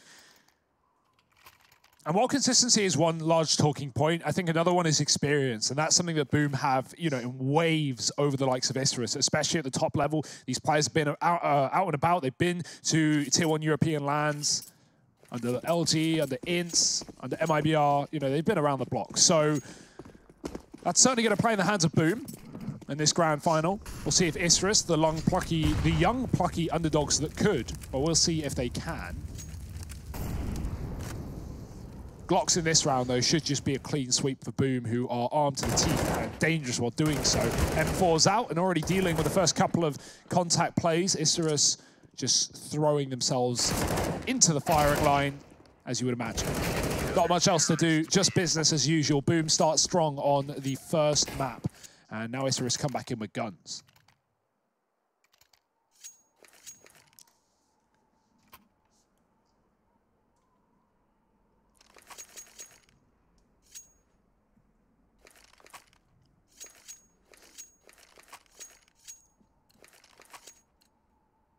Yeah, and I wonder if we're just going to see some outside presence in this round, right? It wouldn't be a bad time to try and bring that in, knowing that that AWP likely isn't going to be in the hands of Boom just yet. They do send 3 players over here towards outside to begin with. There's a scout on Yell, but that's the, you know, the closest thing to it. And he's holding with that scout back in CT spawn. We will see an outside smoke go down. It's a bit of an interesting one. Gets thrown deep. It looked like that was to allow a cross, but they didn't actually go behind it. Instead, that's now faded. It was in between the gap of like red box and mini, or main, depending on where you're from. I found myself using more and more American calls since playing with Trace. Don't know why that is. I'm going to start calling Silo, is it Red Rock? Is that the I mean, that's a 1.6 No, that call. is an old term. Yeah, but it's just because that's what Trace calls it time and time Red again. Rock, you know, I have a buddy that calls it Twinkie for some reason. I hate that. Yeah, I don't like it either. Silo's so easy, man. That's a great, you know, why My favorite one is when you're playing in Europe and you hear someone calling it Marshmallow. Yeah, Marshmallow. One's Marshmallow. Well, in this round, oh, Phelps and Bolts. The other one's lighting it up, and here, Yell up in heaven with this scout is able to put one on the board. Reversive, now the last man standing, throwing into this 1v2 clutch. He mollies out the heaven, and that's going to facilitate a bomb plant here. At the very, very least, Yell has left heaven and regrouped with Cello over here in main. Reversive has a very tall task ahead. He's got to try and overcome this, and he doesn't know where both these players reside. They line up for him, though, and that's almost the double. Yell now knows, and he's got him trapped, but Reversive holds his own in the 1v2, and Isurus going to get that second round on the board here and now. No waiting around for it, but immediately in response, you've got this AWP buy on the cards for Boom. Yell's going to be donning that, perhaps unsurprisingly. Rifles across the board for everybody else. Cello's got the defuse kit, but that is something to bear in mind. Only one kit here on Boom, so we're going to have to keep an eye on that if this bomb goes down.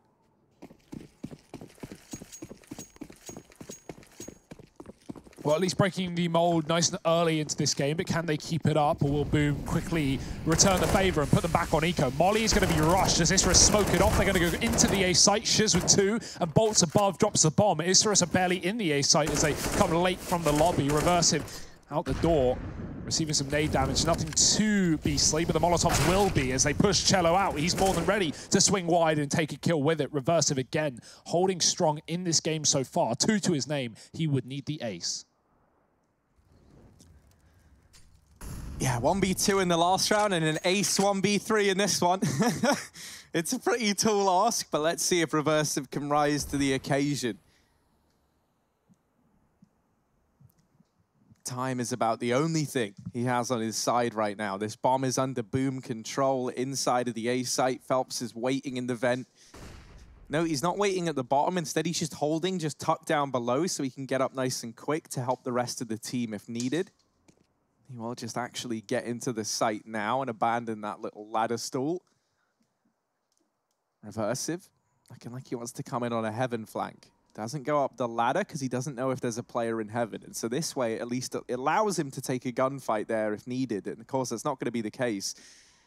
Instead, this first point of contact will be the hut player. And Reversive is going to have a lot of angles to bear in mind as he tries to get in. And he does deal with the first man, but left on 4 points of health to deal with the remaining 2.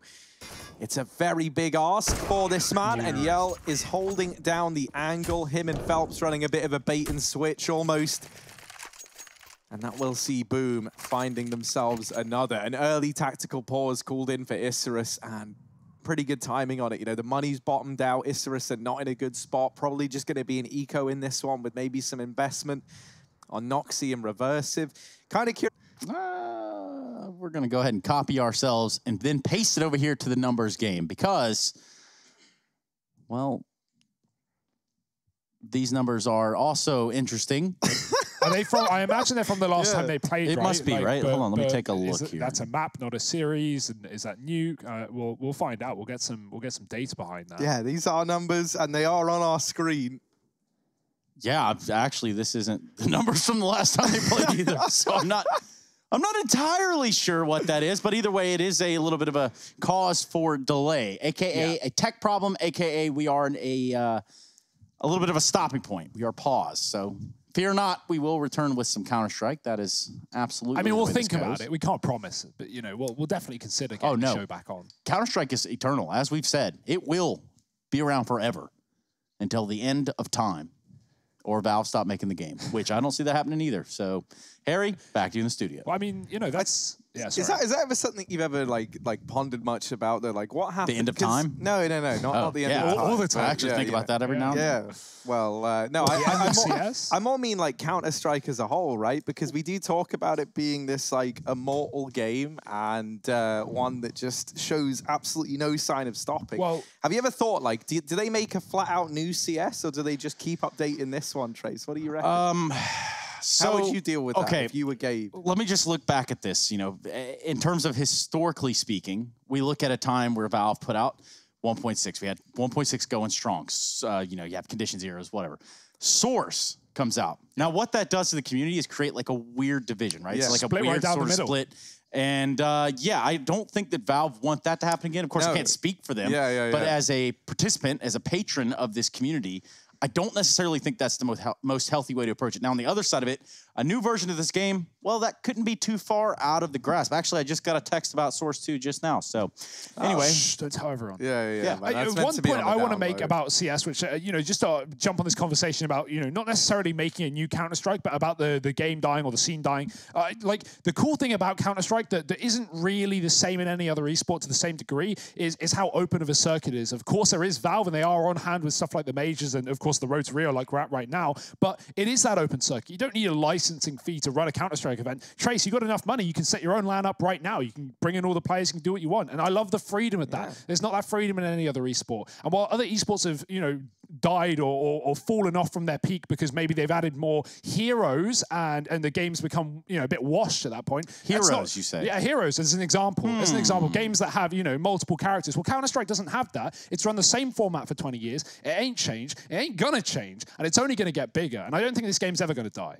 And that is Hugo Byron's final thoughts on, well, Counter-Strike in the near future. For us, though, we are talking a little bit about anything and everything, considering we do have a little bit of a pause here in our matchup, a little bit of a tech problem. So that would mean that we will be jumping back on the road with Isurus and Boom. However, you know, I'm just thinking, now that we've got some time to kill, we get to kind of chit-chat a little bit. We could talk Counter-Strike. You guys want to do that? We could talk Brazil.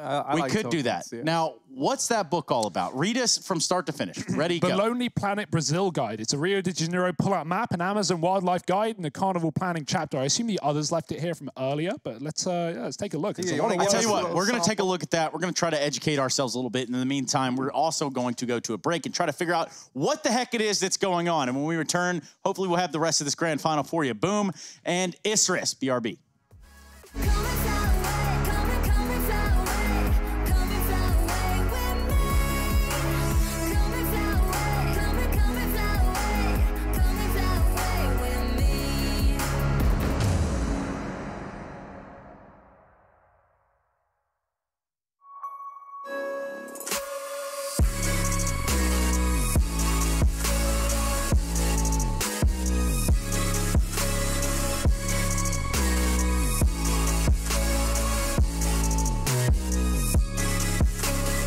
Love it, you wear it.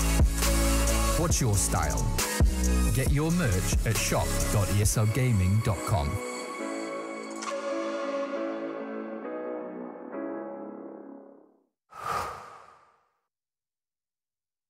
To be brilliant is to defy convention and challenge expectations. So Intel will bring the processing power for when it's time to go brilliant.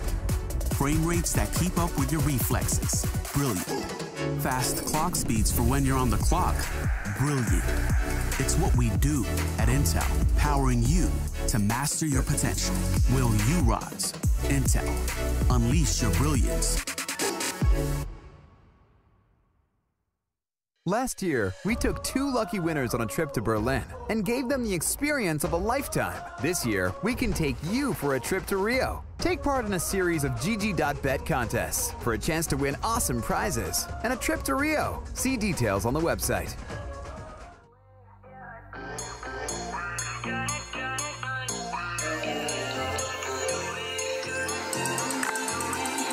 Said I'd find a way to turn my heart into something gold. Knew I sold my soul to the devil long ago. I rode it all along on your wave right before it broke. Time was thrown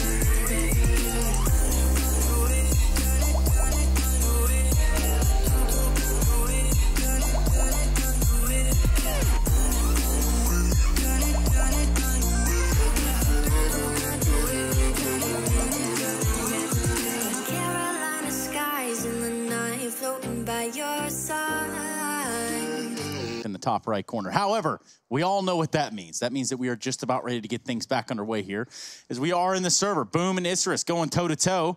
And as it stands, we've already gotten this match underway. Harry, what's going on? Catch us up to speed. Yeah, you know, currently we sit at a 5-3 scoreline in favor of Boom. Things are looking good for them, right, coming into this one. And, you know, Boom, they're pretty much the favorites across the board. We were kind of pondering how a few of these players for Isurus would start. One of the guys that we were kind of talking about was 1962, right? We were saying, are we going to get like a Dust 2-esque performance from him yesterday, where it was pretty slow in the beginning, kind of focusing on filling like that supportive role? Or is it going to be the case that we have him coming into the server popping heads? Well, he's not off to the best of starts, is he, Hugo? 0-8. We missed the 007 because, of course, the auto disconnect, so that does play in his favor. We don't get to Bames Jonda or James Bond him in this instance. But Bames Jonda. Yeah, I mean, that's when you go 7-0. Bames Jonda is for 700. License to chill. License to chill. You guys are something else. I just want to tell you, you are truly something special. From the bottom of my heart, thank you. From the bottom of me heart, I apologize for this delay. Now, what I need to tell you is that we are going to be jumping back into the game. There are obviously some tech things that tend to happen around the game of Counter-Strike and esports in general, so this should be as of no super surprise to you all. There are just some things that are completely out of our control. Now, we could carry on here. We could talk about the South American side of things, as this is the grand final for the group, or we could take it just about anywhere you'd like. What do you got, Hugo? We can refresh people on what happened in the last couple of rounds that we did, of course, We could do that, I suppose. The last 2 rounds, of course, that have been played were a bomb plant that everyone died in, but the round was still won by Isurus on the T side, and then Boom followed up with a flawless round, taking... Actually, no, that definitely isn't correct. That says that 10 players survived, and they defused the bomb. It's pretty lit, I don't think that one's true. I don't. Otherwise, we missed probably the best round of Counter-Strike. That would have been incredible. How do you do that? How does that even happen? No, it doesn't. So it didn't happen. It's fake news, and we'll be moving forward with our regularly scheduled programming. Yes, actually, we won't, because that would mean that we were in the game. Now, what we are going to be talking about is a little bit of an all-encompassing look at the community itself. Like, we're talking about esports, and we're talking about what Valve could potentially have up their sleeve for us. But why don't we just go a little bit further than that? Let's talk a little bit about the community and some of the needs that we might face. Perhaps I'm looking right now, right off the top, at the scrimmage map group, right? And how that gets utilized within the big picture of things. Harry, what's your thoughts? Man, I could sit and talk about this side of CS all day. So this is good. Perfect. I think there's a lot of potential. Like, because CSGO, I think one of the things that's so good about this game is that the community is like a very like natural growth. You know, these are longtime fans who just love competitive video games. And as such, I feel like we get some of like the highest standard of kind of like community contributions, right? Be that in maps, be that in frag movies, be that in workshop, like skins, things like that, right? The kind of output that we get from the community is incredible. And this is something that I hope that Valve really do try and take more advantage of looking to the future, right? Because it feels like every year there are so many great maps churned on out that you wouldn't even know exist were it not for things like Mapcore, for example, right? Running those contests and hubs being available where you can play them. So I really hope that some of these community maps start to get drip fed into the map pool, like we've seen with Anubis and Chlorine already, right? Those guys both made it through that Mapcore contest and then got added to the game itself, which is cool. And I hope that Scrimmage can serve as like a funnel for these community maps to start to integrate into the game. You know, the community is what makes CS so great, man, at its core. Like, another thing I'm looking forward to, this is another community thing, would be the echoes of 2019 frag movie, right? Which you are severely missing. I really am looking forward to that. You know, like, shout out to all those guys. And that's something that, you know, like these frag movies, it's weird to be excited about it like it's a release of a film. But, you know, every year, man, we get, like, different kind of videos coming out from different video producers. You know, another one is, like, the Rewind stuff. The Rewind. Cool. The Rewind, like, you know, content pieces. I don't know, man. There's so much in Counter-Strike that the community does that it feels like doesn't get the spotlight or the attention or the love it deserves. And I think, you know, you got to look to Valve to do some of it, you know, not for maybe things like videos, etc., but for the maps, for the skins. There is a huge market that can be taken advantage of there. That's one thing that I would obviously like to see expanded upon, right? And that wouldn't even be remotely close to all of the problems, if you want to call them that, solved within the game itself. I would love there just to be a better connection between the matchmaking realms of the world and the competitive realms of the world. Now, obviously, matchmaking is a very competitive, you know, state, and that's where everybody kind of gets their feet wet and gets started. Hell, I love 64 tick, but not as much as I love those 128 tick servers. And moreover, cool, I got global, but now what? Who cares? Yeah. And mate, I tell you what, right? Like you look at a lot of esports out there that have a different competitive rule set to the casual rule set, and usually that's something that sees the community suffer as a result because it increases the divide between your casual, you know, player, viewer, whatever, and the pros playing the game at the highest level, right? Like look at traditional sports, you know, like when you go and play football, the rules are always the same regardless, pretty much, right? American like, I'm talking about English, right? Like, that soccer, European. if you want it. Soccer, that's what you're talking about. Trace, you're here in Cologne. Watch yourself, buddy. The rules are pretty much the same, like give or take, like how much you want to enforce them. But in CS and in other games, right, that's not the case. And you want people to properly appreciate what's going on in these pro servers and be able to replicate that at home, not just because I think it would make the entire game better across the board and kind of lower that divide, but because, you know, like, it would just be a better experience, full stop. And at this point in time, you know, I feel like, you know, 5 years ago, you can make the case that people aren't going to have PCs that can keep up with 128-tick servers. But it's 2020 now, man. Like, even the most garbage of PCs feels like it can run CS, a game that isn't very well optimized. But maybe when Source 2 gets added, that's a whole different story. You know, then we can see that change come in. And I would love that, man. If they drop Source 2, they drop 128-tick servers, Counter-Strike, king, baby. It ain't changing. King, baby. Now that is something special. Speaking of which, special as it is, you can go ahead and tweet at us. Let us know some of your thoughts, opinions, and even comments on some of the things that we're talking about, because there is a whole lot of things going on around the community. There are a whole lot of things that we would all love to see, but for the time being, it takes just, I don't know, I think it's going to take a little bit more than what we have on our plate right now. And by that, I mean, like, it's going to take a little bit more step from Valve, perhaps, and us to meet them in the middle. And when I say us, I'm talking about you, I'm talking about me, talking about you. Out here watching the games. So when I say that, we're also getting back into what is Isurus versus Boom sooner, probably real soon, actually. Maybe not right now, but real close. What do you guys got now, Hugo? Do you agree with the sentiments that Harry here is spilling? Yeah, he stole the words really right out did go, myself. Yeah, you know, I actually had a point to make, and then he uttered the point. So now I'm kind of I'm out in the open. I've run out of things to say, Trace, but it's looking good. I you know, one thing I will say, you're talking about the map pool, right? Like even if we're moving to more casual discussion about, you know, matchmaking and stuff, I feel like in the early CS:GO days, especially with the operations when they were getting pumped out every 6 months, we had way more maps that you could play as a casual player. I say casual, right? Like matchmaking, you know? And now that is limited. Yes, scrimmage is a cool feature, but we've only got 2 maps in there. We've got Mirage, we've got Chlorine. Cool that Anubis moved, obviously, but I'd love more maps to play. I'd love Valve to move, you know, some of the plentiful amount of maps that they have in the game, they have in other game modes, into the competitive mode. But we don't have to worry about that anymore, Trace. We really don't. And I was really going to get us into a conversation here that was really scary for a second. That is, you know, we talk about communities. Well, which one is the most casual? Is it the Twitch chat? Is it the HLTV forum users? Is it the Reddit users? Who is it really? We're going to find out. I'm going to let Harry stew on that one and let Hugo cast around. Oh, Phelps, he is very, very dangerous. Yeah, hiding in a smoke that will work for a second and not a second longer. Yell gets one outside before Isurus keep a fast pace down towards lower. Obviously, a few rounds have transpired since you last saw this game on your screen. So just to update you, it has been mainly Boom taking these rounds, unsurprisingly, as Isurus are left at least with guns in this one, and they're making the most out of this situation. 4-on-3 and deep yard control. This gives them the room to move up towards that top site. They can flank Heaven, but they might meet Shiz in the meantime. He's coming through the hell door. Oh, he's missed the timing by a second, but he sees a player on his left. Can't connect the shot. Looking for an immediate dink, and instead he's down, and so is Bolts falling from the silo. It's just Cello alone. Yeah, and he gets shut down pretty quickly. Reversive delivering a double to put a 4th round on the board for Isurus. Now, we're going to see a reinvestment coming on in from the Boom side, and they will have that AWP in tow.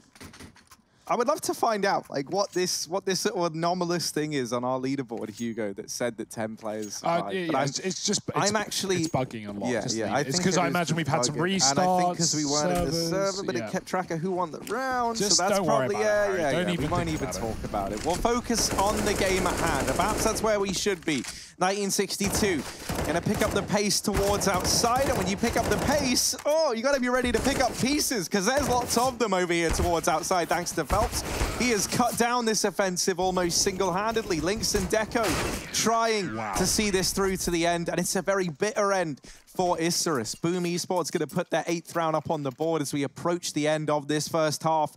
For those of you who are just tuning in, we did have a bit of a technical issue in the middle of all of this, but it was a strong start from Boom. That's continued, with Isurus only putting up a few rounds here and there since. That money not really given a chance to stabilize yet for this T side, and that's something that they might not ever have control of if this first half continues in this fashion. Yeah, it certainly doesn't help that they get, you know, a round win and then they go for a really fast door play and just get mowed down. So Boomer immediately back in control of the money, and they're watching the yard as well. They can only watch so much with the smokes coming down. Isurus can drop towards lower, and multiple players will do with the bomb. Cello is about to get an unfortunate surprise. So will Shiz coming through the event as well. Phelps is late to the party, but he's here with a bang and a boom, but only one to his name. Leaves Lynx in with a trade. Yell can't connect the shot, and the smokes are up. Isurus have cordoned him out of the bomb site, and it might just have to be an instant save for Boom in this 2-on-4.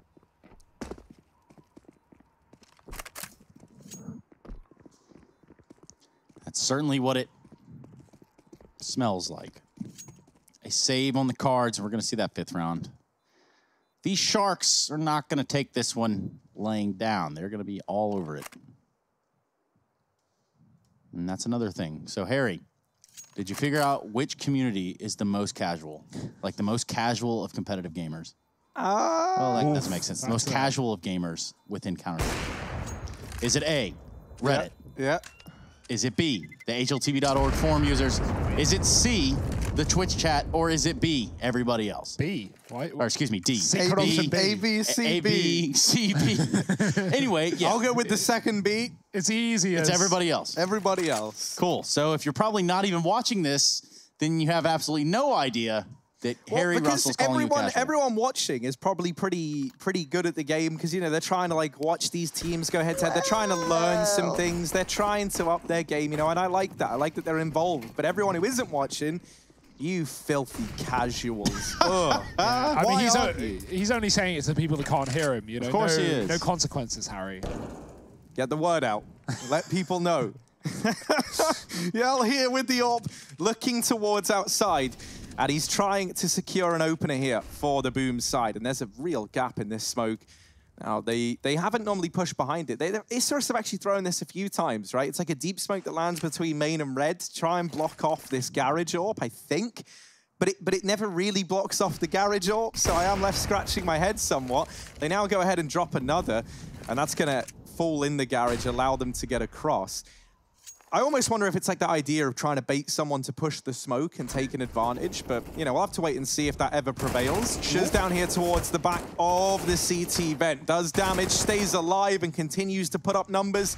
It is a teardown for Isurus in this round. They get shut out of the A-bomb site, and a 9th round graces the board for Boom. They might lose the round prior, but they come back in immediately with a very, very dominant round. Isurus seems so obsessed with going for these like utility-less top site plays in the late round, and it's just not working. Every time they're doing it, they're getting shut out. You know, look at this play. There's no flashes, there's no smokes, there's no Molotov. Obviously, you know, economy is low, and that certainly creates a problem, but that's why the top site is not often the destination for teams without that utility, because you're just going to get mowed down by crossfires, and there's so many spots to play. So another play for Isurus, this time with grenades behind it, but the spam is there. Shiz lays down the damage, does do some to the one rifle in the hands of Isurus. It's the last round of the half, but they do have lower. Right now, Yell's waiting for it, but he gets smoked off. His teammate inside of the site will hold his own with one, dropping that AK. Doesn't get retrieved, the bomb plant gets denied, and Boom are all over this one. 4-on-2, no way back in for Isurus, you would think.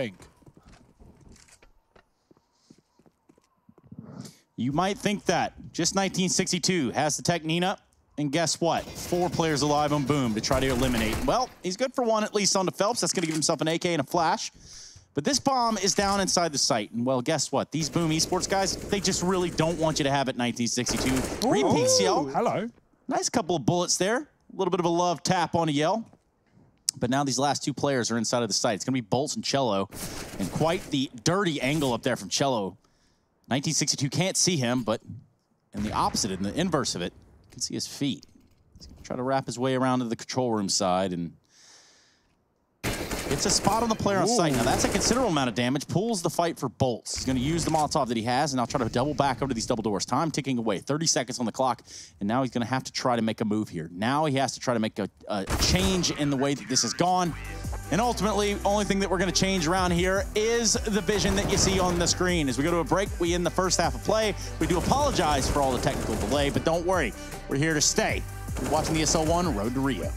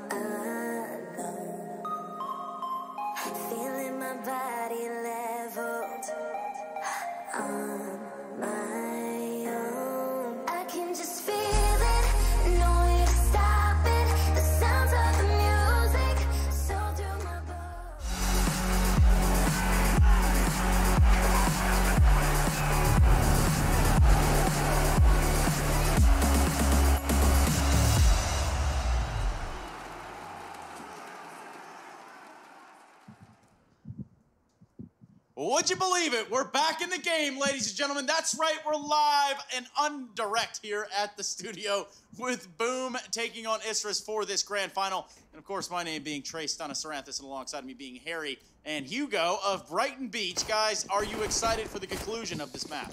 We are indeed, Trace. It's nice to have you call in from the other side of the room, but yeah, we're ready for the action. We're ready for the end of the first map. If Boom want to take it that way, let's see if their T-side has got more to say. Apparently not. Isurus will just damn near destroy them through that doorway. Smoke spam for the USPs, and the pistols will come out on top for Isurus.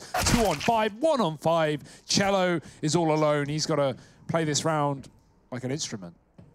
Nice, man. It's not bad. Let's see if he can do it.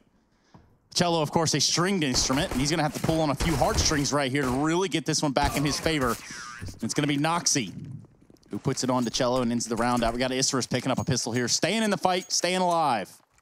And they didn't win that pistol. Things, well, of course, after the conversion, which we also know is pivotal, to a half a Counter-Strike.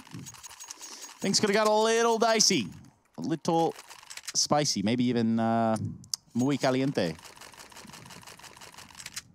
Yeah, we wanted to see Cello, you know, play that like a fiddle, but in the end, it's Reversive who would win him. And now, setting up over here towards the ramp. Jeez. Boom. Well, a couple crowbars now inside of the orchestra and the symphony. Yep, that's it.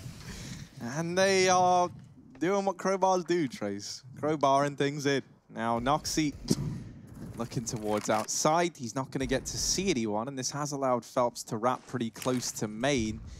Flash goes out, and now Phelps knows Noxy's whereabouts, takes the head-to-head, and takes the head off of Noxy. Trade comes in at the very, very least, or an equalizer rather, to leave us into a 4-on-4 with Phelps still tagged up over here towards outside. But this is a real gap for him to try and exploit. Reversive has come in with a flank down beneath, but he gets caught as well. Phelps is ready and raring to go. And now just 2 players left. 1962 tries to do what he can, but it's not going to be enough. Lynx now 1v3 as the rest of his team have fallen. Phelps has done such a good job with this Heaven Wrap, and it just feels like he's... Ooh, hang on a minute. I was going to say, like, yeah, okay, this is great. He's hidden. Lynx is looking for this kill. There it is. And there we go. He does get it at the very, very least, but it's still a 1v2. Time ticked off for this bomb. It's not impossible for Lynx, but it's not going to be easy either. Both players just battening down the hatches inside of the site, and Shiz bests him in the head-to-head. That M4 gets retrieved as well, so it's a free upgrade for Bolts. And Boom steal that anti-force bite away from under Isurus's nose. 2 big kills from Phelps on this Heaven Wrap. He looked so comfortable the whole time he was up there, right? Great read on how to play that position. The kind of like grated stairs that lead up to it can throw a lot of pros off, you know, like just because it exposes you to a few more angles than you might be ready for. And he actually uses that to his advantage to get that second kill earlier on in the round. So massive one for Boom, and now a fast aid play. They know the money isn't good for Isurus, so they try and pick up the pace.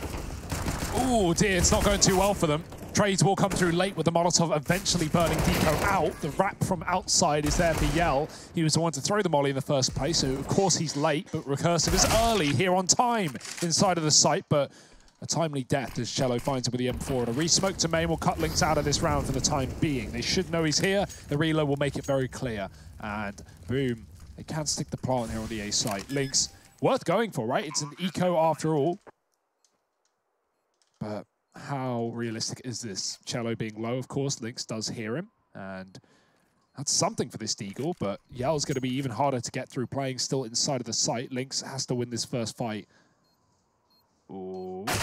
So hard to get out of Heaven when there's a player right below you, especially considering the wider you go there if you're Lynx, the more you're exposed to that isn't close, right? Like that CT vent, that main position, a door peek, a hut player. Very, very hard position to get back into the site from. And Boom, they are going to continue on this streak on the T side. Back-to-back rounds. Oh, I think one point that's super interesting is having Phelps in this team, right? Of course, you know, he's had his chance playing with MIBR and some of the best in Brazil, so I'm sure he's learned a lot from that, and maybe it's hard to, you know, fill in a roster of legends like that, but now he's playing against, or playing with, more of these up-and-coming Brazilian players. I think this is a really good roster for him to shine in, to show us what he can do on the big stages, and that's where Boom are looking to go, with Rio being the end goal here. Right now, only 4 rounds away from taking Isurus' map pick in dominant fashion. This eco should be clean before Isurus come back in with guns.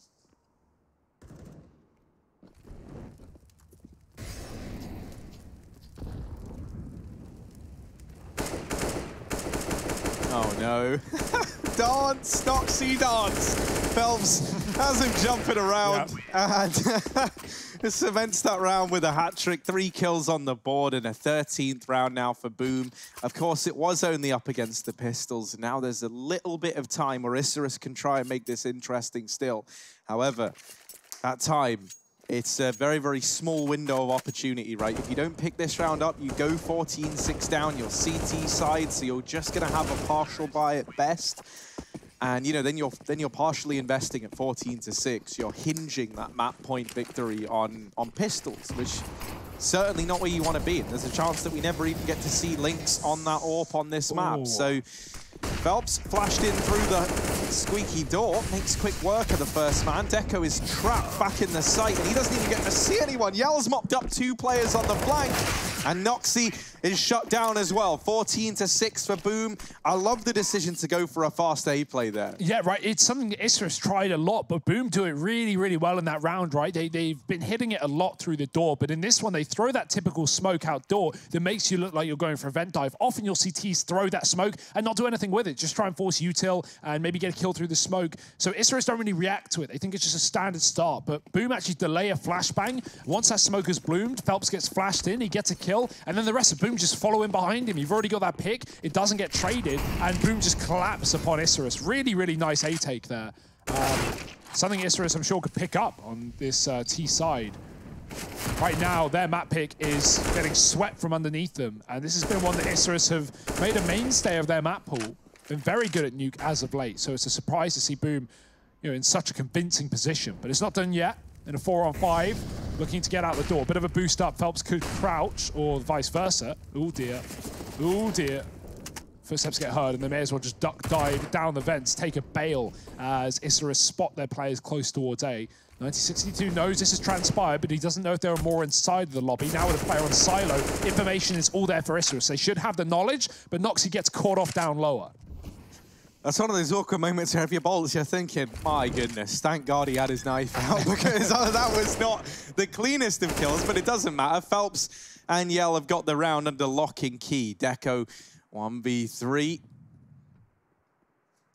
And he's got to do a hell of a lot here, armed with only an MP9. 40 seconds as this bomb plant comes through. And with so much time to decide their post plants, they're going to be more than ready for this down inside of B. I doubt Deco even attempts it, right? He wants to try and get out of this round with a rifle if he can, because it's going to be the only rifle they hold up against map point.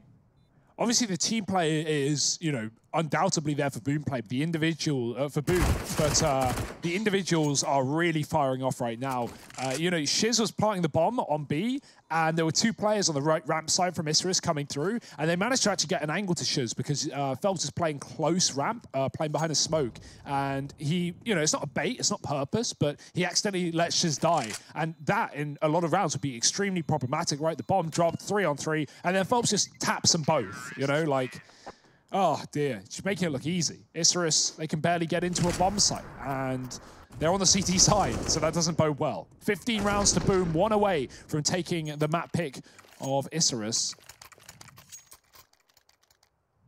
And not a lot to stop them from doing so. There is utility, is 1 kit, not the plural, just on 1962. But 2 SMGs as well, and Boom have a wealth of cash to fall back on, even 10K on Phelps after the buy. So, back to outside for Boom.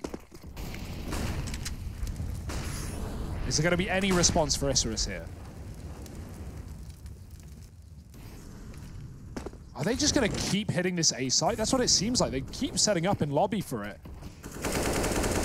Yeah, one of the things I love, right, is they were making a lot of use out of this hot molly early on, and so as a result, Isurus have just completely stayed away from playing hot, and that's a great bit of conditioning to have, because it is like one of the most horrible positions to try and check as you get out into that A bomb site, and it's forced a lot of these like kind of just fighting up at top on the ground, and not where you want to be. Phelps, it's the B play as he opens up onto reverse. If they get control of ramp, Deco goes barreling through the smoke and tries to disrupt the flow of this round. No more freebies for Boom as Isurus turn up the heat in this one. It's made a 3-on-3, and now actually man advantage back in favor of Boom. Isurus, there was a time where it looked like they could have taken this round. They do not want it to slip away from them. Yell is coming in on a flank, and oh no, Lynx doesn't even turn around. He gets put down, and that is the first map going in favor of Boom Esports. They go 1-0 up, do the Brazilian boys, and Isurus not able to get the ball rolling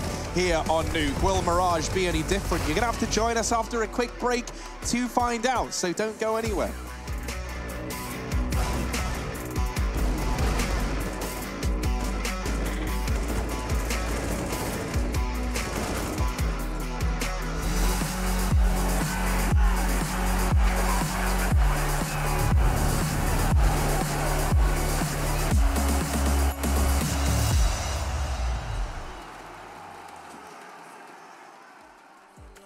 I feel I still checked it.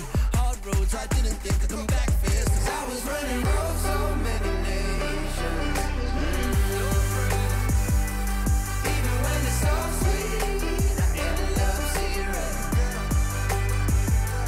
This is such a ghostly revelation. I may have fucked up all my chances, fucked up all my chances. Been around the globe, looked around, nothing fitted. Seen high and lows, but you won't even get it. Been around the globe, think it's time to admit it's not the end, but the road, and you won't even get it. Been around the globe, looked around, nothing fitted. Seen high and lows, but you won't even get it. Been around the globe, think it's time to admit it's not the end, but the road. I was running.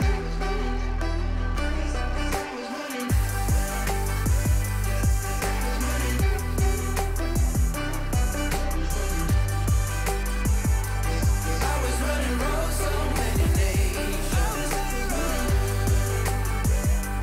Even when it's so sweet, I end up zero. This is such a ghostly revelation. I may have fucked up all my chances, fucked up all my chances. I was running, I know.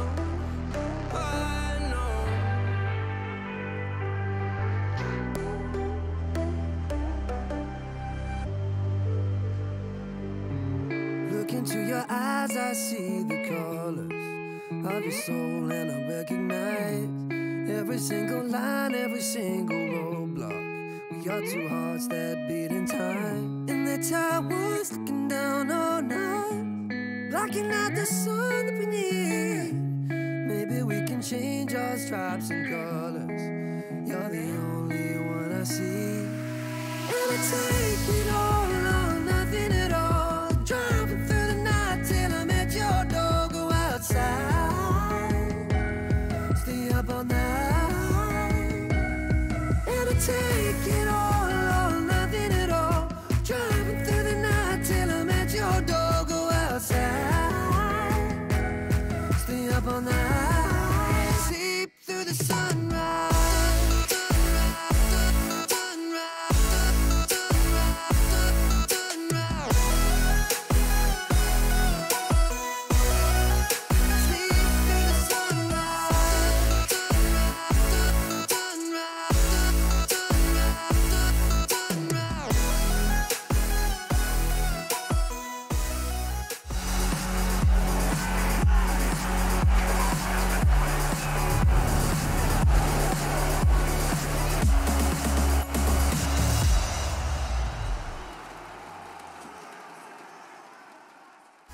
And just like that, that first map of play is over with. Nuke, we're out of there. We're done with that. And right now we're on to bigger and greener pastures right here with Harry and Hugo. We were excited to tell you all about this game right from the very first round. Of course, that's more so of Harry's lane. But Hugo, give me some of that expertise that we brought you in here for. Yeah, I mean, you know, one thing that Isurus have always relied on Nuke has been their T-sides. They've been really good. 50% of the rounds they win there are on the T-side. That's very rare on a map like Nuke that is known to be CT-sided. But here, they get swept, man. 5 rounds T-side, that's fine. You think it's okay. But then if you remember that stat I just gave you, well, that CT-side, 50% of the rounds over there, that's not great. And it showed in the server. Boom, they lose the pistol, they force up, and then they win 6 in a row and just close out the map. It wasn't really a competition, especially in that second half. And Isurus couldn't hold on to that A-site trace. It was just gone for the second the round started. And Harry, you know, and it's just like what Hugo's saying here. We're looking at this match and we're thinking, okay, this is the grand final. Obviously, Boom have come in here as the favorites. But what we're not expecting is them to just run all over another grand final team, which is certainly what it feels like happens right now. Yeah, it really could, right? And like coming into this, I was kind of hoping that because of the fact that, you know, we've seen Isurus kind of warm up into this, and they've had some time to prep. You know, obviously we got to speak to their coach yesterday as well, and he seemed like pretty excited for this matchup. I was hoping we were going to see a bit more in the server, right? But Nuke is a bit of an eye test for this team. I don't think the Isurus do have what it takes based on what we just saw to take them down on Mirage, right? This has been a map that's looked great for Boom as of late, one that they haven't really felt too much pressure on. And obviously, as we kind of touched upon in the pregame, sure, Isurus have been making improvements. They've been getting better and better on Mirage. but that was just so one-sided. I really thought the nuke was going to be a hell of a lot closer, right? I wasn't expecting such a wash in favor of Boom. Like, everyone's hitting their shots. The teamwork seemed great. The kind of like reads as well were so solid, right? They just identified that A site as a problem for Isurus and just hit it time and time again. And that kind of was limited not just to their T half, right? Even in the CT side, think about the amount of times that Isurus tried to go for those contact upper plays and just got churned up like it was easy. You know, like Boom looked really, really comfortable, and Isurus are now the ones in the hot seat. And this is where usually, you know, you'd be drawing on your experience, your tenure together as a squad to try and, you know, overcome it. And I think, you know, when you look at the experience, you're still leaning in favor of Boom in that sense as well. Yeah, and you know, we talk about experiences, and we've got to experience just a few more minutes before we get into the next map of this series. That's right, we have concluded Nuke. We will now turn our attention to Mirage, and this could very well be a very fast grand final for the South American region. Either way, we will return after this break, so make sure you don't go anywhere. This is the ESL 1 Road to Rio, and this is Boom taking on Isurus.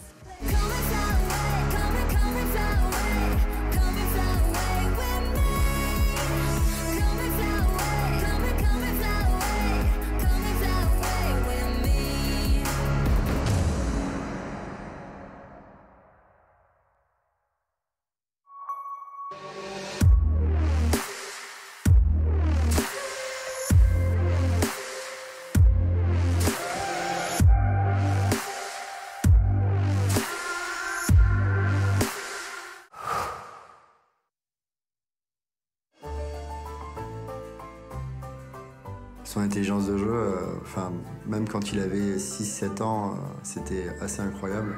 Donc au début, on était meilleur que lui. Je pense qu'il a, c'est à partir de ses 14 ou 15 ans qu'il a commencé à être meilleur. Au début, quand il perdait, c'était un très mauvais perdant. Hein. Oui, je me souviens très bien qu'il cassait beaucoup de souris.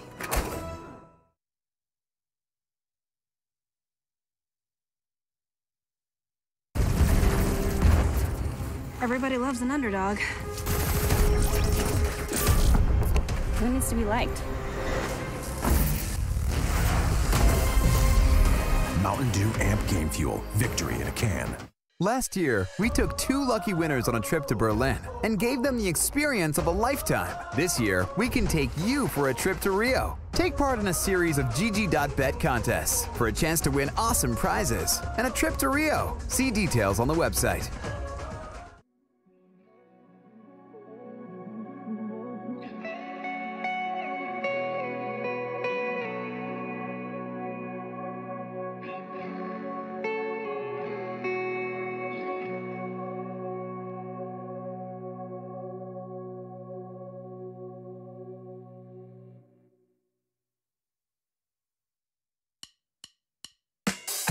Pretend to like you.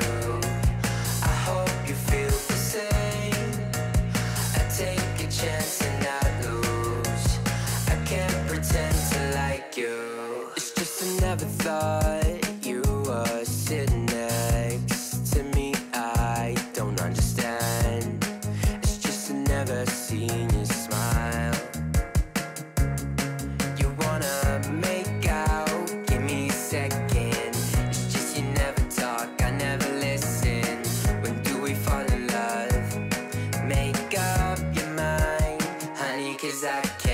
I can't pretend to like you. I hope you feel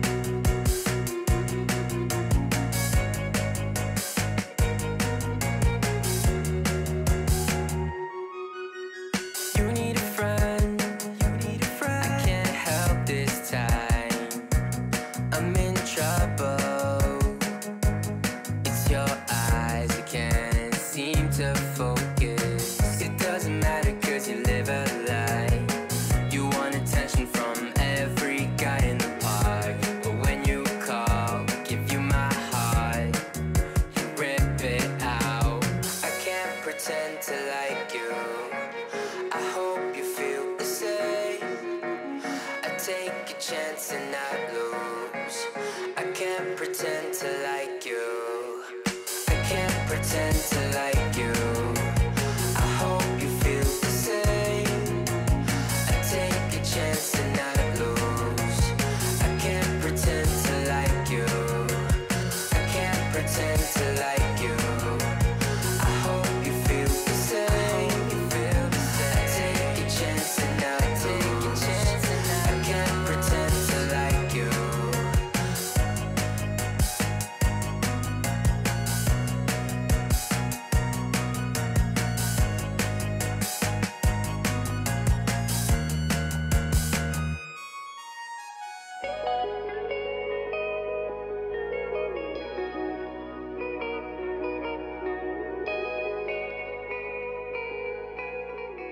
ESL 1 Road to Rio is brought to you in part by Intel, Mountain Dew Amp Game Fuel, and GGBet.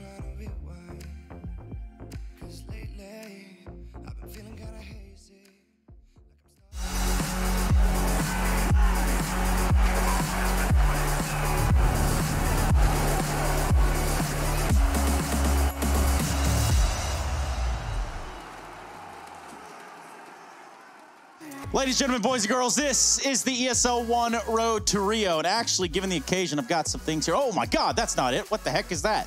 Anyway, this is what I was looking for right here. We're talking about Brazil running the show right here, right now. Boom Esports getting it done, and they're making it look convincing. I'm Trey Saranthus, and this is Harry and Hugo, and they've got some things to say, and also a snake around his neck.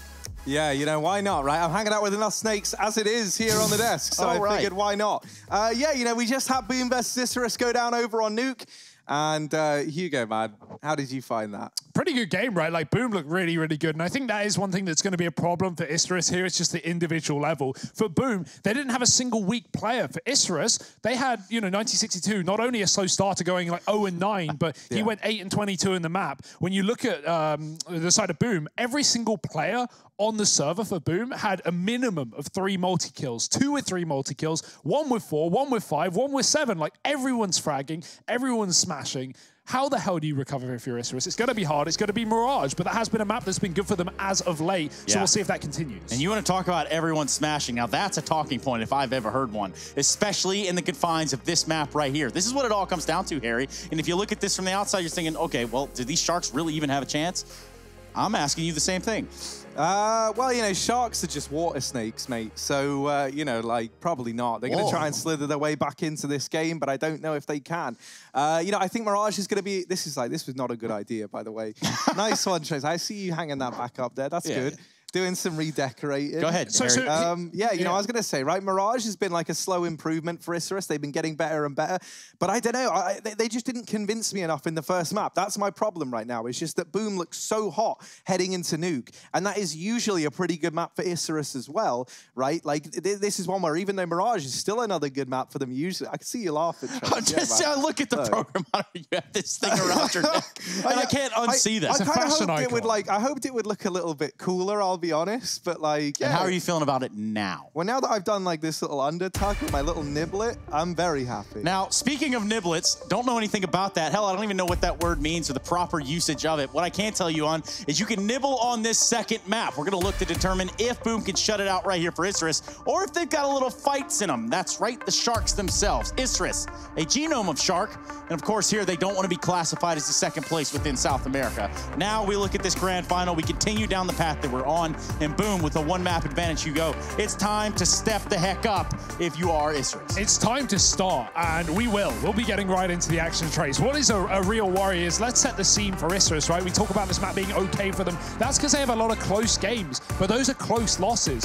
Since playing it this year, they've only won 1 game versus the Red Canids, and they've had 4 OT losses. Sorry, get ready. 3 OT losses and a 30-round loss. Close games, but close doesn't cut it here at the Road to Rio. It's all about the wins. Boom, they're a map up in the series. They're looking for that 2-0. It might be around the corner. Yeah, it just might be in the hype, though. It's right here with us. All your Pepe Jammers are all appreciated, of course, if you look at the GG.bet odds. While we appreciate GG.bet, I'm sure the Isurus fans are reeling in that number. Here we go. Start the pistol round off strong. Yeah, but for who is the question? The trades are in. It seems to be the side of Isurus for a second before Boom immediately put it back into a 2-on-2 with split players taking fights on the A site. Bolt is out and about. He's got no support though. Oh dear, those USPs can be terrifying at such a range, but he's caught a player out of position. Trade is imminent, but Deco now knows this man's on the site. He can try and duck dive and get towards B. Instead, he'll just win the battle. 3 kills for Fur, and that certainly will get the job done. Phelps. But yeah, Boom. They got that pistol. That's a great, great analyst point, Harry. You know, this is why our death segments are so strong. Yeah, it's true. With things like that.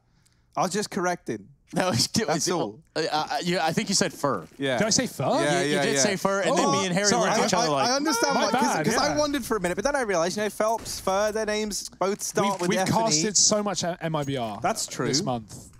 My bad, yeah. No, it's all good. You know. Just don't ever let it happen again. Yeah. All right? We will be having a word. We will be having a word. Now, Isurus, they might be having words of their own in this round. They've gone for an investment. They've taken a partial buy. And they're going to set up down here towards the ramp. Very heavy presence lies in wait if they do try and go any further. Reversive is probably going to be pretty content, though, with this much control. You don't have to go a crazy amount further ahead than this. So he'll just hold here. Now, bait and switch set up between him and Noxy. They actually do decide to go creeping forward, but only good for 1 kill. However, the kill they get is on the bomb. And so that's enough to pull an early rotation over.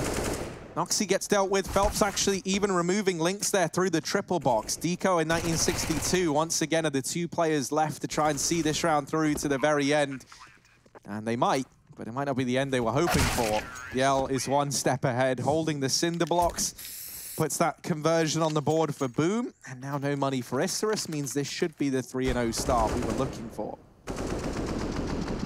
Yeah, and the breaking news that Fur has joined. No, I'm kidding. That is certainly not the case. That is Hugo Byron, in case anybody wants to point fingers. I'm kidding. Don't point fingers at him. He's a good lad.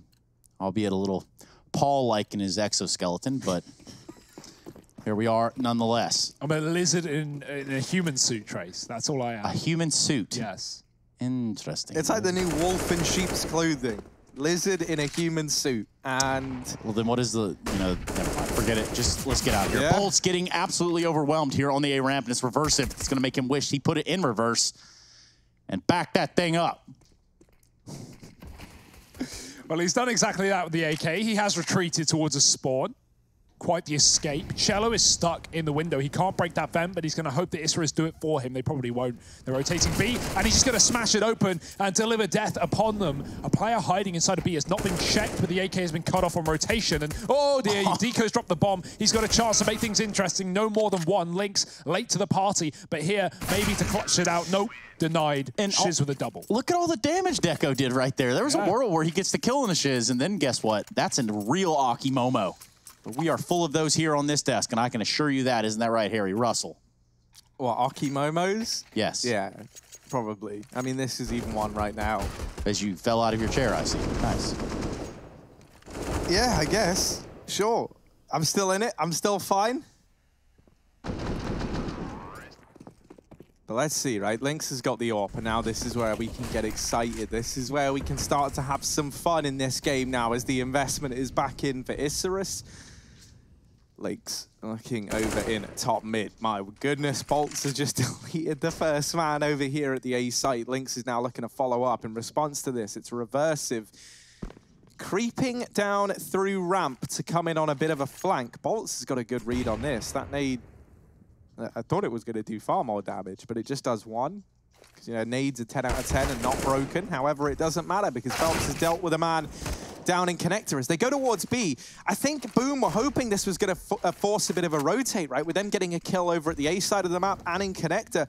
But that hasn't happened. And that's because of this aggression down through ramp from Reversive. But it could prove to be a double-edged sword. If he doesn't get to the apartments in time, they can cross down through connector and hit this A bomb site. And he might have realized this as an opportunity a little too late.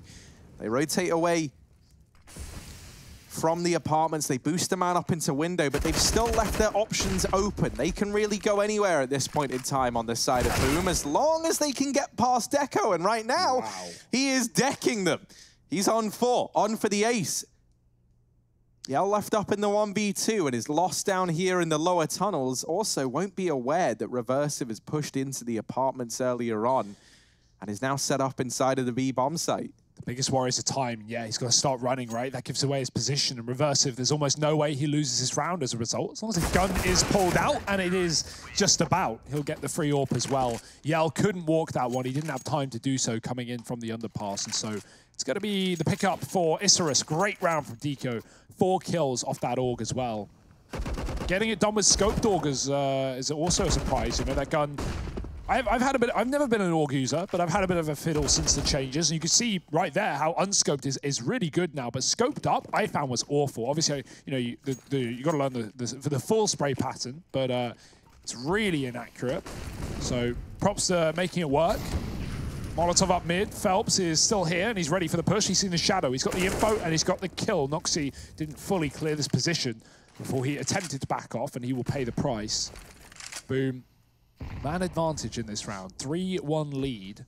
Looking to break the money right back of Isurus, and this round would certainly do that.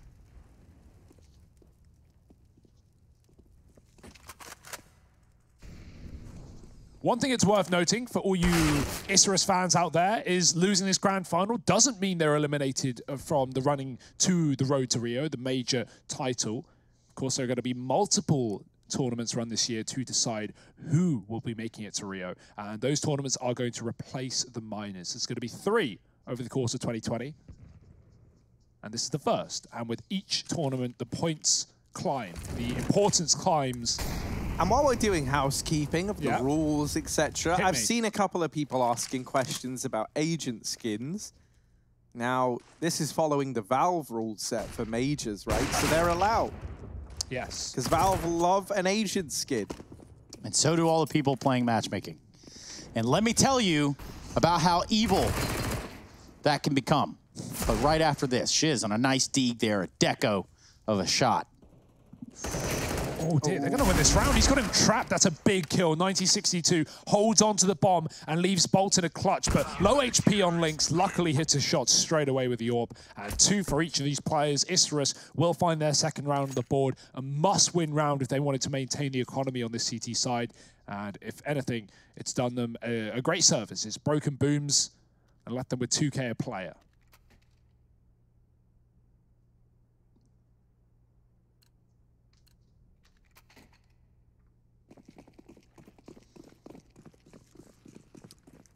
Yeah, this is already a much better start from Isurus, and a couple of key players showing up actually could really bode well for them here, right? Deco having a hell of a beginning in this game. Reversive keeping up appearances. Deco, that is just a straight spam into the apartment. Cool. So, all right. Back, of course. If I'm Yell, I'm a little bit salty after that one, but, you know, it's not the end of the world. It's only pistols in this round. Bolts is going to make quick work of Noxy, but surely he should get laid to rest soon. Come on, no. This can't be how it happens. Phelps is deeg down 1.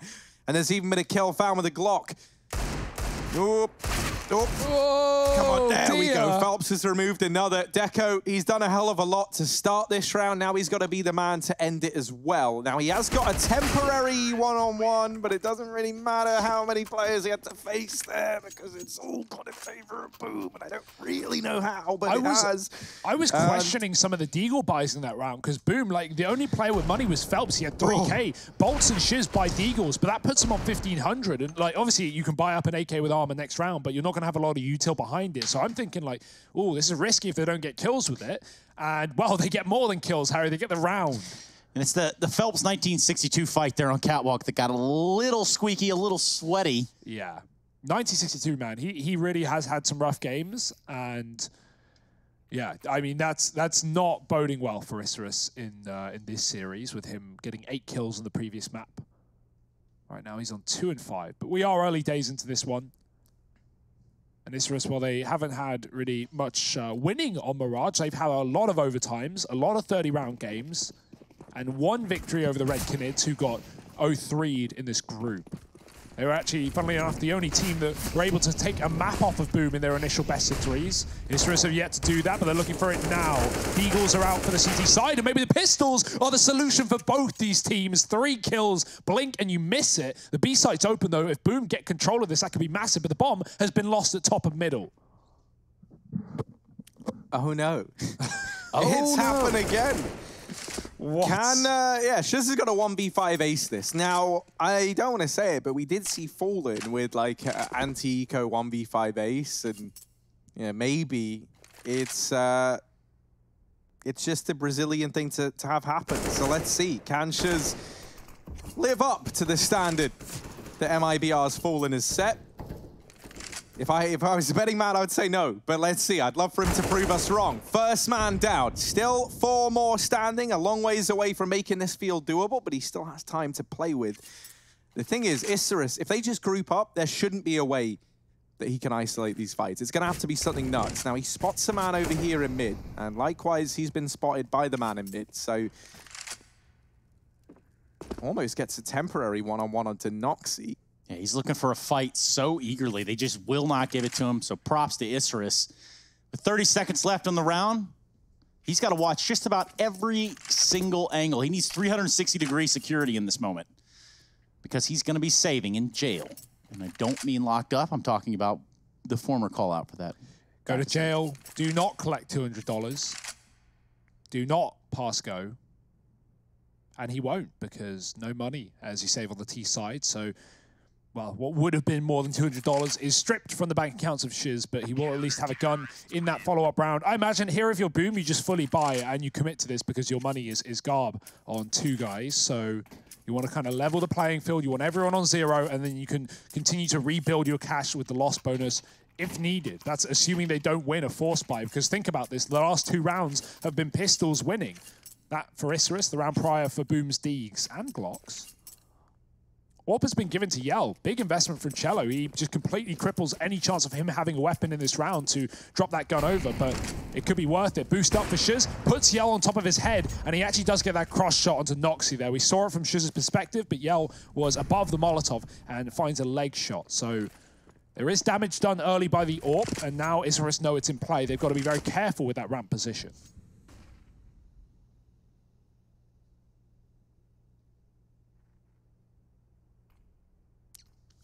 Bolts was able to provide a couple of big kills from the Palace in the last one of these rounds for Boom, but he doesn't have that trusty Deeg with him this time.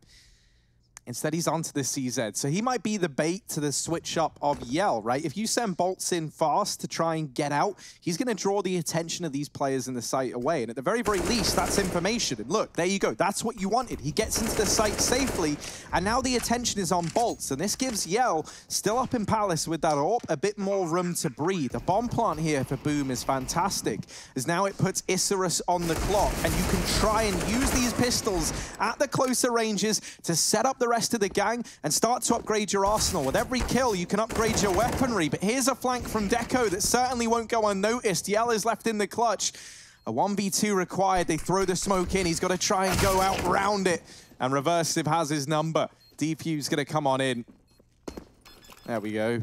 Well, said it, and I was like, it should, and it is. There we go. 4th round on the board for Isurus. They keep that under control. A bomb plant for Boom is pretty stellar, right, as like a bare minimum. It lets them bring out some pistols into this round before the buy in the next. Yeah. You can also see Yell save some money, look to go for the AWP buy, which I imagine is going to be the decision here for this Boom squad. Yeah. One thing that also transpires is Boom get rid of all those AKs. Isurus picked up 3 AKs after that USP round win, and now, you know, surviving with 2, they choose to save the double AWP, which of course is great. You know, there's some important weapons to have on the CT side of Mirage, but, you know, no more AKs at least. Boom don't have to worry about those one-shot headshots, assuming they have the armor. Well, they won't in this round with an eco coming through and Isurus with a short pause, but next round regardless will be armed and dangerous for the side of Boom. But don't count them out of these ecos, because we've already seen them go that way for either of these guys. And they have a little bit more to work with than the flat Glocks and 2-3 Deegs in the last time. Some utility on Yell and Phelps, and a bit of Kev as well.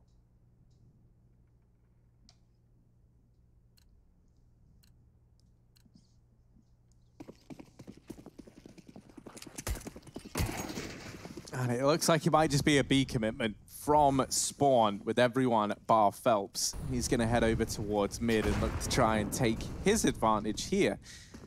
Now, if he at least makes noise, it could lead to this B site being a little bit vulnerable, but instead of making noise, he actually makes space for Isurus by giving up the man advantage. Link shuts down a player on the cross, and this AWP will just keep on holding the line, knowing that more players have to try and run the gauntlet. Oh, the bomb got dropped, and Yell actually had to go back to try and get his hand on it. That's easy for Lynx. They offer up the shooting gallery, and he'll take it.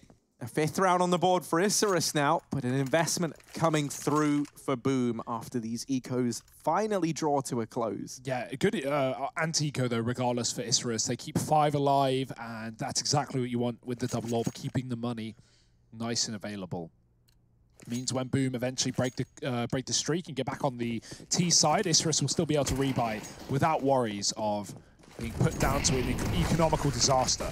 Deco, he misses the catch jump, so he's going to just safely retreat through the connector. Flashes certainly deny him from getting aggressive there, and the aggression's coming out of the A site as Boom pushed quick through the ramp with the contact play. Deco got a hold from the connector, playing the above angle to watch Palace, but instead gets some leg shots onto Bolts, who jumps stair side. Versive waiting in the spawn, and big fight to win as well. Puts Isurus in a good position to retake. Oh, and Phelps gets cut down on his own over in middle. Yell is now entrusted with the entirety of this round, and it's all on his shoulders now. They have him trapped over here at the back of the site, but they don't actually know his whereabouts just yet. They'll tap the bomb. That hasn't baited the peak. Yell. Oh, he's got a little bit of time to work with first man, but not able to follow up. The defuse held, and Isurus putting another on the board. The double AWP's maintained.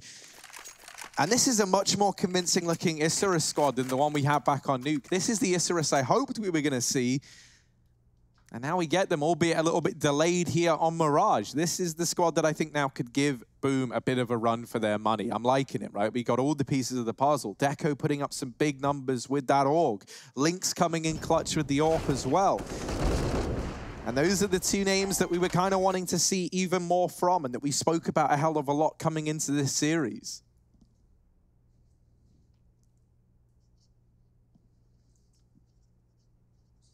Yeah, Boom stalling the buy, and I was wondering if they were going to go for it. They will commit. It's very easy to justify investing on, especially you know, a map like T-Side Mirage, where you can get away with the bare minimum. You can get a smoke double flash and be absolutely fine to really make it work. And you can see a couple of players aren't going to have a util really by any standard, but it's not really a worry. This is a decent buy. It is, of course, going to mean no AWP, but with 2 on the other side, you could get a free one. We'll see if that's the case. Smoke in the window and a run boost to follow. Boom have control of the middle area. Isurus, of course, can force flashbangs back into this position if they want, but no need to when these AWPs can just post up and wait for fights. Lynx is very fast on this Boom Zanger. They'll push the molly, and he won't see anyone for now. Boom, good control. They set up players in connector for this mid-split. They take the bomb back towards T-spawn, and it's just going to be another one of these A crunches for Boom, with Noxy and Reversive here to stop them.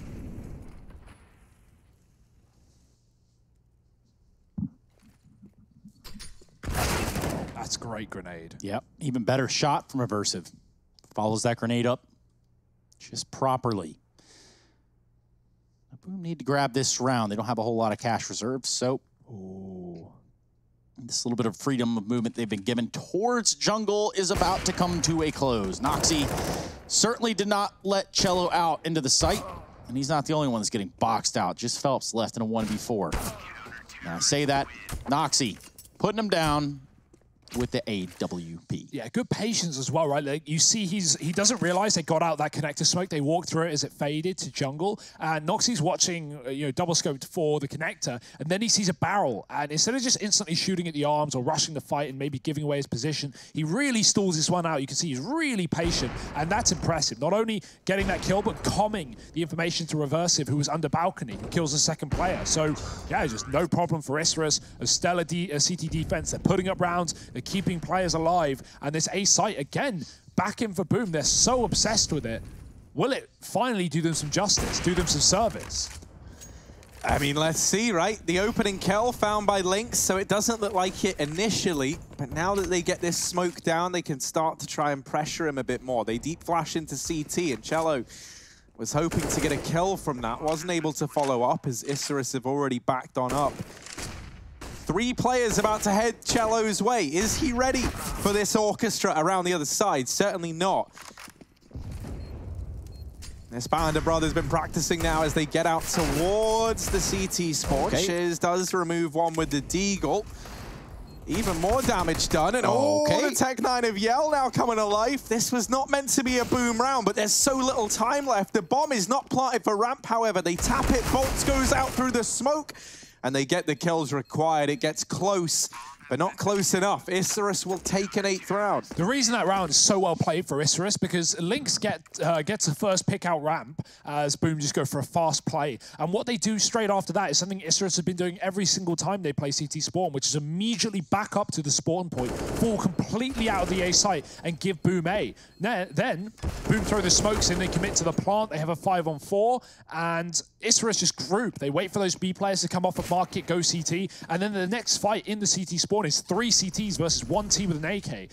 Isurus just use the numbers to their advantage, and you know, staying alive and waiting till you're grouped is such a safe way of playing that retake. It certainly helped with the man advantage, but yeah, good decision making from Isurus on this map so far. Very close shot from Noxy, but the smoke eludes him, and Phelps will dodge this position, go back towards T spawn. Again, Boom, they want that A site, and they're going to go for the smokes over it as well. Reversive is inside, though, once again looking to put up a fight. Oh, the flash is good to bait the shot from Deco at the very, very least. Reversive almost gets tagged through the top of Palace there. The spam from Cello actually almost finds him. They weren't able to finish the job, and so while they've bought 2 players low, this isn't going to win you the round. Also, look at 1962, man. Look at him go on the map. He's all the way through the B apartments. This is the problem with Boom just going A pretty much in every single one of these rounds. Now Isurus are looking to exploit this freedom over towards B. And so at the very, very least, 1962's information is going to allow for an extra man over here at the A bomb site. However, Noxy hasn't even begun to rotate round yet. This flank is still coming in from 1962. That's something that Boom are going to have to bear in mind till later in the round. Noxy missing that shot on the player trying to cross. The A site has been taken, but this is where the flank could tear everything apart. We've been waiting all round for it to show its head, and now it finally does. And even with just 1 kill, it's the delay and the stalling of this bomb plant that it's caused that might just tear the round away from Boom. Phelps, there is absolutely no way he can win this one out. And a 9th on the board for Isurus. 1962's flank does it all with 3 kills going his way. We wanted to see more from him, and there it is. He takes the initiative, comes in on that flank, and solidifies this lead in a very, very big way towards the end of the first half. But not just in this round, but just in this game generally, 1962 has stepped up. And that can be hard as a B-anchor player. Luckily, he's not had to deal with many rushes there, and it's often just been retaking the A site as a unit. Well, that is a great round for him on the flank. And you put it perfectly, Harry. You know, he gets that first kill, and then he just kind of tucks, and he starts jiggling, he starts wasting time. Noxy finds an AWP pick in the middle. Boom, maybe trade a couple of frags out, but as soon as they try and go for the plant with 15 seconds, that's when 1962 goes out wide again and kills them during the animation. So, yeah, just really good stuff, and a great display of patience on this CT side from the entirety of Isurus. They've not been rushing the fights, and as a result, have been putting up a lot of rounds. It's going to be 7 in a row for Isurus. Yeah, and a good half for him, too. We're looking towards the end of this half, which ultimately will cause Boom to switch over to the CT side. Now, you got to look. Is Isurus going to have an answer for that? I mean, B almost feels obvious at this point for Boom, right? They've gone A 6 or so rounds in a row, and now they have no one outside of A apart from Bolts and the Palace, who really can't throw much utility, can't be too much of a nuisance here on that A site.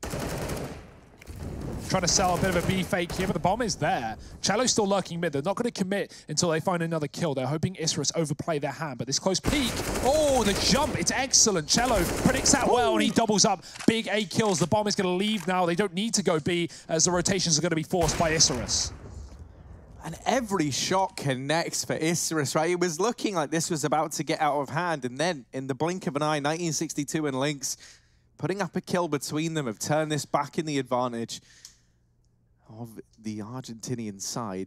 the entire time since those kills came through for Cello, B's been open. Isurus just left it. So if Boom actually committed to what they were doing all round long, which was having 2-3 players in the apartments, they would have likely won that round. Isurus didn't even consider playing B after Cello got those kills. So Boom, their rotations were actually taking longer than the rotations of Isurus, and therefore they walked into players no matter where they went. So, yeah, it would have been nice to see Boom commit with that. I can see why you wouldn't want to, but Isurus had no reason to believe that was a B play with how this half has been going on, how many rounds have ended up on this A site, and especially with Cello getting 2 kills so quickly there. It's going to leave Boom in a bit of a panic for the last round of the half and force buying. I wonder what site they're going to go to, Harry. Well, the answer might surprise you. It's A, but Isurus, they stacked B. That's kind of hilarious. But that's fine, though. They can play retake. It's what they've been doing all game long. Yeah, right. And on top of that, you kind of understand the thought process. Even they're thinking, there's no way they just go A this entire first half. And yet here they are going A this entire first half. So bomb now down and Reversive sneaking out through CT. Catches Bolts unaware. Yell. Ooh, it's ugly. It's gross. But the Mac-10, not enough. It is finished off by Phelps with the Galil. Cello naded at ramp. Sprays. Does take down the first. And the bomb defuse gets denied. But it's only briefly. Isurus gonna grab that one, 3K from Lynx to put an 11th round on the board. Isurus, they make this look doable. They're trying to take us to Inferno, and we might just get there if they can keep this up. Find out how this second map of Mirage rounds out after a quick break, so stick around.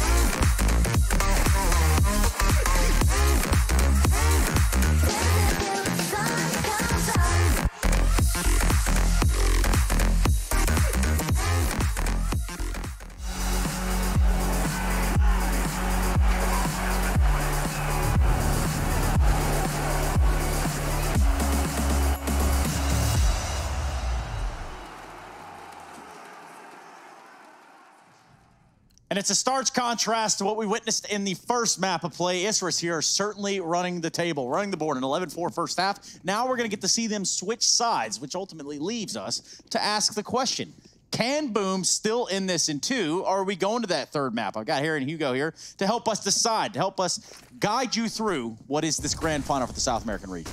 Yeah, we got to start, and we got to start now because this B play is fast and ferocious from Isurus. Phelps in with 1 in response, but the site is already crumbled, and it's overrun now by the Isurus side. Shiz does remove 1 here with his USP to turn the advantage back in favor of Isurus. But look at Deco, look at him go into the backline, into the market, and he's not looking to make a purchase. He's looking for good returns, and he's going to get that in that round. 12-4 as the pistol round goes in favor of this T side. Really to make up where I was going with that metaphor, as I was saying. However, that's most of our metaphors. I think it all came together quite nicely, as did that B offensive from the Isurus side. I love everything about that. Yeah, it's nice to see the B side for a change as well. Didn't really get much of that at the start. Little holiday. You can see the cogs whirring in Deco's brain, right? He sees like 3 players in the doorway for the market and just goes round and flanks the window. It's such a smart heads-up play. Gets behind them all.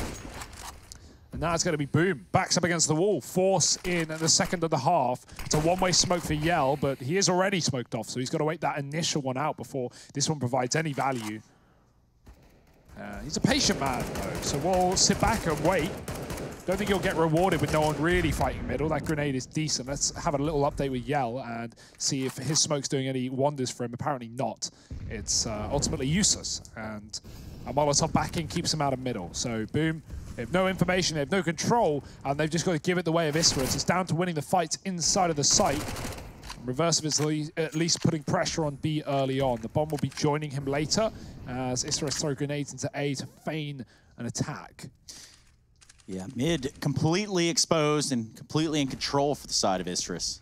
Oh, Boom, no. Yeah, Boom have to know because this hit's coming into the B site. It's coming in with a fast pace. Deco finds 2 before, well, the rest of that Boom shows up. Yell with some huge scout shots. Holy smokes. This is a chaotic round, all things considered. Now down to a 2v1, 1962 with an AK flash, and of course trying to get out of dodge with 46 HP. He's gonna have to win these 2 fights. Will they give it to him one-on-one? Nope. Cello and company are gonna get it done. Yeah, really nice shots from Yao. I want to see them again. He just absolutely shreds Isurus 1 by 1 as they come into the site. Look at this third one. Look at the flick. Whoa! Boop. Smart stuff. Boom. On the board, they find a 4-spy win. That's something. They'll take it. Come back. You know, this is where it begins. This is where their journey starts. But we'll see how long-lived it will be, or if Isurus will put a quick stop to it with a 4-spy of their own back to the B bomb site. And with all these B plays, Isurus, they really are thinking outside of the boombox. Starts to go pushing on up. Nade goes in. Isurus now churned up by that grenade from Bolts. They do, however, get 2 kills and open up the site. For Yell, he's in a bit of an awkward spot because he wants to get stuck in. He wants to try and deny this site control, but he was alone briefly, so he tries to slow down, and we watch as 1962 cuts down his teammate before his very eyes. They know that there's a man wrapping around as well. Cello's not been discreet about it, but he has picked up that first kill. Lynx is now stuck between a rock and a hard place. Lynx not able to deal with Cello. A nice attempt, right? He does a good job of isolating that one engagement that he's able to get, right? He was stuck in the site, so a decision to go towards Car, completely understandable as he tries to deal with Cello, but the MAC-10 not up to the task of outclassing the AK. And now a 6th on the board for Boom. Still a long way to go before this comeback is going to feel like a reality, but at least for the time being, they've set themselves up with a bit of an easier path, right? Not much money for Isurus in this one, likely going to be a partial buy at best. And so you would hope, but I say it pretty tenuously, that this should be a 7th round for Boom. However, as we've seen, the pistols have been stellar in this game. Or better put, the Anticos have been dire in this game. I'm not saying. For both sides, though, that's why it's great. I can say that without feeling bad because, well, they've all had rocky instances. Boom. Will they close the gap here? This is what they should do, as Harry said, and right now they are doing it. So things are going to plan. The bomb has been dropped, the connector's been cleared, and it's all about Noxy coming in late through the spawn. Can flash a fight if he wants, but probably just go with the element, the surprise. Surprise! Cello's there. Boom, they've got a 7th round. They're back on the board. 3 in a row. Starting strong on this CT half. Of course, Isurus, though, they have money for days, and they will be coming right back in with a rifle round. That they will. But for Boom, they want to keep the pressure on. They know they had that map in their pocket from the first map of the series of Nuke, and they definitely don't want to let it slip away to Inferno. So here we go. Phelps with a big mid pick right from the beginning, going to get himself out here, and he's not alone. They're going to put a lot of pressure on this mid side. Meanwhile, it's Isurus. They're going to jump right off into him.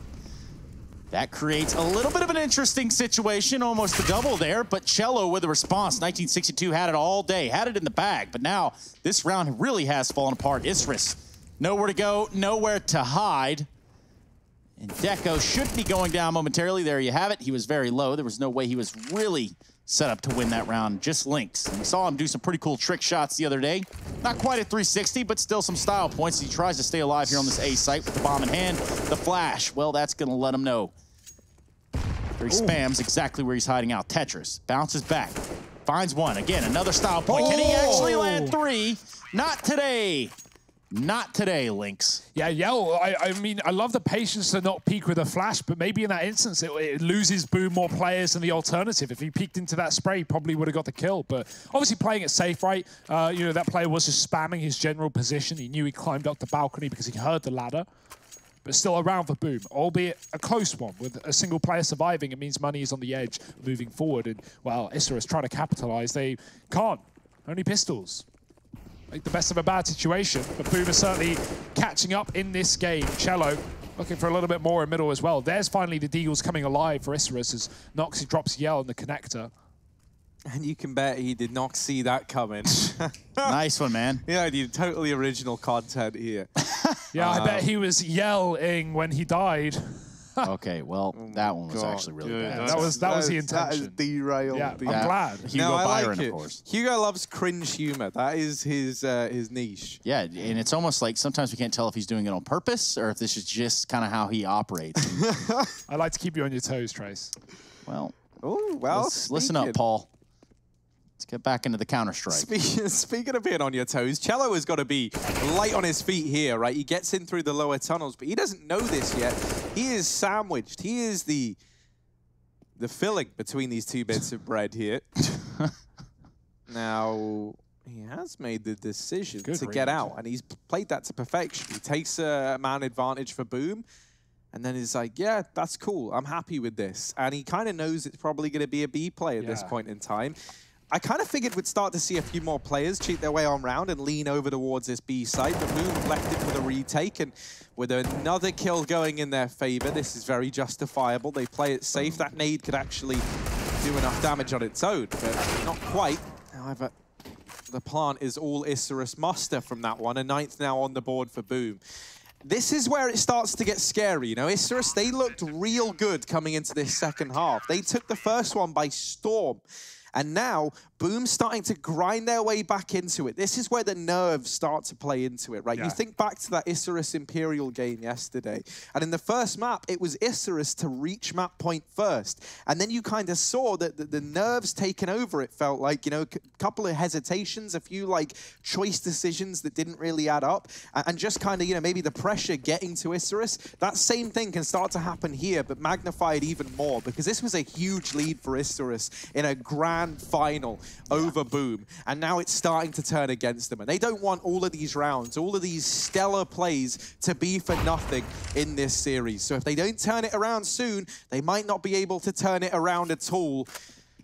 The clock's ticking for Isurus. There's a triple B setup right now. They are just beginning to rotate it, but Phelps is going to hang around in the market with these smokes coming down. Combine the fact that there's a player on the site and Cello on the cat. Boom are in the right place at the right time, but Isurus have pulled the brakes. They've yanked the ejector seat, and they're going to head down lower instead. Yeah, you got to watch out for those bail switches. You don't want to get it snagged up on your coat or something. No. Get really thrown out. Meanwhile, Noxy has found his way through the underpass, and a lot of utility being exchanged, or better yet, used from the side of Isurus towards this B site. Nice. And what's that going to do? That's going to draw a lot of attention. That's going to give Noxy that freedom of movement that he was so looking for. Cello, on the other hand, finding a bunch of fights he might not have even won it. 2v3, I say that in Deco. Well, don't mess with the Deco, because he's got some bullets for you. Bolts. He's going to be the last one to take the bit of that wrath, and my goodness, what a round from Isurus. Show of force. Yeah, I love that fake, right? There's so much utility, just almost waves of it into B. They throw set smokes, they throw flashes. It looks like a fake because they stop. Then they throw in more, and all the time this is going on, we've got those initial B players that threw those 2 smokes, walking underpass, boosting window, and flanking market, catching Boom. So focused on that B bomb site. Phelps even considered it. He even checked his backline for a second, only to go back to watching B apps because of the second wave of util. It's a nice double fake, the old pump and dump into the B bomb site, and now they're just going to be pumping the gas fast into the catwalk. Noxy is already up and about. Phelps is kind of caught in lower right now, and he's got nowhere to go. Bomb going to leave B as Isurus wants to do the same again. Pressure on this site early, only to end on an A split. But I think Boom know this one's going on because Bolt has pushed all the way through. They've just got to be scared of Noxy. That's the X factor in this round. It's the flanks that have been the problems for Boom. It's the player coming in from under, lurking in the window. The Bolt is ready. He's the one flanking them right now, catching 1962 in the apartments, and now Isurus have to commit to B. A rather, sorry. I love that read from Noxy, right? He sees the kill and immediately knows, okay, that's the guy pushing B. I have a timing, and he catches that timing brilliantly. And now, on the back of him securing B, they try and rotate the bomb back, but that decision can make this whole round fall apart. If Noxy goes down to Phelps, who's wrapped onto him, then oh dear, you've left A to go towards a site that you assumed you owned, and that was not the case. Deco and Lynx now 2-on-3. This round was looking like plain sailing here for Isurus, but the waters have gotten choppy, and they've got to try and right their wrongs. They need their second wind here as they start to approach their way up through the catwalk. Still 2 players back at the B bomb site. One of those going to be Phelps, who was the undoing of this flank. He spots the players as well. Yell going to move into position. Rotation coming in from Shiz, and Yell Dome's the first man. Deco trying to pick up the pace. And he gets one to the back. A 10th round for Boom. They reach double digits and they salvage that round. So many flanks, so many lurks for Boom, and that under control for Phelps is so good because it allows him to come late in. It looked like he wanted to bail, but instead of doing so, he just rejoins B. He gets back in the apartments, and like you said, Harry, he basically wins that round for Boom because he kills the player inside of the site. Noxy thought he had it under control, but not for long. Now, do we think that they would have had the A side? Do we think they could have even won the round if they just would have committed? I mean, there were 2 players there, so like, you know, obviously it's not the best situation. You know, you can't really tell. Sometimes the shots hit, sometimes they don't, but they made the right call. That's the issue. They made the right call with the information they had to rotate B there. They wanted to go A, but Noxy makes the decision going, okay, guys, I have a free kill in B. I hear him running towards me. I'm going to get this frag, throw you an A, come join me. And that did at least keep Boom on A for a long time, but they worked it out by the end of things. And now, double digits to their name, and Isurus back in the game. They're leaving the taking the bomb back through spawn. Once again, maybe a late to B play. Ooh.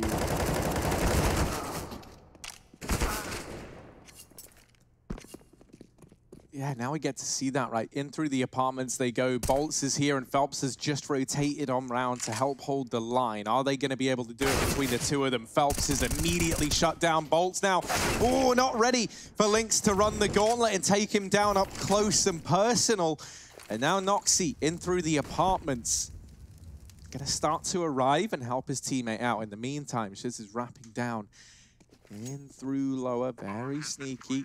That is up until he reaches the apartments, and now bomb planted, Boomer on the clock. Shiz is going to spot Noxy and does just about best him. Lynx is now alone in the 1v2. This is going to be a huge clutch if he's able to pick it up. But the odds are stacked against him. He's trying to isolate these gunfights. Boom, they've got to start to pick up the pace at some point soon.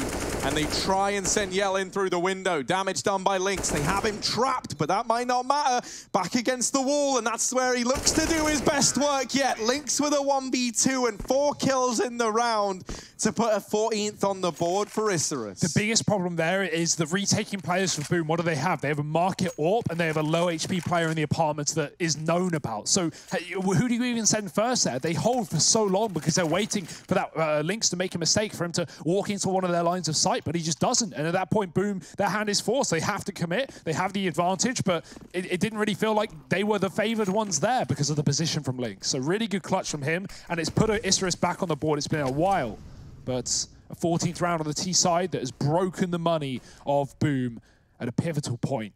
Back to the A side play. We got a double under lurk. This is going to get information, but nothing more for Boom. They're going to be cordoned out of the site. Even with the kit, the chance of you winning this retake is almost impossible unless your site players hold the line.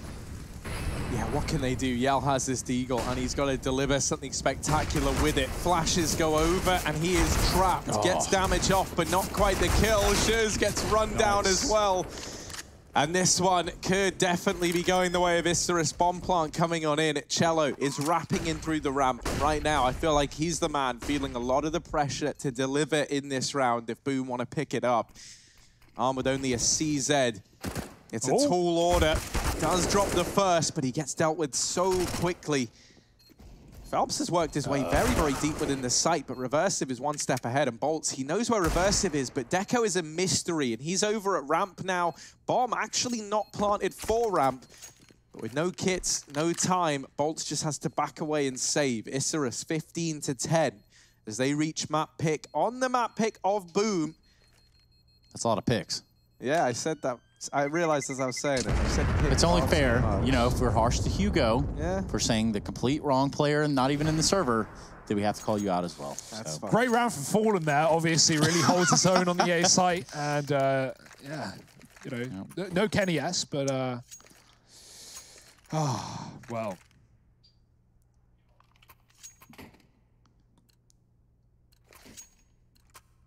Wow. A 5-round comeback, that's all Boom can muster right now if they want to keep this one going. Otherwise, Inferno is just around the corner. Smoke in the window. And Boom, I mean, they're just not armed for the job, are they, right? 2 SMGs, 3 pistols in this round. It's a bit of a mixed bag. And Isurus just playing patient. They get the connector, they get mid for free. No rifles here to stop them. And it's just about gaining info for Boom. They have no idea how close 1962 is. Oh, the spray is whiffed, but he does follow up well with one. Trade is there, but Boom are about to get split upon on this A site. With that smoke down, there's nothing the Jumble players can do but rush through it, but they do find one for their troubles. Double down for Phelps. An AK gifted, and a third found. The bomb drop tumbling down the stairs, and this round has come crumbling down. Boom, they pick it up with pistols. Good grief, some shooting going on in the server right there, Harry. Yeah, great work from Phelps to turn that around. A round that Boom really had no business picking up. You know, it felt like that was just going to be the killing blow from Isurus, but that's not the case. Phelps is on a tear, and that's been the case throughout this entire series. Even back on Nuke, he was putting up some serious hurt. That's translated across into Mirage. Is it going to be enough to save the day here for Boom? You can see an investment from Isurus, but outside of this hero AK and pistols, our main focus is on a buy in the following round. They've kept enough money for that. Not see. I was going to say, I don't know how long he's going to stay alive for. It was a bit of a mystery how he was able to get out. That nade has just done so much damage, and with it, the round might just draw to a close. It's the walking wounded in towards the B bomb site. Now just one man left. Put down 12 on the board for Boom. Yep. Just 3 rounds away from overtime. Boom can push us there.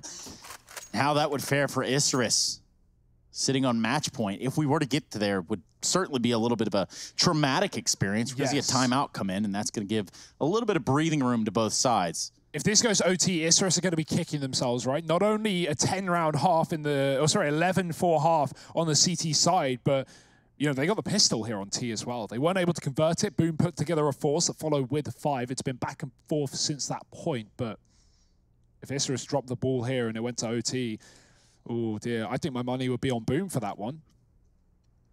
Overtime it is typically where the underdog starts to struggle because the strap put goes out the window and things get a lot more loose at times.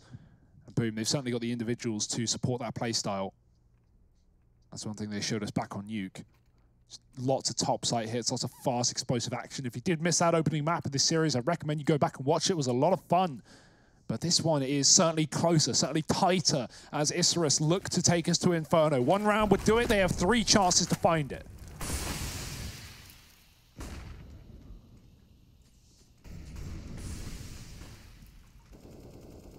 Yeah, 3 strikes, and you're not out, but you're in. OT.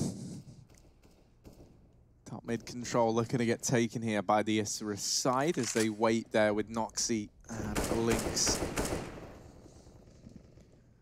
Just holding early on. Now, Shiz is over towards the Palace, and he's looking a bit antsy. I can see him moving around there on the minimap, and he might want to try and explore this avenue a bit if he doesn't hear anything anytime soon. And there was a timing where he could have gotten into Palace. If he goes forward anytime now, though, it is now being pressured by Deco on the other side. So we have a bit of a standoff, and timing is really everything here. You know, neither player knows that the other is in this forward position. And Shiz makes the right play to just bide his time, not overextend.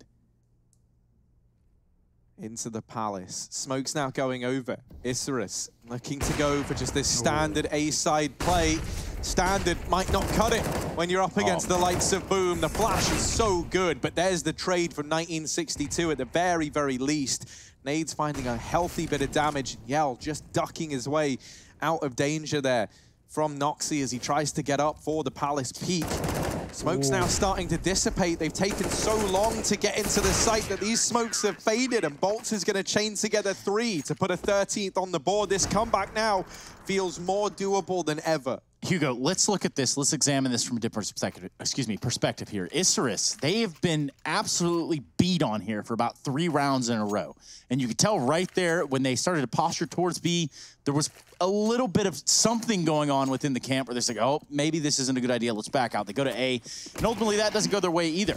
So right now, Boomer keeping them on the back foot, but on the other side of aggression and hitting shots. Yeah, it's a point I brought up earlier, but this has been a recurring factor for Isurus on Mirage. They've had a lot of games played on this map, and they've only won 1 of them. But of all the games they've lost, they have been close matches that Isurus have bottled. We're talking 3 overtime losses in the last 3 months. We're talking 16-14s. We're talking 16-12s. Really close games. But Isurus, they've been here before, and they've lost these games before. And right now, it's looking like a similar situation. It's looking like Boom want the 2-0. Oh, man. Via any means necessary. This cat play is good, though. You say it yourself, timing. No one's spotted this. No one knows that the B play about to come through. They're going to get the info with a flashbang. Bolts drops a bomb. Everyone knows what's going on. It's just about hitting the shots, and they are in high supply for Boom. Kills separating everywhere, and Bolt's going to get 3. Noxy trading back. He's got a chance of the AK in the clutch, but immediately removed by Cello. Not playing any games, not waiting around. Boom. This is it. It's what we've all been coming back for. 15-14, round number 30, overtime or Inferno. The big 3-0. The 30th round, that pinnacle round. We're going to see if we go to overtime or do we go to Inferno. That's what's on the cards. That's the only 2 things on the menu for dinner tonight. Isurus have a lot of money, right? They've ecoed for this point, so I'd love to see what they showed us earlier on in the half, which was that double util B fake with Cello coming in lower. Obviously, it depended on Cello getting the kills, but once he did, Isurus did lose that round, but they showed us a really nice bit of decision-making. Not Cello, rather. But either way, Yell, he's going to get that AWP pick. Man advantage for Boom right when they needed it most. Yeah. And you really look at this, you look at how these rounds have been panning out here for the recent past. And this really does have overtime written all over it, unless Isurus can do something magical here in the connector. And so far, Shiz has plans of his own. 2 headshots for him, make it 3. Will he make it 4? No, it doesn't even matter. Deco can't quite stick it to him as Yell's AWP is going to be the one that puts the final kill in the round and takes us to overtime. My goodness, Harry Russell, have you ever seen anything like it? Yeah, I mean, we have actually seen something just like this, right? With Isurus yesterday taking on Imperial. The first map in that series was Dust 2, and it went to overtime there. And of course, as we learned, Imperial were the ones to pick that up. And as we got into the OTs, the pressure started to get to the Isurus guys a little bit. Now, in this situation, you can't even begin to imagine the nerves they must be feeling, right? Because they've done the one thing they didn't want to do, and that's let Boom start to get comfortable again. Dear. There was a time where they had Boom on the ropes, and they felt very uncertain, very unsure about going for a lot of these plays. And right now, they're looking more confident than ever. All the shots are connecting, and Boom might just take the first in OT if Reversive can't put on a clinic, and he cannot. The doctor is in, and it's Yell on the other side. Boom, 16-15 here as they take the first in OT. In response, tack pause from Isurus, their last remaining. They're going to try and mold this one over and figure out a solution to this problem. What's always so hard in overtime when you're the team that's been losing, you're the team that hits 15 first and then drops the ball, is that boom, they stay on CT. They keep the momentum that they've been grinding these last 5 or so rounds. They won 5 rounds in a row from 15-10 to get to OT. And, well, boom, and immediately open up.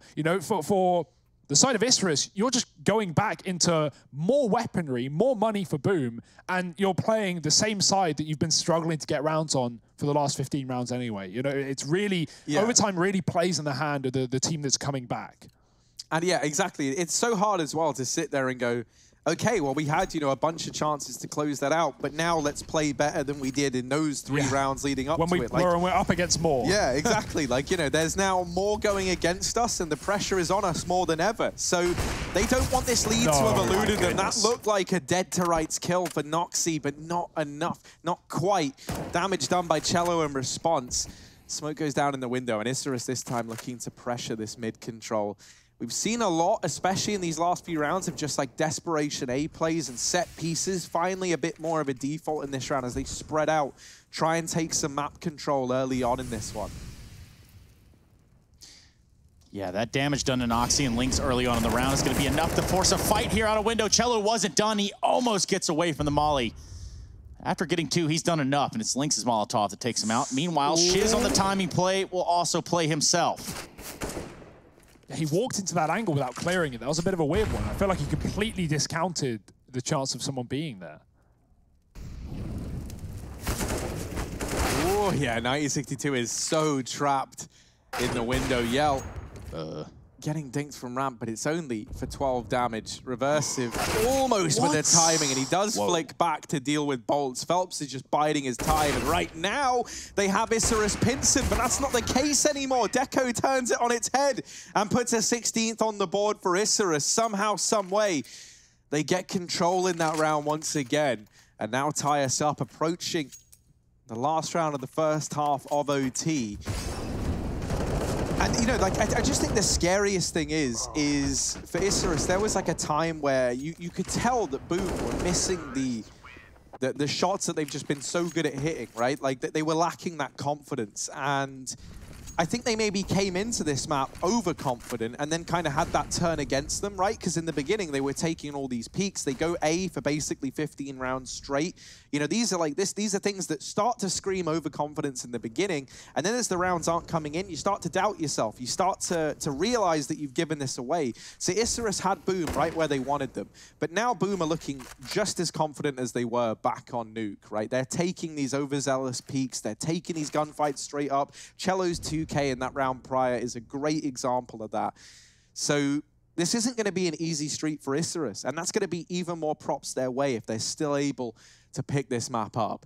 They start to try and take the apartment's control. Bolts is here, and that one shot getting fired off gives away his position, but it's not to matter. He holds the line. Worth noting that flashbang actually hits Reversive as he's trying to come through the corner, and that's what stops him. It not only blinds him, but it gives audio to Bolt. So, yeah, he may have fired, but it goes both ways, really. Luckily, it's traded, and Isurus keep things in a 4-on-4. Yell, playing ramp like he owned it, but he never cleared that position. Luckily, Shiz has. He's got 2 from the site. Lynx is coming in late with a lot of kills to his name and the bomb on his back. He can't afford to die on his own. And a good decision from Shiz to just lock in, not giving away anything here. He knows Cello has his cross covered. He knows he can't die as long as he stays hidden behind this box.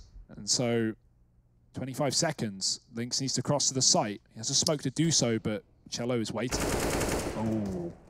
Oh, but he does hit the shot on the guy in Palace, and that's going to create an interesting situation as we look towards this next half of overtime. Boom find themselves up currently just a few rounds from winning this grand final.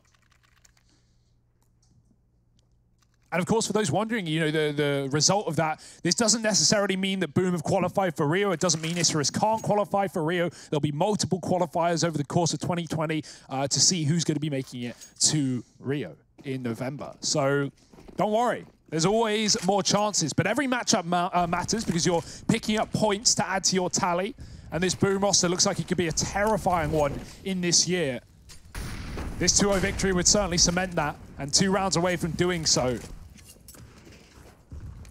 They did have a rough first half, though, right? It's what got us here in the first place. They got the pistol, they converted to a 3-0, and they found one more round in that entire half. Something I'm loving, though, is already it's not just an A play, right, out of spawn. That's what they were doing so much back on the T side. And I think that ties into the mixture of, like, overconfidence and then realizing, oh, my goodness, we're letting this one slip away from us, right? And that kind of dawned on them a little too late.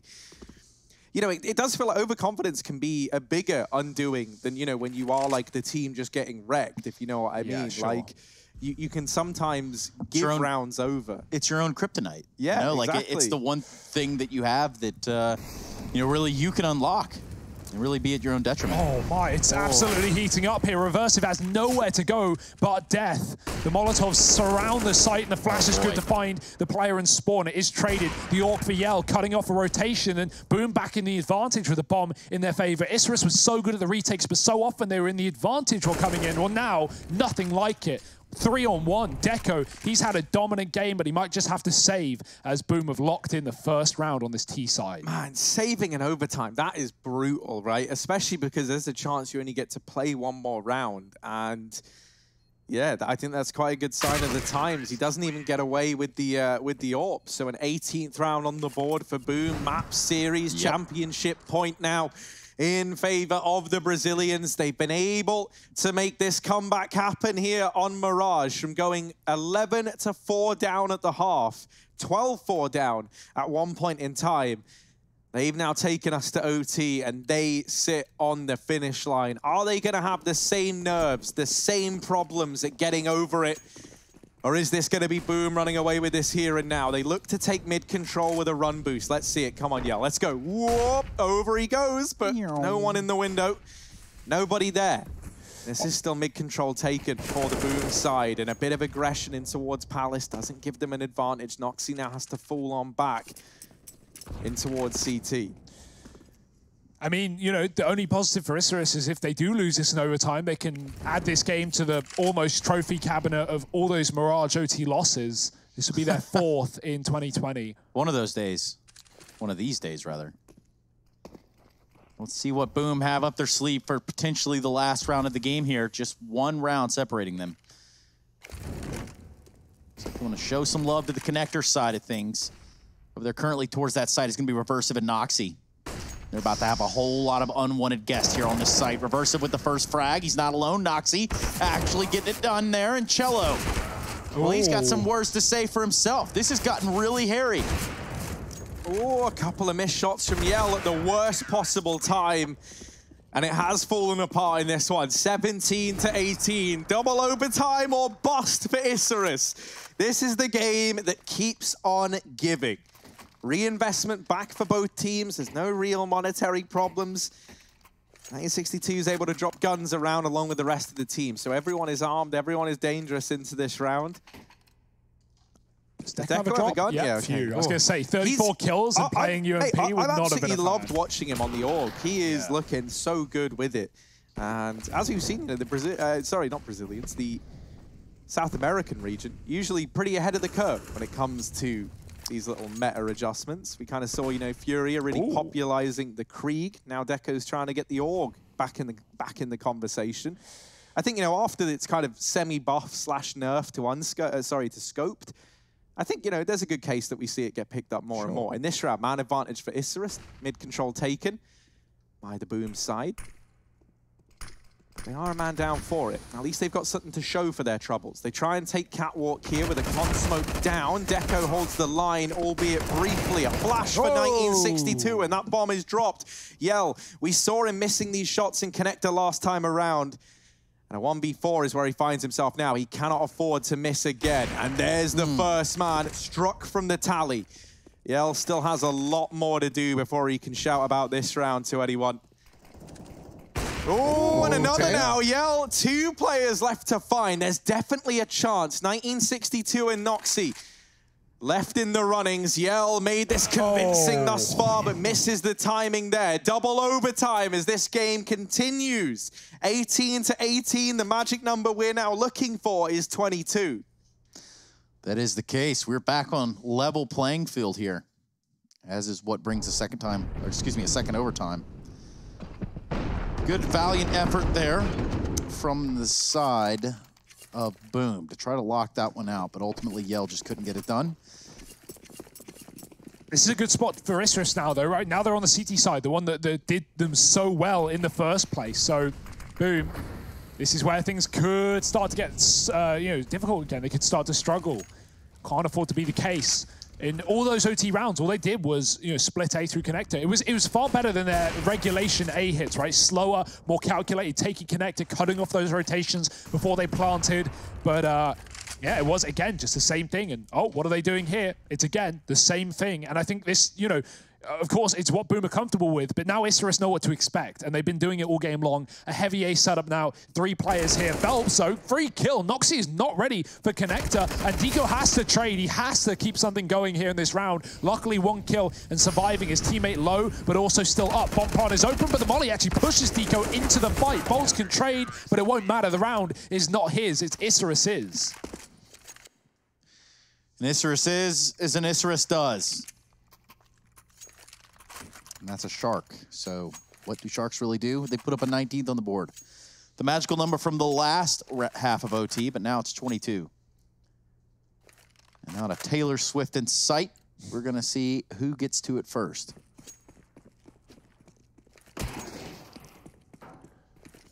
Yeah, back on the orb.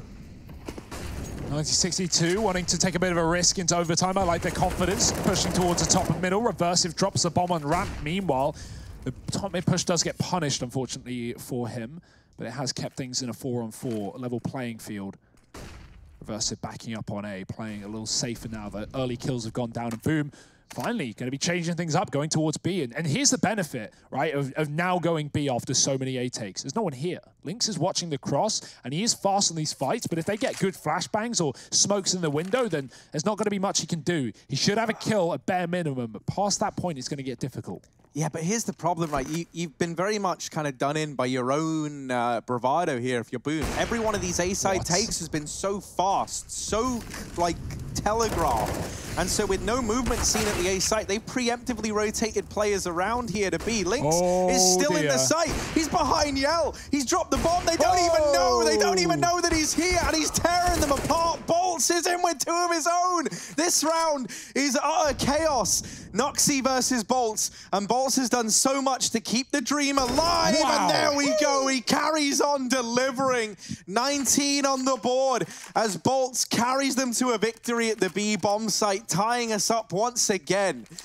And a reinvestment into the last of the first half of the second overtime of the second map in this Grand Final series. It's a bit of a mouthful, and justifiably so, because this has been one hell of a game thus far. That it has, Harry, and if there's one thing we know, it's Boom goes the dynamite. And in this round, well, certainly it got scary there. Lynx hitting some of those shots that we saw yesterday. And it's just not enough, though, at the end of the round. So 19-19, quick underpass play here. Noxie up close, only good for 1 on the cello. Things are starting to get a little scary around here for everybody involved. Yeah, I like that play from Noxie, but you are very trapped after you take a shot with the orb. Not going to get away with another. He was just hoping for a solo player coming down there. You don't often see 2 fast tees off of spawn drop under, but Boom wanted bottom mid. They won't get it after all. They're just going to chill now. Can go back to it later. Push back in the apartments. That is a risk from 1962, and he is not going to go any further, you would think. But even just taking fights with this MP9. Oh, he's going to find a player on his own with the bomb. Oh, that's a big kill. And he's just going to leave. 7 HP, no reason to hold on to the package. I like this decision as well. Will, of course, give Boom back the bomb, but they're going to spend ample time looking for that, I thought. But Bolts just immediately removes him from the round. And now aggression towards the T-spawn is being held. Phelps is here with his 37th kill of the game. And Boom, they're ready no matter where Isurus find themselves. 3-on-2. And for Isurus, it's just about gambling now. Sometimes you got to know when to hold them and know when to fold them. In this case, it's overtime, so there isn't going to be any sort of hold-ems. Oh, Lynx is going to hit that shot, but he's blind. Tries to duck back into CT, and Deco's won the fight out briefly, but Phelps gets that trade. Lynx, 15 points of health. This man has delivered us so many highlight clips in this map. Will this be another to add to the tally? No, it's not. Bolts with a double, and 20 on the board for Boom. 2 rounds is all they need to close this out. Isurus, they've got to go flawless on their T side if they want that to be the case. This only feels fair. This only feels just, considering that G2 phase game hitting double overtime and single overtime in the second map as well. So yeah, they had their fair share of OTs, and now we get to join the party. How many will this go, though? Will Isurus be able to come back once again on the T side? It's been strong CT sides all game long in Mirage. Isurus are going to have to break the mold here if they want to keep things going, and setting up for a full A side execute. 2 inside of the Palace. Cello's under dark, and he's got Shiz on the site as well. It's going to be delayed with the smoke down for Boom. And they just got to wait.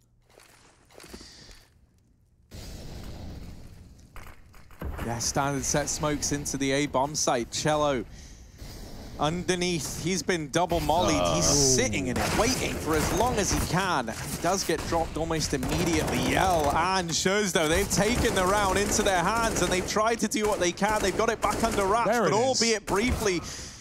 Yell still putting up numbers, leaves reversive now in this clutch. 1v2 required, and the nade is perfect from Bolts. 21-19, match, series, championship point once again lying with Boom and the boys. Such good utility on that A side, right? Not just the grenades that go out towards a ramp as Isurus hit it, but Shiz behind the triple. That is wall bangable. You shouldn't see him get away with more than 1. Not only does he get 1, but then he gets flashed in for more and finds so much damage before he's eventually shot through the smoke. That guy stays alive for so long. Yes. So long. Too long, Trace. Far too long.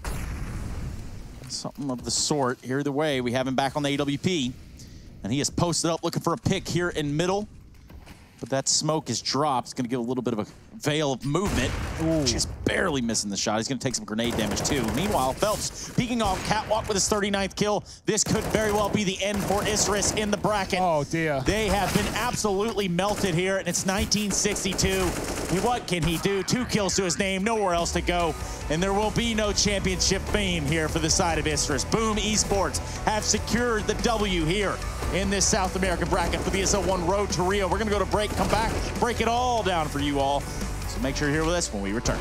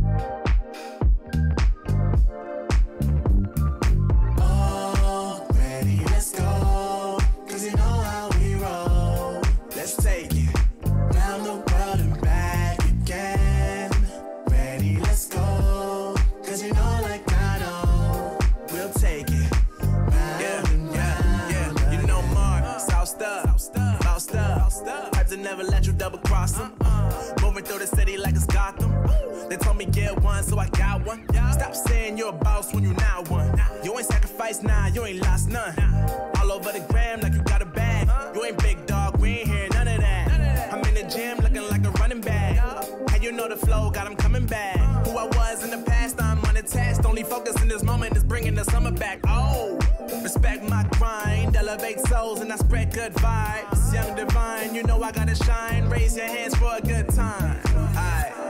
Vibe until the morning, sleep until the noon. You said that you want it, so I got it for you. Let's all get together and show them how we move. We move, we move. 3, 2, bringing summer to drop. you. Oh, ready, let's go. Cause you know how we roll. Let's take it down the road and back again.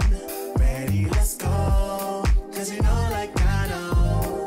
We'll take it round and round. Yo, hold up, let me switch my flow up. Back in high school, they were telling me I'll blow up. Doing talent shows and man, everyone will show up. Got in an accident and still made it for them to go nuts. You know what? I'm so so what? I'm so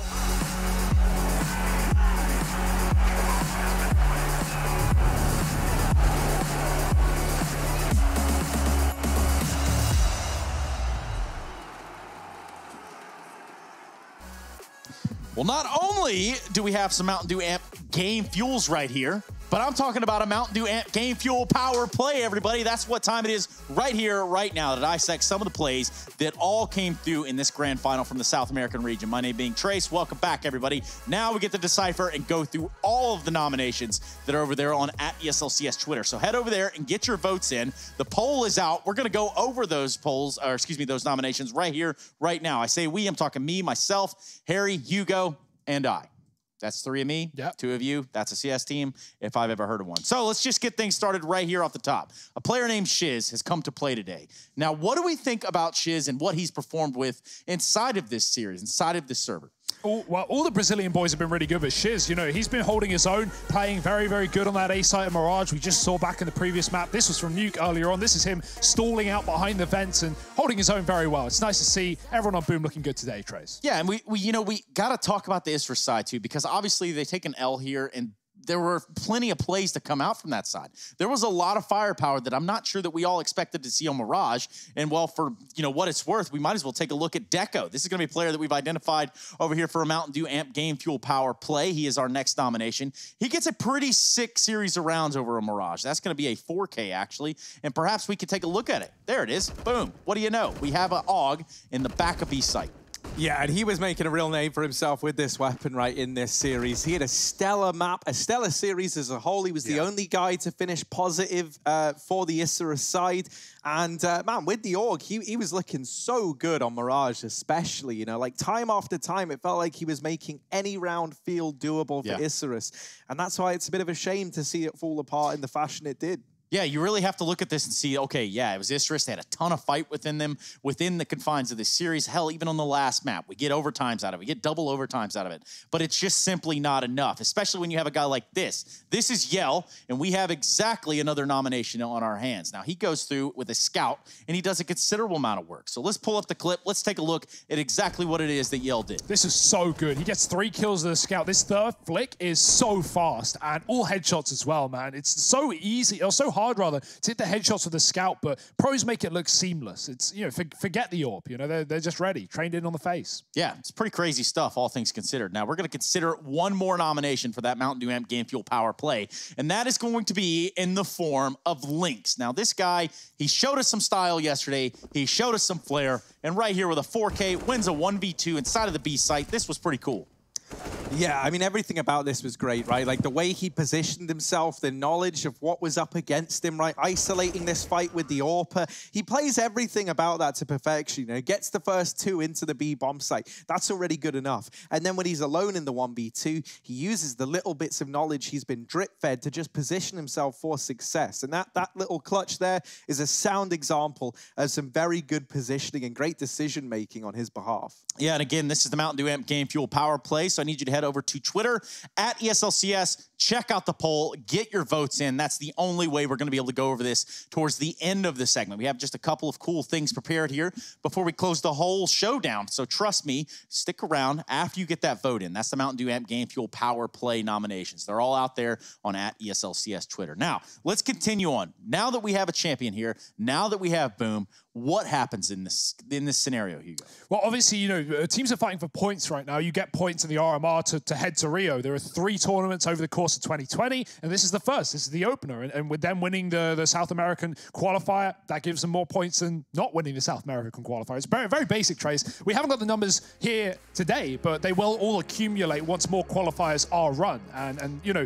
we're looking for consistency. We're looking for teams to be able to hold their own over the course of the entire year. It's not about having one good tournament and then dropping off into oblivion. You need to keep up at top of the board. Well, you wanted the points, you wanted the numbers. Hugo, we got them. Magic. All you had to do was ask nicely, and now look at us. We're cruising. Yeah, money being made. 1,500 in the back pocket. That's not money, but those are points. They actually got $6,000 as well, $6,000 US dollars for coming first place, which is always a nice bit of bonus cash. Yeah, a little bit of a Skrilla, as some people would call it. Either way, yes, we see Boom moving on, but no, this doesn't mean you've qualified for the major. I just want to make that very clear as well. This is an entire qualification process in which this is how you net points for yourself, and this is exactly what you need to be doing if you're Boom.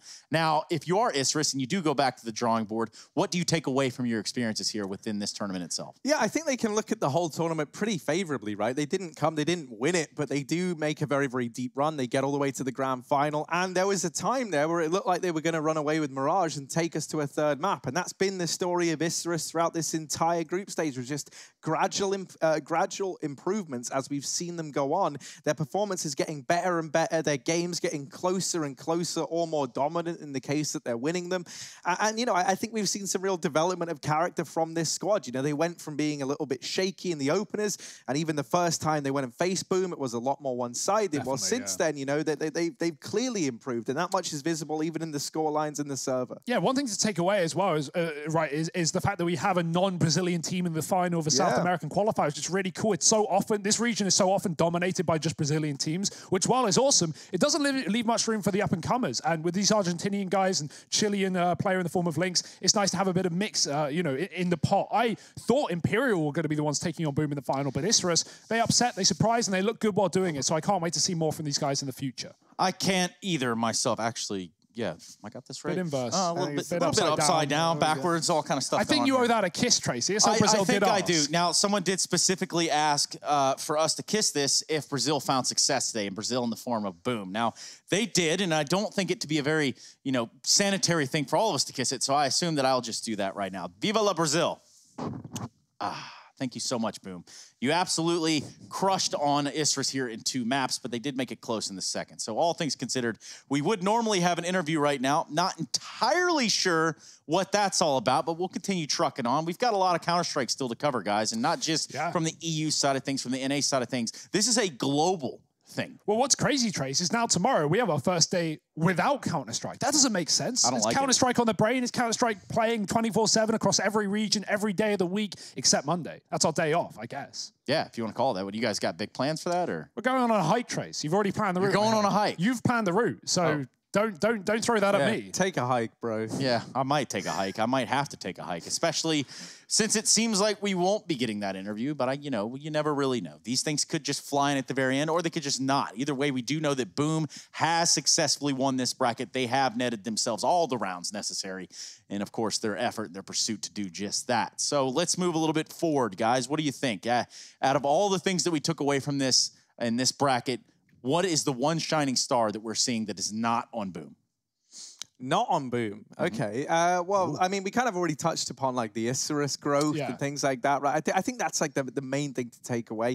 I actually feel like we haven't given Boom enough credit for the victory. Like, you know, the victory's kind of speaking for itself. But I think when you look at their performance in the server, you look at, you know, like the names that are present. These are guys who have been around for ages now, you know, at all different levels, constantly grinding, constantly trying to rise on up. And you know, we expected them to be the heavy favorites coming into this. But that's the thing, right? As we've seen in like these online courses, thinking back to the Pro League as well, it's not usually plain sailing for the guys who are the favorites. And that's where Boom were very much different, right? They come into this and they drop one map the entire time, right? That's nuts from them. That's a hell of an achievement, and they keep that performance up throughout. Remember in that last map, at one point that was 12-4, right? Isurus went 11-4 up and then won the pistol. At 12-4 comeback, like huge result for Boom. So they've got to be more than happy with that one. Yeah, they certainly do, and we have a little ways to go here still. Guys, you know what time it is? I know what time it is. Do you know what time it is? It's time for those Mountain Dew and Game Fuel power plays. Holy moly, red beans and ravioli. Let's take a look at the footage as it lies. I want to run all 4 of these clips back to back to back to back.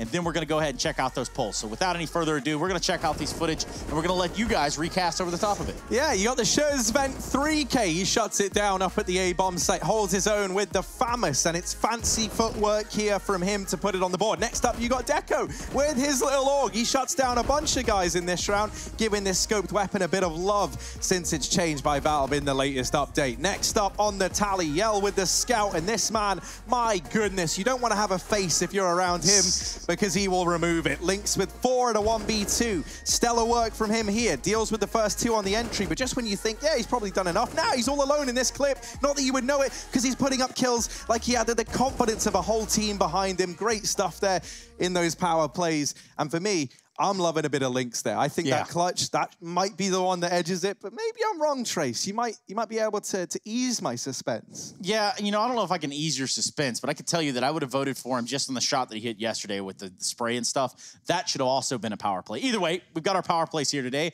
We also have the results of our poll that we ask you to vote on over at ESLCS Twitter, and this is how she goes. It's the way of the road, and it's Yell with the Scout that wins by a narrow margin. This might be one of the closer percentages that we've had across our Mountain Dew and Game Fuel power plays. Either way, let's load it up. Let's run that back one more time just to drill it right into your brains as to what Counter-Strike players you could be, but are likely not. And look at the scoreline of this clip, 12-4. We talked about this. This is the first round Boom picked up on the CT side. This was their force buy after losing the pistol that put them on the road, that put them on the streak, that put them in this game. Without this 3K from Yell, that comeback might have never have happened. Yeah, and that's the thing, right? We look at the power plays, and I tell you what, I talk about that Lynx one and me loving it. I think it was maybe like objectively the cooler play. Yeah. But when you look at the implications it has, obviously they didn't go on to win the series, right? It was Boom, and it all started with that 3K from Yell. So I think when you look at ramifications, his definitely had the most kind of reach in that sense. Yeah, Yell definitely a driving force in this, and of course one of our contenders for the Mountain Dew Amp Game Fuel power play, but we have a winner. It's already decided. It's already there. It's all in the pudding, as my UK friends would say. Still don't even know what that means. But nonetheless, we have wrapped up that Mountain Dew Amp Game Fuel power play, and now we'll begin to decipher and tell you about the next couple of days, or at least what to expect, what you've seen today versus the schedule going forward. So perhaps we start with the results. We take a look at around the league, where we currently sit. Mousesports getting 2-0'd by North, not really the one that we all thought was going to happen. That's been a worry, man. Mousesports have had their troubles. They got beat by Movie Star Riders yesterday. They lost to North today. These are teams that Mousesports, typically, given the form that they came into 2020 with, would be beating. So surprising stuff for Mousesports. Don't want to see them bomb again. I'm thinking back to the minor in Germany. It's yeah, they've had their problems in the past. That they have. FaZe G2, that goes 2, but I think that they almost took it to 3. Either way, that you just caught the tail end of that as we were coming into the studio. So with our last matchup of the day over here on the A stream, concluding with the matchup that you just watched, Boom Esports do pick up the crown and the title over there for the South American region of the Road to Rio. Now, carrying on a little bit further, those Movie Star Riders, they 2-0 contact. And also, getting 2-0'd, it's NC Esports, the Finnish esports organization from Finland. That's right, and that is the entire results across the board. Guys, I'd ask you what you think about it. I'd much rather us talk about the schedule. I'd much rather us talk a little bit about what to expect. Not tomorrow, but the day after. We're talking about a Tuesday. Mondays, well, those are for us, and we're going to keep them that way. And for the time being, perhaps we can take a look at that schedule. We can bring it up now. Yeah, I like that. That works out pretty good. So we've got Dignitas, Fnatic, Astralis, Vitality in the server, and a little bit of Cloud9 taking on the Evil Geniuses to round it all out. So Astralis, Vitality, kind of exciting stuff. Over on the top of that, Nip versus Ents. Heretics and Complexity, and then it's going to be Gen G taking on Orgless to round out what is the B stream. Now, concluding over on the C stream, you're going to note quite a few names here to include Godsend, to include those movie star riders, to include the 100 Thieves. We're going to be moving forward, and right now, right here at the ESL 1 Road to Rio, there's no better place to catch top level and the best Counter-Strike. Tier 1 Counter-Strike, right here, all day long, all the time, every single waking hour. We're going to be going and calling it a day. That's the end of it for us. I'd let you guys sign off, but I think I'm just going to handle it from here. Let's get out of here. It's time to go to bed, everybody. It's time for a siesta. See you on Tuesday when we return.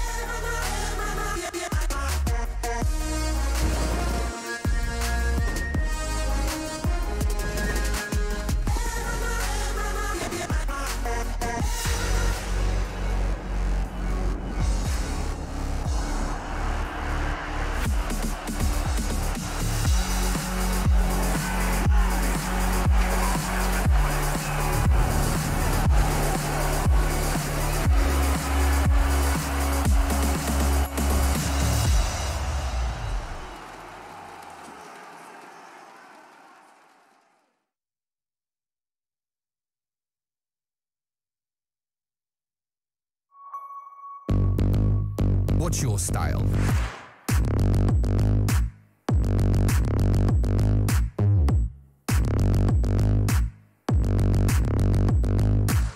Get your merch at shop.eslgaming.com.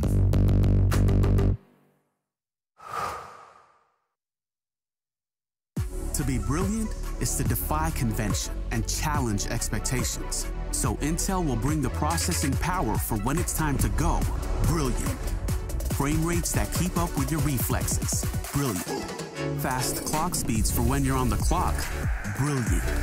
It's what we do at Intel, powering you to master your potential. Will you rise? Intel. Unleash your brilliance. Last year, we took 2 lucky winners on a trip to Berlin and gave them the experience of a lifetime. This year, we can take you for a trip to Rio. Take part in a series of GG.bet contests for a chance to win awesome prizes and a trip to Rio. See details on the website.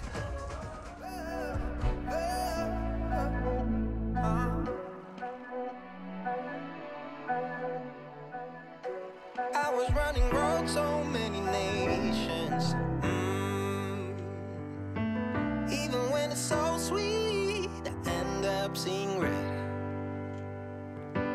Is it such a ghostly revelation? I may have fucked up all my chances. And we ain't sleeping on the floor again. We never sleeping on the floor again. For the ones who didn't make it out, for the ones that didn't see the life, for the ones that never cared, never gave a thought, found no happiness in that brand new car or the house you bought. I see you talking about the love you lost, and it was gone like way before you ever thought it was. Yeah, I took my time, no quick ones, quick run, quick gas to get back there. Hot roads, I didn't think I'd come back fierce, cause I was running roads so many nations. Even when it's so sweet, I end up seeing red. Is it such a ghostly revelation?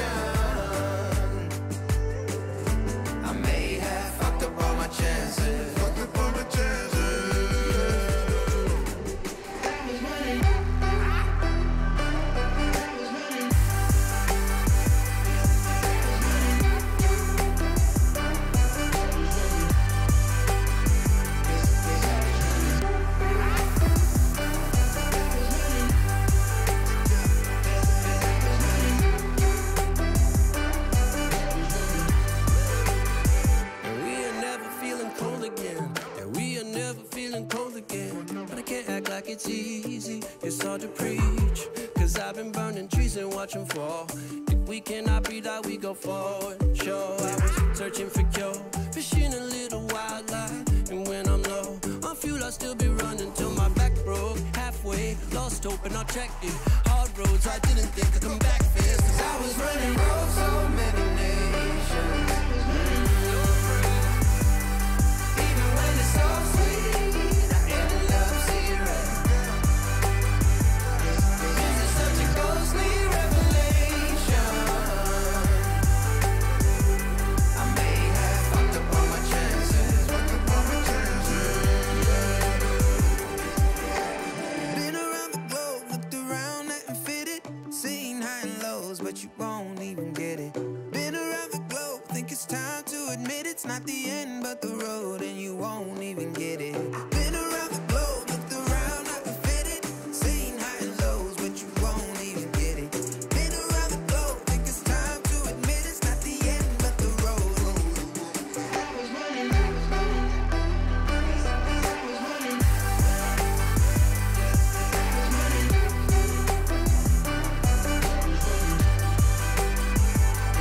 I was running roads, so many nations.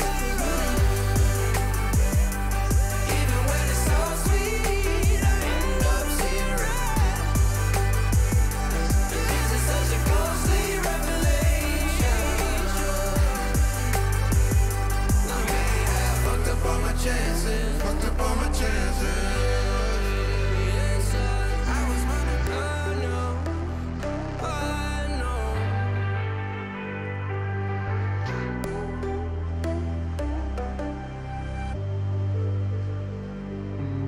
Look into your eyes, I see the colors of your soul, and I recognize every single line, every single roadblock. We are two hearts that beat in time. In the towers, looking down all night, blocking out the sun that we need. Maybe we can change our stripes and colors. You're the only one I see. And I take it all or nothing at all. Driving through the night till I'm at your door. Go outside, stay up all night. And I take it all or nothing at all. Driving through the night till I'm at your door. Go outside, stay up all night. Sleep through the sunrise.